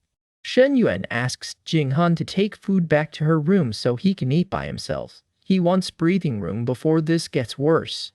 Jing Han protests that the 2 women have already gone this far and should eat together and talk more. She is not letting him escape that easily. Chao Lei admits the whole meal feels awkward, while Shen Yuan insists he is not awkward at all. Sure man, totally believable. Chao Lei worries that staying close to Shen Yuan could ruin Jing Han's relationship with him. Her nervous glance says she cares about both of them. Jing Han tries to soften the mood by asking if she can pack food for school. Shen Yuan quietly lets her feed him instead. Xiao Lei watches Shen Yuan accept the attention and realizes he does not seem eager to send her away at all. Jinggan worries that his cool tone means he is angry, but Shen Yuan reaches over and gently pats her head. Shen Yuan tells Jinghan she's not fully recovered and should wait until tomorrow before going back to school. He asks if she would rather stay with him a little longer, his hand still resting gently on her head. Jinggan blushes hard and agrees. The simple kindness hits her much deeper than she expected. Xiao Lei changes for school and notices how gentle Shen Yuan is with Jinghan. It leads a small, sour feeling in her chest. Shen Yuan stands between them, casually touching Jinghan's head while Xiao Lei watches. The tension is quiet, but it is growing. Both women privately realize that his gentle touch makes them happy. Neither one wants that feeling to end. A hotel staff member arrives with the clothes Shen Yuan requested, giving the room a much-needed interruption. Shen Yuan thanks the staff member and sends her out politely, while the two women remain behind in the suite. As he leaves, Shen Yuan reflects on the strange turn of events. Two beautiful women are now tangled up in his daily life. Walking down the hallway, Shen Yuan wonders whether all this attention will blow up in his face. That is a very fair question. Back in the room, Shen Yuan asks where Xiao Lei is while getting dressed. Jinggan says Xiao Lei went to shower. Shen Yuan says he has something to handle and asks Jinggan to tell her for him. Shen Yuan finishes changing into clean clothes before heading out. After her shower, Xiao Lei asks where Shen Yuan went. Her soft expression turns worried the moment she sees he is gone. Jinggan calmly dries her hair while Xiao Lei waits for an answer. The room has officially become a feelings battlefield. Jinggan says Shen Yuan went out to handle something. Xiao Lei immediately wonders what could be important enough to take him away. Xiao Lei admits he did not explain himself, and that makes her feel like he does not trust her with his plans. Jinggan bluntly asks why she did not simply ask him. Xiao Lei says that is not something she should have to ask. Jinggan tells her to lower her expectations. The advice is practical, but it lands like a challenge. Xiao Lei says they should not place so much weight in Shen Yuan's heart. Jinghan is clearly defending her own place beside him. Xiao Lei pushes back, asking whether Jinghan does not want a more important place in Shen Yuan's heart too. The rivalry is finally out in the open. A woman gets her hair done after a bath, and she is clearly trying to look her best for Shen Yuan. Her sister fusses over the styling, saying this is exactly what Shen Yuan wants to see. The younger woman panics because there are only two outfits. This wardrobe emergency has suddenly become a national crisis. She wonders where the missing outfit went, while her sister starts getting suspicious. The sister realizes Shen Yuan said he would spend the night with them, and her patience is already running thin. She snaps that he took their clothes without asking, but the other woman insists he will come back. The older sister warns her not to think that way, but the shy woman cannot hide what she wants. The sister drags out a red outfit and tells her to try it on. She is pretending this is only fashion advice. The shy woman blushes hard when a suggestion turns much bolder than she expected. She decides to let her sister go first, but her nervous expression says she is not giving up that easily. Elsewhere, Yuan Bao comes home to a blonde woman throwing herself into his arms. She missed him badly. Yuan Bao notices she is prepared a surprise, and his curious look tells her she has his full attention. She hands him a bag and asks if he likes the surprise, practically vibrating with anticipation. Yuan Bao teases that the surprise seems meant for her, and she immediately gets flustered. She admits that is exactly the point. Our boy finds her obvious enthusiasm anything but annoying. The blonde woman slips away to change, leaving Yuan Bao waiting outside with a knowing smile. 2 minutes later, she steps out in her surprise outfit and asks if he likes it. Yuan Bao is visibly stunned, and the room gets very quiet for a second. He pulls her close and tells her to be gentle while she melts against him. Yuan Bao playfully asks her to call him daddy sometimes. He's enjoying this far too much. She nervously agrees, saying all the happiness is his. Her blush is doing most of the talking. She stammers out the name, and Yuan Bao promises that her reward will come. She asks what the surprise really is, still blushing but no longer backing away. Yuan Bao says his surprise has several small goals. Subtlety has left the building. She teases that his mouth is getting naughty, though her flushed face shows she is fully engaged in the game. Yuan Bao grins and tells her she is playing with fire, and the mood turns unmistakably steamy. The recap fades past the details as their private night continues. 2 hours later, the blonde woman lies exhausted but glowing while Yuan Bao checks on her.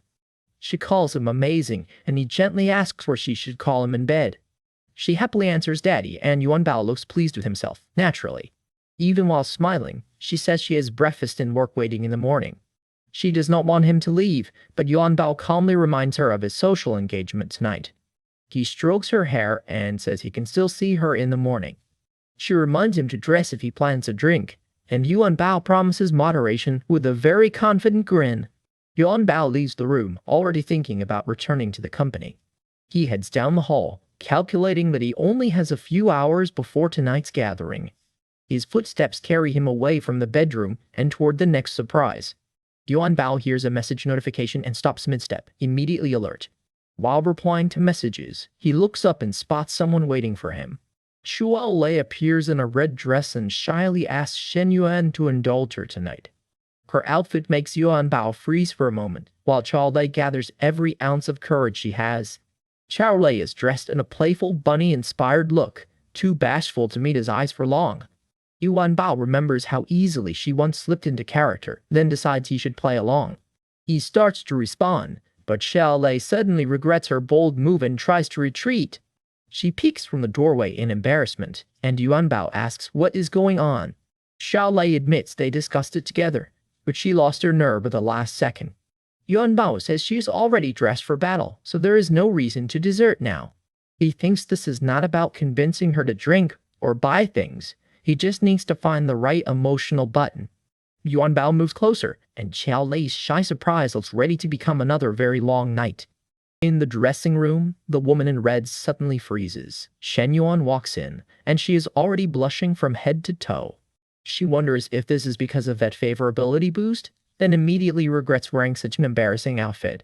Her bunny-eared friend notices something is wrong and asks if she cannot accept the plan. The woman in red admits the clothes feel far too revealing, especially that color. Her confidence has left the building. Our friend explains that cosplay can be conservative too. The fabric may be tiny, but apparently it is still fashion. The friend reminds her that Shen Yuan wants them together and says their shared goal is to win his heart. She tells her not to overthink it. Winning Shen Yuan's affection is supposed to be simple, at least in theory. The woman in red says she wants this too, but doing it this way makes her feel like she has no dignity left. Her friend gently pushes back. Shen Yuan is not forcing anyone, and tonight will not be their only chance. That reassurance works. The bunny-eared woman decides to give Xiao Lei space and returns to her room. 5 minutes later, she finds Shen Yuan and asks him to come back to her room. Xiao Lei watches from the doorway. Shen Yuan barely reacts, and that icy indifference hits her harder than she expected. Left alone, Xiao Lei pulls her robe tight and looks completely shaken. She is trying to hide how much this bothers her. She has plenty of followers and attention, but Shen Yuan makes her feel disposable. That is a new problem for her ego. The closer Shen Yuan gets, the more unsettled she becomes. His coldness turns her frustration into real tears. Xiao Lei admits that his indifference makes her feel an unprecedented kind of frustration. Shen Yuan finds her crying and asks why. She tries to dismiss it, but her face gives her away. Shen Yuan says he only wants to spend more time with her and tells her not to cry. He cannot stand seeing girls cry. Then our boy calls her a messy cat and tells her to look in the mirror. Smooth recovery, Shen Yuan. Xiao Lei stares up at him, stunned and flushed. The harsh words have somehow made her feel seen.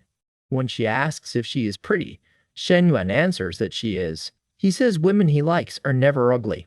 Xiao Lei presses him, asking if he would still treat her this way if others stopped treating her badly.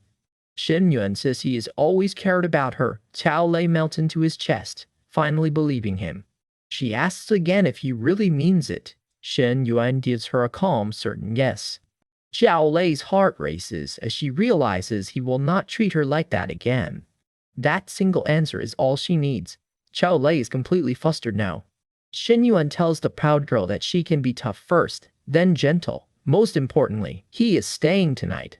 Xiao Lei hugs him tightly and asks if he has really thought this through. Shen Yuan has thought about it plenty. He asks if she would rather go to the next room first and get used to it. Xiao Lei refuses. She is staying right here, and her shy smile says she has made up her mind. The other woman in red sees them together from the doorway. Her expression drops as an old memory comes rushing back. She remembers Shen Yuan being frighteningly good at reading a girl's heart. He always knows exactly where to push. The memory makes her jealous. The last time Shen Yuan treated her this boldly, she never forgot it. She tells herself Shen Yuan is terrifying, but the truth is already obvious. She has fallen for him too. Not wanting to fall behind, she steps forward and starts undoing the last of her hesitation. She joins Shen Yuan and Zhao Lei, and the room gets very crowded very quickly. The chapter wisely keeps things behind a soft fade as the trio disappears into a very private discussion. The night continues off-camera, exactly where it belongs. Even the panels know when to look away. By the next morning, the aftermath is clear. Shen Yuan has had an exhausting night. Shen Yuan wakes up between the two women and decides he needs nourishment. Fair call, our boy. He notices that the sister's favorability has risen after last night. At least nobody needs a separate lecture anymore. One woman tells him Lei Lei is still asleep and offers to arrange breakfast in the room. She asks if Shen Yuan and Lei Lei are suddenly close enough to use first names. The teasing starts before breakfast. Shen Yuan remembers that Hui Guai wanted him to call her last night, so he checks his phone. He decides to handle breakfast first. Kue Hui needs an answer, but food wins this round. Hui Hui still has not replied, so Shen Yuan assumes she is sleeping and plans to check on her later. One woman looks at the crowded bed and realizes that from now on, Shen Yuan's time will have to be shared. She quietly wonders if sharing him is really a good thing. That question is not going away anytime soon. At the gym, a fit woman catches Shen Yuan arriving late and immediately calls him out. She points out that he has been training less and asks how his body fat percentage dropped anyway. Shen Yuan just smiles, while she wonders if this is what real talent looks like. The gym woman leans in and asks why he did not come work out behind her back. That sounds less like a fitness complaint now. At the gym, Shen Yuan watches Hui Hui finish another serious workout, and she looks pleased that he is noticing her progress. Hui Hui thanks her hubby with a blush, while Shen Yuan casually offers her a bigger role in the company. Shen Yuan explains that the company is growing fast and he wants Hu Hui and its quote involved in its next big moves. Hui Hui is openly touched by his trust, even if she is trying very hard to keep her cool. She cannot help thinking that Shen Yuan has changed her life in ways she never expected. Outside, two students with an impressive stack of luxury shopping bags catch Hui Hui's attention. Ye Hui texts Shen Yuan from the hotel asking who those two glamorous girls are. That question is absolutely not going away. Miss Fang stares at her phone in surprise as the hotel sighting starts to sound suspicious. Shen Yuan asks who she means, then coolly says the girls are students from their school. He reassures Hui Hui that nobody is prettier than her, and she gets exactly the reaction she wanted. A driver arrives and politely addresses Miss Fang, ready to take her back to school. Miss Fang steps into the waiting car, still thinking about Shen Yuan's mysterious hotel guests. Hui Hui describes one girl as tall, fiery, and very pretty, then calls Shen Yuan a jerk for teasing her. As the car pulls away, Miss Fang asks whether the girl he mentioned is the one he prefers. Miss Fang realizes the girl is Shen Yuan's classmate and another possible rival for his attention. Her friend tries to calm her down, but Miss Fang is clearly bothered that Shen Yuan treated another girl so well. The friend warns her not to do anything rash. She knows Shen Yuan's feelings matter more than a jealous impulse. The story shifts to Jingfu Company at 11 in the morning, where Shen Yuan's new status is already making waves. A striking purple-haired woman arrives at the office, poised enough to make the hallway feel like her entrance scene. The staff quietly wonder which number she is. Shen Yuan's sudden popularity has become office gossip at record speed. The employees agree that every woman around their new boss is prettier than the last. Money really does attract an audience.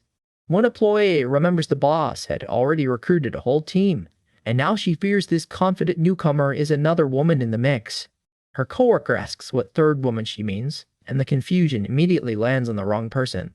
The startled employee is asked if she is jealous. She has no answer, which is answer enough. Miss Liu meets Shen Yuan directly and asks how her performance has been so far. She says a specially appointed consultant should be polished, friendly, and composed. Her confidence is impossible to miss. Shen Yuan gives Miss Liu an approving look as she makes her case with total confidence. Shen Yuan tells her to stop adding drama. Miss Lu smiles and makes it clear she has no intention of stopping. Miss Lu asks whether Shen Yuan has a secretary, clearly testing how close she can get to his daily life. Shen Yuan gives her a flat no and Miss Lu immediately pivots to asking for a part-time secretary role. She presses the point with a playful smile, while Shen Yuan looks far too amused by her bold proposal. Before he can answer, Director Zhang arrives and asks to see President Shen. Director Zhang confirms that Miss Lu is the specially appointed consultant and asks Shen Yuan to sign her contract. Shen Yuan accepts the paperwork, and Miss Lu is officially part of the company. Half an hour later, Miss Lu returns after finishing up, looking very satisfied with herself. She tells Shen Yuan that she is his employee now, then asks if she should call him President Shen. Miss Lu tells him to sit down and stop treating the office furniture like a playground. She is already acting at home here. She calls Shen Yuan not very transparent, and his wary expression says he knows exactly where this is going. Shen Yuan asks what she is trying to do, but Miss Lu keeps closing the distance with a fearless smile. Miss Lu looks completely in control, while Shen Yuan watches her with a mix of surprise and caution. She makes a very forward suggestion, and Shen Yuan reminds her that this is still a workplace. Miss Lu insists that today she is his secretary, and the office tension goes from professional to dangerous in one sentence. Shen Yuan stays seated as Miss Lu leans in, clearly determined to turn her new job into something much more personal. Miss Lu makes her intentions painfully clear. The chapter wisely lets the details fade behind a very obvious wink. Shen Yuan is left stunned as Miss Lu takes control of the moment. That secretary application moved fast. 1 hour later, the private interruption is over and business is waiting again. Miss Lu tells Shen Yuan to get back to work, calling him Daddy with a teasing smile. Shen Yuan is told the meeting is starting. Apparently, even a new president does not get to skip the paperwork. The management meeting lasts 2 hours, with Miss Lu now standing beside Shen Yuan as part of his new team. The executives listen as Shen Yuan takes charge, and his calm expression shows he is settling into power. Shen Yuan reflects that Meng Li prepared extremely well, and her arrival has changed the company far more than he expected. Miss Lu stands before the team with quiet confidence, and everyone can feel that the company is entering a new phase. The staff stare in surprise as Shen Yuan's changes ripple through the office, like a butterfly effect nobody can ignore. After the meeting, Li Mengfei gets very close to Shen Yuan, blushing as she asks if he has finally worn himself out. Shen Yuan relaxes while she proudly says she could only admire the senior executives before, but today they treated her with obvious respect. Li Mengfei is glowing. Being openly accepted as his wife has made her ridiculously happy. Shen Yuan tells her she earned that approval, then calmly mentions he will be away for a few days. Li Mengfei freshens up, surprised that she can suddenly go along on this trip. The timing could not be sweeter. Shen Yuan lets her enjoy the moment while she sits on his lap looking completely delighted. Li Mengfei says the next batch of the tour group must wait because she has planned Shen Yuan a birthday surprise. She heads back to unfinished procedures, and Shen Yuan is left alone with a very full schedule. Instead of relaxing, Shen Yuan studies international economics. He knows his own learning still cannot be neglected. His system announces that 600 campus reputation points have earned him 6 draws. Our boy immediately taps yes. 6 glowing cards appear in front of him. Nothing suspicious about a lottery that can rewrite your life, right? The rewards land: an attribute point, a skill coupon, a learning card, cash, and thank you prizes. 1 million cash is the loudest part. Shen Yuan gets 6 draws but only 4 useful rewards, so he decides to save the attribute point for later. The learning card feels like the real prize. Shen Yuan wants to learn something new and tells Counselor Suna he will visit later. Shen Yuan calls Suna and says he is still studying economics, so he will not be home soon. She patiently says she will wait. Suna gets flustered when he says he will wait for her at home. She immediately calls him annoying, but she is blushing hard. She explains that Li Mengfei is away and tells him to come tomorrow instead. Shen Yuan agrees without pressing her. Shen Yuan casually asks about her good little sister, making Suna blush even harder and wonder why he is acting so familiar. An older colleague teases Suna for getting emotional again. The woman has spotted the romance plot from across the office. The colleague warmly calls her Teacher Suna and points out that adults their age have nothing embarrassing about dating. Outside, 2 young women gossip about which male counselor could be dating. One thinks it is probably not a teacher from their own school. A reason that most male teachers are married, so the mystery boyfriend must be someone else. Back at his desk, Shen Yuan asks if Suna is home yet. He clearly has another plan ready. Suna enters from her bathroom, asking what is up. Shen Yuan says he will come over later and tells her not to tell her sister. Suna is shocked by his blunt wording, while Shen Yuan smiles and tells her to be a little more refined. She fires back by asking about his shady little past and even his pink lips. This call has become a verbal boxing match. Shen Yuan ends the call and tells her to cook for him later. Her complaint fades into a very obvious smile. Meanwhile, at the Foreign Affairs cafeteria, Chao Lei digs into the new girl who has been hanging around with her friend. Chao Lei wants her friend to know herself and stay in her lane, convinced that girl could never take Shen Yuan's place. Her friend asks if all that hostility is necessary. Chao Lei answers that a woman should not stay at the bottom of any food chain. A nervous first year arrives carrying roses. His friends think he's about to confess to Chao Lei. The boy stammers Chao Lei's name, bouquet shaking in his hands as everyone watches. Chao Lei shuts it down before he can finish, telling him to get lost. The whole cafeteria hears it. She knocks his drink aside and tells him not to come near her because he already annoys her. Chao Lei slams her hand onto the table, making the rejection final. The poor guy never had a chance. His friends stare in horror as he tries to save face, insisting he was going to throw the flowers away himself. Chao Lei snatches the bouquet away with an icy glare. She has no patience left for this performance. The boy stands frozen while Chao Lei turns away and her friend quickly leads her out. Han says the scene only made her more annoyed. Chao Lei's answer is simple. She will learn yoga and dance, then grind the rival down. The rejected boy's friends call Chao Lei a top-tier beauty, but admit public confessions are basically a death wish. Chao Lei watches Han closely and decides that guy may recover eventually, but he will never dare approach again. With a grin, Chao Lei says she will learn yoga and take down the other woman. Han is suddenly very interested. Han asks if she is serious, and Chao Lei walks on with the confidence of someone already planning the next round. Chao Lei looks back with a sly smile and asks if Han wants to join her. Han says they can go to Shen Yuan's yoga studio to learn. Chao Lei immediately agrees. Just then, Lu Mengfei suddenly sneezes while walking outside. Somewhere, trouble is clearly putting her on the schedule.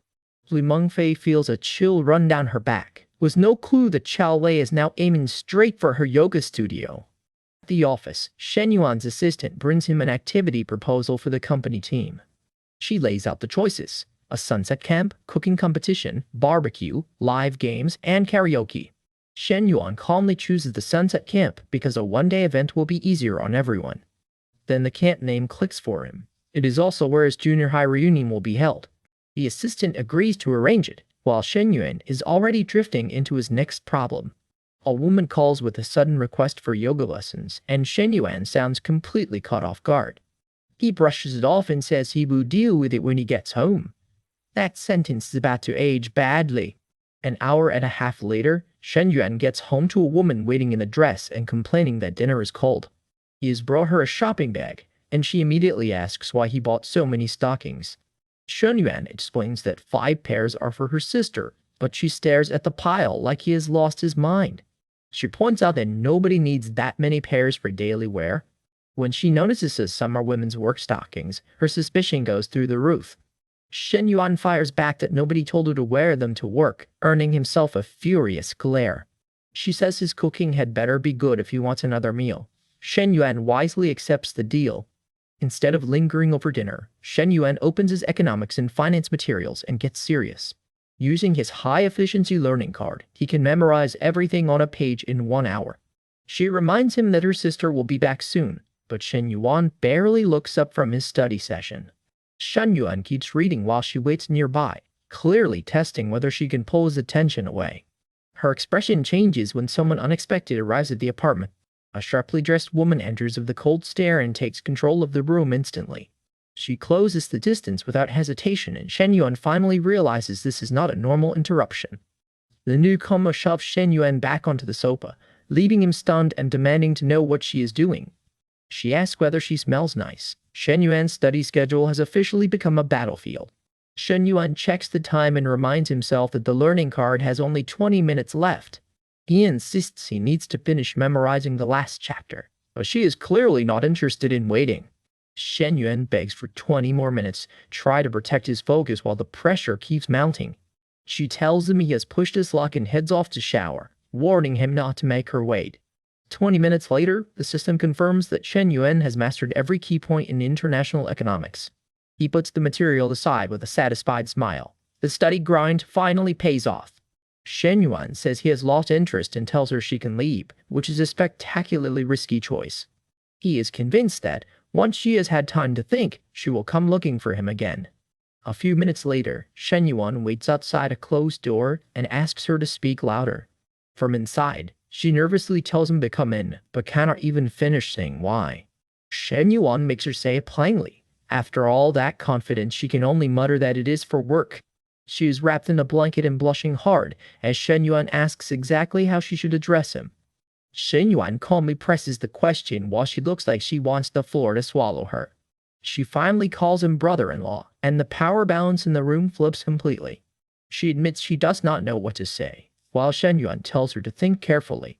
Shen Yuan leans in, and the teasing turns into a private moment neither of them is handling calmly. She gives in to the awkward role-play, still blushing as Shen Yuan tells her to turn around. He looks entirely too pleased with himself. Our boy's treating this like a negotiation he already won. The scene gets increasingly intimate, so the recap politely pulls the curtain before the details get too wild. Shen Yuan gives his approving verdict, while she can barely answer through her embarrassment. An hour later, the room is quiet, and the pair are visibly exhausted from their very private detour. She had started out angry and embarrassed, but her expression now shows that the tension has softened. Shen Yuan checks on her, and she quietly assures him that she's fine. Then reality crashes back in. It is nearly 9, and her sister could return at any moment. She tells Shen Yuan not to add that title when her sister is around. Some secrets need better timing. Shen Yuan agrees, but he knows they have gone much deeper into this act than either of them planned. All Meng's scent is still on him, and Shen Yuan realizes he needs to clean the room fast before trouble walks in. He looks down at the evidence of their reckless afternoon and braces for the consequences.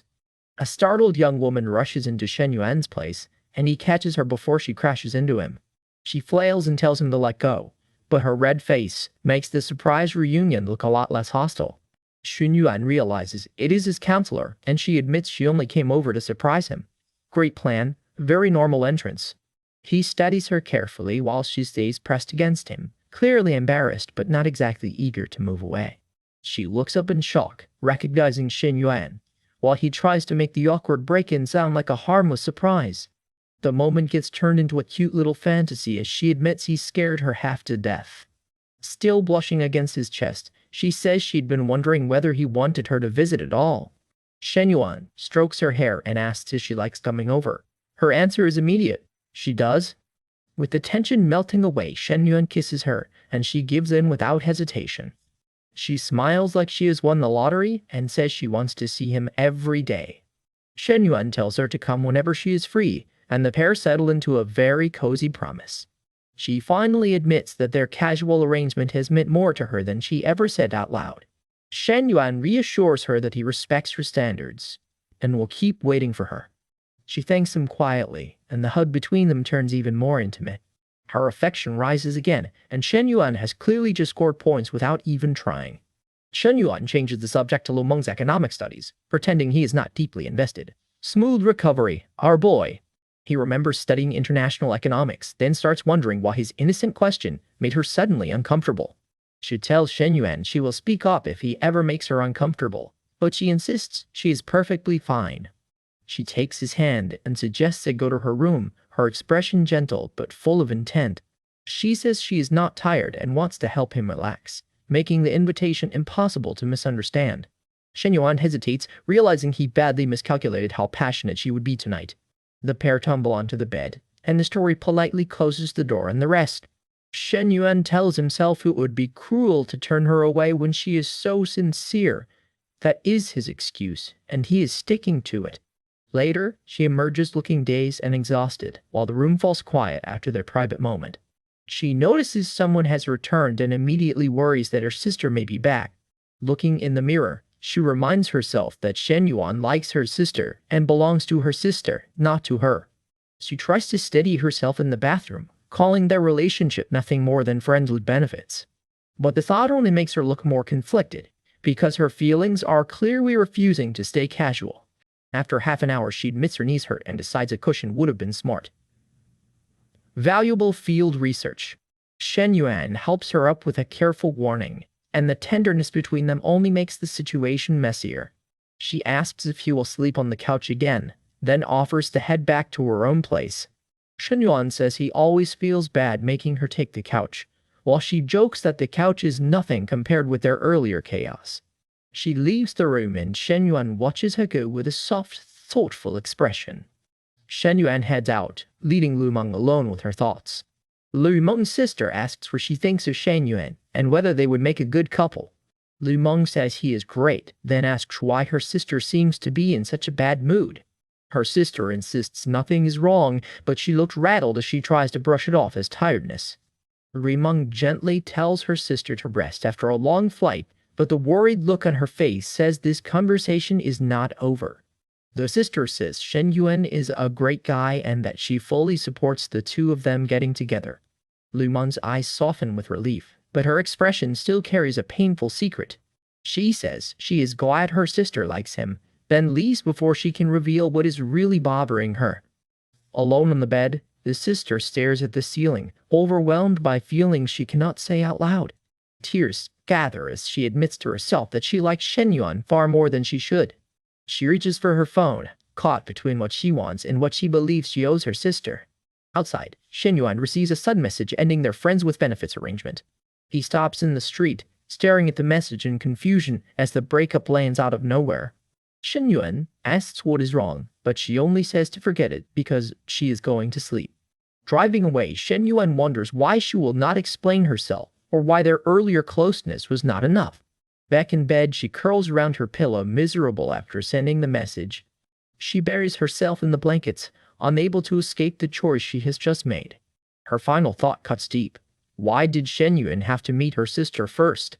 At home, Shen Yuan walks in to find his younger relatives sprawled on the couch, treating his place like their personal snack bar. They immediately complain that he is late, but Shen Yuan looks completely unfazed by the tiny ambush. The kids keep munching away while their big brother tries to act like the adult in the room. It is not going well. Shen Yuan tells them they cannot keep carrying on like this, especially with university coming up. One of them pushes back, saying she does not want marriage and family life. Shen Yuan wisely decides this argument has no finish line. Then she switches tactics and asks to join his upcoming trip, promising she can even cover extra expenses. That gets Shen Yuan's attention. Where did a girl this young suddenly get money? She insists she's miserable at home and begs to come along. The little sales pitch is adorable, but Shen Yuan is not buying it yet. She sheepishly admits that her sister-in-law gives her an allowance, and she has been saving it. Shen Yuan shuts it down, explaining that the flight and hotel arrangements were booked ages ago and there is no room left. The girls settle back down, and the sister-in-law calmly asks whether the bathwater is ready. Behind the shower curtain, the couple agrees to leave the kids behind and enjoy some time together. Adult planning has begun. The trip is set for Sunday afternoon, while Shen Yuan quietly makes sure tomorrow's company event is handled too. The chapter politely fades away as the couple gets close. Shen Yuan has clearly earned a little private peace. The next day, Shen Yuan and his companion are already on the road for the class trip. On the bus, the purple-haired woman offers Shen Yuan water or snacks, but he says he slept well and needs nothing. The other passengers notice how comfortably the boss is traveling. The gossip engine is already warming up. Someone makes a crude comment about Shen Yuan's companion, and he immediately tells them to shut it. The woman snaps back, embarrassed and angry that he is making a scene in public. Shen Yuan gives her a sharp look and tells her to stop messing around. Her cheeks go red fast. She tries to turn the accusation around, asking what he was doing with a girl in public. Shen Yuan is having none of it. He firmly says nothing happened, then reminds her about the last time she tried to grope him. Flustered, she denies everything and changes the subject as fast as humanly possible. 3 minutes later, the teasing has worn her out, and she finally falls asleep beside Shen Yuan. Shen Yuan notices she is genuinely asleep, her hand resting close to his. She slumps onto him in her sleep, and Shen Yuan has a very inconvenient front row seat. This bus ride suddenly got complicated. He tries to stay still while she sleeps against him, clearly struggling to keep his composure. Shen Yuan silently wonders who could possibly endure this situation. The answer is apparently not him. When the bus arrives, Shen Yuan gets out to stretch while his sleepy companion gathers herself. She tells him not to pull away. Then their old classmates spot Shen Yuan from across the camp. A classmate calls out Shen Yuan's name, delighted that he actually showed up. Shen Yuan steps forward in his dark hoodie, looking calm while the reunion crowd starts sizing him up.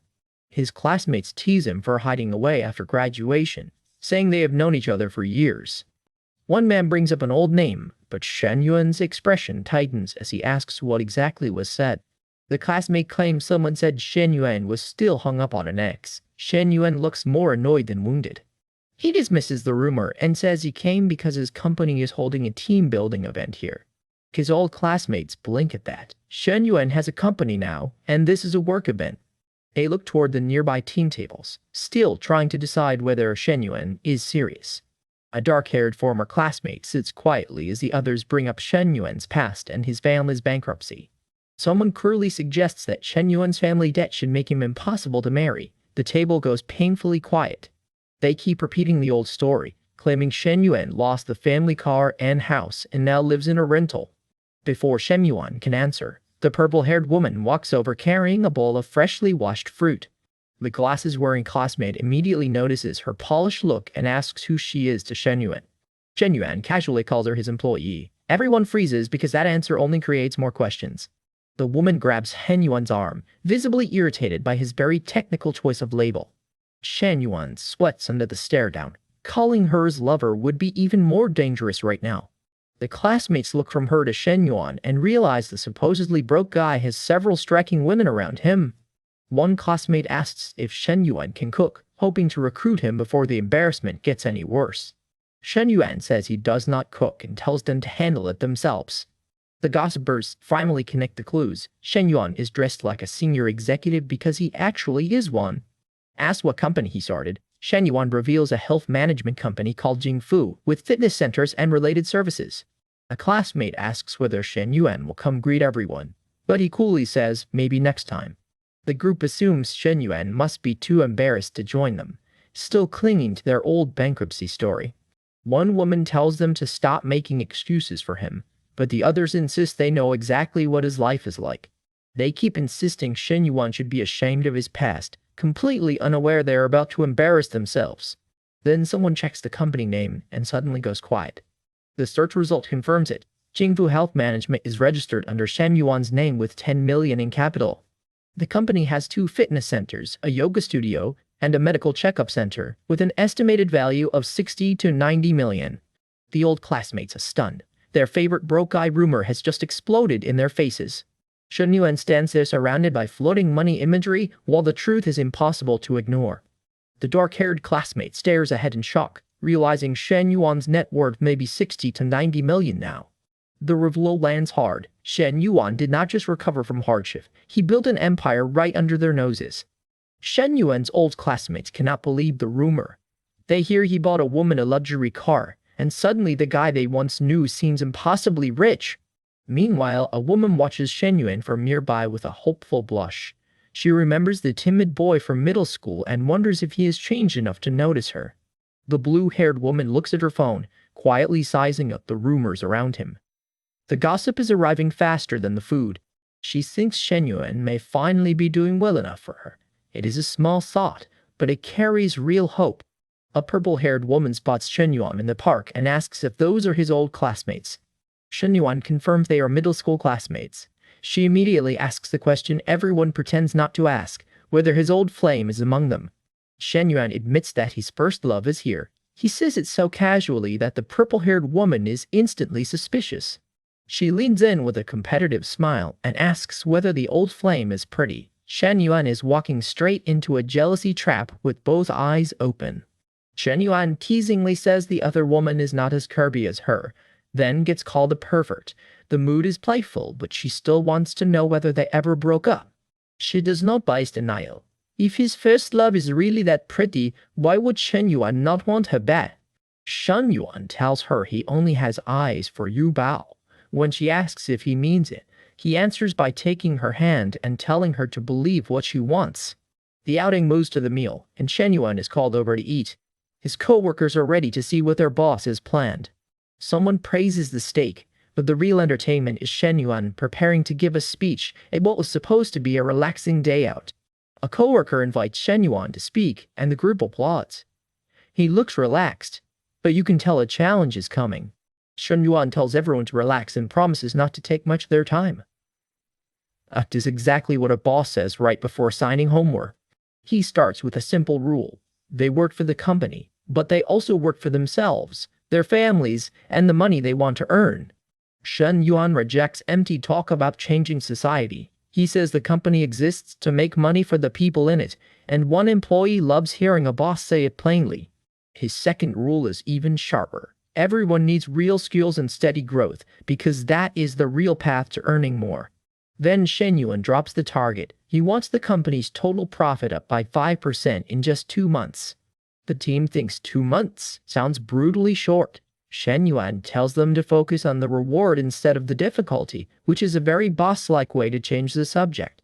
If they hit the goal, there will be a year-end bonus. If they exceed it, the bonus gets even better, and Shen Yuan adds a huge prize for the top 2 earners.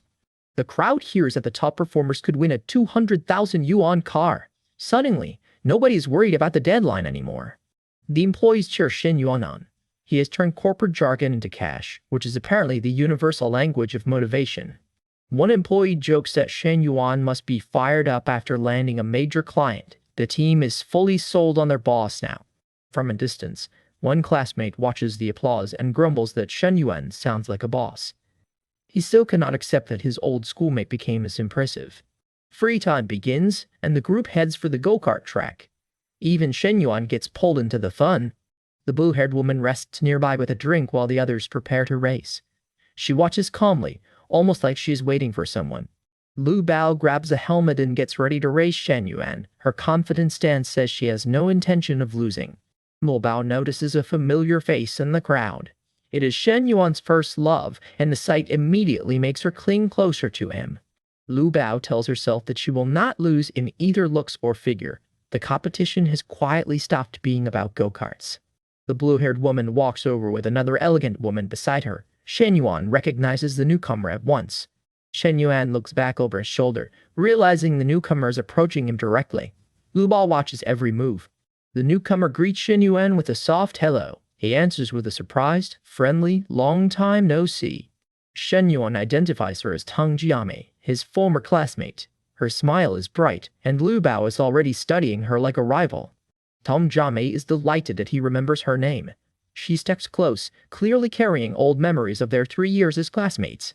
Tang Jiame reminds him that she wrote him love letters in middle school. She has heard he runs a big company now, and she sounds genuinely impressed.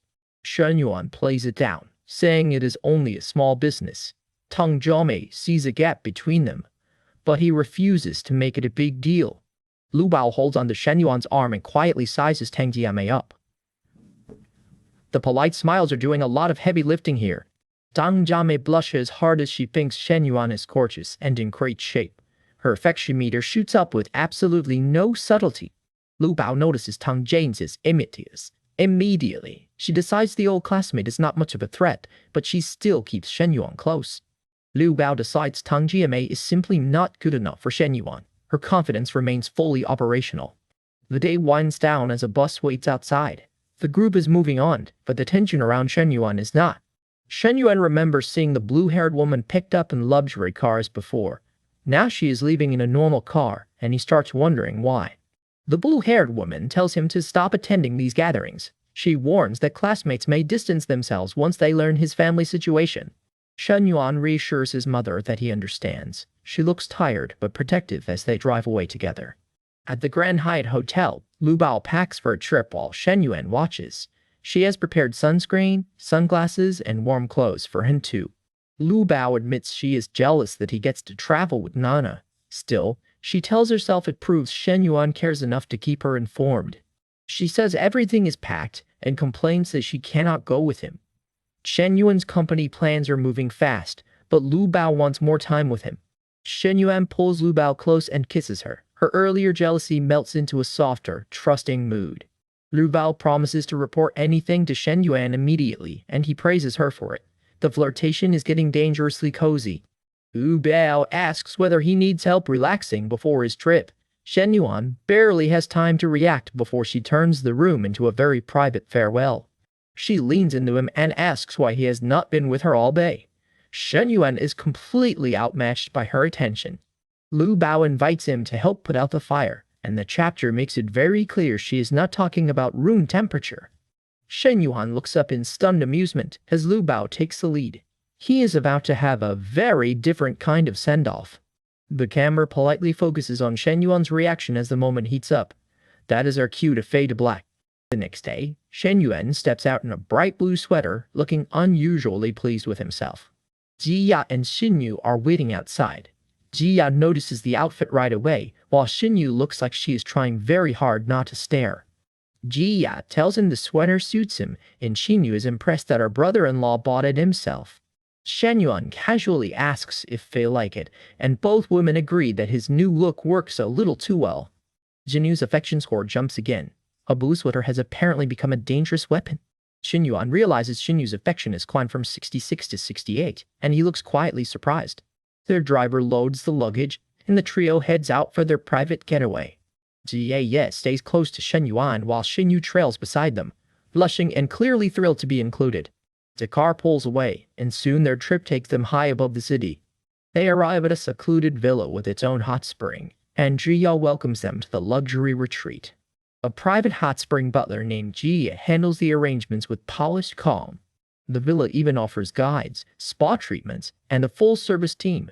Shen Yuan did not book a weekend, he booked a kingdom. Jia checks the booking and learns the villa costs 12,000 a night, but Shen Yuan arrives in an MVP. She notices he and his girlfriend are dressed simply, yet the driver has traveled 1,400 kilometers for them. Jihya decides Shen Yuan must be important. Then he pulls off his sweater and Xinyu's attention immediately abandons all subtlety. Shen Yuan reveals a surprisingly fit build, and Xinyu is left staring at her brother-in-law with bright red cheeks. Xinyu is dazzled by his waist and his abs, while Shen Yuan starts worrying that her rising affection is getting risky. Shen Yuan quickly redirects everyone to the hot spring. He needs to change a subject before Xinyu's thoughts get any louder. Jia walks beside Shen Yuan and asks about Xinyu, while Xinyu follows behind, still flustered. Xinyu clings to Shen Yuan's arm, and Jia catches the awkward closeness immediately. Shen Yuan tells Xinyu and Jia to change into their swimsuits while he gets ready too. Xinyu stares at the swimsuit choices in panic. She bought them online without realizing just how revealing they would be. Jia tries on a black swimsuit and finds it bolder than expected, especially with Shen Yuan right outside. Xinyu asks her sister to help choose one, and Jia patiently looks through the options with her. Jidyu points out that all three are revealing. Xinyu finally picks a green one-piece, even though she can barely breathe in it. Xinyu nervously tries it on, blushing from head to toe as the fit turns out much tighter than she expected. She admits the suit is tiny and worries Shen Yuan might see her as more than family. The swimsuit has caused a full system crash. Jia gently tells Xinyu she does not have to come if she feels uncomfortable, but Xinyu insists she wants to change with them. Jia gives in and offers to grab the swimsuit Xinyu wants, watching her sister with worried but patient eyes. Xinyu settles on one choice and immediately wonders whether Shen Yuan will find her attractive. At the front desk, Jia asks Suli what happens if Shen Yuan is already taken. Suli calmly suggests she could still join the picture. Senior butler Suli appears with a confident smile. She clearly enjoys turning a quiet booking into romantic workplace advice. Jia rejects the idea, saying she still wants a normal relationship. Suli listens, but her expression says she is not done meddling. Suli tells Jia she can pursue a relationship on her own terms, but advises against going after Shen Yuan. Jia thinks about Shen Yuan's wealth and status, wondering if he would simply leave her behind once he got bored. Suli asks whether Shen Yuan needs spa treatments or a guide, but Jia says not right now. Suli says guests who stay at the villa expect quality, and she wants to make sure Shen Yuan never needs to ask twice. Ji Yao says Shen Yuan may need service over the next few days, and Su Li promises to do her best. Su Li walks away looking very satisfied, already treating this guest request like a personal mission. Ji Yao watches Su Li leave and wonders how far the senior butler will go to make Shen Yuan happy. The question hangs in the air as the story shifts toward the steaming private bath. Shen Yuan relaxes alone in the hot spring, unaware that the peaceful part of this trip is about to end. Jia arrives in a red swimsuit and softly announces herself. Shen Yuan is caught completely off guard. Jia asks him to stop staring. Shen Yuan tries to recover, but his surprised face has already answered for him. Juya steps into the water, embarrassed but determined, while Shen Yuan watches her with a stunned smile. She points out that they've seen each other before, so there's no reason to be shy now. Easier said than done. Shen Yuan pulls Jia into a close hug, and she blushes hard while telling him Shen Yu will be out soon. The couple stays close in the water until another voice calls out to her brother-in-law. Shen Yu arrives in a blue swimsuit, and Shen Yuan realizes he has seriously underestimated how striking she looks. Shen Yu steps into the spring, blushing as she joins Shen Yuan and Jion and Jia in the mist. Shen Yuan looks away, trying to keep his thoughts under control while Shen Yu watches him hopefully. Shen Yu worries about every little flaw, but Shen Yuan's attention makes it clear that she has nothing to fear. Jiao notices Shen Yu's hopeful stare and immediately senses that her sister may have dressed up for Shen Yuan. Then Su Li appears in a black swimsuit and boldly cups Shen Yuan's face. Now even the butler wants in on this hot spring drama. Ji Ya can only sink into the water and tell herself this is probably not happening. Unfortunately, it very much is. Shen Yuan remembers how close he has become with his sister-in-law, and he knows that closeness can get complicated fast. She looks calm on the surface, but her eyes are full of curiosity about the brother-in-law she barely knows.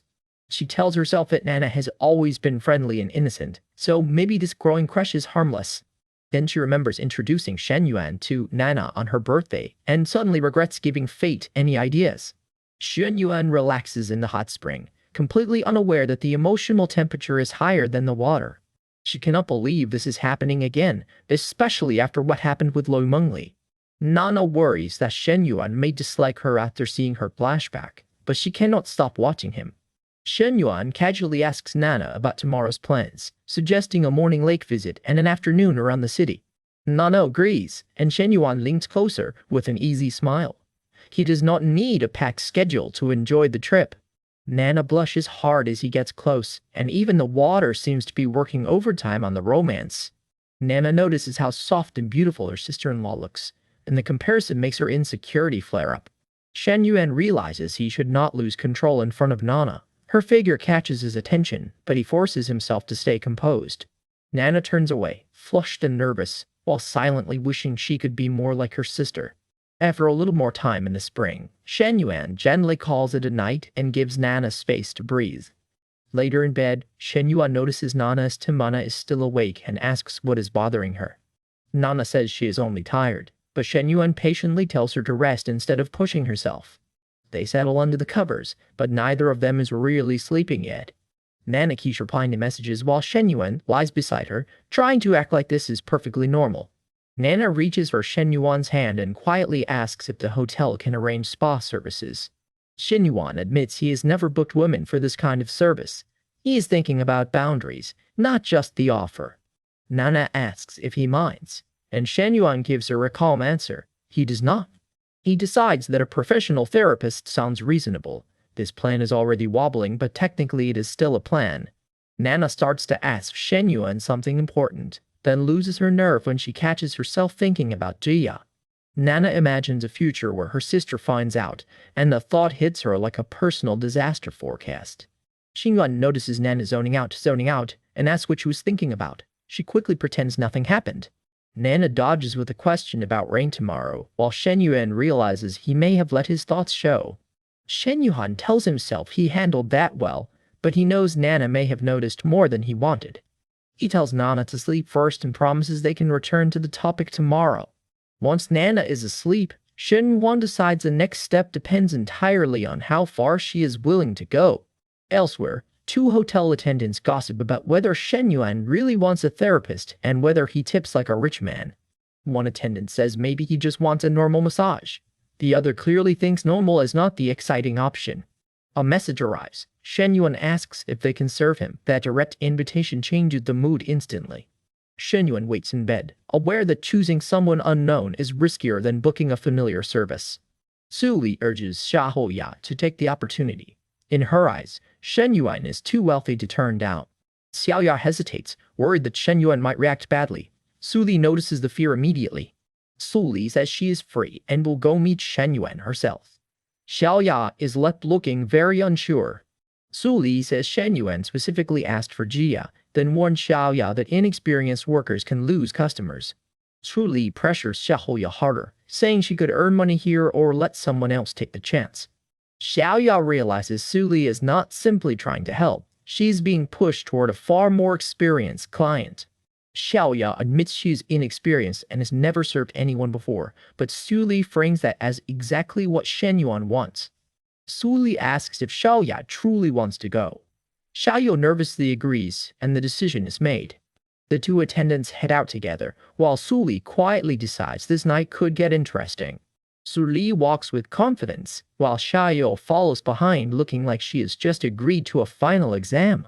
Su Li tells Xiaoya there is still time to back out and explain that something urgent came up. Xiaoya does not take the escape route. Su Li adjusts her outfit and commits to the performance. She is not exactly arriving to discuss room service. Xiaoya introduces herself as Su Li's assistant and admits she is a beginner, her nerves obvious from the start. Shen Yuan greets both women calmly, while Xiaoya freezes and Su Li moves closer with complete confidence. Su Li hears that Xiaoya is a beginner and immediately thinks Shen Yuan picked the cleanest possible option. Her imagination is sprinting. Su Li asks Shen Yuan who he wants to serve him tonight, placing the choice directly in his lap. Su Li leans in and tells Shen Yuan she thinks he is quite suitable, making Xiaoya even more flustered. Shen Yuan asks what kind of service she thinks suits him, and Su Li prepares to push the conversation further. Su Li gets playfully close, and Shen Yuan calls her naughty. Spa booking has officially left the brochure. Xiaoya looks overwhelmed and worries that Su Li's lack of restraint is taking this much further than expected. Su Li starts to leave Shen Yuan with Xiaoya, but Shen Yuan stops her before she can make her exit. Shen Yuan tells Xiaoya that Su Li can stay too. Xiaoya is stunned by the sudden upgrade in expectations. Xiaoya asks what is wrong, while Su Li realizes Shen Yuan may be inviting both of them into the arrangement. Shen Yuan says they are both already here, so why not stay together? He says it like the most practical thing in the world. Su Li stammers that there is no precedent for this. Shen Yuan's confidence has caught even her off guard. Xiaoya wonders if this is simply how rich people play, while Shen Yuan repeats one word, precedent. Shen Yuan pulls Xiaoho close, and the chapter ends with a very clear promise that tonight is only getting started. Two attendants stare at Mr. Shen like they have just received a very unusual booking. One is confident, while the other looks instantly overwhelmed.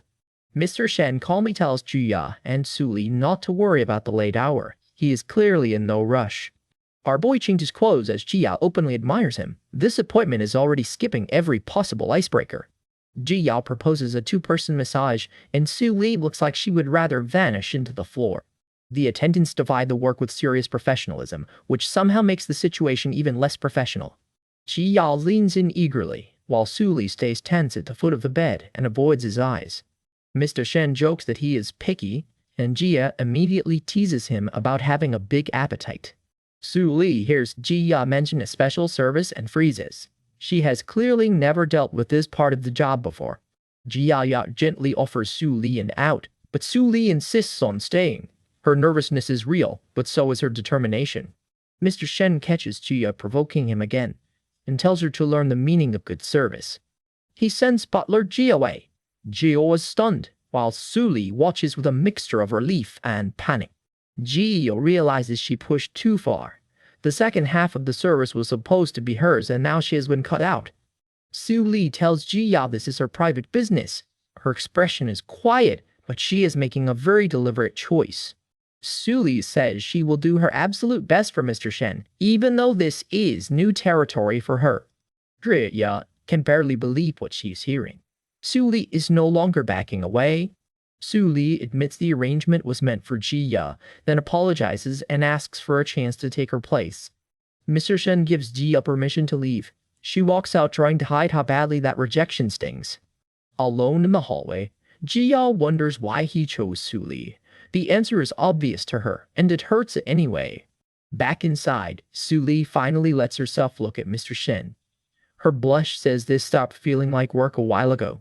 Su Li asks if she can touch his abs, and Mr. Shen gives a playful answer. She can, but she will have to return the favor. She takes the invitation seriously, and Mr. Shen looks thoroughly amused by her sudden courage. Su Li cannot stop staring at him. She is flustered, curious, and clearly discovering that this is not just professional interest. One small touch leaves Su Li breathless, while Mr. Shen notices every bit of that reaction. Mr. Shen decides he wants to see where this goes. Su Li suddenly realizes she may have stepped into something much bigger. He takes her hand and guides it closer. Su Li blushes hard, but she does not pull away. Su Li worries she has gone too far, then notices Mr. Shen is treating the moment like a deliberate flirtation. She gets even more flustered when he uses his fingers to tease her. Su Li knows this is dangerous territory. Mr. Shen notices her nerves and asks what is really wrong. His tone softens instead of pushing her. Su Li admits she has a boyfriend, but the relationship is long distance. She looks conflicted, not careless. Mr. Shen asks whether she truly believes someone can remain devoted from far away. That question lands exactly where it hurts. Su Li explains they met online and only began dating a few months ago. They have never even met in person. Mr. Shen hears the online romance story and realizes Su Li is far more innocent than her job first suggested. He asks whether she will ruin her relationship. Su Li sits stiffly, caught between what she promised and what she wants. Su Li asks what he means, her wide eyes showing she already understands the implication. Mr. Shen points out that the boyfriend has become an excuse. Su Li has been struggling with temptation, jealousy, and loneliness for a while. He moves close enough that Su Li stops breathing for a moment. The room gets very quiet very fast. Mr. Shen tells her that as long as their feelings are real and their needs are met, she should not be ashamed of them. Su Li hesitates, but she is no longer trying to run. Her resistance has turned into a shaky, searching silence. Mr. Shen sees the answer in her expression and says it looks like he guessed right. He reassures Su Li that he is not trying to buy her feelings. The point is simple. He wants her to feel wanted, not burdened. Su Li leans into him and says they are not making a transaction. She wants what they both need. Mr. Shen tells her not to overthink it. At this point, that advice arrives about 10 minutes too late. Su Li finally gives in to the moment. The recap can politely draw the curtain here. The tension turns openly intimate as Su Li clings to him. Neither of them is pretending this is just a massage now. Su Li calls for Mr. Shen, completely swept up in the choice she made. The chapter fades out on their kiss, leaving the rest to the audience's imagination.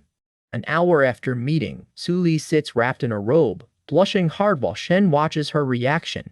Shen tells her not to overthink it. He wants her to relax and treat tonight like a fresh start. Su Li asks if this is how he usually tricks girls. Shen looks almost offended and says he does not trick anyone. Our embarrassed stare gives away the truth. Su Li is surprised by how strongly she is drawn to him. Su Li nervously asks where she slipped up, and Shen calmly points out that her reactions have been obvious. Shen says Su Li is too easy to read. He clocks her online romance instantly, which is not exactly detective work. Su Li admits her connection with him already feels tainted, but Shen gently asks whether she really believes an online romance is true love. Shen explains that they have never actually met in person. Their whole relationship has lived in texts and voice messages. He adds that the more perfect she imagines this mystery man, the less likely real life will match the fantasy. Su Li reluctantly admits he has a point, though she still looks flustered whenever Shen gets close. She says she thought they no longer had to be strangers. Shen answers that getting past that feeling is hard. Shen suggests they stop talking in circles and take a shower instead. The conversation takes a very convenient break.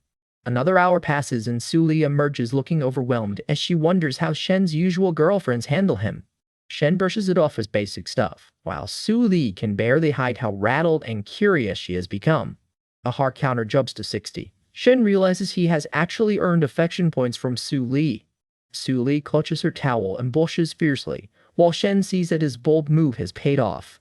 Then Shen hands Su Li money and tells her to take a few days off, buy something she likes, and send him the bill. The transfer is 50,000 yuan. Su Li stares at the amount like the screen has personally betrayed her expectations. She expected Shen to be generous, but not this generous. Her shock turns into a giddy rush. Su Li thanks him, then quietly panics that she has taken the money after insisting she did not want this arrangement. She asks if she can find him again later, clearly afraid this strange new connection could disappear overnight. Shen gets dressed while Su Li stands before him in a sharp suit, suddenly looking more serious about what comes next. Shen thinks she must have grown attached during the trip, but Su Li quickly insists she is only leaving for her annual leave. She rushes to explain that she has no friends in Star City, so her nerves are doing all the talking for her. Shen says they can meet again when the time comes, then reminds Su Li that she still has a boyfriend next month. Su Li says she needs time to find the real him. Her online relationship is full of uncertainty, and she finally admits it. Shen wonders if raising doubts about that online romance was a good thing for Butler G after all. He tells Su Li that people change their minds. Tomorrow she may not feel the same way, and he leaves the choice with her. As Shen walks away, he tells Su Li she can find him in Star City if she decides she does not want this job anymore. Su Li asks if he plans to keep her as a sugar baby. Shen coolly says he would call it a temporary girlfriend position. He says she would work for him and can quit whenever she wants. Su Li is stunned by how casually he makes it sound. Shen gives her time to think, but warns that the offer expires after that. He knows exactly how to make an exit dramatic. Su Li watches him leave with a small smile, already turning his offer over in her mind. She realizes a private butler from a high-end hotel could earn her steady affection points and real income. Before Su Li can enjoy the thought, a stylish brown-haired woman steps into her path. The woman mocks Su Li for telling clients she does not want to sell herself, then leaving with one anyway. The hypocrisy alarm is loud. Su Li snaps back, asking if the woman came out here just to gloat after being rejected. The woman calls Su Li two-faced and cruelly dismisses her as innocent-looking but fake. Su Li reveals Shen transferred her 50,000 yuan and bought her gifts at luxury boutiques. Her rival's smug look starts slipping. The phone screen confirms the huge transfer. Su Li asks how much this woman normally earns in a single night. She adds that Shen said her service was excellent and wanted to keep her as a client. The other woman is left speechless. The brown-haired woman fumes and warns Su Li that Shen will get tired of her after one night. Su Li walks off angry, realizing she gave that jealous woman far too much attention. Then her anger softens into a dangerous thought. Maybe she does not want to be Shen's co-worker forever. Su Li blushes and admits the obvious to herself. She might actually be ready to become Shen's temporary girlfriend. The next day opens on a gorgeous beach, and Jinyu is already soaking up the view like she booked the entire coastline. Jinyu throws her arms wide and cheers that this place is beautiful. She looks completely carefree for once. She says the beach feels totally different from Star City, and Shen Yuan quietly agrees. Miss Chen steps in with a bright smile, carrying her sun hat and looking far more relaxed than usual. Shen Yu asks Shen Yuan to take a picture of the three of them, and he calmly offers to find someone else to handle it. Our boy spots a few guys nearby and walks over with that confident vacation look. Sunglasses really do add 10 points of plot armor. Shen Yuan asks one of the guys to take their photo, and the guy is more than happy to help. The volunteer hands over his phone and admits the camera on it is pretty good. He has no clue this simple favor is about to become emotionally expensive. Watching from behind, the photographer notices Shen Yu acting like Shen Yuan's girlfriend, even though he thought she was his sister-in-law. Shen Yuan tells him to use his own phone instead, unaware of the suspicious little theory forming behind him. As the photo starts, the photographer decides this might be his chance to collect proof of a very strange family situation. He directs Shen Yu to shift left and lean forward, treating the beach photo like a serious fashion shoot. Shen Yu follows the pose with a shy blush, and the photographer eagerly tells her that it is perfect. He keeps counting down while Shen Yu holds the pose, and her nervous expression starts making the closeness look much more intentional. When Shen Yuan stands between the two women, Shen Yu freezes and wonders if he has put his hand in the wrong place. Shen Yu blushes hard beside him, worrying that Shen Yuan is being too casually intimate with both sisters. The guys watching from afar are completely baffled. From their angle, Shen Yuan looks like he's somehow dating both women. Shen Yuan thanks the photographer and asks him to send the pictures over afterward. The photographer sends the photos, then gets a 200 yuan red envelope for his trouble. His confusion is now fully funded. The three bystanders watch Shen Yuan leave with instant regret, wondering why they gave up such an easy payday. Ms. Chen suggests they feed the seagulls together, her smile soft, but clearly a little more complicated than it looks. Walking beside Shen Yuan, Xin Yu looks cheerful on the outside, but he notices that her eyes have gone darker. Xin Yu answers quietly as they head toward the birds, and the easy beach mood begins to crack. Ms. Chen reflects on how hard Xin Yu used to work just to survive, unable to imagine a carefree day like this. She admits that being with Shen Yuan has changed her whole world. But Miss Chen also knows Shen Yu spent years surviving on barely anything, and she cannot ignore the weight behind that history. Miss Chen wonders whether Shen Yuan could let Shen Yu stop worrying about money and cruel people. The thought clearly hurts her. She reasons that accepting Shen Yu might protect their relationship as sisters, even if it means accepting something painfully unconventional. Shen Yuan takes photos as Shen Yu feeds the birds, while Miss Chen watches from behind, with her difficult decision still hanging over her. Shen Yu asks as the seagulls crowd around her, completely missing the emotional storm standing right beside her. Ms. Chen worries that if she accepts this arrangement, she will have to explain it to their parents someday. Shen Yu finally notices something is wrong and turns to her sister with real concern. Ms. Chen quickly says she is fine and tells Shen Yu not to worry, forcing a calm smile. Shen Yuan studies Miss Chen's face and asks what is bothering the two sisters. He knows something is off. Miss Chen brushes it aside, saying she is just tired because it is that time of the month. The beach day winds down, and the three of them head back together beneath the circling seagulls. Back at the private hot spring villa, a lavish meal is waiting for them. Butler Ji welcomes Shen Yuan and Miss Chen, inviting them to enjoy the feast prepared at the villa. The meal is set before them, but Miss Chen is still carrying the same heavy thoughts from the beach. Shen Yuan notices Miss Chen staring at him. Her emotional intelligence has made the situation obvious, and she seems to have accepted something he never expected. Miss Chen serves the food with a flushed face, trying to look composed, while her nerves are clearly getting the better of her. She thinks that Miss Chen has truly accepted the messy reality of the two sisters. Even she is not sure she could do the same. Shen Yuan gently tells her it is fine and says he can eat at the cafeteria later if needed. Miss Chen insists that Butler Ji should sit down too because there is more than enough food for everyone. At the table, Miss Chen suddenly realizes she is sitting with Shen Yuan's first wife and second wife. Her eyes go wide. Her body tenses under the table as the absurd reality of the seating arrangement finally catches up with her. Miss Chen begs Shen Yuan to save her from the situation, flustered beyond recovery. Shen Yuan calmly keeps eating, thinking that this may be a dangerous setup, but he still wants to live. At Shen Yuan's estate, his blue-haired butler sits stiffly across from him, trying very hard not to look nervous. She cannot believe it. Both of Mr. Shen's girlfriends are here, and our boy is still eating like this is a normal Tuesday. Ms. Chen notices the butler's hesitation and politely admits that spicy food is not really her thing. The butler quickly offers a milder meal, visibly relieved to be useful. Half an hour later, dinner's finally over. She asks whether Shen Yuan and Miss Chen want to use a hot spring tonight, careful and professional despite the blush creeping in. Miss Chen says yes, then immediately apologizes for troubling Butler Ji. The poor woman is getting flustered from basic hospitality. As everyone gets ready, Miss Chen asks Shen Yuan if their move to Lichang tomorrow will be rushed. Shen Yuan says it is fine, while Miss Chen and Xin Yu decide to take a walk after dinner. Shen Yuan quietly opts out. He tells the two women to go ahead, leaving Butler Ji behind with a very loaded silence. Miss Chen takes Xin Yu's hand and heads outside, cheerful on the surface while the real tension stays back at the house. Watching them leave, Shen Yuan reflects that Xin Yu may be inexperienced, but Miss Chen has a sharp instinct for creating opportunities. He realizes Shen Yuan is not emotionally invested in the others the way she feared. That is a relief, but it also leaves her wanting more. Miss Chen's generosity catches her off guard. Instead of acting jealous, she is making room for someone else's chance. Alone on the path, Butler Ji remembers everything Shen Yuan has done for her, including a home, a car, and support for her parents.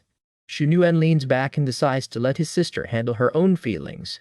Romantic diplomacy has apparently become part of the household staff manual. Meanwhile, Butler G kneels beside the hot spring, her posture controlled but her nerves plainly not under control. Shen Yuan asks how she slept last night. She blushes hard and says it was okay, which is not fooling anyone. He asks why she skipped shopping in Lixu. Butler G stiffens, realizing he noticed every small detail.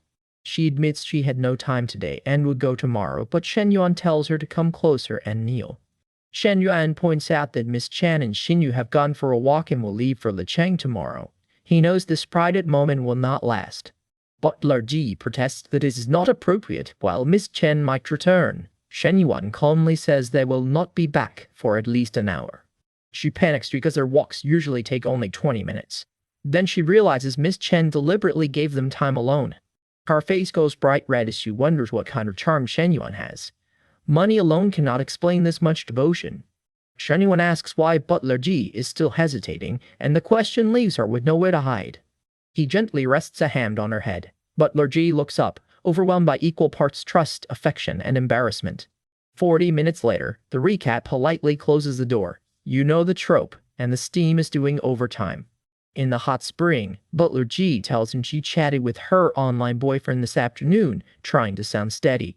She said she may have been influenced by yesterday and can no longer face that relationship. Her expression is full of guilt and resolve. Shen Yuan tells her the breakup is her decision, not his. He refuses to interfere and makes her face the reality herself. Butler G explains that she's already married and named back home, but has never been with the man and turned to online dating to fill that emptiness. Now she understands that fantasy cannot replace reality. The truth hurts, but she finally stops pretending otherwise. She says her marriage broke down for the same reason, then asks Shen Yuan whether he will accept her if she chooses to follow him. Shen Yuan welcomes her warmly, but says Miss Chen and the others will return soon. Butler G finally relaxes at his answer. With a small smile, Shen Yuan gives her the answer she needed. Butler G's nervousness melts into quiet happiness. Outside, Butler G heads back early and meets Miss Chen and Shen Yu on the garden path. Butler G wonders if Miss Chen can still smile and greet her after what just happened, then asks to speak with her alone. Miss Chen sends Shen Yu ahead. Her calm smile makes it clear she already understands more than she is saying. Butler G starts apologizing about herself and Shen Yuan, her head lowered as if she expects to be judged.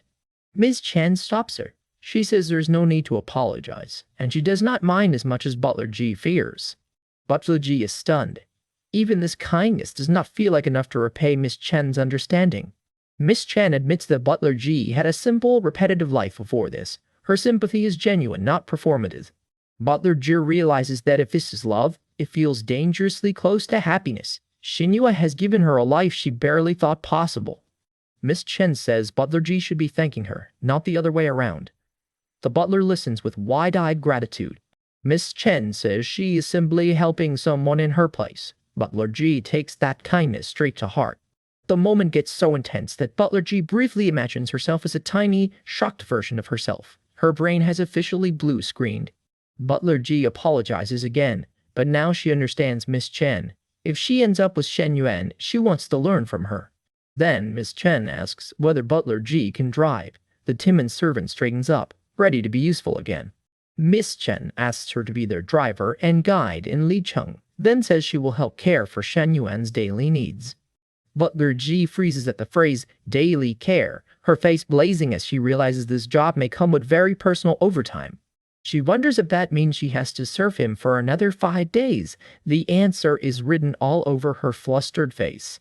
Ms. Chen looks touched when Shen Yuan promises he will not make her feel trapped by their arrangement. She accepts the offer, and Yuan thinks her generosity deserves the same respect in return. As Miss Chen walks away, Yuan cannot stop thinking that he would be lucky to find another woman like her. Back in their room, Miss Chen suggests hiring local guides for a trip with Jiancheng and Xinyu. Yuan leaves the choice to her, and she smiles at how considerate her husband has become. Yuan teases that she is practically arranging a companion for him, then sends her off to shower with a smug little grin. The second she leaves, Yuan checks his phone and notices that Hu Huai has already sent him a stack of messages. Huai sends a playful selfie and reminds Yuan they have barely talked since they got home. She offers to satisfy his cravings with another cute pose. His phone is working overtime tonight. Yuan admits he has been too busy to check his phone, but Hui Hui immediately asks when he will return. Hui Hui wants to see him before school starts tomorrow, her hopeful face making the request hard to ignore. Yuan says he will be back in 4 or 5 days, and Hui decides she will wait for him with the property certificate. Yuan tells her to keep practicing and help furnish the house before summer ends, and Hui quietly agrees. Over at the foreign student dorm, Qiao Lei is packing while her senior asks why she is not waiting for Shen Yuan. Qiao Lei says Yuan may not have time for her during the trip, so she plans to go home first and return whenever he needs her. Our senior tells her she is being far too passive and needs to take the initiative. Qiao Lei blushes at the reminder of their last time together and nervously asks exactly how she is supposed to make a move. Her bold senior says she has improved through yoga and wants Shen Yuan to evaluate the results. Subtle is apparently on vacation. Qiao Lei freezes at the suggestion, clearly not prepared for that level of confidence. Her senior says that she is going back to work with Shen Yuan and even wants Qiao Lei to join her. Qiao Lei panics that she cannot handle Yuan alone, let alone compete for his attention with someone else. Her senior gives her a few more days to decide, then tells her to send yoga photos in advance. Qiao Lei reluctantly agrees, and another message arrives with their training results for Shen Yuan to inspect. Yuan keeps scrolling, completely unaware that several women are now treating his attention like a serious assignment. With a few days left before he heads home, Yuan decides he can keep playing along with their messages. The next day, the group heads out for their trip, leaving the bedroom drama behind for now. Butler Ji offers to switch driving duties with Yuan, but Yuan lets her take the wheel. Yi calmly drives on while Yuan tells her not to push herself too hard. Miss Chen notices the atmosphere is different now that she understands Yuan's complicated situation. When they reach Shuanglong ancient town, Ji asks whether they should check into the hotel or eat first. Yao recommends a nearby Yunnan restaurant with barbecue delivery, and the group votes to eat before settling in. Xin Yu nervously asks if she can drink, and Yuan says a little is fine because he is clearly the world's most responsible chaperone. Xin Yu admits she has never tried alcohol, but she agrees after Yuan reassures her. Half an hour later, the barbecue party is in full swing, and Yuan says the trip is turning out great. Everyone relaxes around the outdoor table, with Yuan thanking Butler Ji for helping make the night happen. Xin Yu takes another drink and wonders if her brother-in-law will finally see her as a grown-up. Miss Chen says she is tired and suggests they each take separate rooms, but the mood at the table has already shifted. Ji agrees and tells Xin Yu to drink less, while Xin Yu is starting to look properly dizzy. Xin Yu's flushed face says the alcohol has hit hard, and this carefree dinner is about to become a problem. Yuan gently tells the drunk Xin Yu to get some sleep, but she only calls him brother-in-law in a soft, unsteady voice. Xin Yu gets to her feet unsteadily, and Yuan moves fast before she can stumble into trouble. Yuan asks Butler Ji to help take Xin Yu inside, trying to keep the situation simple and proper. Yuan steadies Xin Yu as she sways, but she insists she wants only him to help her. The drunk girl clings to Yuan and refuses Ji's help, putting everyone in an awkward spot. Butler Ji sits down helplessly and watches Yuan escort Xin Yu away, her eyes widening with concern. Yuan supports Xin Yu carefully as he leads her inside, determined to get her safely to bed. Gi watches from behind as Yuan takes Xin Yu toward her room, and she knows this could easily look worse than it is. Ji can only stare after them and wonder where this tense little detour is going. Late at night, Shen finds Xin Yu flushed and drunk on the bed. She insists she is an adult, but he is clearly trying to keep this situation under control. Xin Yu clings to him with a needy look, while Shen keeps his distance. Our boy knows this is already a disaster waiting to happen. She admits she remembers when they first met, then stares at him like she has been holding that thought in for years. Shen tells Xin Yu to stop talking before she says something she cannot face tomorrow. Sensible advice has entered the chat. Xin Yu grabs his hand and asks if he likes her. Shen is visibly rattled, because this is not a casual midnight conversation. She says he never looks at her the way he looks at her sister, pressing him for an answer while he avoids her gaze. Xin Yu compliments Shen's looks and money, then tells him not to act so distant. The flattery lands, even if he wishes it did not. She throws her arms around him and refuses to let the conversation end. Shen tries to call it useless and leave, but Xin Yu will not let him escape that easily. Shen tries treating her like a kid who needs sleep. Shen Yu immediately pushes back, offended that he still sees her that way. With an embarrassed but determined stare, Shen Yu says she is mature now and wants Shen to really look at her. She leans closer and says he always peeks at her. Shen freezes, realizing she has noticed far more than he thought.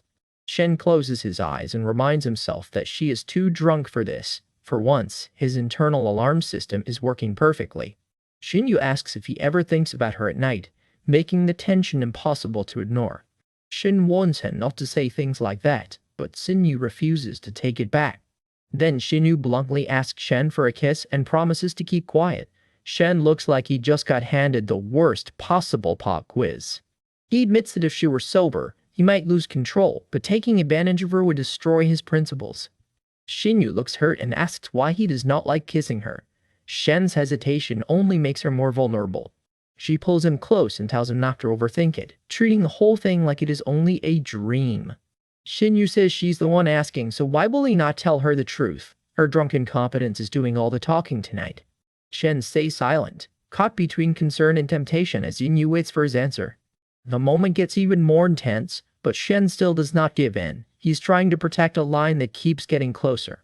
When Shen Yu says he will regret this tomorrow, Shen quietly answers that he will not. She insists it is only a dream and she will forget everything by morning. That excuse gives Shen an uncomfortable glimpse into what she's been hiding.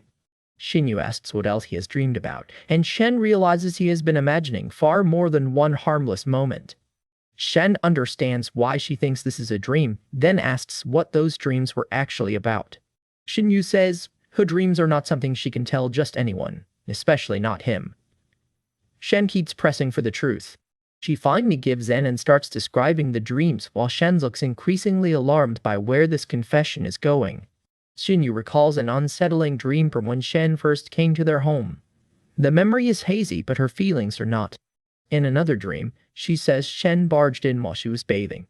Shen listens with a stunned expression as the fantasy turns more awkward. The dream keeps escalating, and Shen clearly does not know where to look. This conversation has gone way past bedtime. Shen Yu describes another dream after she argued with her sister, and Shen's shocked eyes show he finally understands how often she thinks about him. She admits those dreams happen all the time and asks Shen to spend the night with her because she still believes none of this is real. Shen firmly refuses. He is not going to blur that boundary, no matter how tempting the dream excuse sounds. Instead, Shen tucks Shen Yu safely into bed and tells her to keep dreaming. He chooses restraint over a very messy tomorrow. As Shen leaves, he admits he has his own self-control to thank. Still, he quietly vows that someday he will make her dreams come true on his terms. Outside, Miss Chen sees Shen heading towards Shen Yu's room and starts wondering why he has not already made a move. Miss Chen nervously apologizes to Shen for interrupting, and his confused stare tells her she has completely misunderstood the scene. Shen points out that he's standing in his own room. Pissed, Miss Chen turns bright red and scrambles to apologize. Trying to recover, Miss Chen claims she was only bending from work habits. Nobody is buying that excuse, least of all Shen. Miss Chen notices Shen has changed into a robe and teasingly asks how many women he expects tonight. With a sweet smile, Miss Chen says she is ready to serve him. Her confidence is back, and it is absolutely intentional. Shen gives her a knowing look, and Miss Chen takes that as all the encouragement she needs. Miss Chen smiles and says, "Then let us begin." The chapter cuts away with a very deliberate wink. Meanwhile, at Yu Chan's home, a man returns to a dark house and immediately wonders why his wife is still gone. He grumbles that she might be out cheating, but his suspicion turns to confusion when he spots a document on the table. The paper is a divorce agreement. His whole mood changes in 1 second. He crumples the papers in fury, demanding to know what she thinks she is doing.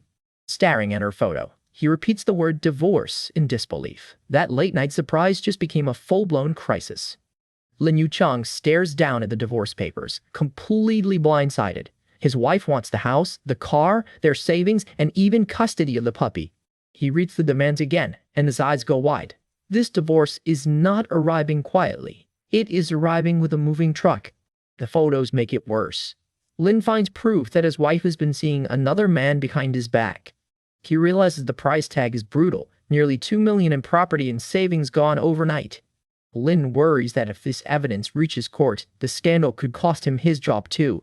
Still, he knows the marriage has been empty for a long time. His wife never cared about the home or the money that bought it.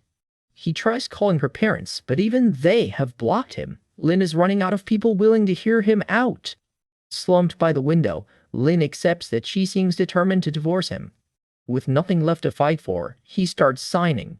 He only asks to keep a little money for himself and his child.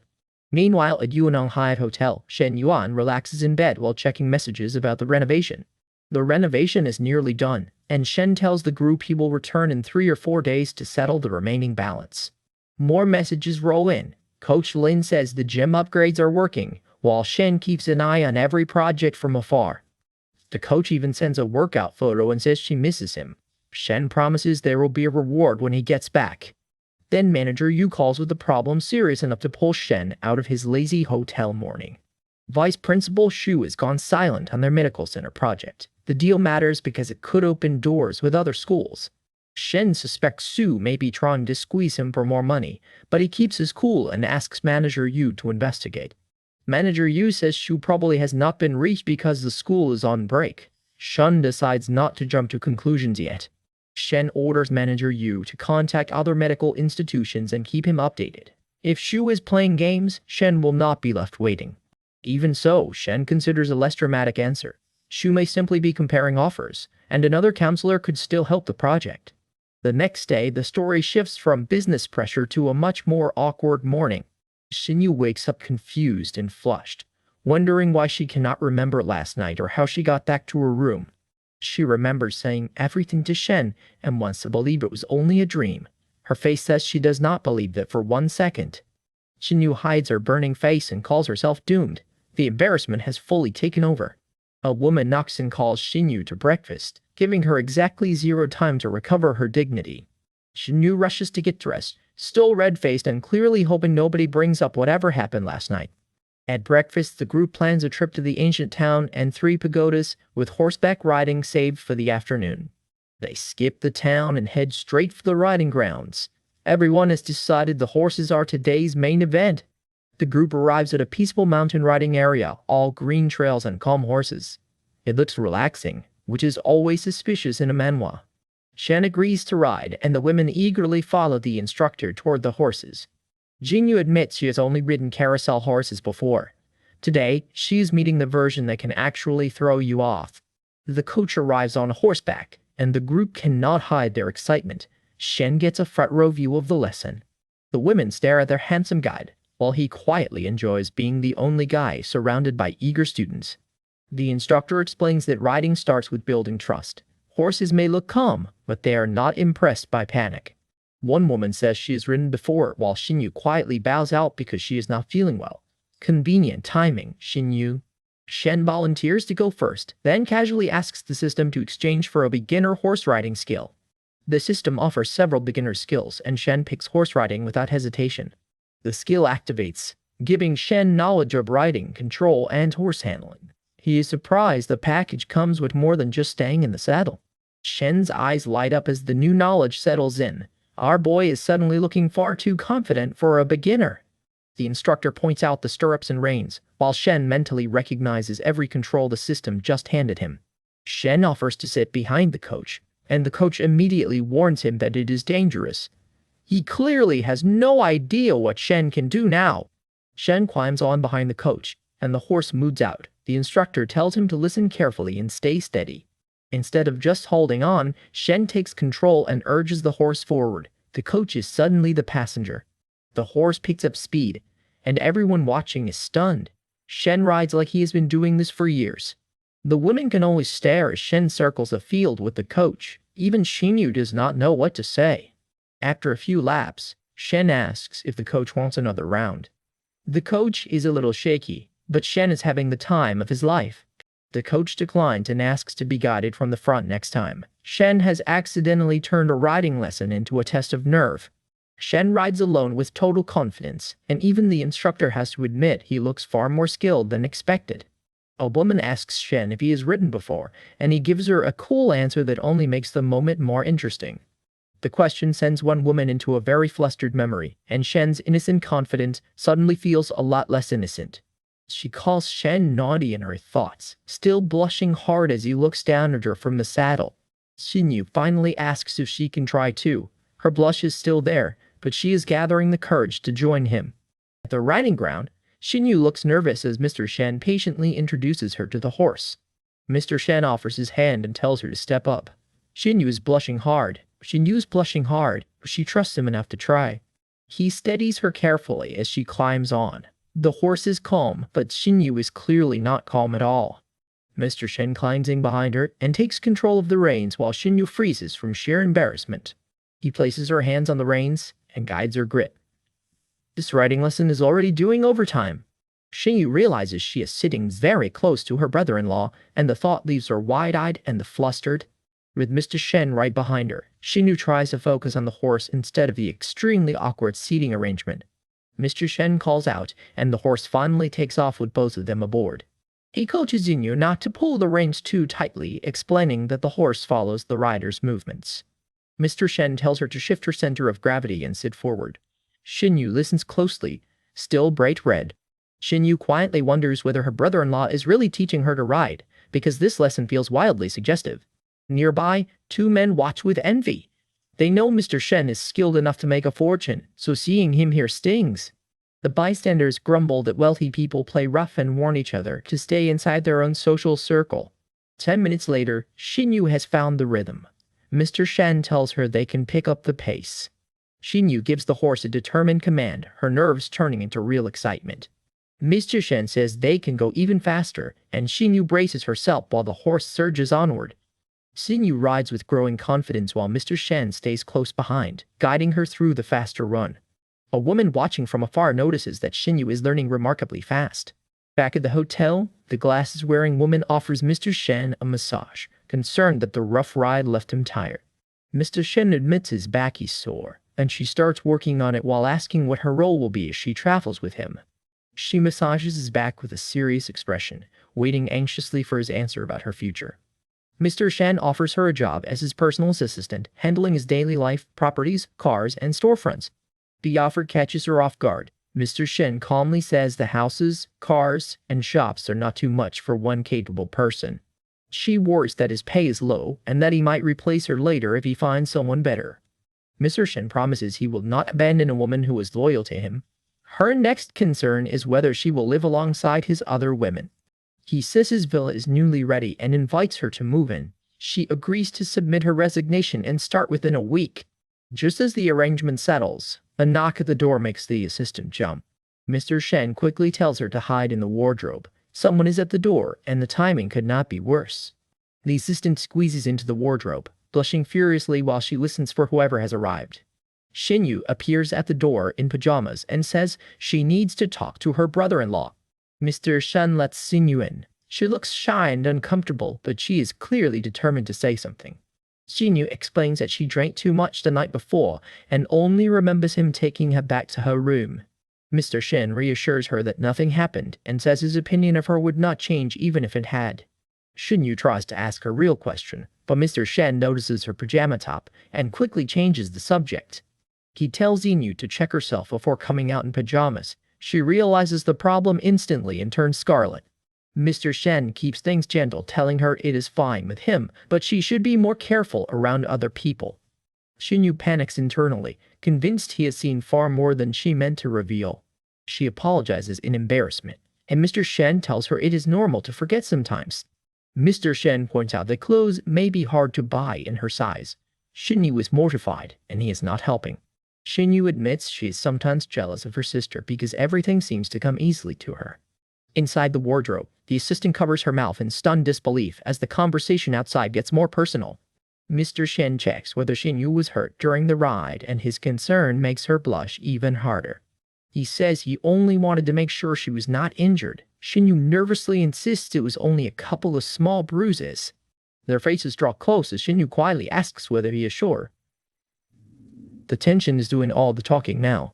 Mr. Shen gently checks her shoulder while Shen Yu stays frozen, caught between embarrassment and trust.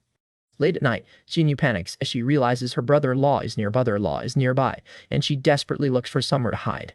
Shen whispers that her sister would kill her if she found her here. This is already a terrible time for here. This is already a terrible time for a surprise visit. She bolts for the closet while Shen reaches after her, both of them looking painfully aware of how suspicious this must seem. The closet door shuts and Jinyu is officially trapped in the worst possible hiding spot. Shinyu freezes when Jiya calls out to her. Her wide-eyed stare says she knows this cover story is hanging by a thread. Inside the closet, Shinyu and the bespectacled Jiya end up pressed together and equally embarrassed by the absurd situation. Jiya wonders why she is suddenly so close to Shen's sister-in-law. Nobody is having a normal evening here. Then Nana arrives in a pink robe, warmly wishing Shen a happy birthday and clearly expecting some private time with her husband. Nana smiles sweetly and asks if she is the first one to say it. Shen looks pleased, but his phone starts betraying him. Notifications from other women keep chiming in one after another, while Nana happily says she is glad to spend his birthday with him. Nana says her gift is waiting back home, and Shen is very ready to unwrap it. The birthday plans are getting ambitious. She asks for the first time of Shen's 22nd year, leaning in with a teasing blush that leaves him no chance of playing cool. Nana suggests tomorrow morning, but Shen wants the celebration now. His birthday confidence is operating at full power. They head deeper into the room hand in hand, and Nana makes it clear that Shen can choose the surprise. Nana playfully offers him options, then reminds him to think of his birthday gift. She's not exactly being subtle. Shen embraces Nana as the room heats up, while the two women hiding nearby are forced to witness the tension from far too close. Shinyu and Jiya sit frozen in the darkness, blushing furiously and unable to make a sound. Shinyu admits her brother-in-law has a bold side she never expected, while Jiya worries that the sisters may be more trouble than she thought. Jiyu decides she may need to learn a few things from Nana, while Shinyu looks overwhelmed by every second of this.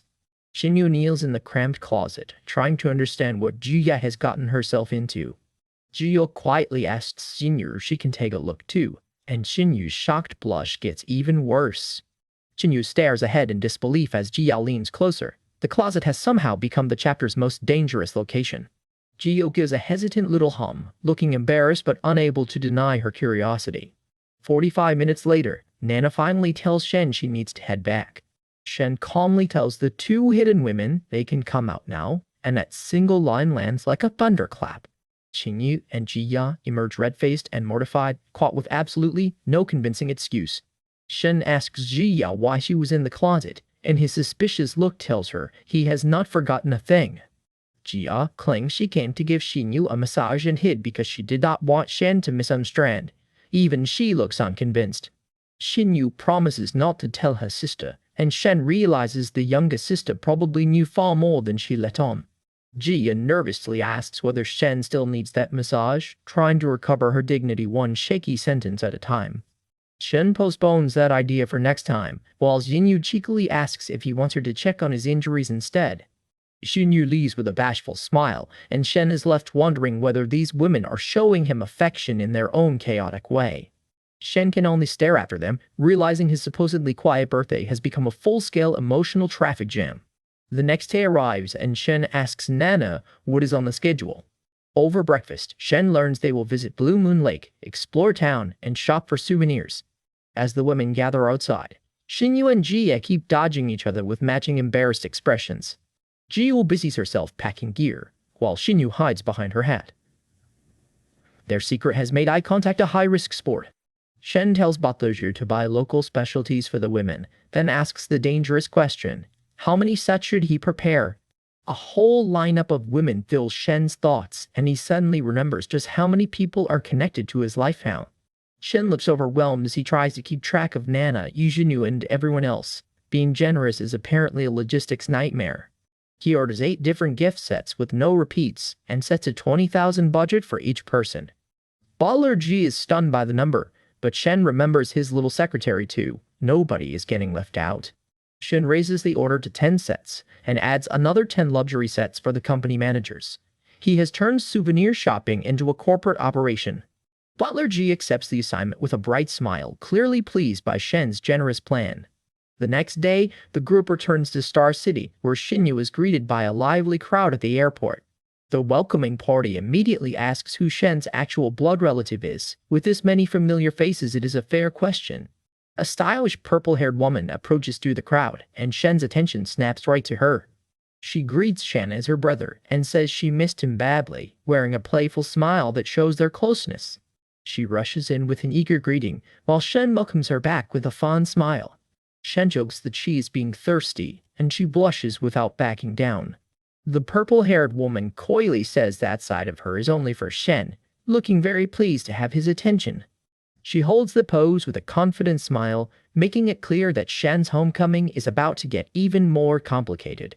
She asks whether Shen deliberately picked an innocent schoolgirl-style outfit for her. The teasing continues before he can even catch his breath. Shen Yuan casually tells Manager Yu he is only 26, then flashes that smug little grin. Our boy is clearly enjoying the age gap joke. Manager Yu says she is really closer to 30 and tries to act young. Shen Yuan listens with a playful, knowing smile. Yu proudly reports that the company improvements are working, and Shen Yuan sees the stores becoming a real success story. Shen Yuan quietly reflects that the stores are improving fast, even if their short video promotion still needs time to grow. Manager Yu wants a reward for all her work. Shen Yuan keeps walking, while she makes sure he hears every word. Shen Yuan gives it the green light, then immediately takes a call. Business first, flirting somewhere right behind it. A worried school contact says someone is blocking the health check project, and the whole deal could fall through. Shen Yuan realizes Vice Principal Xu is playing both sides. His expression hardens as he orders the man to keep the contact open and send over the details. He ends the call without raising his voice, but the calm finish makes it clear this problem is not going away. Manager Yu says an old man is trying to stop her in the back. Shen Yuan turns to her, suddenly all business. Yu demands that her hubby crush the bully, then quickly clarifies that the enemy is not even a woman. She came prepared for war anyway. Shen Yuan gives her a silent look as she doubles down and tells him to shut Vice Principal Xu down. Their conversation shifts toward the parking area, where another woman waits beside the cars. The brown-haired teacher offers to drive Shen Yuan back, smiling warmly as she suggests he should relax for once. Shen Yuan agrees, but Manager Yu notices the teacher has made a move and is definitely not thrilled about it. Yu asks if he wants to drive, while privately wondering why Shen Yuan never says what his real relationship with that teacher is. Shen Yuan lets Yu take the wheel because he still has another call to handle. He calls Counselor Wei and asks whether the principal will attend the meeting. When she confirms it, Shen Yuan tells her to put him through. Shen Yuan's face goes cold as he prepares to confront the school leadership directly. Manager Yu catches that dangerous little smile and teases him for looking like trouble is about to get very organized. Shen Yuan thinks that if Xu refuses to save face, then he does not need to save Xu any either. His sharp eyes say the decision is made. Vice Principal Xu has pushed the wrong person. Half an hour later, the school meeting begins with staff stressing student safety before vacation. Principal Yang Hongjin calmly addresses the room, unaware that a much sharper conversation is about to interrupt the agenda. Counselor Wei rises to take Shen Yuan's call. A teacher snaps at her for interrupting the principal, but she does not back down. Wei looks embarrassed but determined. She says she needs to take this call, even as the room turns on her. The angry teacher demands to know what call could matter more than the principal. Then Wei loudly says Shen Yuan's name. Wei thanks Shen Yuan for the school's 10 million investment in the entrepreneurship base, making the entire room suddenly pay attention. The principal recognizes Shen Yuan as the student investor who made money in trade and finance, then donated it back to the school. The staff praise Shen Yuan's talent and generosity. The same room that doubted Wei is now listening very carefully. Principal Yang says students like Shen Yuan deserve support because graduates who give back are rare. Vice Principal Xu apologizes for dismissing the call, while the principal points out that such a student would only call for something important. The principal reveals that Shen Yuan has even started a health management company. Xu's confidence begins to crack. Wei explains that Shen Yuan needs the school to introduce a health check project, and Xu had been stalling it. Principal Yang privately decides to back Shen Yuan completely. Xu thought this was a small favor, but the stakes just got expensive. The principal says the school can allocate resources if Shen Yuan's company meets the requirements. Xu protests that the principal is only recommending Shen Yuan because he is a student. Principal Yang shuts that down immediately. Shen Yuan still has to meet standards, but Shu does not get to block him out of spite. Su smiles on the surface, but inside he realizes the project is slipping straight into Shen Yuan's hands. Wei blushes as she realizes Shen Yuan skipped the usual channels and spoke to the principal himself. That is one way to make an entrance. Xu stews in silence, convinced that Shen Yuan has robbed him of a chance to profit from the project. By 9 that night, Shu is left with the bitter realization that Shen Yuan is far more dangerous than he expected. Wei gets home, still flustered from the meeting, and thanks Shen Yuan for helping her. She worries that Vice Principal Shu will target her now, but Shen Yuan tells her to act normal and leave the resentment to him. Wei asks if Shen Yuan really used her. He answers with a relaxed smile, clearly enjoying how seriously she takes it. Shen Yuan says helping his teacher is not using her. He reminds Wei that they once shared trouble and stood together. Wei asks if she is only his teacher. Shen Yuan says that depends on what she thinks, and her blush gives the answer away. Wei wants to remind him that her confession was never accepted, but she is too flustered to get the words out. Shen Yuan says he will visit tomorrow if she is free. Wei freezes, then tells him she will wait for his message. The call ends, leaving Wei alone with a racing heart and a very dangerous amount of hope. Manager Yu appears wrapped in a towel and asks who Shen Yuan plans to see tomorrow. She knows exactly when to show up. Shen Yuan admits he is helping one of his teachers, while Yu gives him a look that says she wants every detail. Yu moves close and says she missed him. The mood instantly shifts from office drama to private trouble. When Yu asks how he got that teacher, Shen Yuan tells her not to dig into details. The chapter wisely fades to black from there. At home, Qianqin climbs into Shen Yuan's lap with a nervous blush, clearly hoping those photos on his phone are not the only attention she gets. She teasingly asks whether he stares at those glamorous pictures every night. Shen Yuan looks caught but not exactly guilty. Qianqin leans closer and asks if those photos are enough to get him through the week. She is blushing hard, but she is definitely not backing down. Shen Yuan says he is back now, so the photos are no longer needed, then calmly asks what she wants to do. Bold question. Dangerous timing. Qianqin freezes, trembling as he closes the distance. Her flustered face makes it clear she wants him to take the lead. She tries to deny it, but Shen Yuan gently calls her out. The denial lasts about as long as a paper umbrella in a storm. Qianqin admits she is nervous and asks him to go slowly. Her eyes are anxious, but she trusts him enough to say it. Shen Yuan agrees to take it bit by bit, easing her nerves with a playful touch as the mood turns soft and intimate. The couple disappear into their own private moment with Qianqin flushed and completely overwhelmed. Fade to black. Gentlemen? Qianqin gets breathless and embarrassed as Shen Yuan keeps teasing her. The night clearly runs longer than either of them planned. The next morning, Qianqin greets him with a glowing smile and offers to wipe his face before breakfast. She looks far too pleased with herself. Shen Yuan asks if she is feeling better, and Qianqin confidently says she recovered fast because she has a good foundation. Qianqin is still blushing over last night, while Shen Yuan stands there looking entirely too relaxed for the chaos he caused. Then Shen Yuan casually tells Qianqin to pick a house in the next few days with a budget of 3 million. Her brain visibly needs a reboot. Qianqin lights up, thanking him and promising to choose a place near Nana. One house offer and she is suddenly all sunshine. She throws herself around Shen Yuan in gratitude, and he reminds her that she still has not washed his face. Romance meets basic hygiene. Qianqin gets an excited call about Shen Yuan buying her a 3 million house, and the news spreads fast enough to make nearby ears perk up. A young woman in a hoodie overhears the call and reacts in surprise as Qianqin heads out. That is not the kind of secret that stays quiet.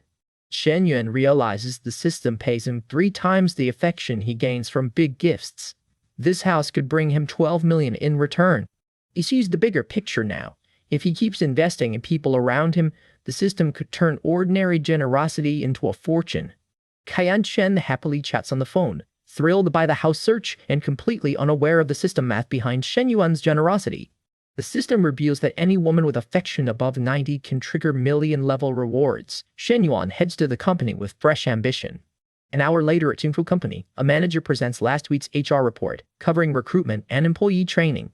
The manager explains that hiring and training are the priority, while Shen Yuan listens with a focused, business-like stare. Shen Yuan reviews the report without rushing. At work, our boy has traded flirtation for sharp decisions. He questions the recruitment plan directly, asking whether better hiring conditions and frequent training will eat into real work hours. The manager says benefits will improve while training happens after work, and Shen Yuan presses him on the staffing numbers. The meeting room stays tense as everyone waits for Shen Yuan's decision on how the company should move forward. He approves a first-tier management conference, taking control of the reorganization before the loose ends become real problems. Shen Yuan decides it is time for a capable administrator to officially start work. His inner circle is getting more organized by the minute. After the meeting, the team reports that a principal has been contacted and is ready to offer a discount. Shen Yuan orders the team to compare quotes from 2 companies and push for better terms. He wants the initiative in his hands. A colleague silently marvels at Shen Yuan's connections, then asks Manager Yu to send Fu Yingzi in. Manager Yu acknowledges the order as the office quietly prepares for the new secretary's arrival. Fu Yingzi enters nervously and asks if the boss called for her. Her wide eyes show she expects a test, not a casual chat. Shen Yuan smiles and says her taste in clothes is improving. Fu Yingzi is instantly suspicious, because compliments from a boss are never simple. Fu Yingzi asks what he needs, still wary of his sudden praise and trying to keep a composure. She admits her classmates are heading home for a break, and she wants to stay near the company to keep him company. Fu Yingzi asks if he is testing her loyalty, but Shen Yuan tells her to stop adding drama. He is simply looking out for her. Shen Yuan explains that the company rotation is short, starting with finance for a week and a half. He tells Fu Yingzi to prepare for future work, and she is startled when he brings up her original job as his secretary. Shen Yuan asks whether she forgot her secretary role and whether she no longer wants to work for him. The question hits her like a surprise audit. Fu Yingzi jerks back in embarrassment as papers fly, suddenly worried that Shen Yuan is sending her away. She wonders if he means to place her in another position, while Shen Yuan watches her spiral over a perfectly ordinary work assignment. Then Fu Yingzi realizes that being close to the boss means more opportunity and that Jingfu Company is only just beginning its rise. She agrees to get back to work, while Shen Yuan privately enjoys having a personal assistant and an administrator in place. Later, Qianqin calls to say she found a promising development and wants Shen Yuan to come check it out that afternoon. Qianqin arrives at the office looking confident and eager, and Shen Yuan turns his attention from business right back to their house plan. He tells Qianqin to send the account details so he can transfer the money. She hubs him from the money. She hubs him from behind, delighted by his trust. Qinqian asks whether Counselor Yang Hongjin is at the school, signaling that Shen Yuan has another matter to handle that afternoon. After confirming the counselor is there, Shen Yuan asks for cigarettes and a couple of boxes of socks before saying he needs to visit someone. A very specific errand. Qin Qian leans close and asks who could be important enough for Shen Yuan to make a personal visit. Shen Yuan gives nothing away, leaving Qian curious and the next visit hanging like a question mark. Shen Yuan sits in the principal's office with a calm little smile, like he already knows this meeting is going his way. Vice Principal Xu greets him warmly, and Shen Yuan looks relaxed despite being called in by school leadership. The vice principal watches Shen Yuan with open approval. This is not a scolding, it is a very flattering conversation. Our boy steps into the office looking polite and confident, while the older man prepares a gift for him. A gift bag swings at Shen Yuan's side as he settles in. The school is clearly treating this student like a future VIP. Vice Principal Xu presents the gift, and Shen Yuan accepts it with respectful gratitude.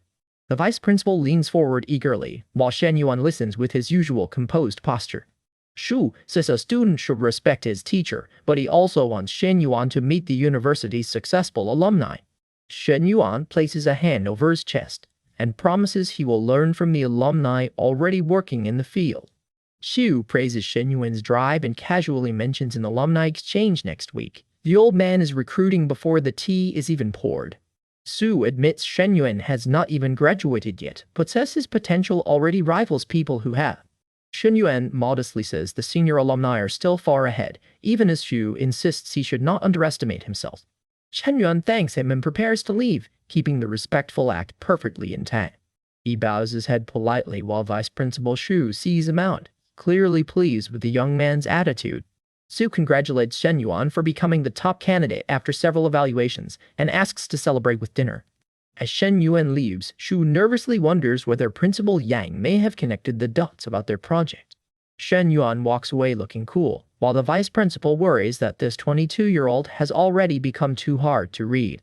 Outside by his car, Shen Yuan calls Counselor Sun to ask when she gets off work. Counselor Sun says she needs another half hour, and Shen Yuan calmly tells her he will wait. He tells her to look outside the window, then waves from beside his car with an easy grin. Sun peers out from the office, surprised to find Shen Yuan actually waiting below for her. The office chatter shifts to vacation plans, while Sun's attention is suddenly nowhere near paperwork. Teacher Lee tells Sun to finish the project materials, and Sun looks caught off guard by all that very specific advice. Shen Yuan waits in the car as the staff wrap up for the day, patient and ready to play chauffeur. Elsewhere, a flexible girl stretches in a gym and thinks about how often Chao Lei has been messaging lately. Somebody's phone is working overtime. She twists through another impossible pose and decides there seems to be plenty of entertainment waiting for her. At school, Jiang Hun and Junan wonder why Shen Yuan has not come back yet, while another girl asks if Miss Fang Minhui left with him. The girls trade worried looks. They have no answer, but Shen Yuan disappearing with someone else is clearly not their favorite possibility. One girl suggests asking Senior Fu and the other turns toward the parked vehicles with curiosity growing fast. They realize their information network is limited because Shen Yuan is now a G-class boss. Apparently success comes with very inconvenient privacy settings. A car door opens nearby and the girls immediately spot the man they have been looking for. Shen Yuan rolls down the window and asks why they came to see him. He was literally about to text them, so the timing is suspiciously perfect. He hands one of the girls some cash with an approving smile, then listens as she suggests they go out together. Shen Yuan turns her down for tonight because he has something to do, but promises he can drive them back another day. The girl accepts that he is waiting for someone, then asks when she will get to see him again. Teacher Lee watches from the office and realizes Shen Yuan has girls waiting on him. Her silent reaction says the gossip pile just got thicker. Lee leans over Sun's desk and jokes that Shen Yuan is popular with girls, while Sun blushes and tries very hard not to look interested. Sun hears that girls have their eyes on Shen Yuan and goes quiet. That tiny pause hits harder than the office gossip.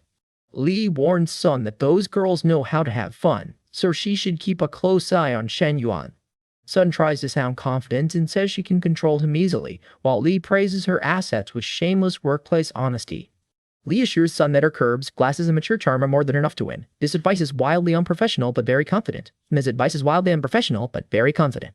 Sun falls silent at the desk, clearly taking Lee's teasing much more seriously than she wants to admit. Her expression turns thoughtful and troubled as she weighs what Teacher Lee has been saying. Lee says men are fickle and urges Sun to act before someone else gets Shen Yuan's attention. Lee cups Sun's chin and pushes the point, leaving Sun flushed, upset, and seriously rattled. Sun wonders who the two girls were and why they were waiting for Shen Yuan. Jealousy has officially entered the chat. Back outside, Shen Yuan explains that he personally selected her after evaluating his startup project. He says he plans to expand the public relations department once the startup is stable, and he wants to build a real team.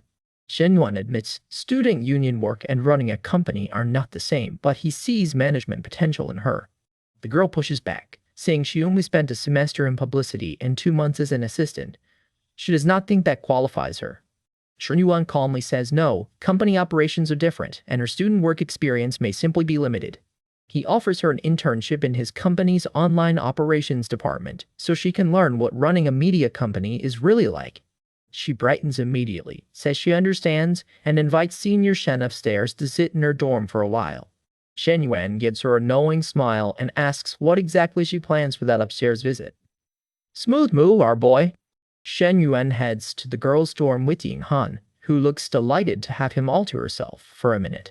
On the way over, Shen Yuan thinks the dorm advisor will be away for an hour, so he expects plenty of time. The dorm advisor catches them immediately and demands to know why a guy is walking into the girls' dorm. Ting-gun casually claims Shen Yuan is her boyfriend and asks for an exception. She says it like she's ordering lunch. The advisor reluctantly lets him through, warning him not to stay too long. Ting-gun beams and thanks Shen Yuan, while Lele follows behind looking embarrassed and nervous.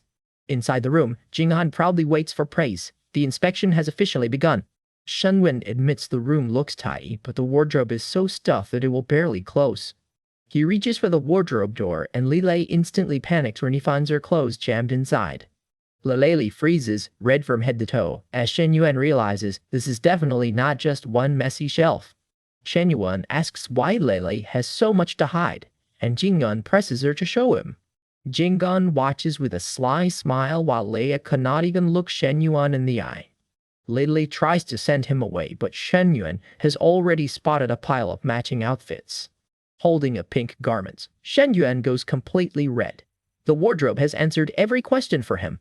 Lilei silently remembers that Jinghan bought all of this, then asks Shen Yuan if he bought the matching set. Jinghan happily says the outfits were bought for Shen Yuan, while Lilei looks like she wants the floor to swallow her. Lilei insists she never agreed to wear any of it, but her blush makes that defense very hard to sell. Jinghan closes the curtain and announces that it is time to put them to the test. With the room screened off, Jinghan turns back with a confident look that tells Shen Yuan she has a plan. Shen Yuan asks what exactly they are being tested on, and Jinghan leans in with a mischievous smile. Shen Yuan checks the time and says the advisor returns soon, so there will be no playing favorites. Both girls get a quick turn. He says he wants to see which one of them has been putting in more work. Somehow, this became a performance review. Lilei volunteers herself first, and Jinghan immediately claims it should obviously be Jinghan.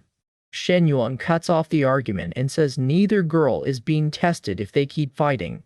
42 minutes later, the advisor waits outside with folded arms. The old watchdog is not impressed. Shen Yuan finally steps out and says something came up, so they will have to finish this test another time. The advisor calls inside after him, while the girls need a moment to recover from the very intense study session. Back in the room, Lilei lies exhausted while Jinghan sits up, pleased with how much progress they made. Jinghan says the yoga and Pilates are paying off, and she wants to keep improving until they can completely outclass Feng Minhui. Lilei warns Jinghan not to get carried away. Shen Yuan may look confident, but he is not made of steel. Jinghan gives Lilei a knowing look and says she knows Shen Yuan better than that. Jinghan flashes a pair of cuffs and hints that next time they should tie up their loose ends. She's clearly planning ahead. Outside, the advisor asks Shen Yuan why he was supposed to help his girlfriend move but has no luggage. Shen Yuan quickly says the luggage has already been moved from one dorm to another. The advisor grumbles that young people finish everything far too quickly, then lets him go. That night, Shen Yuan pulls up beside Miss Li, who suddenly wants to ride in the back instead of beside him. Miss Li sits stiffly in the back seat, her face flushed and her mood clearly off. Shen Yuan asks why she's acting so strange, and Miss Li avoids his eyes. Shen Yuan wonders if she saw him dropping off Lilei and Jinghan, then remembers Miss Li was their student council advisor. He explains that the girls only asked him for career advice and insists he did not lead them astray. Ms. Li recalls that Shen Yuan was friendly with the girls in school, but she is still bothered by what she saw. Shen Yuan points out that he had not been back on campus for a while and only took a quick walk around. He asks if Ms. Li is jealous. She denies it, but the blush is doing all the talking. Shen Yuan teases her again, and Ms. Li snaps back with one simple order: just drive. Ms. Li finally moves to the passenger seat, though she insists it is only because she's already in the back. Shen Yuan says he cannot see her while driving, and the other teachers may spot them if she stays in back. Ms. Li opens the passenger door, and Shen Yuan asks if she is happy now. She settles beside him, and says they can finally go, still trying very hard to look unaffected. After a beat, Ms. Li admits that this seating arrangement feels much better. Shen Yuan hears her call his name and turns toward her, curious about what she really wants to say. Ms. Li reaches for Shen Yuan's hand and asks if this is why he wanted her in the passenger seat. Inside the car, the blue-haired woman looks irritated as Fei Bing asks if every guy is this desperate. She calmly says she is not desperate, but Fei Bing should focus on driving instead of flirting. Fei Bing grins and wonders why he cannot control his hands. This dinner is already starting with premium bad decisions. They arrive at an upscale restaurant in the International Finance Center, where the blue-haired woman heads straight for a table. She orders food with a cool, controlled expression, while Fei Bing watches from across the table. The woman pauses mid-meal, clearly startled when she spots someone nearby. Fei Bing asks who Shen Yuan is, and she reluctantly calls him an old middle school classmate. Fei Bing smirks, saying Shen Yuan is clearly more than a classmate after she spent 15 minutes staring out the window. The blue-haired woman finally admits it. Shen Yuan was her first love. Her hand tightens around the plate as Fei Bing keeps needling her, and her patience starts running thin. Fei Bing leans back like he owns the restaurant and says she can leave if she really wants to. He claims Shen Yuan and his first love dated in school but acted like strangers around everyone else. Fei Bing mocks her family for trying to set them up, while bragging that she only liked Shen Yuan because he seemed untouchable. He says he would have stayed in bed if he knew his date would spend the night looking at another guy. She shuts him down cold, telling Fei Bing that Shen Yuan has nothing to do with him. Fei Bing says he can find out anyway, especially if Shen Yuan is dating a girl from a well-off family. Then Fei Bing asks the question with zero survival instinct, wondering if she and Shen Yuan ever slept together. He keeps pushing, assuming they were already playing grown-up romance back in middle school. The blue-haired woman grips her wine glass and forces down her anger instead of throwing it in his face. Her answer is a sharp no, but Fei Bing looks anything but convinced. She warns him to stop talking like that, or she will make sure Shen Yuan starts dating someone else. Fei Bing narrows his eyes and accuses her of treating him like a rival. 20 minutes later, Shen Yuan and Lu Bingying leave their own meal, and he insists on splitting the bill. Lu Bingying blushes as Shen Yuan gently explains that paying for dinner is basic politeness, not some grand romantic claim. She protests that they are not even boyfriend and girlfriend, while Shen Yuan calmly points out she spends money freely herself. Shen Yuan tells her to accept the meal. He is not a mega-rich heir, but one dinner is nothing to him. Lu Bingying stammers, and Shen Yuan presses the point, asking if they cannot even be considered a couple. Lu Bingying turns bright red and asks if this is his confession. Shen Yuan barely gets out a reply. Fei Bing suddenly appears with a smug smile and asks Shen Yuan if Lu Bingying is his girlfriend. Shen Yuan immediately turns guarded and asks the stranger who he is. Fei Bing introduces himself as Shen Yuan's first love's new boyfriend, dropping the line like a cheap grenade. The blue-haired woman arrives behind him, looking exhausted by Fei Bing's performance. Fei Bing and Shen Yuan square off in the hallway, both clearly refusing to back down. The blue-haired woman tells Shen Yuan to ignore Fei Bing because she has no relationship with him at all. Fei Bing blurts out that their parents arranged a marriage by the end of the year. She immediately asks who agreed to that. Fei Bing says their families made the arrangement and suggests this meeting was no accident. Shen Yuan finally snaps, calling Fei Bing an idiot with a glare that could crack glass. Fei Bing is offended that Shen Yuan is cursing at him, but nobody else in this hallway is surprised. Fei Bing points at Shen Yuan and insults the kind of trash his first love used to date. Lu Bingying realizes Shen Yuan has not changed much, especially when his first love starts getting dragged into the argument. Shen Yuan admits he used to curse an old classmate all the time, and Lu Bingying advises him to curse a little less. Shen Yuan simply says he understands, though his annoyed expression says Fei Bing is still on thin ice. As they leave, Shen Yuan realizes Fei Bing deliberately provoked him by bringing up his former teacher and first love. Lu Bingying quietly asks Shen Yuan if that woman really was his first love.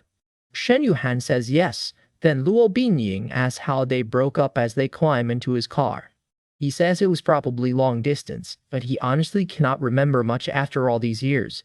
Lu Bingying scolds him for talking nonsense about a teacher, while Shen Yuan drives them away like nothing happened.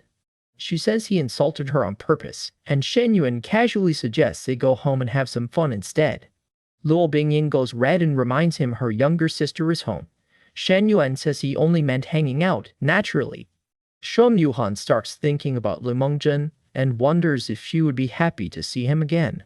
He calls an old contact and asks for help investigating Lu Bingying's first love, while the person on the phone has no clue why. Elsewhere, Fei Bing fumes at home and orders someone to find out everything about Shen Yuan. Fei Bing tells himself that graduating does not make Shen Yuan too important to bully. Shen Yuan checks his phone as a new message arrives from the blue-haired woman. She explains that Fei Bing was a family-arranged match and that his family runs Lei, Shenzhen's biggest fitness chain brand. Shen Yuan runs Lei dominates Shenzhen's fitness industry, with a huge network of gyms competing for customers. Looking over the city, Shen Yuan wonders if the fierce business rivalry is hiding something far shadier underneath. In the elevator lobby, Shen Yuan tries to play it cool after Teacher Li's confession, but his calm face is doing some very heavy lifting. Teacher Li calls him out directly. She wants to know if his earlier words meant they are already a couple. She is blushing hard, pointing at him as she asked for a straight answer. Shen Yuan clearly enjoys watching her squirm. He tells her to ask properly, turning his simple confession into a full-on interview. Our boy has no mercy. Teacher Li finally asks if he likes her. Her cheeks are burning, but she does not look away. Shen Yuan leans close, and the space between them disappears fast. Then someone steps out at exactly the worst possible moment. Teacher Li's sister catches them inches apart and demands to know what they are doing. The elevator lobby just became a crime scene. Teacher Li grabs Shen Yuan in embarrassment, while he coolly reminds her that this is an elevator lobby, not her private room. Her sister shoots them a furious look, overwhelmed by the scene she just walked into. Teacher Li asks what is wrong, but her sister only grabs her bag and tries to leave before saying something worse. The sister dismisses them with a tense little smile and tells Teacher Li to go inside. Shen Yuan gives her a smug little wave from the doorway. She is not impressed, and honestly, fair enough. The second the sister is gone, Shen Yuan wraps Teacher Li in a close embrace and teasingly calls her a diligent gardener. Teacher Li admits her sister will return soon, but Shen Yuan is already thinking ahead till later tonight. He casually says he will wait until her sister falls asleep. Teacher Li is flustered, yet she does not pull away. Shen Yuan says he can be patient. Outside, her sister is already spiraling over what those two might be doing. Alone in the hallway, the sister crosses her arms and calls Shen Yuan's name with a jealous glare. She fumes that this trash has wrecked her neighborhood reputation and is still bullying her sister. The jealousy is practically echoing down the hall. She leans by the door, restless and conflicted, clearly unable to walk away from the thought of Shen Yuan and her sister together. The sister crouches in the hallway, insisting she only wants to listen and make sure Teacher Li is safe. Sure, that is definitely all it is. Inside, Shen Yuan tells Teacher Li to wash up first and promises that he will come back soon. Teacher Li clings to him, blushing as she agrees to wait until he is done. Shen Yuan checks the money he handled for Lu Menglu's apartment renovation and sends her the transfer first. The system pays out a huge cashback reward, and Shen Yuan celebrates because he can finally afford his own house. Lu Menglu sees the transfer and thanks him with delighted affection. That renovation money is doing more than fixing walls. Her affection rises again, doubling the cashback reward. Shen Yuan watches the notifications stack up like a very profitable romance subplot. Meanwhile, Teacher Li is eating noodles and grumbling that Shen Yuan is getting close to 50 million. She is impressed despite herself. Shen Yuan asks for a few bites. Teacher Li stares at him like he has requested a royal tribute. She tells him to make his own food, and Shen Yuan immediately starts whining. The millionaire dream has not improved his kitchen skills. Teacher Li calls him a little lame. Shen Yuan takes the insult personally. Naturally, he fires back that she should know better than anyone whether he is lame. Their flirting has become competitive trash talk. Teacher Li turns serious and says she thought their relationship was over. Shen Yuan realizes there is still a real wound underneath the teasing. She says he should not joke about them, because keeping their relationship secret has been eating at her. Shen Yuan asks if he is serious, and Teacher Li looks up at him with a firm, vulnerable expression. She admits she wants a proper relationship with him. Shen Yuan did not expect the quiet older sister to be this direct. Shen Yuan tells her not to overthink it. He says he can treat her as Teacher Li in public while keeping their feelings private. Teacher Li snaps that he is a scumbag, then reminds him that she was the one who seduced him first. Shen Yuan tells her to think all she wants. He has the confidence of a man who knows the argument is not over. Teacher Li presses him about who he usually spends time with whenever he goes away on business. Shen Yuan shuts the question down fast. She catches his hand and keeps pushing, refusing to let him escape with a smug answer. Shen Yuan leans in with a grin and asks if this is how she talks to her brother-in-law. Teacher Li tells him to stop talking and finish eating first, but she is blushing far too much for that order to sound convincing. Shen Yuan thinks both sisters have a weak spot for him. His ego is having a 5-star dinner tonight. Teacher Li starts to explain herself, but Shen Yuan watches her closely as the conversation turns more personal. He moves closer, and Teacher Lee freezes beside the table. The scene fades into suggestive territory before either of them says much more. Teacher Lee suddenly refuses to explain anything else, while Shen Yuan says he will pry it out of her after tonight.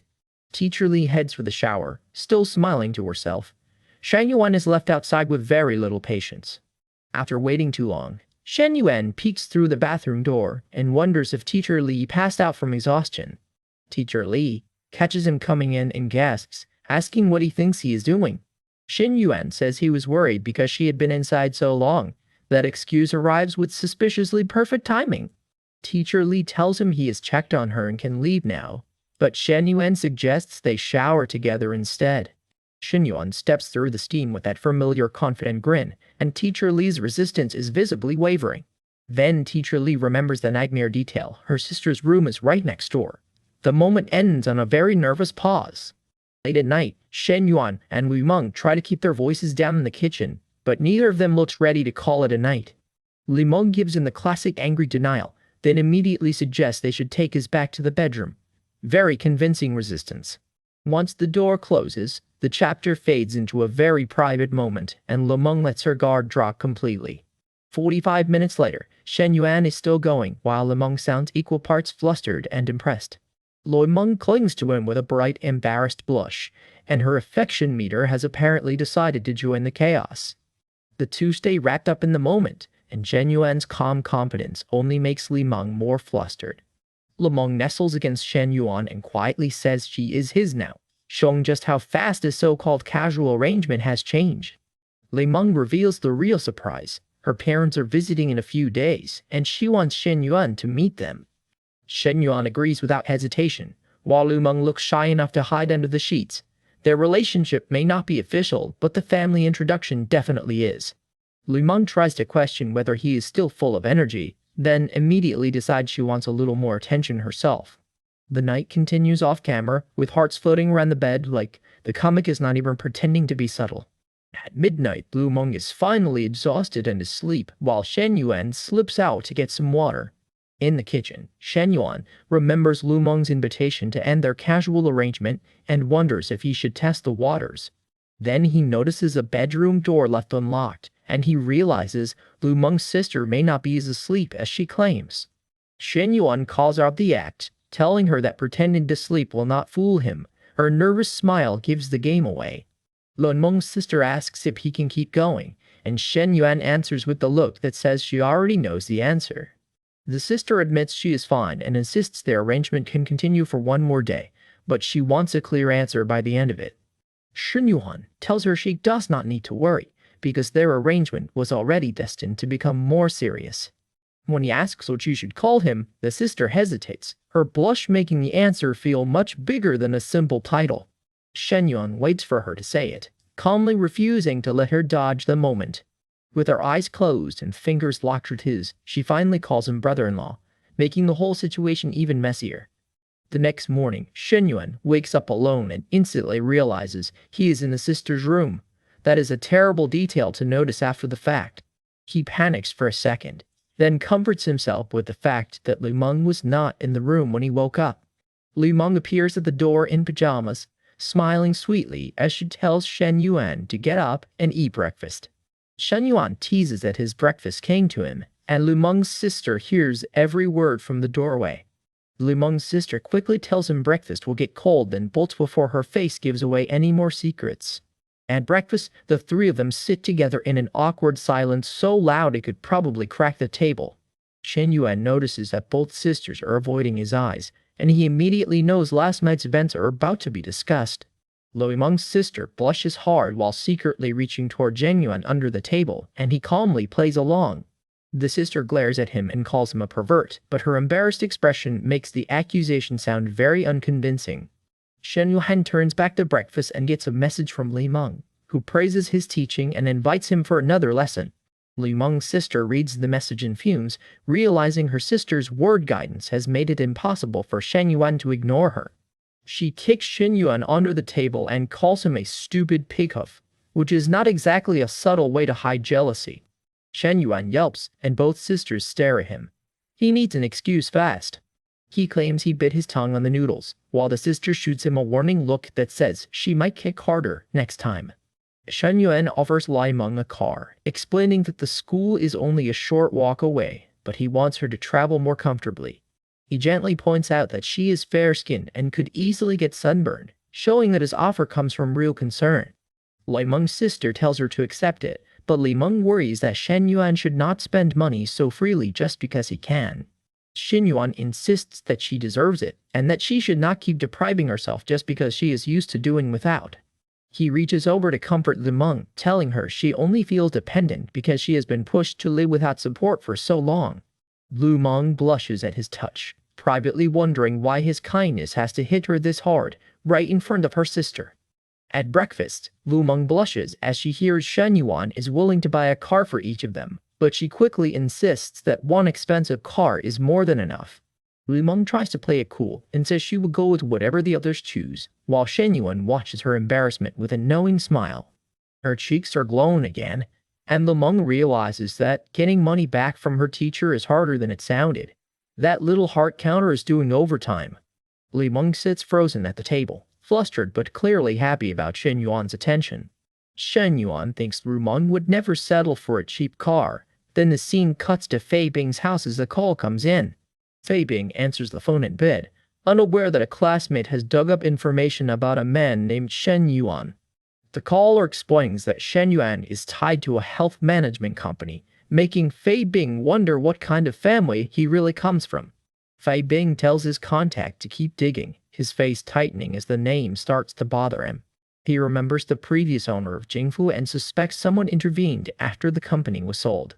Meanwhile, Jun Kangwen meets his red-haired cousin, who asks why he wanted information about Fei Bing. Kangwen explains that Fei Bing was once their classmate, but he suddenly became rich enough to move in a totally different circle.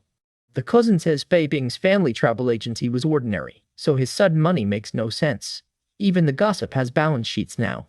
Kangwen says Fei Bing may have made his fortune through crypto and forex, but his cousin points out that finance is not the same as running a business. The cousin warns that Fei Bing is buying up small companies, yet he does not seem skilled enough to manage what he is collecting. Kangwen urges his cousin to stay close to Fei Bing and keep watching him. The cousin calls Fei Bing a dog that cannot stop eating, convinced he is trying to swallow companies beyond his ability. An Wen carefully says he is only explaining the situation and tells his cousin to contact Shen Yuan. 5 minutes later, Tan Wen makes the call from the window, ready to hand Shen Yuan the information. Kangwen thanks Shen Yuan and admits the leak came from someone at Fei Bing's company who feels guilty. Shen Yuan immediately connects the dots, recalling a physical center manager who spoke with Fei Bing's family. Kangwen reveals that the manager was sentenced to 8 years for illegally raising funds, an unusually harsh punishment for the case. He adds that Lu Bingxing's mother wants Shen Yuan out of her daughter's life and is trying to trade favors with Fei Bing. Shen Yuan thanks him calmly, while Kangwen starts wondering why his old classmate is suddenly so polite. Kangwen realizes Shen Yuan has been investigating already and the pieces are falling into place. Shen Yuan decides it is time to move, and he plans to deal with Fei Bing's internet troll army and their backers together. When Kangwen asks why he cares about Fei Bing, Shen Yuan gives President Shen a simple answer: he wants revenge. Shen Yuan says Fei Bing seized control of a company and paid a heavy price for it, but he is still not finished. He tells President Shen to stay within legal boundaries, that hints that special people sometimes need special methods. President Shen looks nervous, but Shen Yuan makes it clear that he only needs to listen. President Shen agrees, and Shen Yuan dismisses Fei Bing as someone not worth getting angry over. President Shen privately admits he wants payback because Fei Bing stole his wife, but Shen Yuan's proposal benefits him too. Shen Yuan stands alone after the call, cool and composed as his revenge plan quietly begins. A message confirms the internet trolls are active again, and Shen Yuan tells his contact to keep them busy for a few more days. Then Shen Yuan is ready to head out with the 2 women, both dressed up and waiting for him. He calls them beautiful, and one woman blushes as the other watches the compliment land. Li Meng boldly asks if he wants to touch somewhere else, then immediately gets flustered when he tells her to stop fooling around. The woman in gray wonders if Shen Yuan likes her new dress and makeup, clearly hoping he notices her too. Shen Yuan takes Li Meng's hand and leads her away, leaving the woman in gray stunned and jealous. The woman in gray rushes after them, telling herself she cannot let Lu Meng get ahead, just because they are like sisters. Lu Meng walks hand in hand with Shen Yuan, thrilled by the attention and completely unaware of the storm behind her. The woman in gray stares at their joined hands, her shocked face making it obvious she did not expect this move. Shen Yuan teases her for overthinking their casual arrangement, then gives her a playful grab that sends her thoughts into chaos. The two women bicker as Shen Yuan walks ahead, and the next stop is a luxury car showroom. Shopping therapy has entered the chat. Inside the showroom, one woman protests that the cars are too expensive before she has even picked one. The women stand surrounded by gleaming luxury cars as a saleswoman approaches to help. Lu Meng keeps saying the car is too expensive, but Shen Yuan calmly points at a low-class model and tells the counselor that is the one.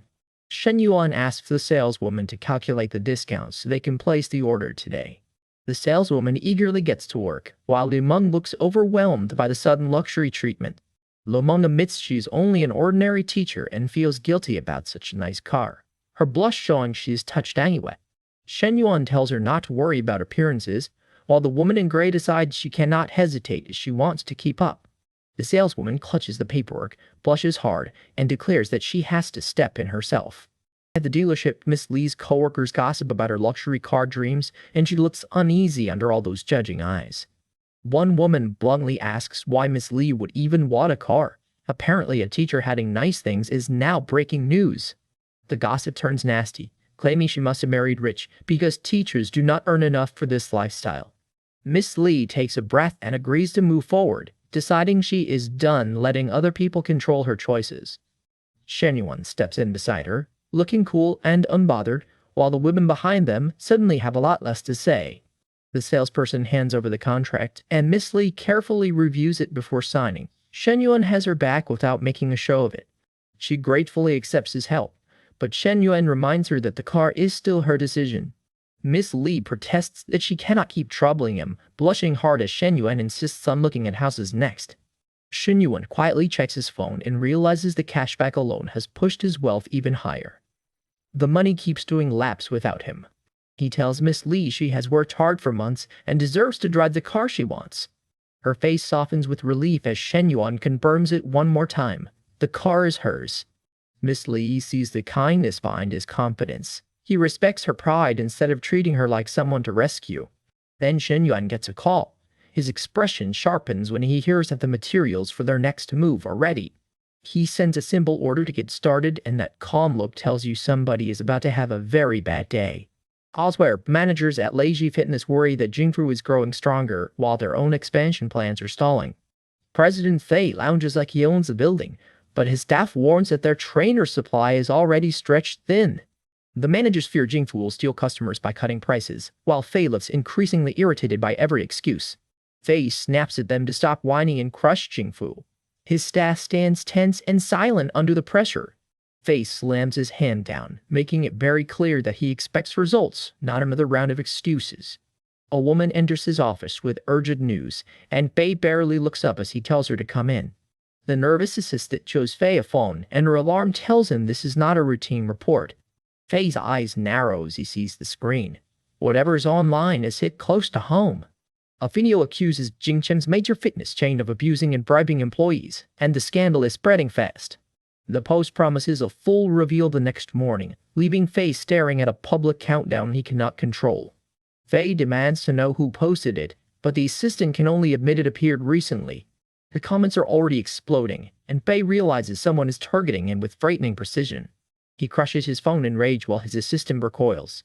Subtle crisis management is not really Fei's thing. Fei orders his people to contact the uploader, but their private messages have already been shut off. With no way to reach the source, Fei starts wondering who he offended badly enough to launch this attack. His assistant says the attacker likely wants blackmail or something similar, but neither of them can identify the enemy.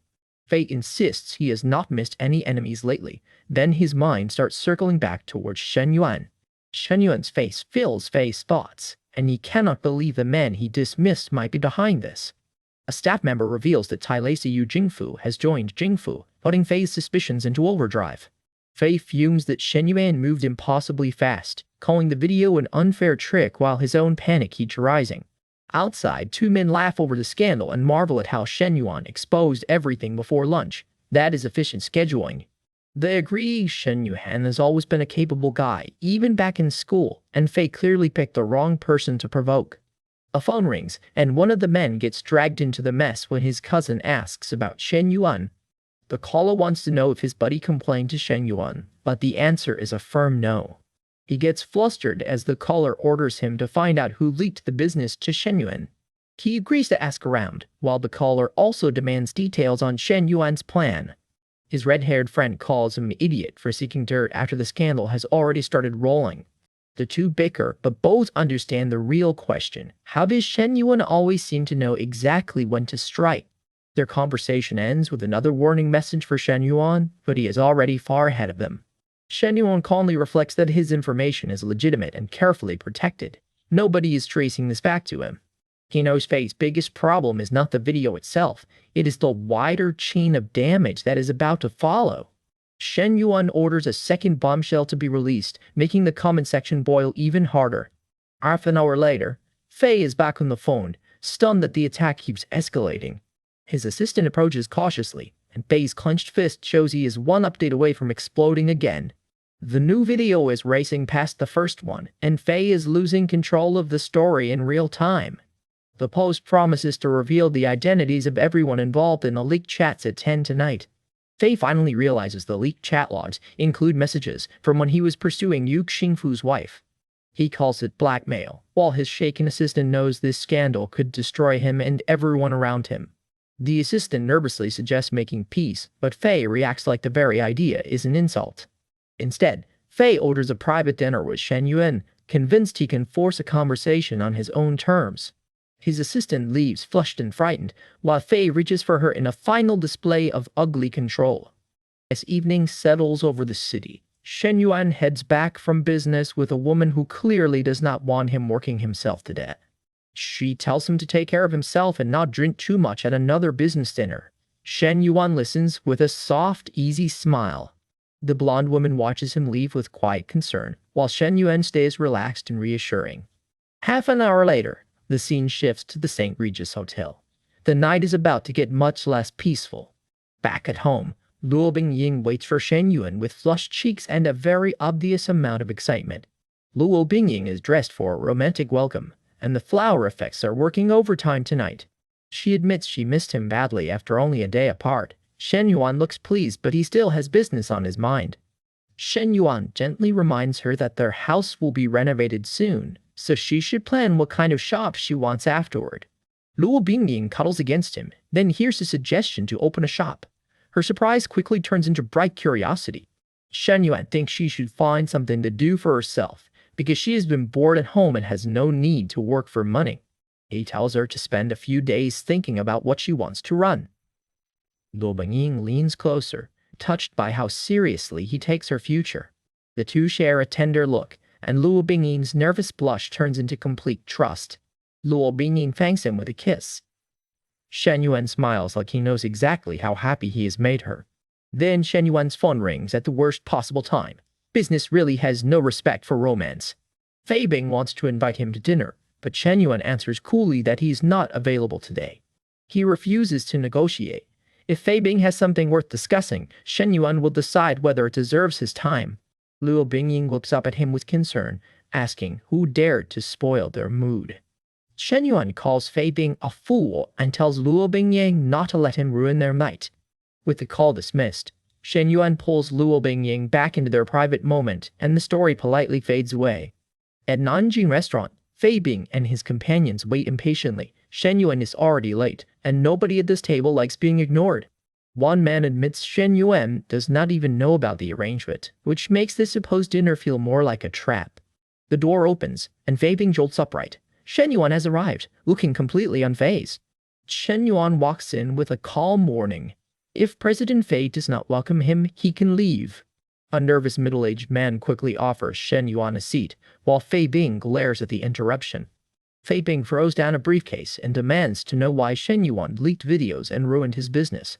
The middle-aged man panics and claims he knows nothing about any video. Fei Bing is not buying it for a second. Fei Bing snaps at him, but the man warns that more sensitive videos could be released if this keeps escalating. The threat lands hard. Then the group changes tactics and asks Shen Yuan to acquire 4 yoga studios from Fei Bing's family. Their condition is wild. Shen Yuan must complete the acquisition before midnight and transfer the studios for free. The nervous man sits frozen beside the briefcase, realizing this deal is about to turn into a disaster. Fei Bing explodes at the idea of giving away studios worth millions. Shen Yuan does not even flinch. One companion understands the danger first. If those videos go public, Fei Bing's business and reputation could collapse overnight. Fei Bing clenches his fist, trapped between losing 4 studios and letting a scandal destroy everything. After a long silence, Fei Bing finally gives in. His angry face says it all. This deal tastes terrible. His companion reminds him that the internet never forgets. A little pressure can grow into a storm, and Fei Bing knows it. After 10 painful minutes of thinking, Fei Bing decides to buy Shen Yuan's 4 yoga studios instead and signs the contract. The situation is settled. Shen Yuan has turned the hostile dinner into a clean business win. Elsewhere, Zhonglan asks Lu Bingying whether things are progressing between her and Shen Yuan. Her motherly curiosity is very direct. Lu Bingying freezes at the question, while Zhonglan watches her closely from her desk. Zhonglan changes the subject and reveals that Fei Bing wants to buy all 4 yoga studios as a package. When Lu Bingying asks which company is involved, Zhonglan answers with the name Jingfu. Lu Bingying remembers seeing the Jingfu name before, and the connection to Shen Yuan immediately makes her suspicious. She realizes Fei Bing bought her mother's studios and transferred them to Shen Yuan almost immediately. The pieces are clicking into place. Zhonglan notices Lu Bingying's troubled expression and asks what is wrong. Lu Bingying tries to hide how much she has figured out. Zhonglan gently says that everything she does is for Lu Bingying and her brother. Lu Bingying can only nod, overwhelmed. Lu Bingying realizes this is actually the best outcome for her family. Their 4 studios were saved and will keep operating. Her worry melts into a shy smile. Shen Yuan protected her family without asking for praise. Lu Bingying remembers that Fei Bing had offered far less before, and now she understands why Shen Yuan accepted the transfer. That night, Lu Bingying returns to Shen Yuan's room, still carrying all those feelings she cannot quite say out loud. Shen Yuan gets confirmation that the overall situation has been settled. He smiles, and Lu Bingying instantly notices. When she asks why he is smiling, Shen Yuan says it is nothing, and invites her to stay close. The pair share a quiet, intimate moment. Shen Yuan has finished the business battle, so the romance gets its turn. Lu Bingying leans in, completely trusting him, and the chapter keeps the rest tastefully off-screen. Their private moment continues as the story fades out. Shen Yuan's calm confidence is clearly doing numbers tonight. Shen Yuan reflects that gaining 4 yoga studios expands his business a little further, but their future depends on who runs them. The chapter opens over breakfast, where Shen Yuan is calmly cutting into his food like nothing dramatic is about to happen. Yuan Bao shyly tells Shen Yuan that she is heading home for a week, and he stays relaxed while she clearly hopes he will miss her. She wants to ask him not to flirt around while she is gone, but jealousy makes her swallow the words instead. Shen Yuan leans in with an easy smile and reminds her to answer his messages. Yuan Bao looks thrilled, even if he tries to play it cool. When she says she will reply if she's not busy, Shen Yuan offers spending money for the trip. That answer gets her attention fast. He hands Yuan Bao a card, and her blush deepens as she realizes this is not just pocket change. Yuan Bao is stunned. Shen Yuan has just bought her a bag, clothes, and even a house, and she still barely feels excited enough. Shen Yuan helps her get ready to leave and offers to drive her to the station. Our boys making boyfriend behavior look dangerously casual. Yuan Bao reflects on how wildly her life has changed. Before Shen Yuan, even a few thousand yuan would have shocked her. As they walk out together, Yuan Bao admits that everything keeps getting better and Shen Yuan has become the most important person in her life. Back at Jingfu Company, Shen Yuan's secretary reports that all of Yuan Bao's requested specialties have arrived. Shen Yuan tells the staff to distribute everything by the list, then remembers 2 newcomers he promised to place in finance. He orders their onboarding completed today and plans to decide their positions after they arrive. The office men hear 2 beautiful new co-workers are coming and immediately lose all concentration. Productivity has left the building. 2 women entered the office, and the gossip machine starts instantly. One co-worker warns the others to behave, while another complains that Shen Yuan is suspiciously lazy for a boss. Li Lei sits close to Long Jingxian and lowers her voice, warning her that gossiping about the boss will only cause trouble. Long Jingxian asks where Senior Fu went, while Lei explains that Shen Yuan has someone close handling other work for him. Lei bristles at the idea that Shen Yuan might already have a secretary. Long Jingxian tells her not to jump to conclusions. Lei covers her mouth in shock, wondering why every new detail about Shen Yuan seems to reveal another woman around him. Lei's suspicion keeps growing, and she decides she needs to find out exactly who is in Shen Yuan's office. Long Jingxian tells her to stop imagining rivals, but Lei is already convinced this mystery woman matters. Lei insists her intuition says the woman is connected to Shen Yuan, and Long Jingxian follows along to spy herself. Lei decides they should investigate. Her workday has now become a full detective operation. Ignoring Long Jingxian's protests, Lei marches towards Shen Yuan's office to confront the mystery head-on. Outside the office, Lei calls for the woman inside, trying to sound confident while her nerves are obvious. A calm voice invites her in, and Lei steps through the door. Lei freezes when she sees a stylish woman seated in Shen Yuan's chair. This was not the secretary she expected. The newcomer watches Lei with cool confidence, while Lei immediately assumes this beauty could be another woman in Shen Yuan's life. Lei demands to know who she is, but the woman turns the question right back at her. The woman remains perfectly composed in Shen Yuan's office, which only makes Lei feel more threatened. She introduces herself as Lu Mengli, a special consultant at Jingfu, and says Shen Yuan authorized her to use his office. Xiao Lei introduces herself and says she will be coming and going freely. Lu Mengli answers with a polite but icy "suit yourself." Lu Mengli looks down at Xiao Lei and decides she has dealt with girls like this before. Xiao Lei realizes her attempt to pressure Lu Mengli has had absolutely no effect. She has picked a fight with a brick wall. Xiao Lei leaves with a frustrated huff, while Lu Mengli barely gives the confrontation another thought. Lu Mengli wonders why Xiao Lei thinks she has any claim over Shen Yuan's office, or over Shen Yuan himself. Lu Mengli admits Shen Yuan has many women around him, so she decides she needs to work even harder to stand out. She throws herself into fitness, determined to get slimmer, stronger, and impossible for Shen Yuan to ignore. Skincare, massages, and daily training join the routine. Lu Mengli is treating this romantic rivalry like a corporate takeover. She even takes dance classes to improve her flexibility, keeping every part of her self-improvement plan in motion. Lu Mengli works relentlessly, hoping all this effort will keep her place in Shen Yuan's heart from slipping away. In just over 2 months, she has changed her routine, her look, and her confidence, all because more women keep appearing around Shen Yuan. Her thoughts drift to Shen Yuan, and she promises herself that she will keep improving until he chooses to spend more time with her. Meanwhile, Zhao Lei asks Long Jingxian what Lu Mengli is like, still unable to let the office encounter go. Long Jingxian points out that Zhao Lei only exchanged 2 sentences with the woman, yet somehow already has total confidence in her suspicion. Zhao Lei goes quiet, but the look on her face says the mystery is far from over. Then Long Jingxian's ID badge makes the situation even stranger, and Zhao Lei realizes there is yet another woman tied to Shen Yuan's company. Later, Lu Mengli calls Shen Yuan and asks if he is coming to the company, saying she is wearing a camisole top today. Shen Yuan asks if she wore that outfit to work. Lu Mengli casually says she has a jacket over it, which is not exactly a denial. Lu Mengli tells him she will wait at the office if he comes, and her smile shows she expects a yes. Shen Yuan says he is already on the way, and Lu Mengli breaks into a pleased laugh. The call ends, and Lu Mengli settles back into her chair with a satisfied, almost triumphant expression. She looks composed on the outside, but her focus is clear. Shen Yuan is coming, and she intends to make the most of it. Lu Mengli thinks she has been with Shen Yuan long enough to know one thing. The girls circling him are not going to stop, so she will have to teach them a lesson. President Shen Yuan arrives at Jingfu Yoga Studios and goes straight into a serious handover meeting.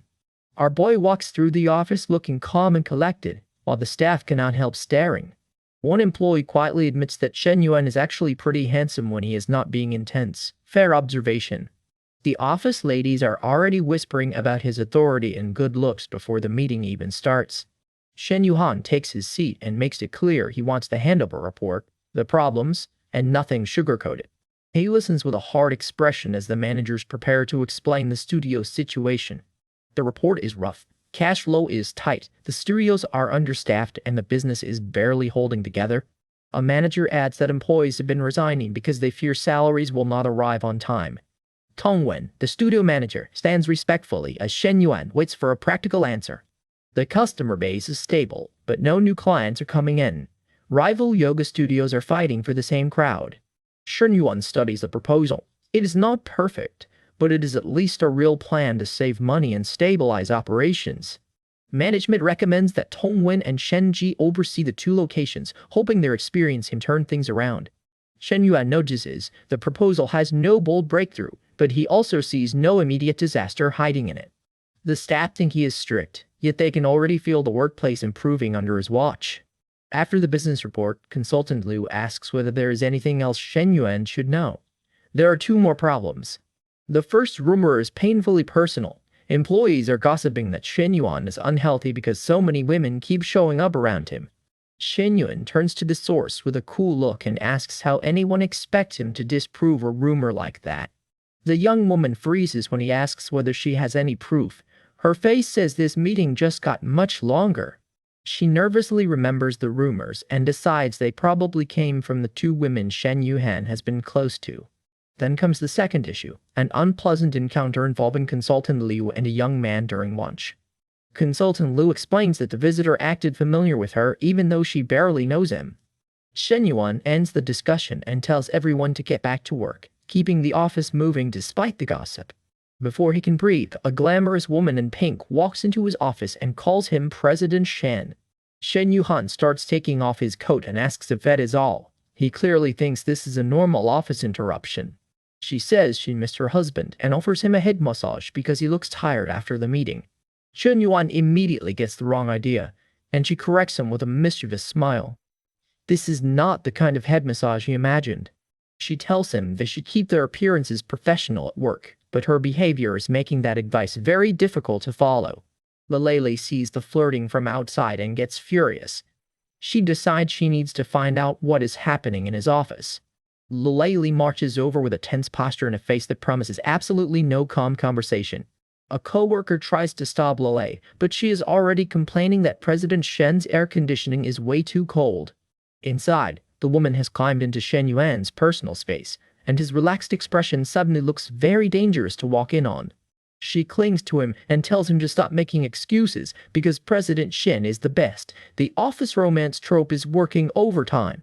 A knock interrupts the moment, and Shen Yuan calls for the visitor to come in.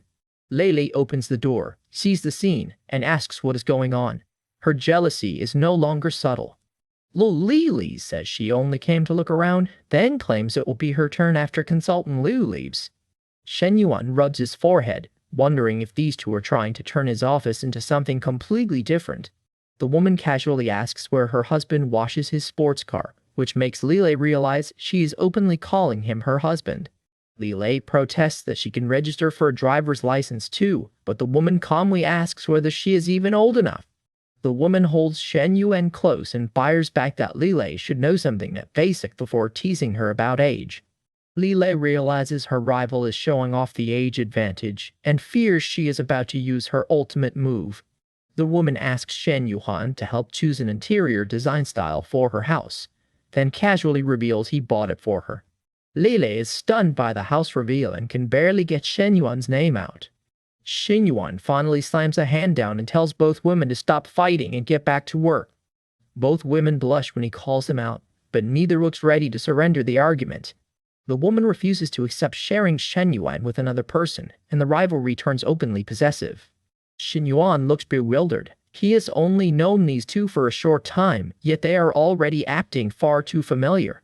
Lily protests that she was the one who started the fight, so why is she getting punished too? Outside, the office staff can only gossip about the boss watching two beauties walk into his office and shut the curtains. The young woman at her desk is left stunned by the rumors, while the chaos around President Shen Yuan keeps growing. At the office, Shen Yuan coolly calls out Jinghan for comparing herself to someone else and dragging the argument this far. Jinghan blushes hard and admits that she enjoys being with him, but Shen Yuan is not letting her dodge the real issue. He points out that she's been competing over nothing, and his stern expression makes it clear that patience is running low. Shen Yuan calmly tells her she was wrong, while Jing Han looks embarrassed enough to melt into the floor. He reminds the other woman that she wanted secrecy too, then asks why she was provoking Jing Han in the first place. The woman in pink finally admits she was wrong, but Shen Yuan says an apology alone is not enough. He tells both women to learn their lesson before his patience runs out. The office temperature just dropped 10 degrees. The woman in pink tries to bargain with a playful pose, but Shen Yuan warns that next time there will be more than 3 swats. She leans forward with a teasing challenge, clearly hoping to soften him up with shameless confidence. Shen Yuan simply accepts the deal, and her expression shows she did not expect him to agree that easily. He turns to Jing Han next and tells her to hurry up too, leaving her red-faced and very aware of what is coming. Jing Han watches the other woman nervously, hoping Shen Yuan is angry enough to punish them, but not angry enough to stay cold. As the 2 women walk away, Shen Yuan warns that if they repeat this stunt, he will show no mercy. Shen Yuan admits he cannot bring himself to hit Jing Han, but that does not mean the jealous little team gets a free pass. Jing Han bends forward, ashamed and flushed, while Shen Yuan demands that she explain exactly what she did wrong. She admits she showed off and acted jealous, and Shen Yuan presses her to reflect instead of making excuses. Jing Han sincerely apologizes for treating the other woman as a threat and for showing off the home he bought for her. Shen Yuan gives the other woman the same treatment, and she is suddenly much less interested in acting tough. She apologizes for coming into the office, insulting Jing Han first, and refusing to get along peacefully. With both apologies out, Shen Yuan tells the 2 women they can stand up now. The women exchange anxious looks and wonder if Shen Yuan plans to keep using that belt. Fair question, honestly. Shen Yuan says he cannot bear to continue and offers dinner instead, turning the punishment into a truce. One woman reminds him that he promised her tonight, and Shen Yuan pauses as both of them wait for his answer. She argues that it is his fault for scheduling too little time with both women. Shen Yuan is running a calendar, not a harem management app. Shen Yuan ends the debate and tells them they can leave for now. The women leave, and Shen Yuan privately decides their three-way time together has been very educational. The woman in pink sighs that she only wanted Shen Yuan to give her some attention, revealing the insecurity behind the jealousy. A message changes the mood fast. Shen Yuan's ex-wife says her divorce is final and invites him over to celebrate. 30 minutes later, Shen Yuan arrives at Fengguali Residential Complex, where a suspicious neighbor remembers seeing Lin Yuchang here before. The neighbor recalls Lin Yuchang rushing to move out, crying that the place was cruel to her, and now Shen Yuan has shown up too. He follows Shen Yuan into the building, convinced that someone without money should not be entering a luxury apartment.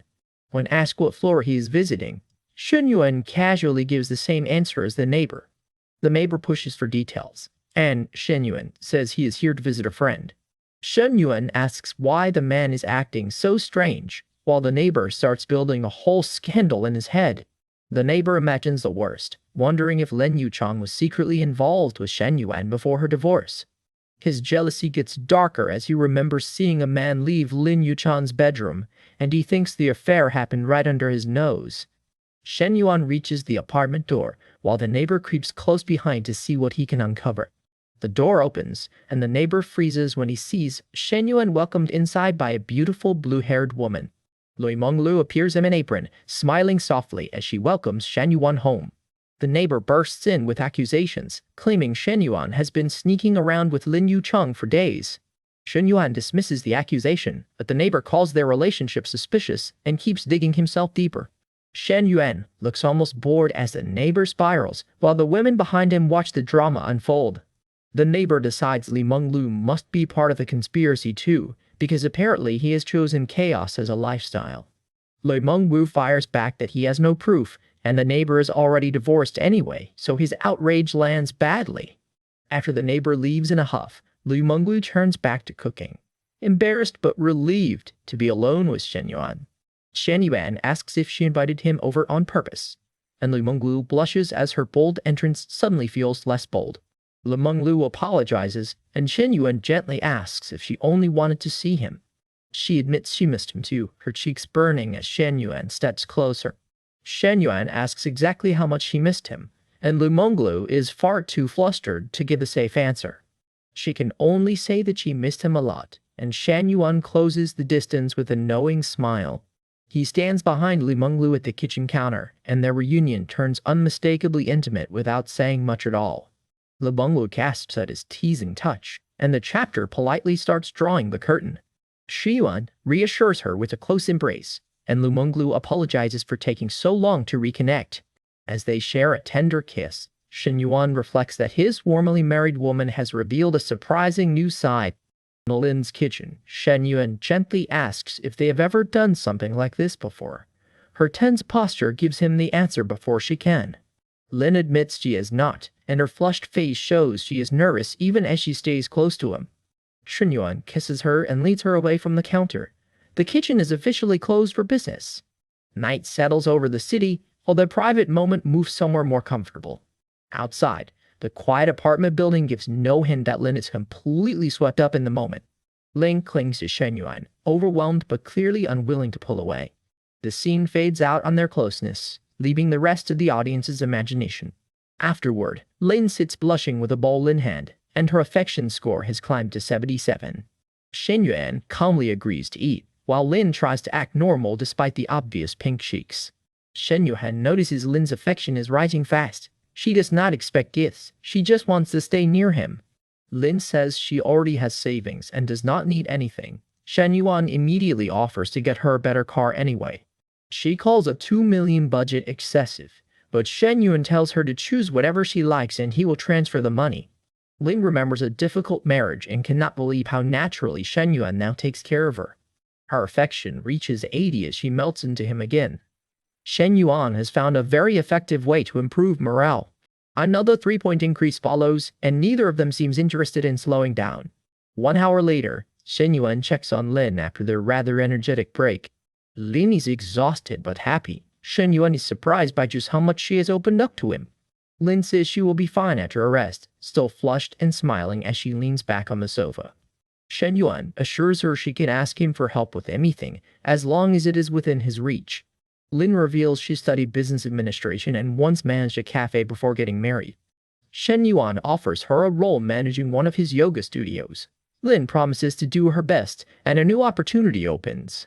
The next day, Shen Yuan arrives at the Xinjiang Golf Club for an international studies networking event.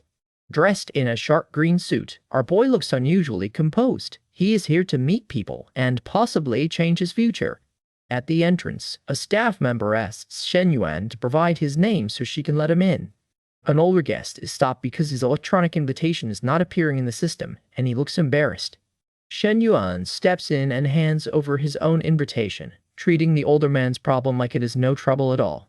The grateful man asks Shen Yuan to go inside first, but Shen Yuan stays polite and waits with him. The staff verifies Shen Yuan's invitation, and the older guest thanks him for the timely help. Shen Yuan learns the man's name is Hua Zhonghui. The old gentleman tells him they can talk once inside. A phone call interrupts them, and Hua asks Shen Yuan to come in while he handles it. Inside the luxurious club, Shen Yuan is told this gathering attracts influential alumni from business and government. Shen Yuan answers politely, but then notices Hua Zhonghui is still outside because of the missed call. A principal recognizes a guest as Hua Zhonghui and urgently calls for Vice Principal Shu to bring him in. Everyone suddenly scrambles around Hua Zhonghui. Shen Yuan's random good deed has just become much more interesting. The principal explains that Hua is the young district chief of Yulu and a rising political figure. Hua apologizes for leaving Shen Yuan waiting while the principals rush to make a formal introduction. Shen Yuan is introduced to the district chief, whose connection to the health management industry makes this meeting valuable. Hua warmly thanks Shen Yuan for helping him outside and tells the younger man to call him senior. Shen Yuan accepts respectfully, and the two shake hands like they have already found common ground. Shen Yuan says healthcare has huge potential, and Hua praises his ambition while inviting him to visit his company. They toast as Hua hints that a health management project is expected to be announced next month. Shen Yuan realizes that early information and the right connections can make business dramatically easier. With a thoughtful look over his wine, Shen Yuan decides he needs to build on this connection with senior Hua. Nearby guests notice Hua is treating Shen Yuan unusually well, and the gossip machine starts immediately. Two women eye Shen Yuan from across the party, impressed by his looks and trying to decide whether he is new here. Bao Ping notices Shen Yuan has caught her cousin's eye and tells her to go see whether he notices her back. Her cousin protests that she is too fragile for a man that strong. The party has barely started, and the matchmaking is already aggressive. A man named Fei Bing approaches Shen Yuan, explaining that a cousin asked him to pass along a message. Fei Bing looks awkward as he admits he was stuck between family ties and did not want Shen Yuan to misunderstand. Shen Yuan accepts the explanation without anger, leaving Fei Bing visibly relieved. Bao Ping decides Shen Yuan is too quiet and suggests introducing him to someone. Her cousin is very much listening. The woman in green is introduced as Zhou Peiwei, elegant, calm and clearly familiar with this social world. Bao Ping tells her cousin to take the initiative because men like Shen Yuan do not wait around forever. Her cousin insists she is not the pushy type, even while watching Shen Yuan with obvious interest. Fei Bing reveals that Shen Yuan runs a health management company with yoga studios, which makes the women even more curious. Bao Ping studies Shen Yuan and decides his quiet, polished manner makes him stand out from the usual loud crowd. She suspects this calm newcomer is hiding far more than he lets on, while her cousin prepares to make a move. Bao Ping finally introduces Shen Yuan to her cousin, Shi Baoqing, at the center of the garden party. Shi Baoqing smiles and offers her hand, looking confident as she introduces herself to Shen Yuan. As they shake hands, Shi Baoqing playfully tells him he is too focused on calling her senior sister. She openly admires his looks, his career, and his health. Shen Yuan's networking event is getting personal fast. At the poolside banquet, Shen Yuan gets teased for not exactly being hard to look at. Bei Ping watches him with a confident little smile, clearly ready to test whether he is all talk. Shen Yuan grins and tells her a body cannot be judged just by appearances. Smooth answer, dangerous confidence. Pei Wei looks puzzled as the flirtation gets more direct, while Shen Yuan's friend awkwardly clears his throat. The friend calls Shen Yuan a shameless flirt, but Shen Yuan calmly asks when the banquet even starts. Bei Ping steps right into his face with her wine glass, looking amused and very much in control. Our boy is caught off guard. He thought rich socialites were elegant and distant, but Bei Ping is openly flirting. His friend says the banquet begins in 20 minutes, then leads Shen Yuan toward the other guests. Shen Yuan follows along, unaware that the women behind him are already gossiping about the scene. Bei Ping boasts that young men like him are easy, while Pei Wei listens with a shy, flushed expression. Pei Wei whispers to Bao Ping, asking what she means by taking the lead. Her cousin is clearly getting a live lesson in chaos. Bei Ping challenges the others to show what they have got. Posing like this is a competitive sport.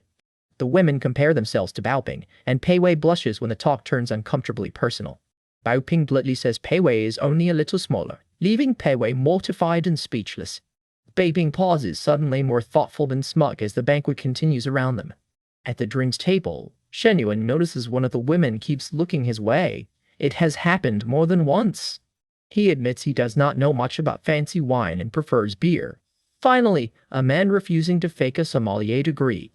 Bao Ping praises the estate's wine with total confidence, then waits to see how Shen Yuan will respond. She asks his opinion, and Shen Yuan gives her an honest answer instead of playing along. The glasses-wearing guest says the wine is not impressive and would rather drink craft beer. Shen Yuan is not the only blunt one here. Shen Yuan points out that beer and wine are both alcohol. He drinks for taste, not for a lecture on brewing history. Bao Ping likes his answer. Shen Yuan is honest, relaxed, and clearly not trying to impress anyone. Bao Ping asks whether Shen Yuan plays golf, and he shuts it down with a simple no. Her interest meter is practically glowing as Bao Ping decides she can teach him for a price. She offers golf lessons, but Shen Yuan says he can use his system skill card to learn whenever he wants. Shen Yuan says he is not interested in golf, leaving Bei Ping's eager offer hanging in the air. His friend privately reflects that Bao Ping's family is powerful, but even that is not enough to make Shen Yuan chase her. The gossip squad cannot believe it. Bei Ping may have just been rejected for the first time. Bao Ping stands alone with her wine, looking genuinely thrown. Shen Yuan is not reacting like the men she knows. The women look closer and decide this young man is unusually handsome. That conclusion took them a while. Shen Yuan quietly realizes that charm and an interesting presence are powerful advantages, even before money enters the equation.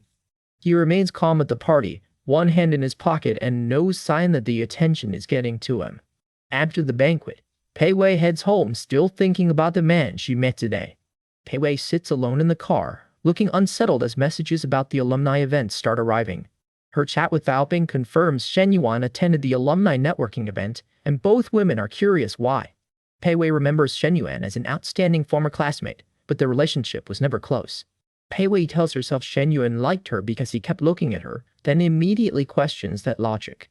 She remembers that Shen Yuan is not the type to fall for a girl easily, and her confidence starts slipping.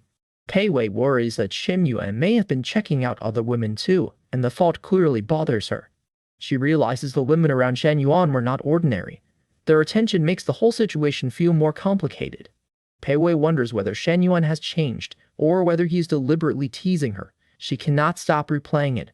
She calls him a possible pervert, but Beiping points out that plenty of women seemed interested in him too. In the car, Pei Wei insists she could not fall for a man after meeting him only once. Her blush strongly disagrees. As Shen Yuan walks away under the night sky, Pei Wei catches herself thinking only of him. Pei Wei sits frozen in the back seat, her expression shifting from denial to a dangerous realization. With her cheeks burning, Pei Wei finally asks herself the question she has been avoiding. Does she actually like Shen Yuan? Shen Yuan escorts towards Le Meng home after their night out, and he looks calm while she is clearly feeling the drinks. Le Meng opens the door with an easy smile and invites him in for hangover tea. She admits she barely remembers the night, then confidently heads for the kitchen. That tea is suddenly doing a lot of plot work. A few minutes later, Le Meng serves a hot tea mixed with honey, chrysanthemum, nutmeg, and angelica. As Shen Yuan takes the cup, he asks whether she makes this remedy often, and Le Meng relaxes beside him. Le Meng explains that she makes it whenever her father comes home after drinking. Then Shen Yuan asks what her parents do. She says her father is a criminal investigator and her mother teaches middle school, which makes Shen Yuan's eyes sharpen immediately. Le Meng says her father is away on assignment but will return tomorrow with her mother, then casually suggests they meet him over dinner. Shen Yuan turns quietly, worried that meeting a criminal investigator is not exactly a casual family introduction. Le Meng looks uneasy too, but says she has already warned her parents and will explain if anything comes up. She blushes and admits that meeting her parents so soon feels a little fast, because they only just started dating. Shen Yuan tells her not to pressure herself, saying her parents may be more open-minded than she fears. Le Meng accepts his reassurance and heads off to shower, leaving Shen Yuan alone with his thoughts. A message arrives from an unseen contact, and Shen Yuan gives a short reply before leaning back on the sofa. Shen Yuan glances toward the bathroom and jokes to himself that if someone is trying to tempt him, they should send her cousin instead. Then Le Meng's younger sister steps out in a light night dress, moving toward him with a bold, flushed expression. She leans close and softly reveals herself while Shen Yuan realizes this is not a harmless late-night misunderstanding. Shen Yuan pulls back in surprise and asks Le Meng what she is doing, but her blush only deepens. Le Meng presses against him and asks whether he is afraid her sister will find out if he enters her room. She complains that he ignored her messages, looking hurt and impatient, as she tries to close the distance. Le Meng tells him to wait until her sister is asleep, promising she will come see him afterward. Shen Yuan tries to keep control and says he cannot afford to get caught, while Le Meng asks exactly how long that will take. He teasingly asks whether the two sisters are planning something tonight, and Le Meng gets visibly flustered. Le Meng abruptly sends him back to her sister's room, while Shen Yuan senses that her mood has flipped without warning. As Shen Yuan heads down the hall, he admits he cannot figure her out and notices her room is right beside the bathroom. He decides to tease her first, then peeks into the steamy bathroom and catches Le Meng completely off guard. Le Meng turns in shock, embarrassed by the surprise visit, while Shen Yuan has clearly walked into a very private moment. Le Meng says she has been feeling more strongly about him lately, her voice soft but unmistakably serious. Shen Yuan reassures her that he is here, and Le Meng looks at him with nervous hope. She asks if they can go to bed, then immediately worries that her sister's room is just next door. Shen Yuan calms her down and says it is fine because her sister is already asleep. The two slip out of view and the scene fades away before the night gets any more complicated. But Le Meng is awake outside the bathroom door, flushed and shaken as she listens in silence. Overwhelmed, Le Meng sinks to the floor and whispers for her brother-in-law, unable to hide her feelings. Later, Shen Yuan helps her pull herself together and guides her back toward the bedroom. After midnight, Lu Meng appears again in a striking red internship uniform, and Shen Yuan is caught completely off guard. She says she remembered that he likes this uniform, so she dug it out especially for tonight. Lu Meng adjusts her scarf with a proud, daring smile, fully aware she has his attention. Shen Yuan asks why she chose that outfit, and Lu Meng nervously says her other uniforms might get dirty. He says that is reasonable, then asks why she seems so eager tonight. Her answer is written all over her blush. Lu Meng calls closer as the tension rises, and Shen Yuan asks whether she was really planning to keep this secret. She admits she was already in the mood tonight, and Shen Yuan lets the teasing question hang between them. He asks whether she touched herself while he and her sister were in the bathroom, and Lu Meng can only answer that it happened once. That one-word answer leaves her even more embarrassed, while Shen Yuan keeps the pressure on with a knowing look. Lu Meng clings to him and says that when he's talking to her sister, he's forgetting something important. Shen Yuan asks what she wants her brother-in-law to do, and Lu Meng finally lets her bold feelings take over. With a deep blush, Lu Meng says she wants him tonight, and the chapter fades out at the most dangerous possible moment. The chapter opens with Shen Yuan and Li Xiaoxiao in a very private moment, but she is still worried about someone walking in. Xiaoxiao cools him closer and decides her brother has earned another lesson. The door is apparently optional in this household. She tells Shen Yuan to stop holding back, and the couple disappear into a fade-to-black kind of mourning. Xiaoxiao is flushed and overwhelmed, while Shen Yuan looks fully committed to the situation. 2 hours later, Shen Yuan finally steps out exhausted, wondering when this chaotic life will ever calm down. He knows he has been pulled between both sisters again, and he barely gets a moment to breathe before the next problem arrives. The next morning, Xiaoxiao's father comes looking around the apartment, asking why he cannot inspect his own daughter's room. Shen Yuan hides under the covers as Xiaoxiao quickly redirects her dad toward her younger sister's room. Our boy wakes up in shock. He thought her parents were not supposed to arrive yet. Xiaoxiao introduces her father, Li Shenhua, and quietly admits he is sharp enough to notice every suspicious detail. Li Shenhua surveys the apartment with a hard face, while Xiaoxiao worries that her careful cleanup may not fool him. Her dad compliments the room, then immediately says he will not respect her privacy if a man is hiding inside. Xiaoxiao panics internally because she knows her detective-like father has already sensed something. She tells Shen Yuan her parents arrived ahead of schedule and asks him to meet them at a restaurant instead. Shen Yuan refuses to stay hidden. He tells her there is no need to keep their relationship secret. He gently lifts Xiaoxiao's chin, and her anxious expression softens as she realizes he is ready to face this with her. Shen Yuan knows telling her parents will be stressful, but he decides to let them meet him first and judge for themselves. Xiaoxiao hugs him with a grateful smile, and her affection visibly spikes. That confidence is doing serious work.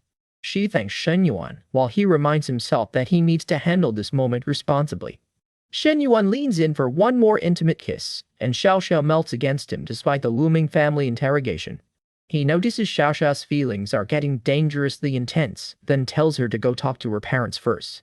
Xiaoxiao agrees and heads out, leaving Shen Yuan to prepare for the biggest introduction of the day. Xiaoxiao's mother, Lu Zhen, asks what her daughter's boyfriend does for a living.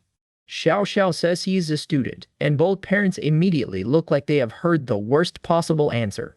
Lu Zhen calls the teacher dating her own student completely inappropriate, while Xiaoxiao braces herself for the lecture. Her mother argues that he has not even graduated, so he cannot offer stability or a proper future. The parents cannot understand why their traditionally careful daughter would choose a much younger student. Li Shenhua asks Xiaoxiao directly if she is dating one of her students, and she walks in just as the pressure peaks. Xiaoxiao enters with red cheeks, already knowing exactly what her parents have been talking about. Her mother presses her again, asking if she is really willing to spend her life caring for someone so much younger. The lecture gets harsher as her mother points out that a university teacher's salary will not cover the cost of raising children. Li Shenhua lowers his head, genuinely heartbroken that his daughter may be choosing a difficult life. Xiaoxiao stays calm. She thinks her sister is embarrassed to explain the truth, so she decides she will do it. She tells her parents they are worrying for nothing, because Shen Yuan is not poor at all. Her parents freeze in disbelief. They had already written the broke boyfriend disaster speech. Lu Zhen insists that wealth is not enough, warning Xiaoxiao not to marry a spoiled and unreliable rich kid. Xiaoxiao explains that Shen Yuan once seemed rich, Then his family went bankrupt, and the situation is much more complicated than they think. She reveals that he built a fortune himself, started his own company, owns a house and car, and even bought her sister a car. Her father asks if Shen Yuan is really that impressive, so Xiao Xiao points to the car keys and tells him to look. She places the purchase contract on the table. The car was paid in full, and the price is over $1 million. Li Shenhua stares at the number in disbelief, while Lu Zhen suddenly finds their earlier objections much less convincing. Lu Zhen immediately asks when she can meet this boyfriend. Money has entered the chat. Xiao Xiao smiles as she watches her mother change her attitude at record speed. Xiaoshuok, Xiao admits Shen Yuan is actually in her bedroom, and her father instantly demands that he come out. Li Shenhua tries to look calm, but he is clearly preparing to inspect the man who has won his daughter's heart. Shen Yuan steps out politely and greets Xiao Xiao's parents with an easy smile. Lu Shen immediately calls him handsome, and Lu Shenhua silently decides the young man might be decent after all. Shen Yuan asks how long they are staying, and Xiao Xiao's parents say they plan to visit Gyeongchang for a few days. Lu Jian already starts planning a summer vacation together, listing scenic spots as if Shen Yuan has passed every test. A delivery arrives, and Xiao Xiao assumes it must be for Shen Yuan. Her father is getting the premium future son-in-law package. But Shen Yuan says the delivery should be for him, and the unexpected visitor at the door changes the mood instantly. A young woman arrives carrying gifts and flowers, telling Shen Yuan that she bought everything he asked for. Shen Yuan thanks the woman for her hard work and sends her back to the company. Xiao Xiao recognizes the visitor and goes wide-eyed, realizing this is Teacher Li. The woman turns toward the room, and Xiao Xiao's stunned reaction leads a new awkward confrontation hanging in the air. The office gossip is already flying. Everyone has heard that Shen Yuan is dating their teacher, and the stunned onlookers cannot process it. Shen Yuan calmly takes Meng Meng's hand, while she looks flustered and shy. Our boy is not exactly hiding the relationship. Meng Peng makes a quick escape down the hall, embarrassed by the rumors. Shen Yuan watches her run with a very satisfied little smile. Then he shows up to meet her family carrying gifts for everyone, including premium cigarettes, tea, and a serious fishing rod. He even brought Auntie a luxury jewelry set and tea. This man came prepared to win the family, one shopping bag at a time. Meng Meng's father is visibly impressed by the fishing gear, while Shen Yuan quietly confirms that he did his homework. He brushes off the cost with an easy smile, but Meng Meng's parents are already realizing this young man has serious money behind him. A school teacher and a police detective are not supposed to carry this kind of financial weight. Auntie looks completely overwhelmed. Shen Yuan says he heard a brother-in-law calls his future-in-laws by something sweeter. He is laying the charm on very thick. Meng Meng blushes, as a very bold thought crosses her mind about what he wants her to call him later. The romance meter is not subtle today. Auntie protests that the gifts are far too expensive, clearly worried that accepting them might be too much. Shen Yuan reassures them that the gifts are just small tokens, and reveals he has arranged a hotel for their stay. The family protests that he is making too much trouble, but Shen Yuan has already planned every detail. Resistance is becoming mostly ceremonial. At dinner, Auntie thinks more and more highly of Shen Yuan. From her view, he is practically glowing with future son-in-law energy. Uncle says it is only a simple family meal, but he warmly invites Shen Yuan to join them often. Shen Yuan accepts the toast with calm confidence. Shen Yuan pours the wine with a polite smile, looking every bit like the dependable man Meng Meng's parents hope to meet. Uncle asks Shen Yuan to take good care of Xiao Xiao and says he hopes the pair can support each other. But Uncle notices Meng Meng leaning close to Shen Yuan and starts wondering if there is more going on than he first thought.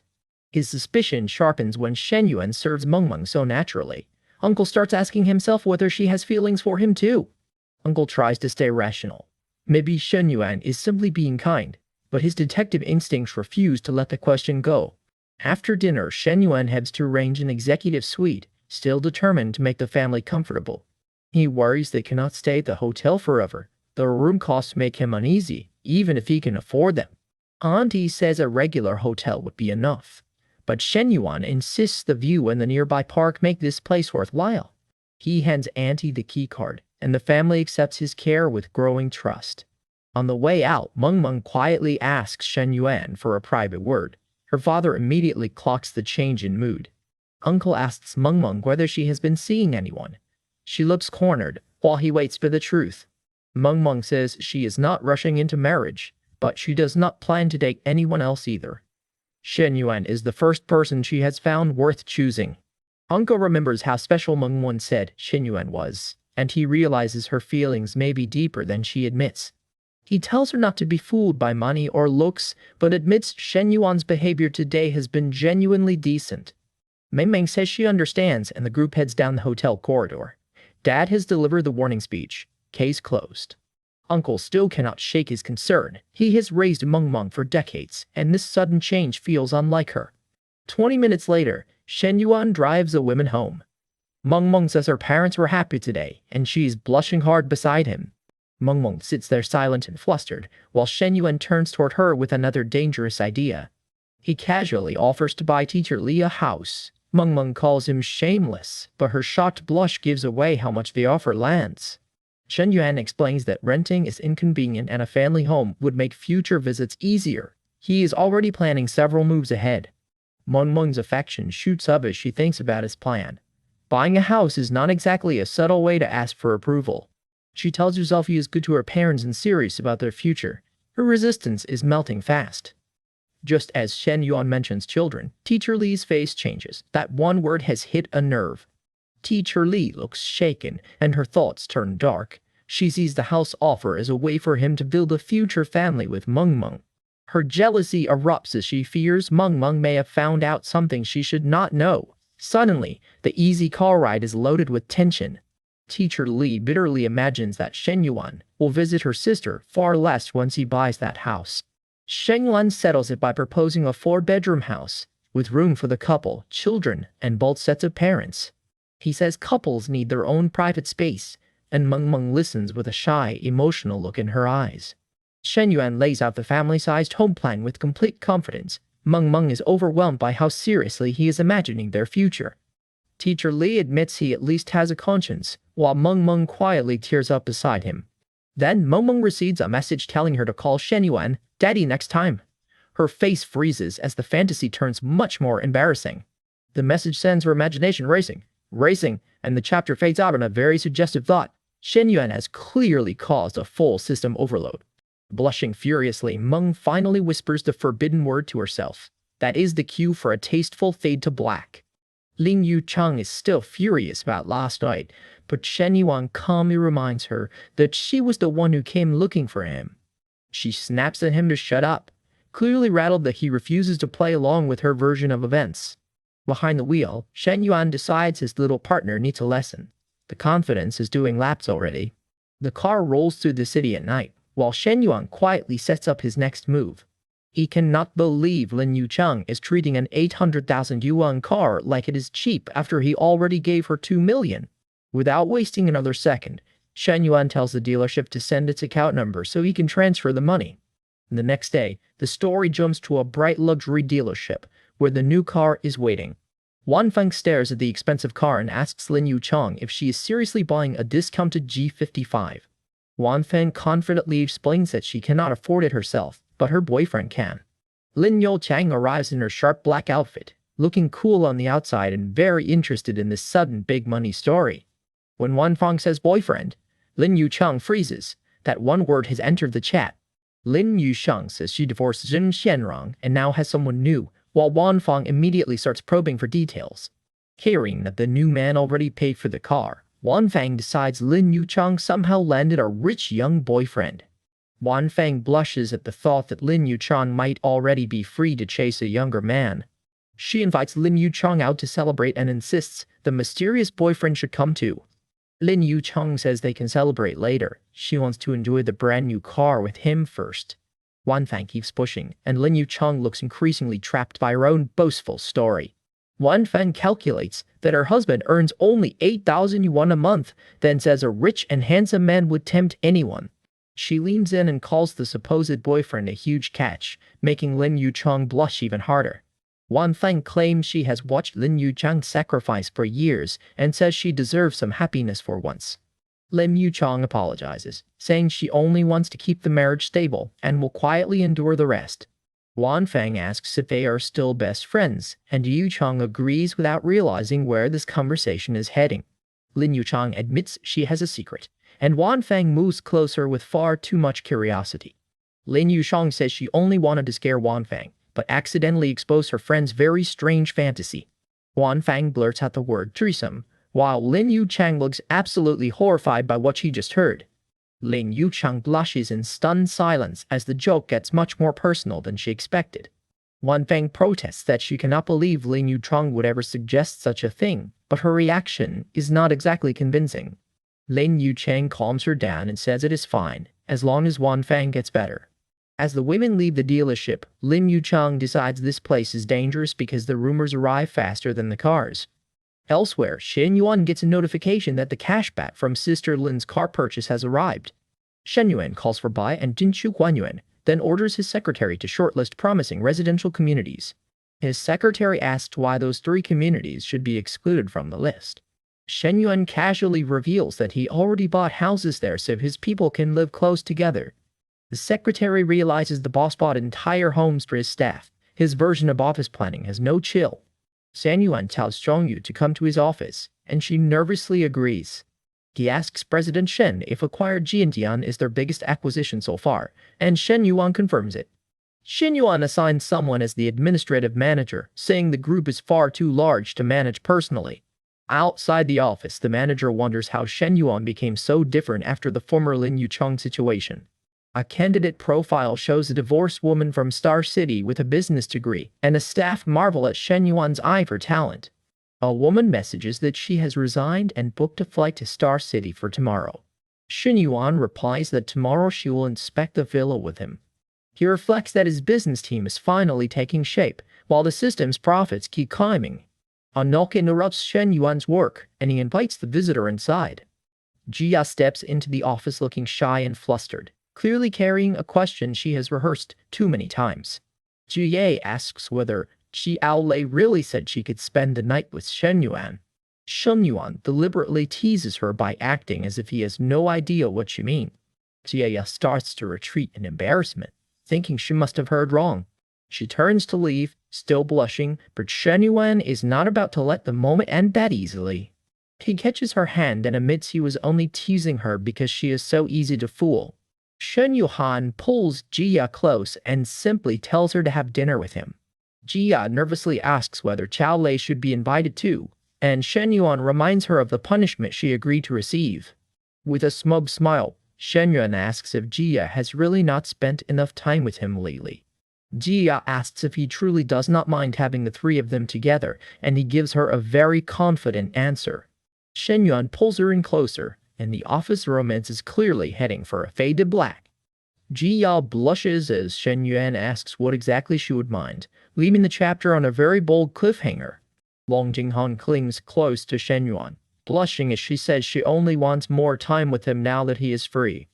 Shen Yuan agrees to leave, but he is already thinking this arrangement may only need to last 1 more week. Cold strategy, warm chaos. Before they can go, an employee reports that 2 ladies are waiting for Shen Yuan at the front desk. The receptionist spots Shen Yuan arriving with Long Jinghan, while the mystery visitors wait nearby. Shen Yuan sees the 2 women and immediately wonders who brought a new surprise into his day. Bing Gang recognizes Long Jinghan and asks if she's the girl Shen Yuan met last time. Long Jinghan's stylish blue-haired cousin says no, then realizes this makes 3 different women around him. She is doing the math very loudly. From a distance, the 2 women watch Shen Yuan and Long Jinghan approach together.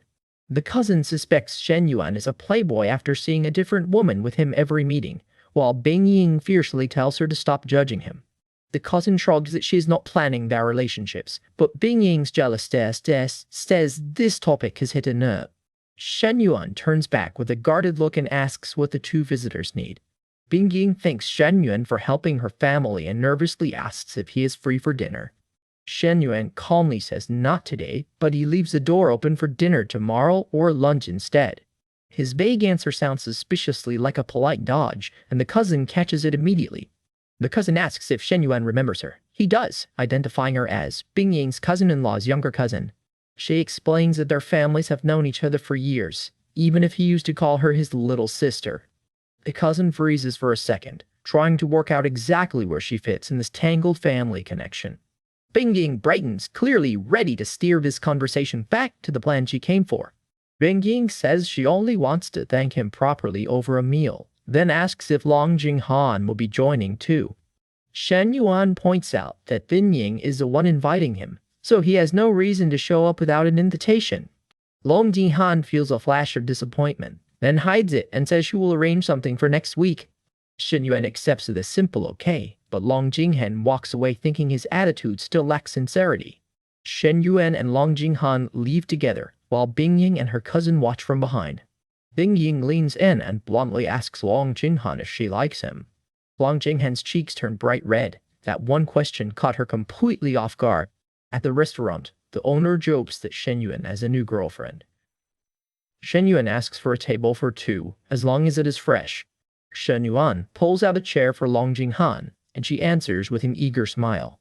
Long Jinghan sits shyly across from him, touched that he brought her to one of his favorite restaurants. Their meal arrives and Shen Yuan watches Long Jinghan settle in with quiet appreciation. Long Jinghan tackles the seafood while Shen Yuan guides her through the table like this is a very serious training session. He tells her how to pick the snail made from the shells, and she happily follows his lead. Long Jinghan enjoys the food with a soft smile, completely at ease across from him. Shen Yuan notices how gorgeous and thoughtful Long Jinghan is, while nearby diners look on with open envy. After the meal, Shen Yuan and Long Jinghan head out together as the evening moves on. Shen Yuan asks whether the two women can stay in the school dorms a little longer while they prepare to move. He offers to arrange an apartment near the company, but Long Jinghan gently insists they can afford a place themselves. Long Jinghan follows Shen Yuan down the hall, still holding herself with determined independence. Shen Yuan wonders why she should rent a place when he has a place ready for her. Our boy has a solution for everything. He opens the apartment door, and Long Jinghan immediately asks what brought them here. Inside, Shen Yuan's white-haired tenant says the neighbors upstairs were too noisy, so she came down instead. Shen Yuan explains that he rented this long-term suite for Coach Li, and Long Jinghan happens to live close by. The tenant is surprised by the sudden guests, and suggests Shen Yuan may as well help them move in tonight. Shen Yuan decides there is a bed inside and a sofa outside, which should somehow handle 3 people. Bold logistical confidence. The white-haired tenant realizes he's already made up his mind, and she wonders whether any objection would matter. Long Jinghan and the tenant both go quiet, then ask the obvious question, who exactly is sleeping on the sofa? The tenant thinks the room was rented for her, not for Shen Yuan to take the sofa, while he says they can figure it out later. Shen Yuan casually asks which woman will help him after he takes a shower, turning the whole room bright red in one sentence. In their flustered little fantasy, both women realize they are thinking exactly the same thing. Long Jinghan and the white-haired tenant exchange an intense, blushing stare as the competition quietly begins. The pink-haired woman admits that having someone who knows her so well is making her feel unexpectedly giddy. Blushing but determined, she tells Shen Yuan to let her help him bathe. Shen Yuan starts changing, and her bold offer suddenly looks much harder to handle in person. She stares at him with a deeply flustered smile, clearly trying to act calm while her confidence melts away. In the steamy bathroom, Shen Yuan lets her stay close and help him relax after the day. Our boy looks back with a smug little smile, saying these simple chores make him happy. The bath gets a little too intimate for a routine favor, so the recap respectfully fades to steam. She beams and admits that being able to do things for him makes her very happy too. They share a tender, steamy moment, and she playfully calls him a silly guy. The bathroom scene ends on a very suggestive beat, because apparently personal space has officially left the building. Afterward, she sits alone and worries that this one night is moving far faster than she expected. 40 minutes later, now in pajamas, she nervously asks Shen Yuan how all 3 of them are supposed to sleep tonight. Shen Yuan gives her an amused look and asks what she thinks the fair answer should be. She insists that nobody should hog the bed and bravely volunteers to sleep on the sofa. Shen Yuan shuts that idea down with one firm no. Instead, Shen Yuan says it is still early and suggests they do something more fun together.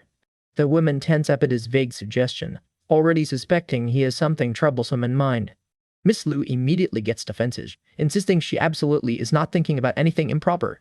Shen Yuan calmly reveals the plan, mahjong. He even asks whether they know how to play. The pink-haired woman admits she only knows a little, still watching him carefully. Ms. Liu grabs her phone and calls the hotel manager to bring up an automatic mahjong table. From the suite, Miss Liu confidently orders the table, making it clear this is not her first fancy late-night game. The pink-haired woman panics and asks if Shen Yuan really invited them here just to play mahjong. Miss Liu insists it is only mahjong and says 4 players will make it more fun. Nobody buys that innocent tone. Shen Yuan leans close to reassure the anxious pink-haired woman while she still cannot quite relax. He promises that whatever happens, he will never make fun of her again, even if she talks back. She finally gives in, and the group settles into the waiting game. The pink-haired woman blushes hard and tells Shen Yuan he is far too good at acting innocent.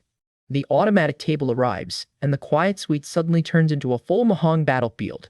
Miss Liu asks what they are playing for, saying money would be boring and drinks would be more interesting. Shen Yuan says he cannot drink and asks for a different prize, which makes everyone brace for trouble.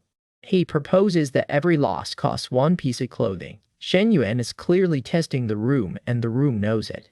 Miss Liu crosses her arms, blushes furiously, and flatly refuses the idea. Half an hour later, a cheerful auburn-haired woman arrives at the suite, ready to join the game. She boasts that Shen Yuan picked the right person because she is the mahjong champion of her family. Miss Liu sits stiffly at the table, still looking like she regrets every decision that led to this game. Shen Yuan welcomes everyone and sets a new rule: the loser drinks. All 4 take their places, and the late-night manhwa match finally begins. Miss Liu drains another glass of wine, and her confidence is already starting to wobble. Shen Yuan lays down his tiles with the calm focus of a man who may have planned this whole night too well. The auburn-haired newcomer notes that Miss Liu claimed to be a family champion, but her alcohol tolerance is terrible. Shen Yuan keeps playing patiently, watching the table as the pressure shifts toward Miss Liu. The pink-haired woman points out that Miss Liu just threw away a winning tile, and Miss Liu admits she cannot take another drink. The auburn-haired woman refuses to let her back out, saying she cannot suddenly stop after drinking so much. Miss Liu looks mortified and begs Shen Yuan not to make her drink another draw. Shen Yuan gives her the alternative. If she cannot drink, she can take off 1 piece of clothing instead. The auburn-haired woman freezes at the new condition, suddenly realizing exactly where this game is heading. The women whisper that this has become strip mahjong, and Shen Yuan gives them 2 minutes to choose. The pink-haired woman turns to Miss Liu and quietly asks which option she wants to take. Under the table, the women hesitate over the consequences, while Shen Yuan waits for their answer with a knowing look. Xiao Lei is already hoping the game gets more exciting, and her grin makes it clear she has a very bold idea in mind. The women turn mahjong into a strict wager, and Xiao Lei immediately decides Shen Yuan is the easiest player at the table to push around. The lavender-haired woman calmly lays down the rule: every losing round means 1 piece comes off. Xiao Lei looks eager, while the room gets very quiet. She starts with a suggestion of her own, and the table suddenly feels less like a game night and more like a terrible decision waiting to happen. Xiao Lei raises the stakes for Shen Yuan, challenging him to keep playing under the new rules. She is smug now, but that confidence has a short shelf life. The woman in the floral robe blushes hard at the thought of the wager, while Shen Yuan looks completely unfazed by the commotion. Our boy leans back in his chair, relaxed enough to make everyone else wonder whether he knows something they do not. The lavender-haired woman is first to pay the wager, trying to look composed even as embarrassment catches up with her. Xiao Lei shoots Shen Yuan a furious look and calls him a pervert in her head, but the game is still rolling. The lavender-haired woman tells them to continue, keeping her cool while the tiles hit the table again. The mahjong table takes center stage now. Every tile matters because another loss has a very public price. The lavender-haired woman tells Xiao Lei that she got the winning tile, so it is Xiao Lei's turn to pay up. Xiao Lei agrees, but she is clearly not thrilled about it. Xiao Lei reluctantly follows through, her face burning as the others watch the game get more embarrassing by the minute. Another winning tile lands for Xiao Lei, and the lavender-haired woman tells her not to stand there and stall. Ruthless table manners, honestly. Xiao Lei freezes for a second, then keeps going because backing out now would be even more humiliating. Xiao Lei is visibly overwhelmed, while the other woman watches with a mix of surprise and reluctant admiration. Xiao Lei cannot figure out how Shen Yuan keeps getting so lucky. Her suspicion grows, even though she has no proof. The next round begins, and the floral-robed woman tries to recover her nerve before the tiles decide her fate again. Xiao Lei insists the pressure is the only reason she cannot play well, but Shen Yuan's calm smile tells a different story. Then the table erupts with a self-drawn 3 bamboo. Shen Yuan has the winning tile again. Shen Yuan tells all of them to take one off, and his confident look makes the women realize he is enjoying this far too much. For the first time, Shen Yuan wonders which choice would be most troublesome. The man is calculating Maya now odds and social danger at once. The women press him to stop stalling, but Shen Yuan says he's still willing to keep playing. That answer does not calm anyone down. Shen Yuan smiles to himself as the mood shifts. He sees the tension building, and each player is reacting very differently. Xiao Lei calls his bluff and dares him to choose, but her narrowed eyes show she is worried he might actually do it. The lavender-haired woman finally admits this has become too reckless, even as she starts preparing to pay another loss. Under the table, the stakes become impossible to ignore. Everyone is blushing, and nobody wants to be the first to quit. The floral-robed woman gives in to the pressure, flushed from head to toe, and painfully aware that Shen Yuan is watching. Shen Yuan tells them to keep going, privately admitting that the scene has made every woman at the table act completely differently. A bad feeling settles over the room as the women keep playing. They can all sense the next hand may change everything. Shen Yuan draws a full flush, and the winning tiles scatter across the panel like a victory lap. Our boy grins wide, finally showing exactly how much he enjoys turning their little challenge around. He doubles the penalty and tells them to take another one off. The game has officially stopped pretending to be casual. Xiao Lei stabs at Shen Yuan for cheating, but the accusation sounds more desperate than certain. The lavender-haired woman says she is done playing if he is cheating, trying to regain control before the wager goes any further. Shen Yuan catches Xiao Lei as she tries to leave, pointing out that the three of them came in with a very obvious plan.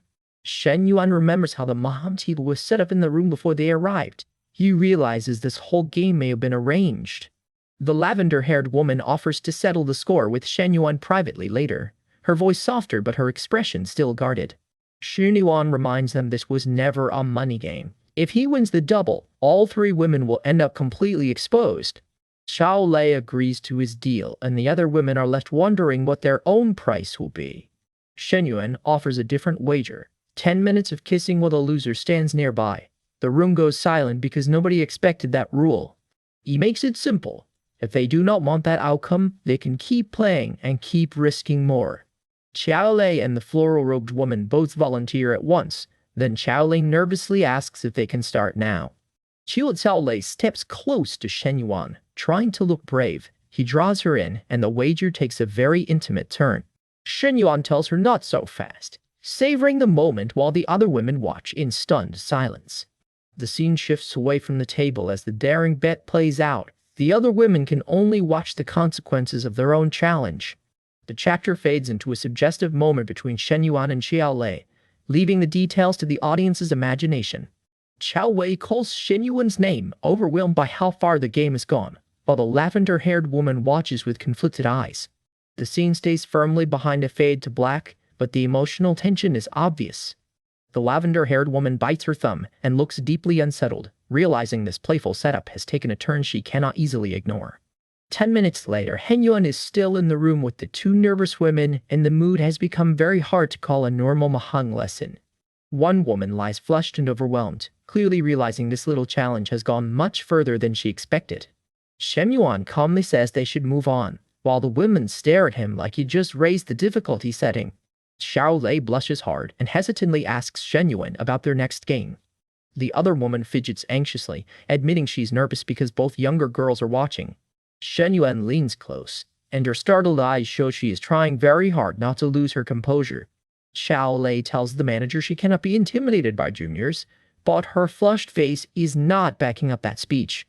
Shen Yuan closes the distance, and the woman responds with a kiss instead of another argument. Xiao Lei suddenly protests that Shen Yuan has the wrong idea, but she is already rattled by the pressure. Shen Yuan says everyone follows the same process, and now it is her turn to set an example for the juniors. He guides Xiao Lei back onto the bed as she calls his name in alarm, caught between protest and embarrassment. The younger woman watches with wide eyes, shocked by how serious this so-called lesson has become. Xiao Lei tries to tell Shen Yuan to listen, but she is visibly overwhelmed and cannot keep her cool. She wants to run away yet admits she cannot make herself stop. That is a dangerous amount of honesty for a game night. The watching woman sits frozen and flustered, realizing Shen Yuan may have trained for exactly this kind of chaos.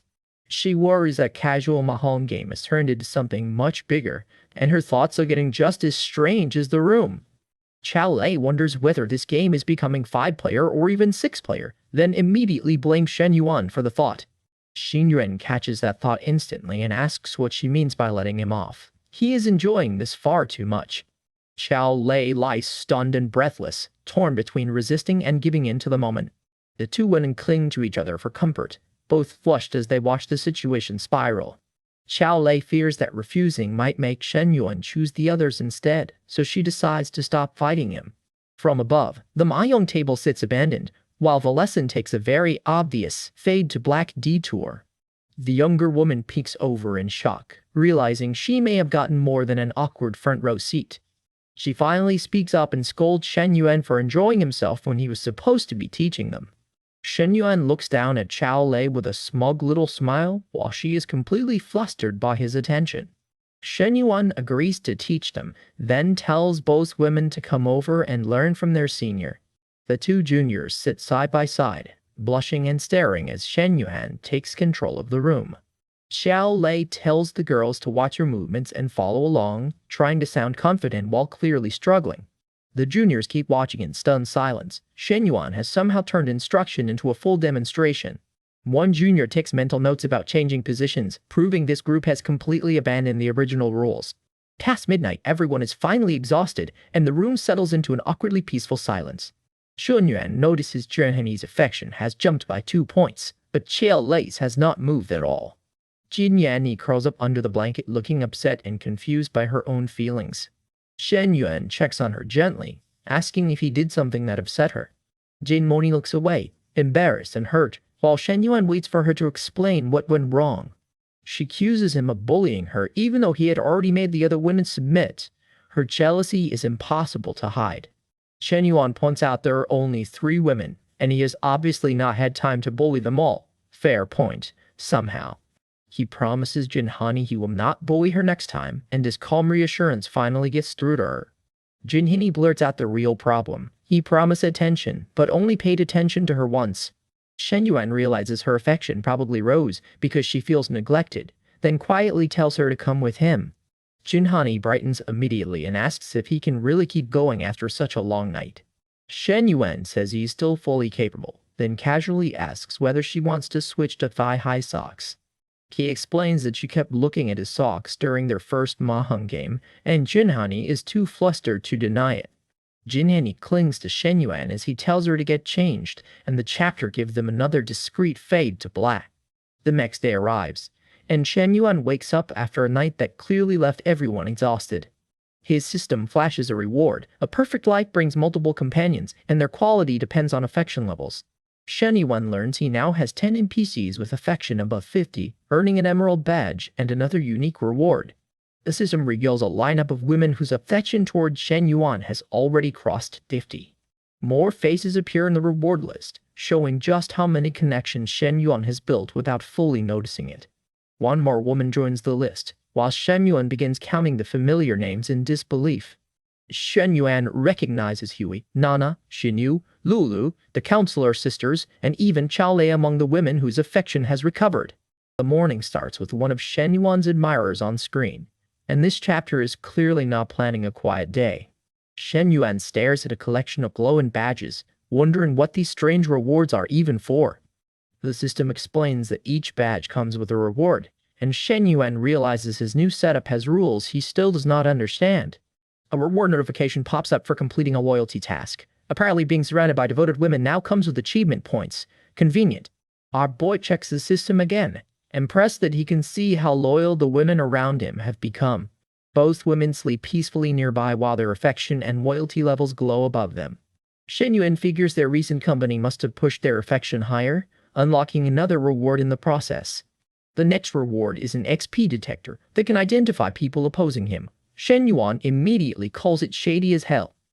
Still, he decides to test it. When a suspiciously useful system offers a button, you know someone is pressing it.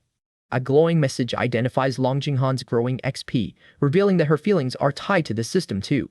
Shen Yuan notices the strange rewards are getting increasingly personal, and he suspects being nice will not be enough to earn them.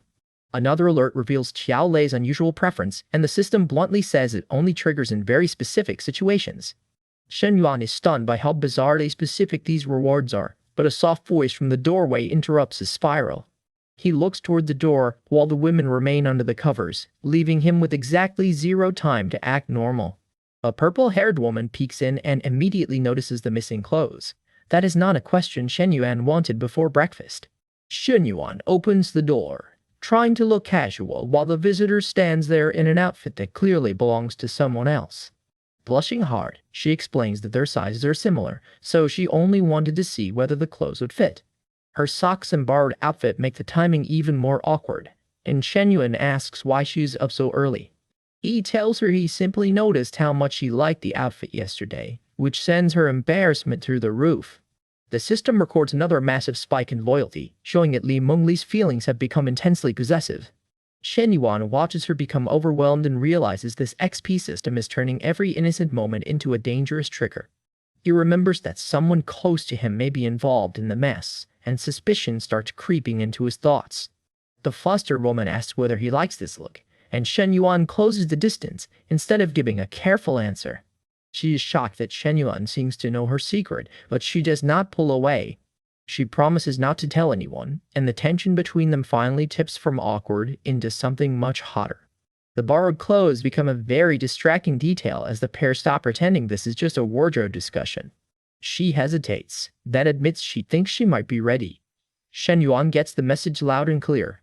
The scene turns steamy, so the recap politely fades to black while Shen Yuan's morning gets far more complicated. The two disappear into a private moment, with her softly calling Shen Yuan's name.